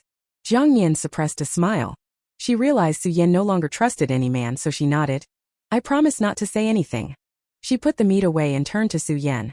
"This is just the beginning. Keep using this method to control Lu Chang. Make sure he gives you his salary every month. Once you control the finances, you'll have the confidence to make any decision in the future." Jiang Nian paused. "For instance, divorce." "Divorce?" Su Yan was stunned, her mouth agape in disbelief. "I've never heard of getting divorced after marriage. If I divorced Lu Chang, where would I go? If I went back to my parents' house, my mother would scold me to death, and the villagers would gossip." The thought of it sent shivers down her spine. She initially only wanted Lu Chang to stop associating with Zhang Hong, and to get back the money he lent to her. She never considered divorce. Jiang Nian knew it was too early to talk about this. According to the original story, they would divorce in a few months, but the plot had changed, and Su Yan wouldn't follow the same path. Jiang Nian said, "Don't think about that now. Focus on gaining control of the finances." Su Yan, lost in thought, nodded. "Okay." As dusk fell, Jiang Nian turned on the kitchen light. After Su Yan left, she shaped the risen dough into mooncakes, brushed them with oil, and placed them in the steamer. With some dough left, she decided to make pork noodles. Kneading the dough made her arms and wrists ache again. Jiang Nian shook her arms, just about to continue kneading when a shadow loomed over her. Before she could turn around, Lu Yu's deep voice came from behind. "Let me knead the dough." He rolled up his sleeves and took the dough from Jiang Nian. "I went around to the private plot this afternoon and went back to the team, so I came back a bit late." Jiang Nian realized he was explaining his late return. She gently shook her head. "It's okay." Lu Yu glanced at the red enamel basin on the pot lid, half filled with water, steam rising from both sides. "Are you steaming buns?" Jiang Nian replied. No, I'm making mooncakes. She then took out a plate of red sugar sticky rice cakes from the cupboard and handed one to Lu Yu. I also made these. Try one. Lu Yu paused, looking at the sticky rice cake near his mouth. The hand holding it was snow white and delicate, so pale that the veins were visible. Realizing what she had done, Jiang Nian felt a bit embarrassed. She used to feed her parents like this at home and now did the same with Lu Yu out of habit. Hesitating whether to withdraw her hand, Lu Yu bent down and took a bite of the sticky rice cake. It's delicious. Lu Yu focused on the dough, a hint of red creeping up his ears where Jiang Nian couldn't see. Jiang Nian collected her thoughts and after a moment of hesitation managed to say, If you like it, have some more. A hint of a smile appeared in Lu Yu's eyes as he finished kneading the dough. What are you making with this dough? Jiang Nian replied, Hand-pulled noodles. She then grabbed a rolling pin to roll out the noodles. This was something Lu Yu had no experience with, so he went to the cabinet to get some vegetables. He noticed a piece of meat in the back and raised his eyebrows slightly before taking it out to cut into strips. Looking at Jiang Nian working hard, he asked, Sister-in-law, who gave you this meat? Jiang Nian. His observation skills were too sharp. She pursed her lips, thought for a moment and whispered, A female comrade. Fearing Lu Yu might ask further, she quickly added, You know her. Don't worry, the meat is safe. Lu Yu. He finished cutting the meat and vegetables, putting the meat back in the cabinet. As he turned around, he saw Jiang Nian quickly lowering her head. His lips pressed into a thin line, knowing she was hiding something but chose not to press further.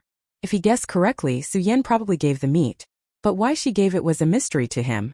When the mooncakes were done, Lu Yu arranged them to cool. Jiang Nian, wearing an apron, cooked the vegetables, filling the kitchen with a tantalizing aroma. Lu Yu looked at the mooncakes and then at the sticky rice cakes and walnut crisps on the counter, carrying the food to the table in the courtyard. By the time he returned, Jiang Nian had finished cooking. She added water to the pot and once it boiled, put the noodles in. Lu Yu asked, Sister-in-law, where did you learn to make these pastries? Jiang Nian felt alarm bells ringing. Unlike Feng Mei and Su Yan, Lu Yu wasn't easily deceived. She quickly thought through everyone she knew in the village and finally remembered an old professor who once lived in the cowshed. The original Jiang Nian had seen him once and out of pity, secretly gave him 2 corn pancakes. She explained, I saw an elderly man living in a cowshed in the countryside. Feeling sorry for him, I gave him some corn pancakes a few times. While he ate, he told me stories about the city and the food there. Jiang Nian continued, tugging at her clothes nervously. I felt comfortable talking to him, so I would secretly bring him corn pancakes and listen to his stories about the city. He said his wife loved making pastries, so I remembered his words. I never had the chance to try making them at home, but here, I decided to give it a go. In this era, many intellectuals were persecuted, and it would take another 8 years before they were rehabilitated. Reborn Lu Yu understood this well. He was surprised Jiang Nian had managed to connect with an old professor, given how isolated she was in her hometown. After dinner, Lu Yu heated water for Jiang Nian and brought it to her room. Sister-in-law, there's a movie tomorrow night at the regiment at 8. Bring a stool with you. Jiang Nian's eyes lit up. Okay. She had never seen a movie from this era, though her mother had told her about village movie nights when they were young, where everyone brought their stools and rushed to get a good spot. Seeing the excitement in Jiang Nian's eyes, Lu Yu couldn't help but smile a bit. The next morning, Lu Yu had to go to the regiment despite it being the Mid-Autumn Festival. As soon as the bugle call sounded, Jiang Nian got up. When she went out, Lu Yu had already made breakfast and was dressed in his military uniform, ready to leave. Seeing her, he said, Sister-in-law, I'm leaving now. Jiang Nian replied, Wait a moment. She ran to the kitchen, packed some mooncakes in a cloth bag, and handed it to Lu Yu. Today is the Mid-Autumn Festival. Take these to share with Zhu Jun and the others. Lu Yu accepted the bag. Sister-in-law, I'm planning to invite Feng Mei's family, Su Yan's family, and Zhu Jun for lunch. I didn't get a chance to thank them last time. Jiang Nian agreed. All right, I'll start preparing. Lu Yu said, I'll come back early to help. Lu Yu must have informed Su Yan and Feng Mei, as they both arrived shortly after he left. They busied themselves in the kitchen, preparing the Mid-Autumn Festival lunch. Feng Mei, with her loud voice, and Su Yan, who occasionally joined in, filled the kitchen with their chatter. Jiang Nian quietly listened, responding now and then. The conversation shifted to Su Yan's situation, and Feng Mei, curious, asked, Did Lu Chong really give you his salary to manage? Su Yan added more firewood to the stove and nodded. Yes. Smiling, she touched her clothes. I went to the supply and marketing cooperative yesterday and got some fabric. I'm planning to make myself a nice outfit. Jiang Nian was right, a woman should treat herself well. Especially Su Yan, who deserved to compensate for the grievances suffered with Lu Chong. She had become adept at using sweet talk, And when Lu Chong handed over his salary, she felt quite pleased. Feng Mei noticed Su Yan's complexion had improved and, remembering their previous conversation, felt a twinge of envy. She recalled Su Yan's initial coldness towards Captain Lu, then her gradual change. She had wanted to try Su Yan's method but got busy with her family's fields and then forgot about it after spending a few days cooking for her husband Old Song. Thinking about how Old Song often scolded her, Feng Mei resolved to learn from Su Yan. With fewer people than last time, they prepared 2 tables for lunch. Lu Yu returned early and saw Feng Mei and Su Yan in the kitchen. He rolled up his sleeves and fetched water from the well. At lunchtime, everyone gathered. Commander Song and Captain Lu arrived together, with Zhu Jun following later. From the kitchen, Jiang Nian heard Commander Song's voice. Lu Yu, your sister-in-law's mooncakes are so delicious. You're a lucky guy. Captain Lu laughed. Deputy Commander Lu, your sister-in-law is a great cook. The food smells wonderful. As he spoke, he glanced at Su Yan, who was bringing dishes to the table. Su Yan, get some chopsticks for Commander Song and Deputy Commander Lu. Su Yan looked at Lu Chong, pursed her lips and turned to fetch the chopsticks. With all the dishes on the table, Lu Yu stayed in the kitchen, waiting for Jiang Nian to finish her tasks before they both joined the others. The women and men sat at separate tables. Commander Song sat with his children Song Xiangdong and Song Xianghong, while Lu Jianye and Lu Jianwu joined Su Yan at another table. Halfway through the meal, Song Xianghong declared he was full. Commander Song called out, Maisie, take the boy. He's done eating. No response. Jiang Nian blinked, glancing at Feng Mei beside her, who was eating without acknowledging Commander Song's call. Su Yan also glanced at Feng Mei, puzzled. She seemed fine earlier, why ignore Commander Song now? Commander Song, thinking she hadn't heard, repeated, Maisie, take the boy. He's done. The dining area fell silent except for Lu Yu and Zhu Jun's conversation. Commander Song. Sensing something was wrong, Song Xiangdong stood up and took his brother. Dad, I'm full too. I'll take my brother to play with Jianye and Jianwu. Lu Yu and Zhu Jun exchanged looks with Commander Song, then glanced at Feng Mei at the other table. Lu Chong seemed equally confused. Commander Song's good mood disappeared. His face darkened with a frown. Su Yan nudged Feng Mei, whispering, Sister Feng, Commander Song is calling you. Feng Mei took a piece of tofu. I heard him. Su Yan. Jiang Nian. Though Feng Mei's voice was soft, the closed tables and quiet courtyard ensured everyone heard her clearly. Commander Song's temper flared. He threw his chopsticks heavily on the table and roared with a fierce face. Hey, you stubborn woman, did I offend you? Why are you giving me attitude? His voice carried the authority of a commander, startling not just Feng Mei but also Jiang Nian and Su Yan. Seeing Jiang Nian's slight tremble, Lu Yu interjected. Commander Song, it's Mid-Autumn Festival. Let's discuss this tomorrow. Though feeling embarrassed by his wife's public defiance, Commander Song refrained from saying anything. He grunted and resumed his meal, discussing regiment matters with Lu Yu and Zhu Jun. Jiang Nian, still shaken, glanced at Feng Mei, who exhaled deeply and smiled sheepishly at her and Su Yan. Jiang Nian. Su Yan. They were genuinely puzzled by Feng Mei's behavior. After the meal, Feng Mei and Su Yan helped Jiang Nian with the dishes. Lu Yu and the others returned to the regiment. Su Yan quickly asked, Sister Feng, what was that about? Feng Mei poured the dishwater into an enamel basin, saying, Nothing, I just didn't feel like talking to him. She was too embarrassed to admit she was mimicking Su Yan, fearing their ridicule. Jiang Nian noticed but chose not to say anything, smiling lightly. Chapter 26.25. Chapter 26.2. Today is the Mid-Autumn Festival. Su Yan and Feng Mei both went back to their parents' homes and returned before 8 o'clock in the afternoon. They took their children and Jiang Nian to the training ground. They arrived at 7:30 and there were already many people sitting inside. Feng Mei took them to squeeze into the 4th row and sit down. As Jiang Nian watched the film, the period setting overlapped with her current reality, causing a moment of disorientation. She wondered if she was in the movie or truly living in this era. As the movie neared its end, Jiang Nian told Feng Mei, I need to go to the restroom. Feng Mei responded, hurry back. The movie is really good. You'd regret missing the ending. Feeling down, Jiang Nian left. The crowd included both families and soldiers, seated separately. As she walked through the middle, she overheard men talking quietly. Where's Deputy Commander Lu's sister-in-law going? She didn't look well. Is she sick? The whispers reached Zhu Jun, who quickly informed Lu Yu, interrupting his conversation with other officers. Lu Yu asked, What's wrong? Curious, Commander Song also looked over. Zhu Jun saluted and hurried to Lu Yu, whispering, Deputy Commander Lu, someone saw your sister-in-law run out crying. Lu Yu's expression hardened as he swiftly exited the training ground. The other officers, including Captain Lu and Captain Lu, were baffled. Captain Lu asked, What happened? Why did Deputy Commander Lu leave? Commander Song, frustrated, asked. What's going on? Zhu Jun scratched his head, reluctantly explaining. It's about Deputy Commander Lu's sister-in-law. This silenced everyone. The mid-autumn moon was full, the night air chilly. Walking along the tree-lined path, Jiang Nian rubbed her arms for warmth, staring at her shadow on the ground. Tears welled up in her eyes, dampening her lashes, as she struggled to keep from crying. It should have been a great mid-autumn festival, with the family reuniting and watching a movie together, but it was not the case for her. Her home is not here, and she is spending the mid-autumn festival alone. Thinking about the scene she saw after hitting the wall, she was covered with a white cloth and pushed out of the operating room. Her parents, grandparents were all there. How are they now? In the real world, is she really dead? Walking alone under the moonlight, all the loneliness and negative emotions surged into her heart. Jiang Nian tightly pressed her lips, walking on tiptoes, stepping on shadows one by one, letting tears roll down from her eyes. Sister-in-law. Suddenly, Lu Yu's voice came from behind, usually steady and strong, now with a bit of urgency. Jiang Nian was startled by the sudden voice, her just landing toes slipped, and she heard a light cracking sound, followed by a sharp pain from her ankle. She hopped on tiptoe twice, and a strong hand steadied her arm. That hand was warm, its heat seeping through her skin. Jiang Nian felt her arm heating up.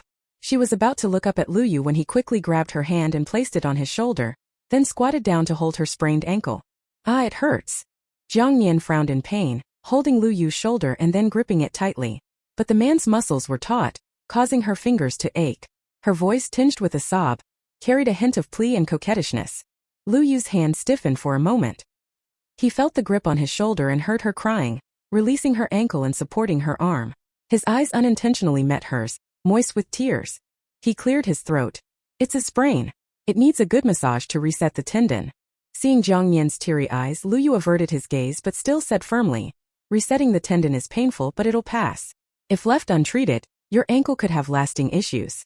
Remembering the sharp pain just now, Jiang Nian felt her scalp tingle. She sniffed, lowered her head, and remained silent, torn between enduring temporary pain and risking long-term issues. Lu Yu released her hand, moved to her side, bent down and lifted her in his arms. The sudden lift almost made Jiang Nian cry out. She instinctively wrapped her arms around his neck. Lu Yu looked ahead, his voice husky. I'll take you back first. Jiang Nian pursed her lips, let go of his neck, and brought her hands to her front, barely daring to breathe. Honestly, that moment had made her forget about her ankle pain. As she relaxed, the pain in her ankle returned, clear and sharp, making half her leg twitch. Fortunately, it was night, and everyone was at the training ground watching a movie, leaving the road deserted. Lu Yu said, Sister-in-law. Jiang Nian's voice carried a nasal tone. Yes. Lu Yu looked ahead, his hands holding her waist and knees, feeling the heat from his palms. He diverted his attention, asking, Zhu Jun said you ran out of the training ground crying. He paused. Why were you crying? Jiang Nian tightened her lips, her fingers clutching at her clothes. Her little movements were all noticed by Lu Yu out of the corner of his eye. I just remembered last year at this time your brother was laughing and talking to me about you in the army. This year we're separated by life and death, so I wanted to take a walk alone to calm down. Lu Yu's thin lips tightened and he said no more. Back home, Lu Yu placed Jiang Nian on the bed, squatted down and removed her shoes and socks. Jiang Nian winced in pain trying to stop him, but Lu Yu quickly held her foot. His fingers pressed on her ankle, and the sharp pain hit her brain. Her calf trembled, her toes tensed, and her hands gripped the bedsheet tightly, breaking out in a sweat. Lu Yu placed her foot on his knee, massaging and pressing her ankle. Seeing her crying in pain, her bangs wet with sweat, he leaned forward, almost cradling her entire foot. His dark eyes focused on Jiang Nian, pausing on her lips bitten in pain. His voice deepened. Sister-in-law. Jiang Nian frowned, breathing heavily from the pain. She opened her eyes to see Lu Yu's face close to hers, releasing her lip, her voice weak. Is it done? As she spoke, her breath brushed against Lu Yu's nose. His breathing tightened, looking at the tears on her eyelashes. His fingers pressed her ankle, voice low. Can sister-in-law forget my brother? Chapter 27.1. Chapter 27.1. Jiang Nian's breathing quickened and she froze for a moment, blinking in surprise. While she was still dazed, Lu Yu's hand suddenly applied more pressure. Jiang Nian screamed in pain, grabbing Lu Yu's arm and pinching it hard in retaliation. It hurts. It hurts so much. Jiang Nian felt like half her life was being squeezed out by the pain. Her mind went blank, completely forgetting what Lu Yu had just said. She instinctively kept pinching his arm, as if by doing so, she could share the pain with him. It's done. Lu Yu gently massaged Jiang Nian's ankle, glancing at his arm, which was now bruised purple from her pinching. There was a hint of amusement in his eyes. Try not to put weight on this foot for a few days. It should recover soon. I'll get some water for you to soak your feet in. He was about to stand up, but Jiang Nian was still gripping his arm. Lu Yu pressed his lips together and said nothing, waiting until Jiang Nian had calmed down and released him before he stood up and walked out of the room. Jiang Nian wiped the sweat from her forehead, bent down to look at her still slightly swollen right ankle, and touched it. It didn't seem to hurt as much as before. She tried gently twisting her ankle. It still hurt but not as intensely as it had at first. She hadn't expected Lu Yu's technique to be so effective. Remembering how she had pinched Lu Yu's arm in retaliation, Jiang Nian felt a bit embarrassed. She wondered if he was angry. Would he think she was petty and had pinched him on purpose to get back at him? After a moment of hesitation, footsteps sounded outside. Lu Yu walked in carrying an enamel basin and placed it by the bed. Then he stood up and walked out again. Jiang Nian glanced at his tall and slender back, swallowed the words that were about to come out of her mouth, and took off her other shoe and sock. When she put both feet in the basin, she realized the water wasn't hot but cool. It wasn't ice cold like well water, but water that had been warmed by the sun all day. Footsteps came from outside again. Jiang Nian blinked and looked up, seeing Lu Yu enter with a bowl. He placed the bowl on the floor, lit a match, and set a piece of paper in the bowl on fire, causing blue flames to flicker. Jiang Nian frowned in confusion. What's this? Lu Yu replied. It can reduce swelling. He dipped his hand in the bowl of liquor, held Jiang Nian's foot, and placed it on his knee again. Startled, Jiang Nian tried to pull her foot back, but Lu Yu held her calf firmly, preventing her from moving. This time it won't hurt as much. Just bear with it a little longer. Lu Yu glanced at Jiang Nian's red and swollen eyes from crying. If it hurts, you can pinch me. Jiang Nian. She bit her lip and gripped the bedsheet with both hands. I can endure it. She glanced guiltily at the bruise on Lu Yu's arm and looked away towards the window. Lu Yu chuckled softly, then lowered his head and began massaging Jiang Nian's ankle. Jiang Nian realized that, as Lu Yu had said, it wasn't as painful as before. This time she could endure the discomfort. After a while, Lu Yu released her ankle, picked up the basin and said, "Try walking a few steps." Walking a few steps?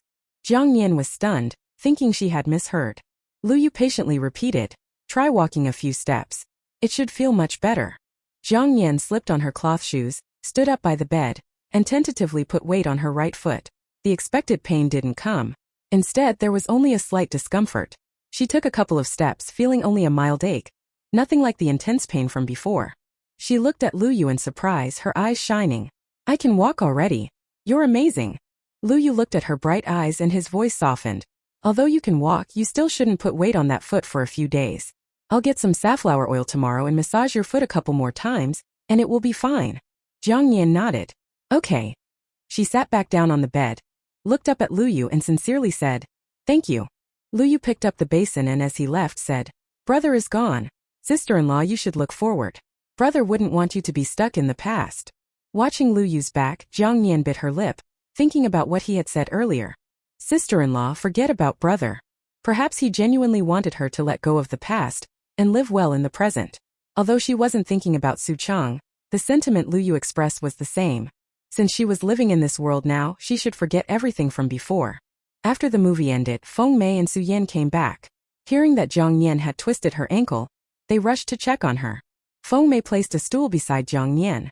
"I wondered why you disappeared after going to the bathroom. So you twisted your ankle. Is it serious?" Su Yan sat by the bed, glanced at Jiang Nian's slightly swollen ankle, which looked like it had been massaged, and guessed that it was Deputy Commander Lu's doing. She smiled. "Deputy Commander Lu is really attentive. 2 years ago I twisted my ankle and Lu Chang didn't take care of me. I had to endure it for 10 days to heal. Now whenever the weather changes my ankle hurts."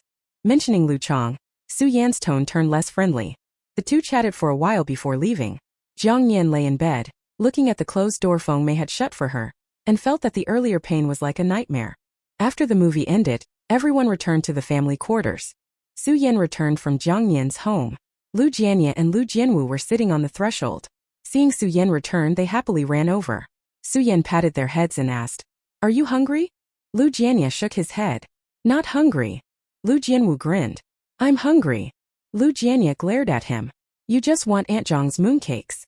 Lu Jianwu pouted and looked at Su Yan. "Mom, I want a mooncake." Su Yan put down her stool and went to the kitchen. "I'll get you some." As she came out of the kitchen, she saw Lu Chong returning home. Lu Chong picked up Lu Jianwu and asked, "Did you enjoy the movie tonight?" Lu Jianwu hesitated, then nodded. Yes. Lu Jianye glanced at Lu Chong and went to find Su Yan. Although his parents had stopped fighting recently, he couldn't forget the past few years' events between his father and Lu Jijun's mother. Though he was young, some things he remembered clearly. His father preferred helping Lu Jijun's mother with chores rather than noticing his mother's hard work at home. Whenever he came home, he'd sit at the table, expecting his mother to serve him. Thinking about Lu Jijun's broken leg made Lu Jianye feel satisfied and avenged.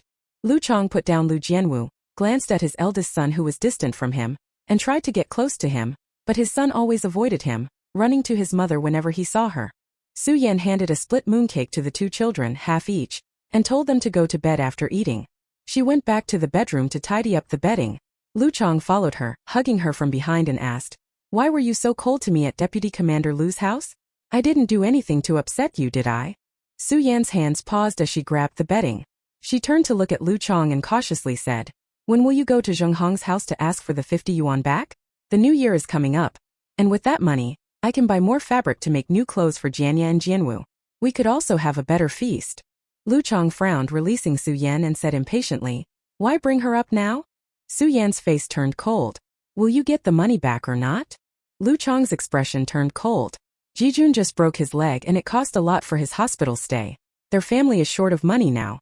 If I go ask for money now, wouldn't it be making things difficult for them? Let's wait. We'll talk about it after Jijun's leg heals. Su Yan suddenly became furious and threw the bedding onto the bed. "You keep mentioning Jijun, he's Zheng Hong and Captain Lu's son, not yours. Your sons are Jianwu and Jianya. What does their family's financial situation have to do with me? I want my money. Why should I care about their circumstances? That's my money." Lu Chong shouted, his face darkening. "Can't you stop causing a scene? I'll ask for the money when the time is right. Haven't I given you my entire salary? What more are you unsatisfied with? Must you keep harping on about that 50 yuan and disturb the peace at home?" Su Yan's chest heaved with anger. She realized every time she mentioned asking Zheng Hong for money, Lu Chong would resist and blame everything on her. Suddenly overcome with rage, she shouted, "When Zheng Hong returns, I'll go to her house and demand the money." "You dare?" Lu Chong glared, gritting his teeth. "If you dare go to Zheng Hong's house for money, tomorrow you can pack up and go back to the countryside. You can afford to lose face, but I can't." Enraged, Su Yan pushed Lu Chong. "Fine, now you think I'm embarrassing? Why didn't you think so earlier?" Lu Chong pushed her away and left. Su Yan stood stunned in the empty room, tears streaming down her face. She knew this would be the outcome, yet she had humiliated herself by hoping for something from Lu Chong. Lu Jianya lay on the windowsill watching Lu Chong leave. He gave the mooncake to Lu Jianwu, then turned and went into Su Yan's room. Lu Chong stood at the door and saw Commander Song returning from outside. Though it was dark, the moon tonight was bright. Lu Chong noticed Commander Song's troubled expression and furrowed brow. He wanted to greet him but feared being scolded, so he turned and went back inside. Commander Song heard the door close, looked up, and saw the quiet row of family houses in the quarters.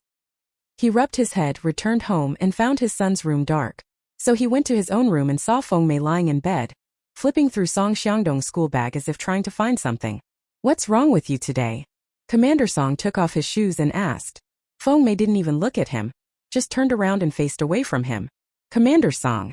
When he came back from the training ground earlier, he called Feng Mei, and she just glanced at him and left, embarrassing him in front of the guys in the battalion. The problem was he had no idea what he had done to offend his wife. Commander Song returned home in frustration, turned and nudged Feng Mei's back. "What's wrong with you? Can't you say something?" Feng Mei moved away so he couldn't poke her. "Commander Song.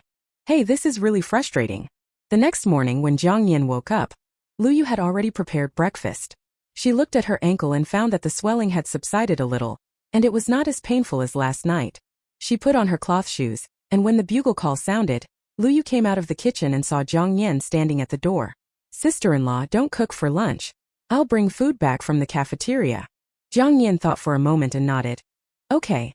After finishing breakfast and washing the bowl, she limped back into the house and took out the cloth she had bought from the city, cutting it to her own size with a wooden ruler. She made the pattern first, and when her foot was better, she would go to the supply and marketing cooperative to buy some cotton. At noon, Lu Yu returned from the cafeteria with an aluminum lunchbox, carrying 2 dishes and a bowl of porridge, as well as 2 white steamed buns. After she finished eating, she took it to the well to wash. After packing up the aluminum lunchbox, he saw Jiang Nian sitting in the yard and hesitated for a moment before asking, "Sister-in-law, do you know what's wrong with Sister Feng these days?" Jiang Nian was taken aback. "What's wrong with her?" Lu Yu said, "Commander Song came to my unit today and asked me to ask you if you know the reason Sister Feng has been cold to him these past few days. Did something happen?" Only then did Jiang Nian understand and tightened her lips to suppress a smile. She lowered her head, tugged at her clothes and whispered, "I'll ask her when she comes over." Lu Yu said, Jiang Nian couldn't help laughing after Lu Yu left. When she heard footsteps outside, she quickly stopped laughing. When she saw Feng Mei coming in, she almost laughed out loud again. She suppressed her smile and asked, "Sister Feng, what happened to you these past 2 days?" Feng Mei said, "What's wrong?" Jiang Nian bit her lip, containing her laughter. "Just now Lu Yu asked me to help ask what's wrong with you these days. Commander Song seems quite worried about you. He's been uneasy at the unit these past few days because of you." Feng Mei's eyes lit up when she heard this. She sat down beside Jiang Nian. "Really? What else did Deputy Commander Lu say?" Jiang Nian said, "He said Commander Song is worried about something happening to you. He's more anxious than anyone if anything happens to you." Feng Mei chuckled. "Oh my, this is exactly what I wanted. I didn't expect him to really worry about me." Jiang Nian showed a curious look, and Feng Mei leaned close to her and whispered, "I saw this method work on Lu Chong with Su Yan, so I thought I'd give it a try with old Song." After saying this, she looked a bit embarrassed and said to Jiang Nian, "Please don't tell Su Yan about this.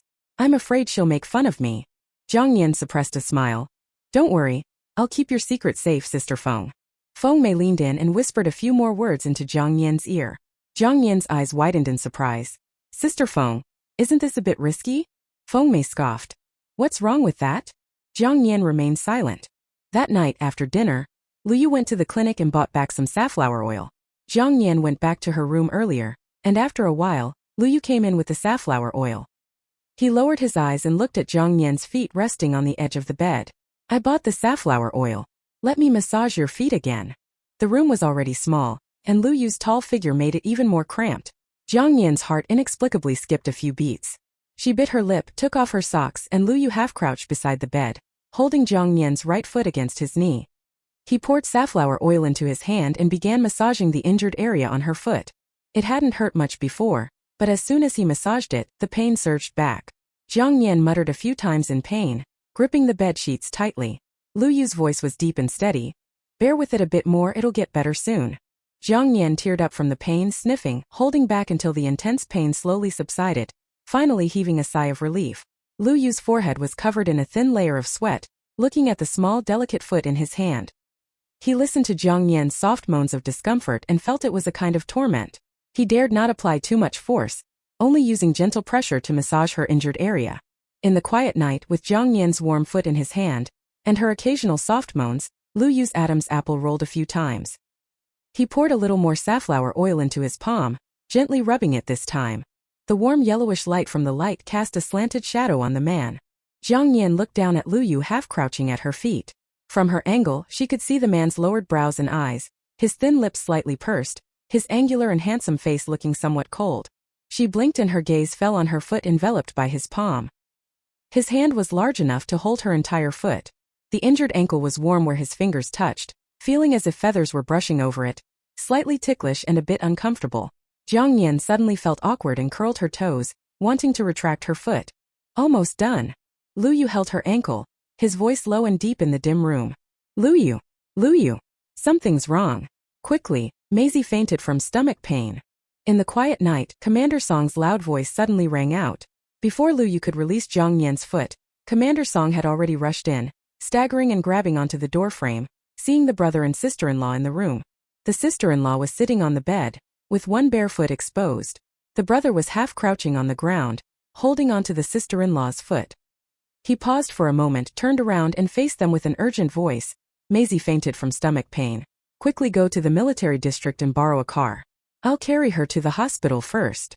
After saying that, he ran off. "Sister-in-law, you go to sleep first. I'll go check on them." Lu Yu let go of Jiang Nian's foot, stood up and said as he walked out. Jiang Nian wanted to say a few words but she held back. She sat on the bed and stretched her neck to look out the window. Lu Yu had already left the courtyard and closed the courtyard gate. Commander Song's anxious voice was heard outside. "Why did she faint when she was fine just now? If anything happens to her, what will happen to our family?" What can I do with my sons? The voice grew farther and farther away, gradually disappearing into the moonlight. Jiang Nian sighed. She felt that Sister Feng was going a little too far this time. Chapter 27.2. Chapter 27.2. Jiang Nian stayed up until midnight waiting for Feng Mei and the others to return. Unable to hold on any longer, she fell asleep first. It was almost dawn when Commander Song and the others returned, their loud voices waking Jiang Nian. She got up, slipped on her cloth shoes and walked out of the courtyard, just in time to hear Captain Song cursing. Are you out of your mind with nothing better to do? Are you that bored? You scared the hell out of me. If it weren't for the fact that you're my wife, I would have really wanted to shoot you.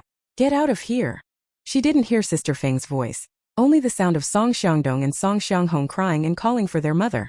Feng Mei then finally said, Mom's fine, stop crying. Jiang Nian. She sighed and was about to turn back to the house when she bumped right into Lu Yu, who was opening the courtyard gate. Jiang Nian didn't feel awkward and asked straightforwardly, I was half asleep and heard Commander Song. How is Sister Feng? Lu Yu looked a bit tired. After a pause he replied, Sister Feng is fine. Go back and sleep some more. Jiang Nian said, It's good that she's okay. She pursed her lips, took a quick glance at Lu Yu's slightly furrowed brows, then turned and went back inside to lie down. After dawn, Lu Yu had breakfast and went to the team. Not long after, Feng Mei came running over. As soon as she saw Jiang Nian, she started babbling about what happened last night. She initially wanted to test if Old Song cared about her by pretending to have a stomach ache and fainting on purpose.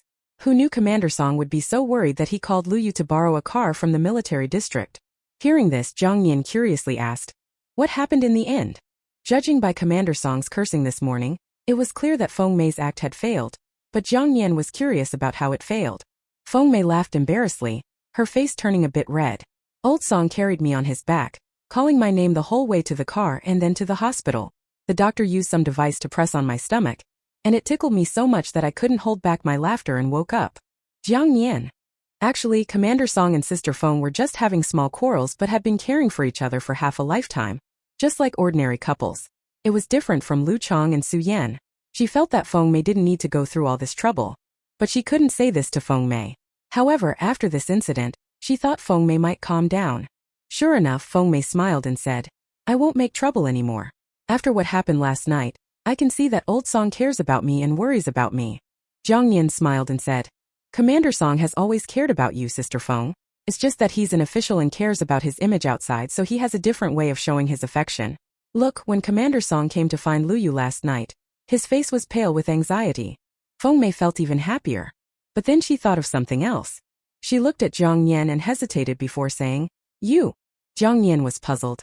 What does Sister Feng want to say? Feng Mei sighed. I'll just say it directly. This morning I heard Old Song say that when he went to find Lu Yu last night, he saw Lu Yu holding your foot. She didn't finish her sentence. Jiang Nian. She extended her right foot and explained, Lu Yu was massaging my foot with safflower oil. Feng Mei smiled. Yesterday when Su Yan and I came over we saw it too. But Old Song didn't know and was just saying some nonsense. She paused, looking at Jiang Nian's expression, and seeing that she wasn't unhappy, she continued, I think you should keep some distance from Deputy Commander Lu. If people with ill intentions spread rumors, it could damage your reputation, even if you two are innocent. Some people might not see it that way. Actually, Feng Mei had a bit of a hidden agenda. Although Jiang Nian was nominally Lu Yu's sister-in-law, it was only in name. If both Lu Yu and Jiang Nian had feelings for each other, marriage wasn't impossible. But Feng Mei still wanted Jiang Nian to be with Song Bai. She liked Jiang Nian's temperament, and having her as a sister-in-law would be great. Jiang Nian pursed her lips, looking down at her right foot, which had considerably reduced swelling. I will take what Sister Feng said to heart. She raised her head and smiled without saying more. Sister Feng's words were not without reason. Just like the incident with Zhu Jun last time, there were all sorts of rumors in the family quarters. If it involved her and Lu Yu, she didn't care much, but she was afraid it might affect Lu Yu's future. Seeing that Jiang Nian had indeed taken it to heart, Feng Mei continued, At the end of the year, when Songbai comes back, you two should meet. If things work out, marry him and go with him to the military district, so no one will gossip about you and Deputy Commander Lu. Jiang Nian. She glanced at Feng Mei, seeing the joy in her eyes, feeling even more speechless. How much did Sister Feng want her to marry Songbai quickly? After Feng Mei left, Jiang Nian sat in the courtyard, thinking about many things. Her household registration was still in the countryside, and it was only because of Lu Yu's application that she could live in the family quarters. Even though she could earn money by embroidering for the state-run embroidery shop, With her registration in the countryside, she couldn't live in the city. Otherwise, she would be sent back as a vagrant. Living in the countryside and earning work points through farming was worse than death. The only person she could rely on now was Lu Yu. At noon, Jiang Nian went to the vegetable field to pick some vegetables, made 3 dishes for lunch and steamed some rice. Just as the meal was ready, Lu Yu came back from outside. Jiang Nian carried a plate of dishes out of the kitchen and saw Lu Yu standing by the well, bending over to wash his hands. His legs were long and straight, and because of his posture, his shirt slid up, revealing a lean waist. She pursed her lips, quickly looked away, and carried the dish to the table. Just as she turned to get the other dishes, Lu Yu straightened up. "Sister-in-law, you sit down. I'll bring out the rest." He dried his hands, went into the kitchen, and brought out another plate and 2 bowls of rice, placing them on the table. Jiang Nian ate quietly, not lifting her head even once. Lu Yu was naturally taciturn, and Jiang Nian had little to say at this moment. The small courtyard was filled only with the sounds of eating and the crisp clinks of chopsticks hitting bowls. Lu Yu glanced at Jiang Nian across the table, sensing that something was off about her today. After finishing a bowl of rice, he went for another. Seeing Jiang Nian still had half a bowl left, he asked, "Sister-in-law, are you feeling unwell?" Jiang Nian, lost in her thoughts, didn't notice Lu Yu's question until he repeated it. She shook her head. "No, Lu Yu." He finished his meal, glanced at Jiang Nian's right foot and said, "Tonight I'll massage your foot again. It should be almost healed." Jiang Nian instinctively shook her head. "It's already better. No need to massage anymore." Realizing she had refused too quickly, she bit her chopsticks and glanced up, meeting Lu Yu's probing dark eyes. She immediately lowered her head and murmured, "Really, it's fine." Lu Yu placed his hands on his knees, looking down at Jiang Nian. "Did someone say something to you?" Jiang Nian quickly shook her head. "No, I just feel my foot doesn't hurt anymore." Seeing her finish and putting down her chopsticks, Lu Yu stood up to clear the dishes, saying, "It's a 3-day treatment. If not completed, the foot won't heal thoroughly. I'll massage it again tonight." He carried the dishes into the kitchen. Jiang Nian watched his tall, straight back, thinking he could be quite stubborn at times. She went back to her room, took out fabric from the cabinet, and continued cutting it. After a while, she heard Lu Yu's voice outside. "Sister-in-law." Jiang Nian's hand holding the scissors trembled. She turned to see Lu Yu standing at the door, his tall figure blocking the light. Standing against the light, she couldn't see his expression clearly. She gripped the scissors tightly. "What is it?" Lu Yu looked at her downcast eyes and the hand gripping the scissors. His cold voice softened. "You don't need to care about what others say. Just do your own thing. If anyone uses this to bully you, I'll handle it." Jiang Nian's eyes widened slightly. She pursed her lips and after a while nodded. "Okay." Lu Yu smiled. "I'm going back to the team." After Lu Yu left, Jiang Nian sat by the bed for a long time. Feng Mei's words echoed in her ears, and Lu Yu's voice lingered. She didn't care what others said, but she was afraid of implicating Lu Yu. That afternoon, Jiang Nian finished cutting her own clothes. When Lu Yu returned, she would measure him, and in a few days she would buy cotton from the supply and marketing cooperative. Then she could start sewing. As dusk fell, the courtyard was filled with the occasional sounds of footsteps and conversations. Jiang Nian made dumpling soup, corn pancakes, and stir-fried vegetables. She took a sip of the soup and looked across at Lu Yu. "I'll measure you later to make a few winter jackets for you." Lu Yu simply replied, After dinner, Jiang Nian went back to her room and took a wooden ruler from the cabinet. Lu Yu, having finished washing the dishes, brought in some safflower oil. He glanced at Jiang Nian, who was sitting on the edge of the bed with her head down, then he crouched by her feet, naturally placing her foot on his knee. Pouring some safflower oil into his palm, he began massaging her ankle. This time the pain wasn't as intense as the previous sessions, but Jiang Nian still tensed up, clutching the bedsheet and curling her toes in anticipation of sudden pain. Lu Yu's fingers pressed her ankle, moving to her sole. The room was quiet and dim, occasionally punctuated by Jiang Nian's soft cries of pain. Lu Yu's voice was much huskier than usual. "Almost done." He poured a bit more safflower oil onto his hand and applied it to Jiang Nian's injured area, his gaze involuntarily landing on her slender, fair leg. The sight of her smooth skin under his callous fingers felt oddly hot. He took a deep breath, released her foot, and stood up. "Done." Jiang Nian wiggled her toes and found that the pain was truly gone this time. She smiled and looked up, only to see that Lu Yu had already left the room. After a short rest, she was about to slip on her cloth shoes when Lu Yu came back with a basin of hot water. He placed it by her feet. "Soak your feet for half an hour. I'll add more hot water if it cools." Jiang Nian nodded lightly. "Okay." By the time she finished soaking her feet and tidying up, it was already 9 o'clock. She yawned, picked up the wooden ruler and walked out to measure Lu Yu, but he said, "Let's do it another day." He put down the basin without looking at her and went back to his room. Another day then, she thought, feeling quite sleepy herself. Over the next few days, Jiang Nian stayed home to heal her foot. Thanks to Lu Yu's 3-day massage treatment, she could now run without any problem. After breakfast, she planned to go to the supply and marketing cooperative to buy some cotton. Su Yan came over, wanting to accompany her. Su Yan also needed cotton to make winter clothes for her 2 children. As they left the quarters, they ran into Zheng Hong and Lu Jijun returning from the hospital. Captain Lu was carrying Lu Jijun, while Zheng Hong with a sullen face followed beside them. An older woman, presumably Captain Lu's mother, trailed behind, her face equally stern. She scolded Zheng Hong, criticizing her for being a poor homemaker, and for not taking good care of the child. Zheng Hong, terrified of the old lady, kept her head down and her face cold. She didn't respond, no matter how much the old lady scolded her. Jiang Nian glanced at them and easily guessed that the older woman was Captain Lu's mother. Captain Lu frowned and turned to his mother. "Enough, stop it." The old lady muttered a couple more complaints but then fell silent. In this family, the sons and daughters-in-law feared the old lady, but she was particularly wary of Lu Guosheng, this son. Despite his quiet nature, he was more sensible and principled than his siblings, often using reason to outmaneuver her. Su Yan sneered. "Serves her right." Jiang Nian kept her mouth shut. Hearing Su Yan's voice, Lu Guosheng looked up at her, then refocused on the path ahead, carrying Lu Jijun home. Zheng Hong, on the other hand, turned her anger on Su Yan, glaring viciously and cursing. "Crazy woman, what are you snickering at?" The old lady glanced at Su Yan, then at Zheng Hong. "Haven't you embarrassed my son enough? Get home." Zheng Hong, furious, stomped her foot and ran back home. Su Yan laughed gloatingly, but when she caught the old lady's gaze, she quickly stopped.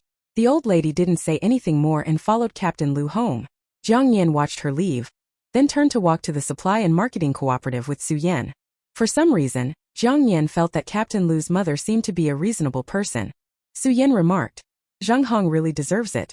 She's getting what's coming to her." They first spent some time at the private plot before heading to the supply and marketing cooperative to buy cotton. By the time they finished shopping, it was nearly lunchtime. Su Yan, carrying a large cloth bag, looked at Jiang Nian. "I argued with Lu Chong again a few days ago." Jiang Nian asked, "Why?" Su Yan, still angry, said, "It's about asking Zheng Hong for the money. Every time I bring it up, he argues with me and says if I dare to ask for it, he'll kick me out." She was on the verge of tears. "Do you think we'll ever get that money back?" Jiang Nian found Lu Chong's behavior despicable. She suspected that Lu Chong was too embarrassed to ask for the money back, because Captain Lu didn't know about the 50 yuan he lent to Zheng Hong. If he asked, it might cause friction between the two families. But ultimately, the problem lay with Lu Chong. Seeing Su Yan so dejected, Jiang Nian hesitated but then whispered a suggestion to her. Su Yan's eyes widened in shock. "Is that possible?" Jiang Nian replied. "It's completely harmless to you. Give it a try, it might work." Su Yan smiled. "Okay, I'll try it when I get home." Jiang Nian warned her not to act too hastily and risk giving herself away. "Wait a few days before bringing it up with Lu Chong. There's no rush." Su Yan nodded. I'll listen to you." To Su Yan, Jiang Nian was like a strategist, helping her navigate her way out of the swamp. Without Jiang Nian, she would still be living a life of constant arguments with Lu Chong, feeling penniless and wronged. Now, not only did they rarely argue, but Lu Chong also handed over his salary to her. Returning home, Jiang Nian first made lunch, ate a few bites herself and saved some for Lu Yu. She then went back to her room to sort through the cotton. Today, she decided to make a jacket for herself. Jiang Nian opened the cabinet to take out the pre-cut fabric and saw the curtains stacked in the corner. She had been so busy with the clothes lately that she almost forgot about the curtains. She had embroidered 2 curtains, one for herself with plum blossoms and one for Lu Yu with bamboo. Just as she was thinking about asking Lu Yu to hang them up when he got back, he walked in from outside. Jiang Nian grabbed the curtains and went out to see Lu Yu washing his hands by the well. "Will you hang the curtains on the door later?" "Sure." After washing his hands, Lu Yu went to the second room on the east side, grabbed a hammer and nails and came out. He first hung the curtain on Jiang Nian's door, then went to hang his own. Being tall, he managed without needing a stool. Jiang Nian glanced at the plum blossom and bamboo embroidered curtains and smiled. "They look really nice." Lu Yu's gaze fell on the green bamboo leaves on the white fabric. He turned to see Jiang Nian smiling with her eyes curved and said, "Sister-in-law, your craftsmanship is excellent." Receiving the compliment, Jiang Nian replied smoothly, "Of course it is." Realizing something was off, she turned to see Lu Yu's lips curved in a faint smile. Her face suddenly reddened and she turned around saying, "Don't leave right after eating. I need to measure you to make 2 sets of clothes." Lu Yu replied, "All right." Jiang Nian went back to her room to sort through the fabric. She heard Lu Yu's voice from outside. "Sister-in-law, I'm done eating. Coming." Jiang Nian picked up a wooden ruler and ran out to the yard. She saw Lu Yu standing straight under the tree. Approaching him, she realized there was a significant height difference between them. She pursed her lips and softly said, "Bend down a bit, or I'm afraid I won't measure accurately." Lu Yu's eyes twinkled with amusement, his deep magnetic voice responding, "Okay. Hey guys, do check out my other translation projects. Ongoing. Completed." Chapter 28. Chapter 28. Jiang Nian first measured Lu Yu's shoulder width. The two were very close, their breaths subtly intertwining in the silent air. Lu Yu's calm breathing gradually became tense. His dark eyes fell on Jiang Nian's beautiful face. Her skin was very fair, with fine white hairs visible in the light. Her eyebrows were curved, her lips were rosy, and especially her eyes, which sparkled like they hit a galaxy of stars when she smiled. She was very pretty. "Straighten your arms," Jiang Nian said softly. Lu Yu swallowed a few times. "Okay." He sat on the bench, straightened his arms and looked straight ahead.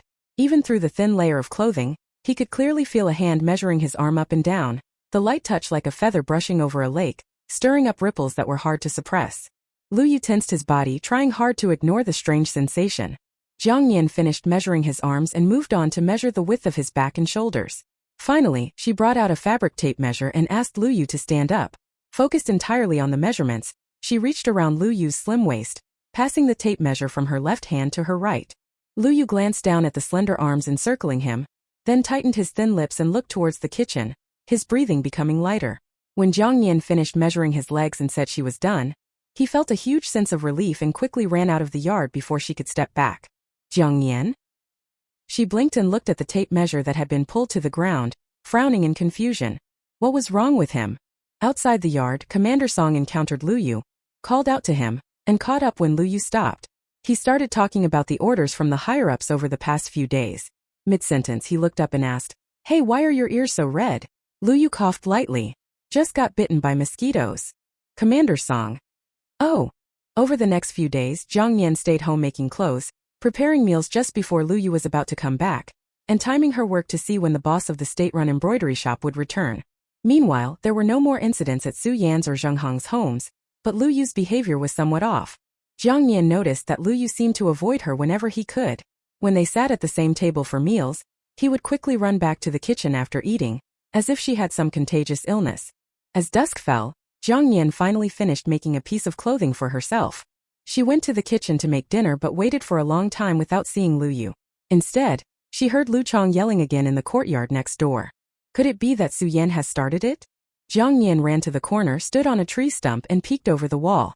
Su Yan was sitting on a bench, covering her mouth and crying softly. She had dressed up beautifully today and was sitting more elegantly than usual. Even her crying seemed more emotional. It was particularly pretentious. "I don't know where the money went. I'm heartbroken too, Changzi.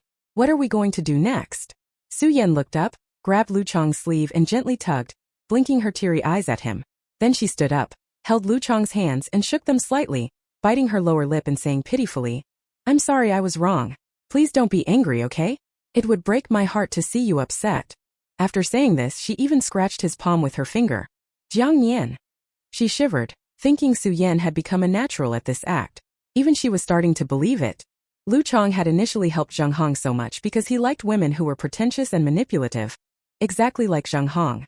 Lu Chong, being a chauvinist, liked women who were naturally dependent on him, and acted as if they couldn't live without him. Su Yan, with her straightforward temperament, often argued with him, which made Lu Chong lose interest. Zheng Hong took advantage of this, entangling Lu Chong and tormenting Su Yan for 2 years. Back then, Lu Chong had initially liked Zheng Hong, but when the Zheng family called off the engagement, he turned to Su Yan and married her. Now Su Yan was using the same tactics to appease Lu Chong.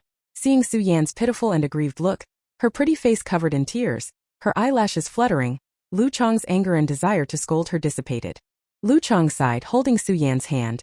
"It's lost, let it be. Just make sure to keep a closer eye on the money next time. Our household depends on it." If the money had been lost in the barracks, it might have been found, but Su Yan said she lost it on the way to the supply and marketing cooperative, so it was gone for good. Su Yan took a couple of steps forward, leaned into Lu Chang's arms and nodded gently, her voice soft. I know you treat me the best. Lu Chang smiled and patted her back. All right, stop crying. I'll get paid in half a month. I'll give you the salary then. Make sure to keep the money safe. Su Yan raised her head. But what about these 2 weeks? We're out of rice and grain. Just eating vegetables from our garden won't cut it. Lu Chang said. I'll ask Deputy Commander Lu for a loan tomorrow. Su Yan started crying again, softly and pitifully. She wiped her tears and said, if you borrow money from Deputy Commander Lu by the end of the month, we'll need to send money back home and also give some to my parents. After repaying Deputy Commander Lu, we won't have much left. Look at Jianwu and Jianya, they're so thin. I want to buy some eggs to nourish them. Our kids are growing and can't be deprived. And Jianya will start school next year, which will also cost money. She stopped crying and looked at Lu Chang with teary eyes. You're the backbone of our family. What should we do? Lu Chang rubbed his face and said to Su Yan. Don't worry, I'll figure something out. Take the boys to bed. Su Yan wasn't ready to give up without Lu Chang's assurance and wanted to continue. Seeing it was enough, Jiang Nian jumped off the tree stump and called out over the wall. Su Yan, are you home? When Su Yan heard this, she turned around and replied, I'm here. She wiped her tears and looked at Lu Chang. Her eyes filled with tears and grievance, which softened Lu Chang's heart. Lu Jianya was leaning on the window looking at Lu Chang. After a while he said softly, Dad, I want to eat peach crisp. Lu Chang turned to look at his eldest son, who was looking at him eagerly. It had been 2 years since his son had asked for something. Lu Chang said, Dad will buy it for you tomorrow. Su Yan said, I'm going next door to see what Deputy Commander Lu's sister-in-law wants. Lu Chang nodded. Go ahead. Inside the neighboring yard, Jiang Nian turned on the yard light and sat on a bench under the tree. Seeing Su Yan running over, she whispered, Why did you call me? Did something happen? Jiang Nian replied softly, I called to stop you from saying too much. Sometimes it's better to stop at the right moment. Otherwise, it can backfire. Su Yan asked, What does backfire mean? Jiang Nian. She explained, for example, if Captain Lu is planning to ask Zheng Hong for money, and you keep pushing, he might get annoyed and lose the will to do so. Su Yan understood. Good thing you called me, or I would have messed it up. She asked in disbelief, Do you think Lu Chang will really ask Zheng Hong for money? Jiang Nian rested her chin on her hands, looking at the yard gate. I don't know. We'll see in the next couple of days. Just as Su Yan left, Lu Yu came back with 2 large bunches of grapes. Jiang Nian's eyes widened in delight. She couldn't help but run over, smiling.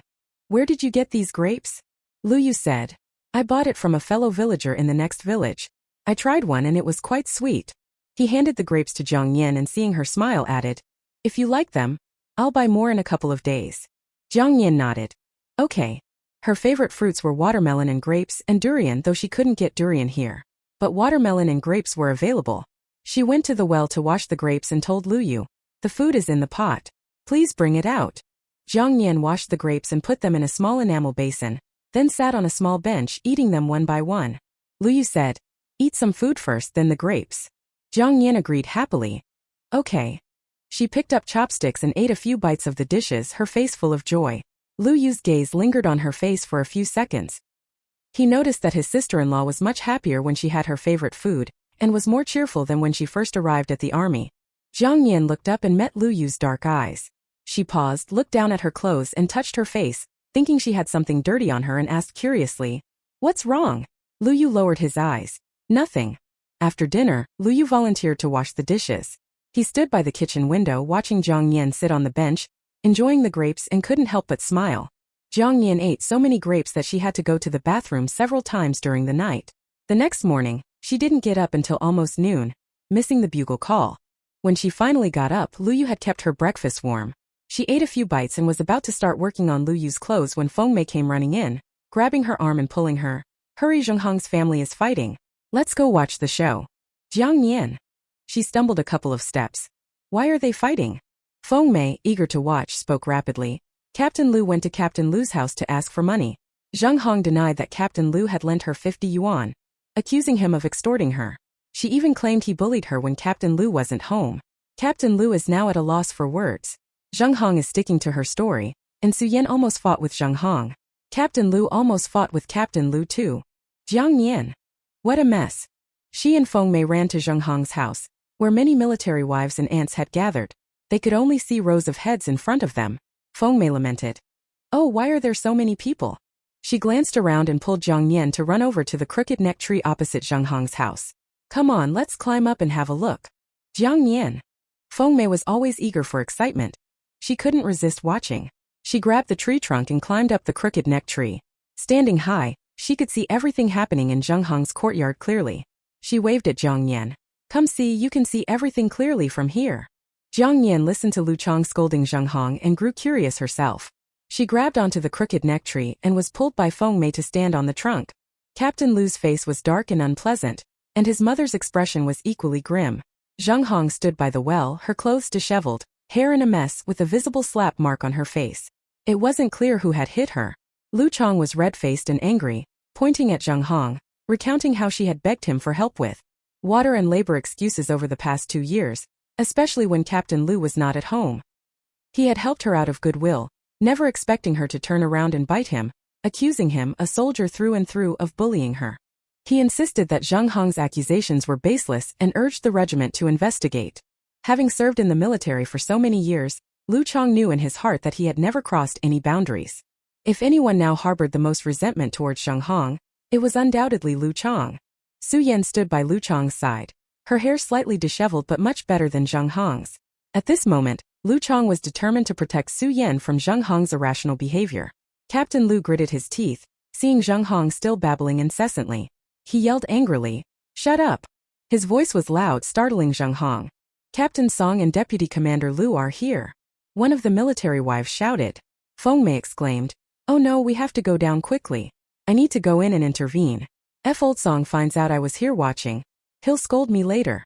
Having said that, she jumped down without waiting for Jiang Nian and rushed into the crowd shouting, make way, I'm going in to mediate. It's not good for our battalion's reputation if they keep fighting like this." Jiang Nian. Her eyelids twitched. She held onto the tree trunk, preparing to jump down, when suddenly she heard Zhu Jun's voice nearby. "Sister-in-law, what are you doing here?" Jiang Nian was startled, holding onto the tree trunk and lowering her head. She saw Zhu Jun and Lu Yu looking at her. Commander Song, who was walking over, also noticed her and paused, saying, "Why did you climb up the tree like a monkey?" Jiang Nian. She awkwardly clung to the tree trunk, her face reddening. She silently cursed Feng Mei and bit her lip, unable to say a word. Zhu Jun suppressed a smile and didn't dare to speak. Commander Song hurried to Zheng Hong's house. If this were just a quarrel between two women, it would be one thing, but now it involved Lu Guosheng and Lu Chang, dragging in accusations of Lu Chang bullying Zheng Hong. This could damage military discipline and have serious consequences. They needed to handle it carefully. If it escalated, it could reach the political commissar's ears. If things got out of hand, their battalion's bonuses and subsidies for the year could be at risk. Thinking about this, Commander Song was furious and wished he could give Captain Lu and Captain Lu a good scolding. All day long, they only managed their soldiers but failed to control their own wives, causing trouble every day. Jiang Nian felt so embarrassed she wished she could dig a hole and hide in it. She bit her lip, trying not to look at Lu Yu, holding onto the tree trunk and preparing to jump down. Zhu Jun stepped forward. "Sister-in-law, let me help you." He reached out his hand to Jiang Nian. Feeling embarrassed, Jiang Nian wasn't as agile as Feng Mei, and was afraid of falling if she jumped down from the crooked neck tree. She reached out to take Zhu Jun's hand, but before her hand reached his, Lu Yu grabbed it. "Come down, I'll help you."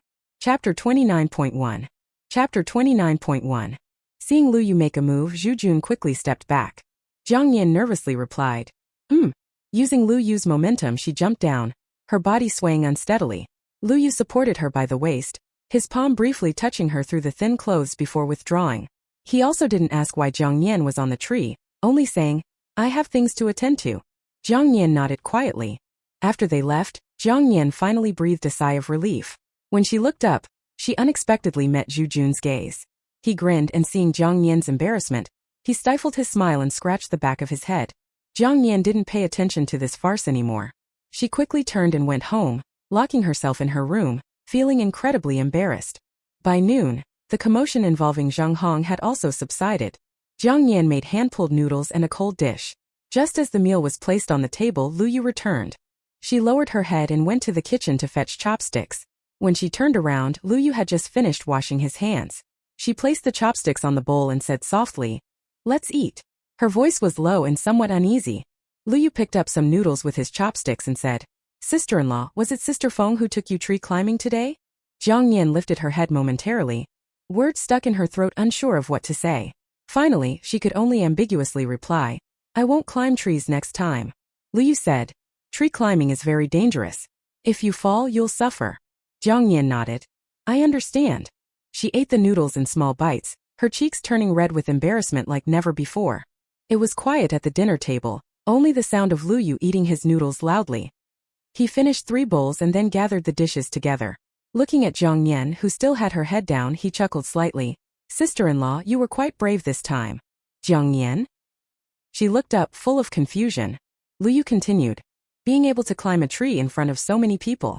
Jiang Nian. After finishing his meal, Luyu went back to the team.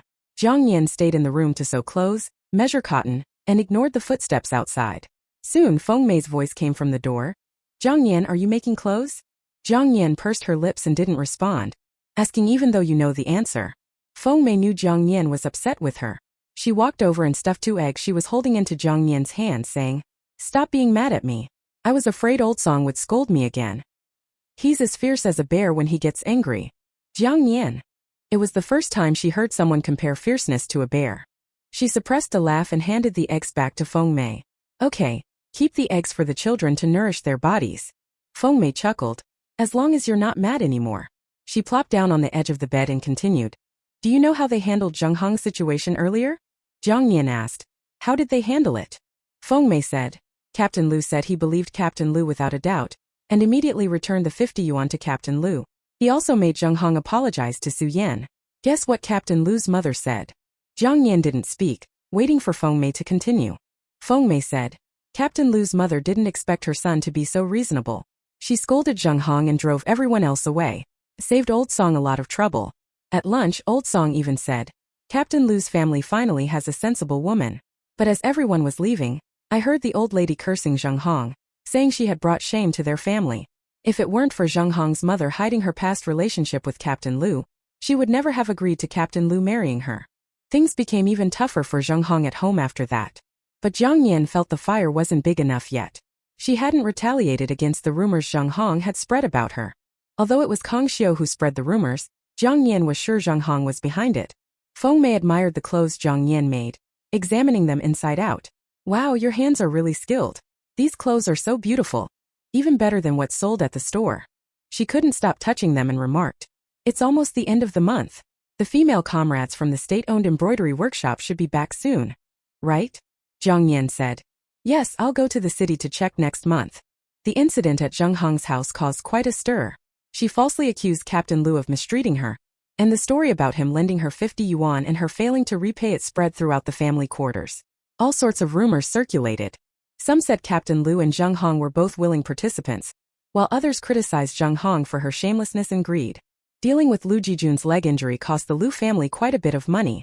With little left to begin with, returning the 50 yuan to Captain Lu made things even tighter. Now the family was truly living hand to mouth.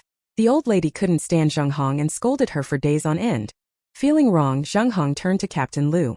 He coldly ignored her, and even Lu Jijun lying in bed scolded her, calling her shameless. He was her own son, born of her womb, yet he scolded her like that. What had she been borrowing money from Lu Chong for these past 2 years? Wasn't it to ensure Jijun could eat better? Now that he was well-fed, wasn't it all thanks to her efforts? With no one in the household treating her kindly, Zheng Hong didn't dare throw tantrums anymore, nor did she dare return to her mother's home. She preferred to endure it here rather than serve a large family there, doing hard labor in the fields and earning work points. She had finally become a little fair-skinned, and she couldn't afford to get tan again. For the next 10 days, Jiang Nian stayed at home every day making clothes. As the weather turned colder, the temperature difference between morning and evening became quite large. She made herself a set of cotton clothes and finished a coat for Lu Yu. After preparing dinner one evening, when Lu Yu returned to eat, Jiang Nian took out the coat. Try it on. If it doesn't fit, I'll make adjustments. Lu Yu looked at the clothes Jiang Nian held, feeling warmth in his heart. Since he could remember, the only clothes he had worn were those Uncle Su made for him. Although the stitches were crooked, they kept him and Su Chang from freezing. Before he turned 10, when he was with his mother, he wore clothes picked up from Su Chang. In his memories, his mother's face had gradually become vague. Lu Yu gathered his thoughts, avoiding thoughts of the past. He put on the clothes Jiang Nian made for him. They fit perfectly, especially around the shoulders. It fits very well. Jiang Nian adjusted his clothes slightly to confirm the fit and suppressed a smile. I'll make 2 more pieces for you to wear underneath, based on this size. Lu Yu nodded, looking at Jiang Nian with her fluttering eyelashes. Sister-in-law, thank you. Jiang Nian took the clothes Lu Yu handed to her, suppressing a smile and without saying a word, turned and went back to her room. The next morning, Lu Yu went to the team after breakfast. Around noon, Su Yan came over to Jiang Nian's house. She walked in and said with a smile, I have to thank you. If it weren't for your idea, Lu Chong wouldn't have asked for this money. Jiang Nian glanced at the table with brown sugar and peach crisp, smiled but didn't say anything. Su Yan sat on the edge of the bed and whispered, Guess how much money I have hidden now? Jiang Nian, giving her face, lifted her head. How much? Su Yan couldn't help but laugh. Since you had me pretend to lose the money last time, tricking Lu Chong into asking Zheng Hong for money, plus what Lu Chong gave me last time, and the 50 yuan Zheng Hong gave back, I have 90 yuan. In those days, 90 yuan was quite a sum for a family, but Jiang Nian felt it wasn't enough. Even if Lu Chong now saw through Zheng Hong, there was no guarantee he wouldn't be tempted by someone else in the future. If Lu Chong repeated his mistakes, Su Yan would still suffer.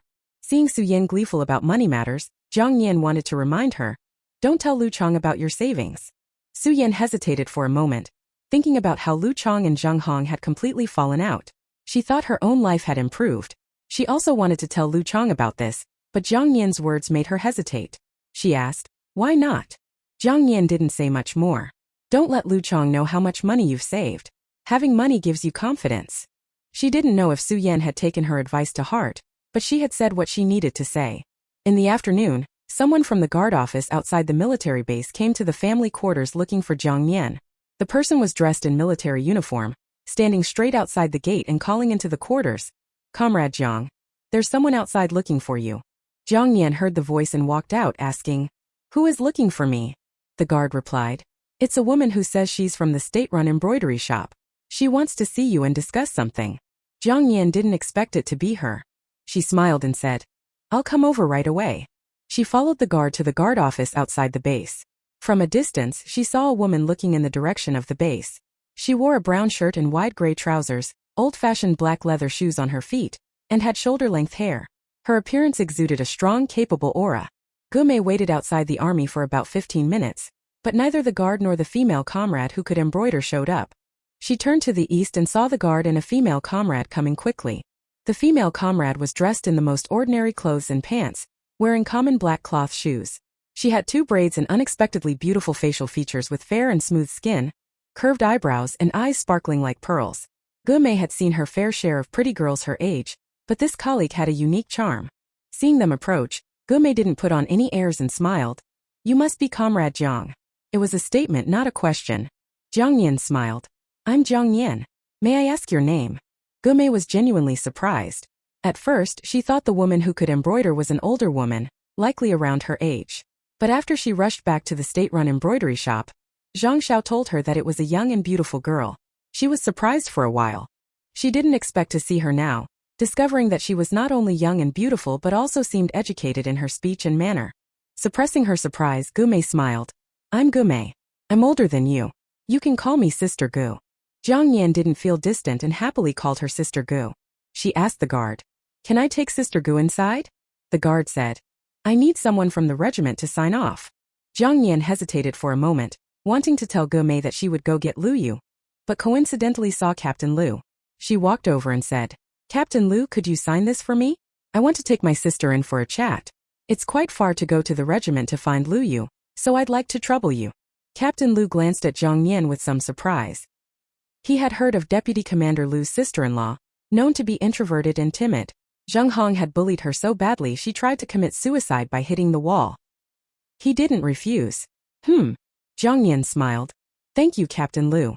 After Captain Lu signed, Jiang Nian took Gume into the army, walking straight into the family quarters. Gume glanced at the family quarters and then at Jiang Nian asking, You are a soldier's family. She paused, not continuing. Jiang Nian said, My younger brother-in-law is the deputy commander of the regiment. My husband passed away a few months ago, leaving me alone at home. He was worried about me being alone, so he brought me to the army and let me live in the family quarters. So that's how it is. Gume walked into the courtyard and immediately noticed the curtain hanging on the door, one embroidered with bamboo and the other with plum blossoms. The plum blossoms were vibrant and beautiful, complemented by scattered snowflakes, creating a poetic scene. She walked up to the curtain with plum blossoms, exclaiming, "Did you embroider this?" Jiang Nian said, "Yes." Gume then looked at the curtain with bamboo embroidery. Although she knew it was embroidered by Comrade Jiang, she was still surprised. She hadn't expected a rural woman to have such excellent embroidery skills. She asked Jiang Nian about some embroidery techniques, and Jiang Nian explained each one in detail. Moreover, she mentioned some embroidery techniques Gume had never encountered before. Gume looked at Jiang Nian a few more times and smiled. "Comrade Jiang, you're really underutilized living here." From her bag, Gume took out a piece of cloth and a drawing and handed them to Jiang Nian. "I came this time to see you and to ask you to embroider this drawing. It's a design that a boss from Hongqing brought to our city's state-owned embroidery shop. I want you to try it." Jiang Nian took the cloth and looked at the words on the drawing. "Sister Gu thinks highly of me. You've given me a big task right from the start." Gume said, "Since you came to our state-owned embroidery shop looking for me, it shows you're interested in collaborating with me. If this embroidery satisfies the boss from Hongqing, then our business deal will be done. The payment is 100 yuan, with 50 yuan going to the city and the remaining 50 yuan split evenly between us. What do you think?" She didn't conceal anything, laying out the terms openly. Gume was a genuine businesswoman. In this era, without private enterprises, even doing business required hanging the state-owned label. Half of the money earned had to be handed over to the state-owned enterprises. Jiang Nian could imagine that once private enterprises were implemented in about 10 years, Gume's path might become broader. She didn't know how many years she would have to wait in the world of the book, but judging from the era described in the book, it should be similar to reality. Since Gume had proposed a 50-50 split, Jiang Nian naturally had no objections. After all, the design she embroidered would have to be sold through Gume's state-owned embroidery shop. If she sold it privately, it would be considered profiteering. So Jiang Nian smiled and said, "Sure." After settling the matter, Gume also shed her businesswoman persona and sat in the yard talking with Jiang Nian. It was then that Jiang Nian learned there had been some trouble at the shop, which had prompted Gume's hurried return. Zhang Xiao, the colleague Jiang Nian had met that day, had told Gume about Jiang Nian's visit, prompting Gume to come and find her. Gume had to catch an afternoon bus back to the city, so after a short conversation she left. Jiang Nian walked Gume to see her off from the military base. As they walked together, military wives passing by would occasionally glance at Jiang Nian and Gume, trying to guess who the woman was. After leaving the army, Jiang Nian watched as Gume walked away before turning back. On her way, she met Kang Xiu, who was returning from the supply and marketing cooperative. Kang Xiu saw Jiang Nian and remembered how Jiang Nian had caused trouble for her by going door to door to give speeches. Even now, whenever Kang Xiu went out, she felt people whispering behind her back. Kang Xiu's face darkened as she gave Jiang Nian a sideways glare before walking away. Jiang Nian followed behind Kang Xiu and spoke as she walked. "I know you didn't initially know about that incident. Someone whispered about me in your ear, catching your attention." Kang Xiu suddenly turned around and stared at her, demanding, "How do you know?" Jiang Nian pursed her lips to hold back her laughter. She really guessed it right. She walked along the tree-lined path, and Kang Xiu followed her this time, repeating in her ear, "How did you know?" Jiang Nian said, "I know you are jealous of me. You have always wanted to marry your sister to Song Bai. But Sister Feng refused. But Sister Feng wanted to marry me to Song Bai, which made you unhappy, so you have always disliked me." Kang Xiu snorted coldly, her face looking unhappy. She was just jealous of Jiang Nian. Why would a widow catch the eye of Sister Feng? But her sister, who had never been married, could not catch her eye. To put it bluntly, Jiang Nian must have used some shameful means on Sister Feng. Continuing down the shaded path, Jiang Nian remarked, "The only person in the family quarters who doesn't get along with me is Zhang Hong. She tried to set me up with Sergeant Zhu and spread rumors. She feared exposure and wanted to pin it all on someone else." Kang Xiu halted in her tracks. She turned to Jiang Nian and asked with trembling lips, "Who told you?" Jiang Nian replied, "Anyone with eyes can see it. You're the only one who couldn't, and you let yourself be used, becoming a laughingstock in the quarters." Without waiting to see Kang Xiu's reaction, Jiang Nian walked away. Kang Xiu has a stupid brain. She was afraid that if she spoke too obscurely, she would not understand. It would be better to speak directly to her so that she could wake up. Kang Xiu, feeling enraged and jealous of Jiang Nian, clenched her basket tightly. She resented Zheng Hong the most.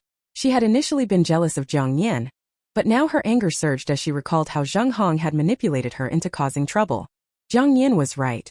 At first, she was just jealous of Jiang Nian and never thought of spreading rumors about her.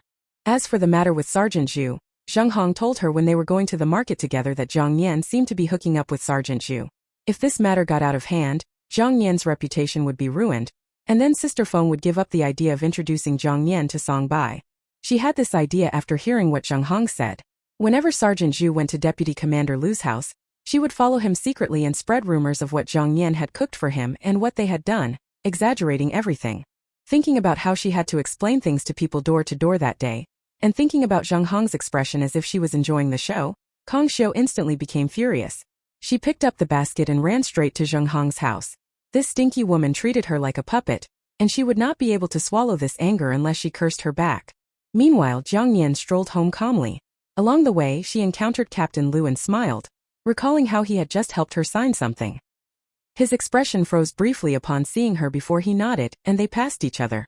Jiang Nian sighed inwardly. Sorry, Captain Lu. Looks like there might be trouble at your home again. Chapter 29.2. Chapter 29.2. As Jiang Nian passed Zheng Hong's house and approached Feng Mei's, she heard Kong Xiu shouting angrily at Zheng Hong. Feng Mei rushed out upon hearing Kong Xiu's voice and found Jiang Nian standing nearby, looking just as puzzled. Feng Mei asked curiously, "What's going on?" Jiang Nian shook her head in bewilderment. "I have no idea." Su Yan also heard Kong Xiu's loud voice and ran out with a ladle in her hand, joining Feng Mei. She asked eagerly, "What's happening at Zheng Hong's house?" Jiang Nian remained silent. Feng Mei said, "Let's go take a look." Kong Xiu's loud voice drew a crowd of military wives and aunts, along with children, all curious about the commotion at Zheng Hong's house. Su Yan grabbed Jiang Nian, saying excitedly, "Let's go watch the fun." Jiang Nian replied with a hand on her stomach, furrowing her brows slightly. "You two go ahead. I need to use the restroom first." "All right." Su Yan let go of her and followed Feng Mei to Zheng Hong's house. The outside was bustling, contrasting with the quietness inside the quarters. Back in her house, Jiang Nian unfolded the drawing Gu Mei had brought her and examined it carefully. It was a small design. If she embroidered it quickly, it would be done in about 10 days. She put away the drawing and went to the kitchen to prepare dinner. Suddenly Jiang Nian saw Su Yan dashed back from the courtyard gate, shouting, "Oh no, I burned my pot." Jiang Nian sighed inwardly. As night fell, Jiang Nian lit the kitchen lamp. There were plenty of vegetables from their own garden, so she cooked 3 dishes, warmed 5 steamed buns, and made tomato and egg soup. Just as she finished cooking, Lu Yu returned. Jiang Nian carried 2 dishes out and saw Lu Yu washing his hands by the well. She placed the dishes on the table and Lu Yu stood up saying, "Sit here, sister-in-law. I'll handle the rest." "Sure." Jiang Nian sat down without ceremony, listening intently to the noises outside. It seemed things had quieted down, but she wasn't in a hurry to find out about Zheng Hong's situation. Sister Feng would surely come over tomorrow morning to tell her. As it turned out, Jiang Nian was right.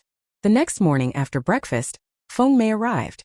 Before she even entered the house, she began shouting, Jiang Nian, do you know what happened at Zheng Hong's house yesterday?" Jiang Nian was sitting in the yard embroidering when she saw Feng Mei approach and lean against the tree trunk. She smiled and asked, "What happened?" Feng Mei snorted. "I really underestimated that woman, Zheng Hong. She's truly vicious. Even my husband, Old Song, said last night that Zheng Hong is malicious and will eventually bring trouble to Captain Lu." Jiang Nian responded, "Captain Lu and Zheng Hong have been together for 7 or 8 years. We can't just separate them." Feng Mei clapped her hands. "Well, they actually have separated now." Jiang Nian was taken aback. "What happened?" Feng Mei, having eaten too much in the morning, burped before continuing. "Kong Xiu caused a scene at Zheng Hong's house yesterday. It turns out the rumors about you and Zhu Jun were stirred up by Zheng Hong behind Kong Xiu's back. Kong Xiu fell for Zheng Hong's trick like a fool. She cursed Zheng Hong for a long time. And now everyone in the family quarters knows about it." She hummed twice more. "You should have seen Zheng Hong's face then, red as a monkey's butt. If Captain he hadn't taken Kong Xiu away, she would have cursed even longer." Feng Mei looked at Jiang Nian and chuckled. "Honestly, I hadn't had enough of the show." "Jiang Nian." She pressed her lips together to hold back a laugh, then asked about Captain Lu and Zheng Hong's separation. "So have they really split up?" Feng Mei replied, "Captain Lu was really angry this time. He sent Zheng Hong back to her parents' house overnight, and even told the military guard not to let her back in. I don't think Zheng Hong will be coming back." That explained a lot. For Zheng Hong, returning to her parents' house was indeed like a nightmare. She had 2 brothers and 1 younger brother, all married and living together without splitting the family. With over a dozen people in the household, Zheng Hong had to do farm work and take care of the family after marrying Captain Lu. She eventually convinced Captain Lu to move to the family quarters to escape her domestic duties. Now that Captain Lu sent her back, her future looked grim. Jiang Nian could only think that Zheng Hong brought this upon herself. After Feng Mei finished her story, She noticed the embroidery pattern in Jiang Nian's hands and exclaimed, "Your hands are so skillful." She sat next to Jiang Nian and asked, "The woman who came yesterday, she's the boss of the state-run embroidery shop, right? Did she give you this?" Jiang Nian asked, "How do you know that?" Feng Mei laughed. "I talked to her at the hospital. Yesterday when she came with you, I saw her from the wall. She said this embroidery pattern could earn you 100 yuan, but you get 25. That's still a lot. You can earn 25 yuan for one piece of embroidery." She sighed. "That's a lot." Jiang Nian smiled. "I have to thank you for this, Sister Feng. Without your introduction, I wouldn't have earned this money. When I get paid, I'll buy you 2 pounds of meat to thank you." After complimenting Feng Mei and promising her some meat, Feng Mei was delighted. "If there's anything good in the future, I'll think of you first." Jiang Nian nodded with a smile. In the following days, Jiang Nian stayed at home embroidering. Though she didn't go out much, she knew all about the outside events, mainly because Feng Mei came by daily with all the gossip. Feng Mei treated her like a confidant, sharing every quarrel, lost chick and incident in the compound. Since Zheng Heng left, Su Yan seemed like a different person. Once Jiang Nian finished the embroidery, she planned to go to the city the next day to deliver it to Gomei. As night fell, the courtyard lights came on. Jiang Nian was chopping vegetables in the kitchen, moving aside as Lu Yu entered. He was tall and blocked most of the light. It was getting cold, so Jiang Nian wore a thicker jacket, while Lu Yu was still in his thin military uniform. After placing the chopped vegetables on a plate, Jiang Nian looked at Lu Yu, who was tending the fire, the orange flames flickering across his handsome face. Sensing her gaze, Lu Yu looked up. Caught off guard, Jiang Nian asked, "Is there a car going to the city these days?" Lu Yu inquired. "Are you going to the city, sister-in-law?" Jiang Nian lowered her head, slicing meat as she spoke. "I finished the embroidery pattern that Sister Gu from the state-run embroidery shop gave me. I plan to deliver it tomorrow." However, she didn't want to take the bus as it was too crowded and prone to pickpockets. Lu Yu, looking at Jiang Nian under the warm light, noted her scattered bangs and the soft hair around her face. His gaze lingered on her delicate neck. He realized she had become slightly fuller since joining the army but was still very slender, especially her waist, emphasized by the apron, appearing so small he could almost encircle it with one hand. Suppressing his thoughts, Lu Yu said, "The day after tomorrow, there's a procurement truck going to the city. I'll have them take the embroidery to the state-run embroidery shop and give it to Sister Gu." Jiang Nian's eyes lit up with a smile. "Great." Her voice was light and pleasant. Lu Yu, adding dry wood to the fire, glanced at Jiang Nian again. After dinner, Lu Yu boiled hot water. With the cold weather, Jiang Nian didn't need to bathe daily. She just used a small basin of hot water to wipe herself. Lying in bed that night, she gazed at the moonlight outside the window until she fell asleep. Jiang Nian slept in a daze until she was awakened in the middle of the night by a loud knocking on the door. It seemed someone was calling for Lu Yu. Rubbing her eyes, she got up, wrapped herself in a blanket, and stretched her neck to look out the window. She saw Lu Yu striding out of the house. There was a military guard outside, speaking with Lu Yu briefly before they both left. Her sleepiness vanished, replaced by a sense of unease. After about an hour, she heard the sound of a baby crying outside. She quickly dressed and went out to find Lu Yu entering with a baby in his arms and carrying a can of malted milk. She was momentarily stunned and looked at Lu Yu with a curious expression. Various wild thoughts sprang to her mind. Was this Lu Yu's illegitimate child? Did the birth mother find herself unable to care for him and bring him to the military compound? Lu Yu noticed the inquisitive look in Jiang Nian's eyes and frowned slightly. He explained, "This is Li Fengda and Wu Ying's child." Jiang Nian? She stepped closer to see the baby, recognizing it as the same child she had seen in Wu Ying's arms last month. But why was the baby here now? Where were Li Fengda and Wu Ying? The baby continued to cry, and Lu Yu, inexperienced with babies, seemed at a loss. "Give him to me," Jiang Nian said, extending her arms to take the baby. "He seems hungry. Make some malted milk for him." Relieved, Lu Yu replied, "I'll do that right away." Jiang Nian carried the baby inside, trying to soothe him. Although she wasn't very experienced, she had spent a month with her cousin and her baby, learning a few things. Holding the baby, she softly said, "Don't cry or the big bad wolf will come." To her dismay, the baby cried even harder. Jiang Nian. What should she do now? She felt like crying herself. Lu Yu returned with a bowl of malted milk. Jiang Nian held the baby and, feeling helpless, said, "He's crying so much." Lu Yu, seeing Jiang Nian's endearing yet frustrated expression, couldn't help but smile. "Calmer now," he said. "You hold the baby. I'll feed him the malted milk." Jiang Nian nodded, holding the baby while Lu Yu carefully fed him. The baby, previously crying loudly, immediately calmed down and began drinking the warm milk. Children of the new era usually drank breast milk and formula. But Jiang Nian guessed that Wu Ying's milk supply was insufficient, leading to the baby being accustomed to drinking malted milk. The baby, probably very hungry, drank almost the entire bowl before turning away, making soft sounds and looking around with wide eyes. He glanced at Jiang Nian and then at Lu Yu, about to cry again. Jiang Nian felt overwhelmed. She looked up at Lu Yu, realizing they were very close, almost able to feel each other's breath. Lu Yu also looked up and their eyes met. Jiang Nian saw her reflection in his dark eyes, disheveled hair, flushed cheeks and pink lips. She quickly pressed her lips together, feeling at a loss for words. Lu Yu was equally taken aback, the scent of Jiang Nian filling his senses. He coughed lightly, lowering his gaze and wiping the baby's mouth. "Sister-in-law, this might be hard on you for a while," he said, putting down the bowl and adjusting the baby's blanket. Jiang Nian snapped out of her daze and asked, "Why is the baby here?" Lu Yu frowned. The military guard said a woman left the baby outside the compound and ran away. He found a piece of newspaper on the baby with my name on it, so he brought the baby to me. I'll go to the city tomorrow to find Li Fengda's cousin's address and deliver the embroidery to the state-run embroidery shop. Jiang Nian nodded. All right. It must have been Wu Ying who left the baby. But why? And where was Li Fengda? The baby soon fell asleep. Jiang Nian, unfamiliar with handling babies, lay on the bed, placing the baby beside her and lightly patting him. Lu Yu brought in a thermos, careful not to wake the baby. Seeing Jiang Nian lying on the bed, her hair spread out and her arm exposed, he averted his gaze. He whispered, "I put the thermos and malted milk on the cabinet. Call me if you need anything." Jiang Nian replied, "Okay." It was still early, and Jiang Nian, resting her head on her hand, soon fell asleep again. However, she remained alert, worried about her sleep habits and not wanting to roll over onto the baby. At dawn, the baby suddenly cried loudly, startling Jiang Nian awake. "What's wrong?" Lu Yu's voice came from outside. Jiang Nian rubbed her eyes and sounding groggy said, "He must be hungry. Can you make some more malted milk?" She picked up the baby, feeling something wet at the back of his blanket.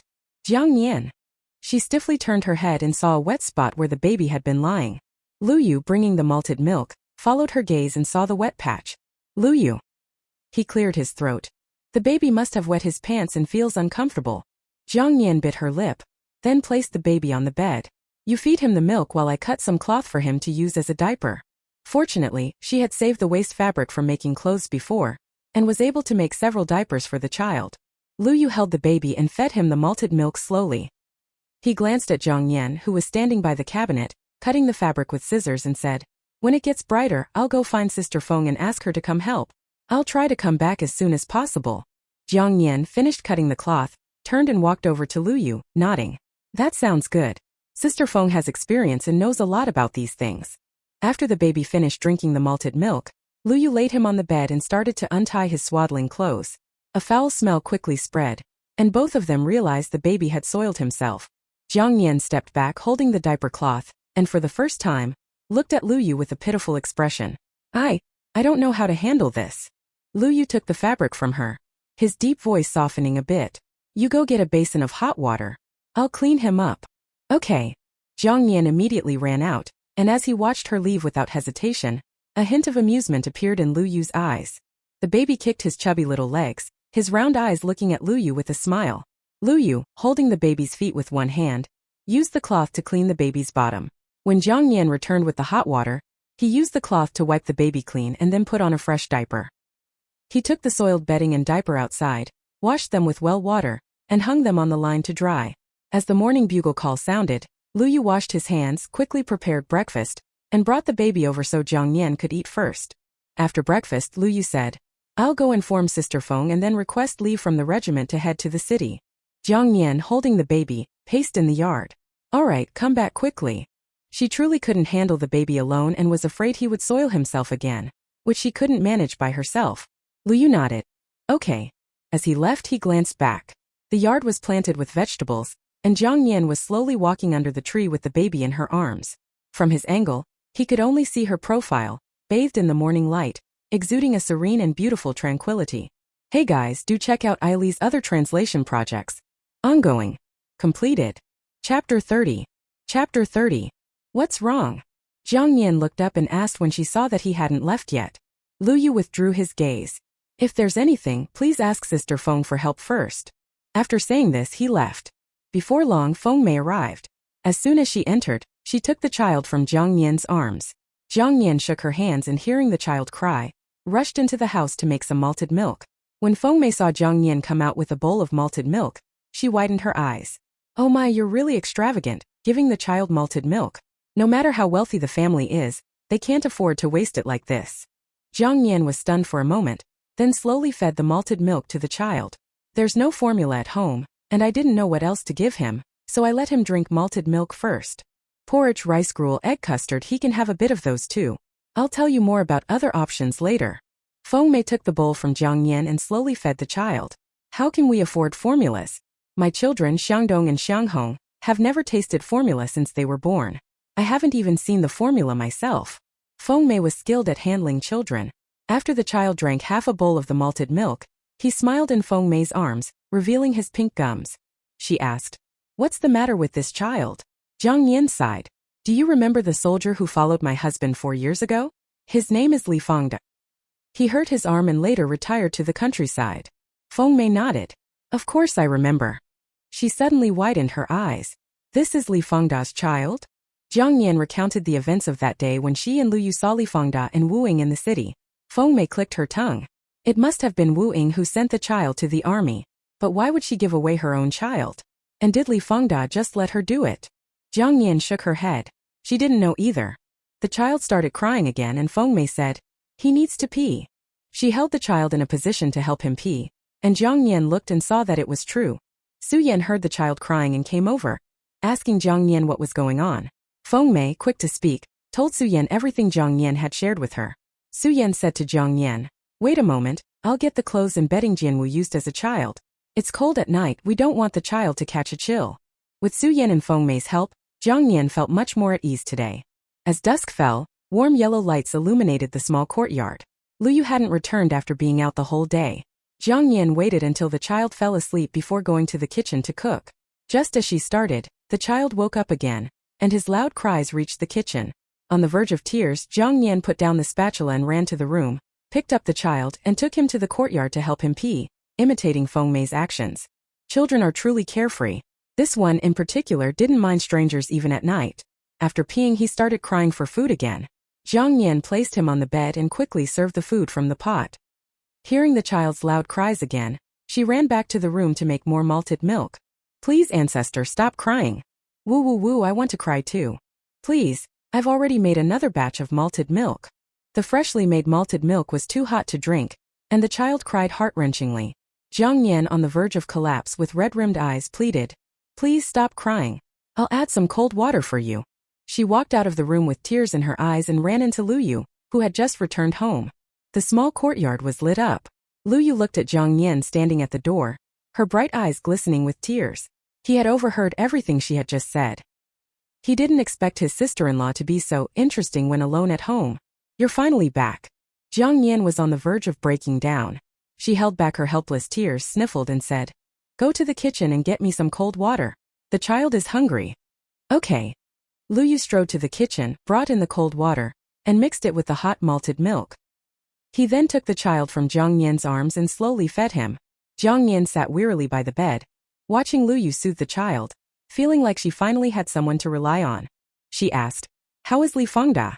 Lu Yu looked at the child who was smiling while drinking, feeling a bit bitter, and told Jiang Nian what he had found out in the city today. Li Fangda has passed away. What?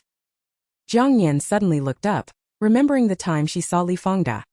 His complexion was somewhat sallow, he seemed listless and he frequently coughed. She had thought it was just arm pain and a minor cold. How could he be dead? Lu Yu, looking at the child's bright eyes, was filled with sorrow. I contacted the police and found Li Fangda's cousin. It turns out he wasn't his cousin but the captain's son from their brigade. Li Fangda had come to the city for medical treatment. His arm injury had relapsed, causing inflammation. Treating it was expensive, so he endured it without getting treatment. At this point, Lu Yu's voice became hoarse, seemingly regretting not paying more attention to Li Fangda's condition earlier. The muscles in his arm had necrotized, affecting the nerves. He didn't last long after that. Jiang Nian felt heavy-hearted, looking at the child happily smiling after drinking the malted milk. Suddenly, she didn't find him troublesome anymore. She felt a pang of pity for him. Why did Wu Ying send the child here? Mentioning Wu Ying, Jiang Nian noticed the sorrow in Lu Yu's expression. Her heart sank, fearing the worst. Sure enough, Lu Yu's voice was hoarse as he said. Wu Ying also passed away. This afternoon, the police received a report that a woman was found hanged in a forest. She matched Wu Ying's description. We went to identify the body, and it was indeed her. Jiang Nian felt a sharp pain in her chest, feeling both sorrow and anger, but she couldn't say anything. When she had seen Li Fangda and Wu Ying last, she could tell they were very much in love. She hadn't expected Wu Ying to follow Li Fangda in death, even ensuring her child was with trusted people before she died. Jiang Nian's throat was dry. What about Wu Ying and Li Fangda's families? Lu Yu replied. Li Fangda's fellow villagers said Wu Ying only had a stepfather left. Li Fangda's parents are still alive. He went back to the countryside tonight to inform them. They will probably come to get the child in a few days. I'll hold him, you go eat, Jiang Nian said, getting up to take the child. Lu Yu said, no, you go ahead. Jiang Nian pressed her lips together and ran to the kitchen. She covered her mouth and sobbed quietly, unsure whether she was crying for Wu Ying or the poor child who lost both parents before turning one. She remembered the can of malted milk, likely the last food Wu Ying bought for the child with her final bit of money. After spending a long time in the kitchen, she wiped her tears, ate a few bites and went to change with Lu Yu. Although the light in the room was dim, Lu Yu could still see Jiang Nian's red, swollen eyes. He pressed his thin lips together and finally said nothing, heading to the kitchen. Jiang Nian lay on the bed with the child, playing with him, feeling heartbroken as he laughed. Wah wah. The child couldn't speak, only making wah wah sounds. Jiang Nian wiped away her tears, gently pinching the child's soft cheek. Auntie will make you some little clothes and warm quilts, okay? The child smiled, revealing his pink gums. Jiang Nian furrowed her brow, holding back her tears, shaking his little hand. The sheets and quilt the child wet last night had been washed and dried by noon. After putting the child to sleep, Jiang Nian took out the best fabric and needle and thread from the cabinet, planning to make clothes and quilts before the child's family arrived.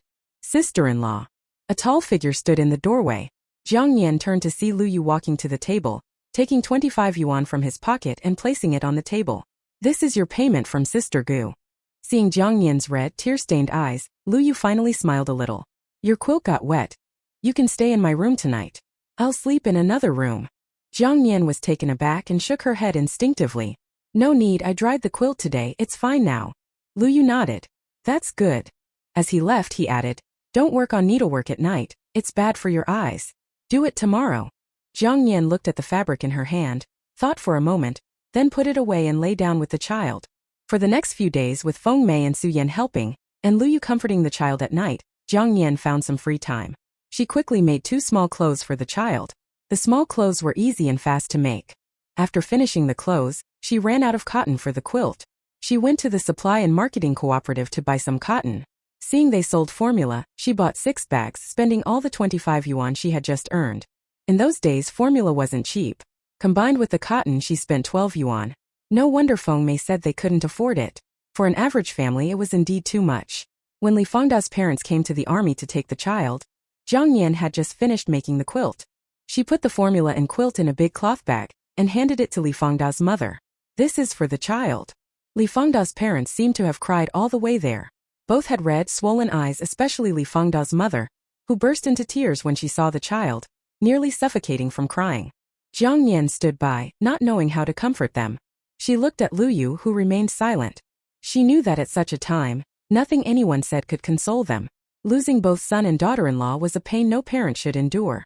Outside, the passing military wives paused at the small courtyard, curious about what had happened at Deputy Commander Lu's house. Feng Mei had already spread the news, so the entire family quarters knew that the child at Deputy Commander Lu's house was Li Fangda's son, who had followed Captain Su 4 years ago. The news of Li Fangda's family's tragedy spread quickly, and despite any minor conflicts among the military wives, they all felt a collective sorrow and a desire to help. Zhu Jun and a few soldiers escorted Li Fangda's parents as they left, carrying large and small cloth bags filled with eggs and food items the military wives had donated. Lu Yu had mentioned that Li Fangda and Wu Ying's bodies couldn't be transported back to their hometown and had to be cremated in the city. The expenses for the cremation were covered by the regiment through a formal application process that took over 10 days to be approved. After the child left, Jiang Nian sat in the house for a long time, only coming out in the evening. With the child around for the past few days, Jiang Nian had grown accustomed to the noise. Now that the child was gone, the silence felt overwhelming. At mealtime, she went to the kitchen to cook and found that there wasn't much water left in the jar. She took a bucket to the well to fetch water. Just as she filled the bucket and was about to lift it, She heard hurried footsteps approaching. Before Jiang Nian could turn around, a wave of warmth engulfed her, and a deep steady voice came from behind. Sister-in-law, let me do it. Lu Yu took the bucket from her and carried it to the kitchen. The sound of water splashing and then quieting filled the air. Jiang Nian watched as Lu Yu quickly fetched more water from the well. His sleeves were rolled up, revealing strong, well-defined arms. The sight of his muscles and the glimpse of his chest and abs through his collar made her heart race. She quickly turned away, her cheeks flushing with embarrassment. She blinked rapidly, silently reminding herself. It's not yours, don't look, don't look. Jiang Nian patted her cheeks and headed to the kitchen. She hadn't noticed Lu Yu sitting by the stove lighting a fire. She exhaled, picked up a potato from the cutting board, and heard Lu Yu's concerned voice. Are you feeling unwell? Jiang Nian froze. Huh. She looked up seeing Lu Yu approach. He reached out to touch her forehead.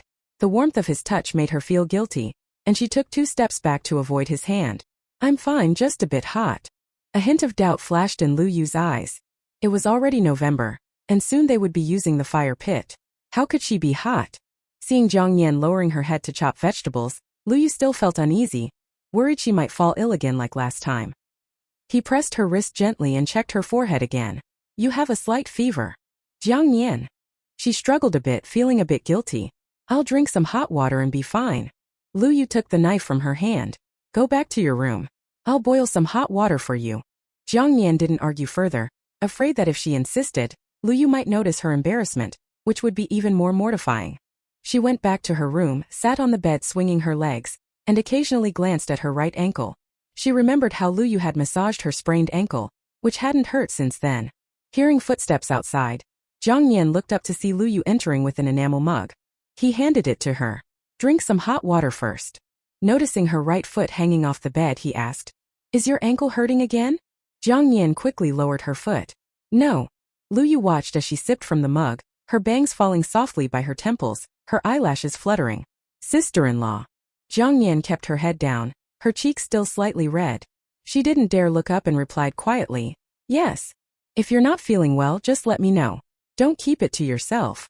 Jiang Nian awkwardly pursed her lips and nodded gently. I will. That evening Lu Yu prepared dinner. He made some porridge and stir-fried 2 dishes. Jiang Nian sat quietly in the yard eating, her head lowered. Midway through the meal 2 strangers arrived. A couple unfamiliar faces. The man wore a military uniform and looked about the same age as Commander Song. Jiang Nian didn't recognize them but Lu Yu did. He stood up. Commander Tang, what brings you here? Commander Tang was from the 2nd Regiment. Both regiments were part of the same military district. The woman beside him was his wife, Chan Fong. Commander Tang and Commander Song had a love-hate relationship, often bickering but also being close like brothers in times of need. However, Chan Fong and Fong Mei sometimes clashed when they met. Jiang Nian also stood up, somewhat nervously pursing her lips, and followed Lu Yu in greeting. Commander Tang, Sister Chan. Chan Fong looked Jiang Nian up and down, growing more fond of her the more she saw, and smiled. So you're Deputy Commander Lu's sister-in-law. I saw you on the way to the supply and marketing cooperative before, but we hadn't met. Jiang Nian smiled. I remember you now, Sister Chan. Commander Tang said to Lu Yu. I was just talking with Commander Song and thought I'd drop by to chat with you. You go ahead and eat, don't mind us. We've already had our dinner. Commander Tang sat on a stool, chatting with Lu Yu while Chan Fong sat beside Jiang Nian.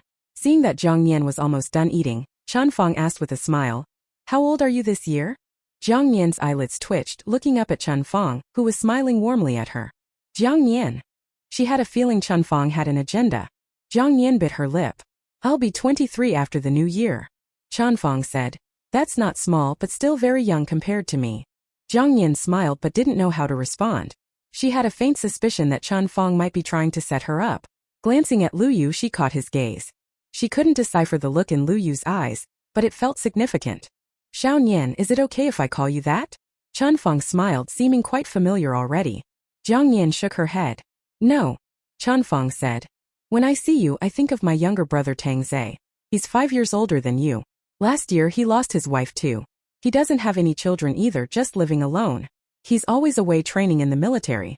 I told him to submit an application to stay in the military district and stop running around all the time. Jiang Nian remained silent. Chan Fong smiled. Xiao Nian, when Tang Zhe comes back you should meet him. Maybe you two will hit it off. Jiang Nian nervously tugged at her clothes, pursed her lips, and glanced lightly in the direction where Lu Yu was looking at her.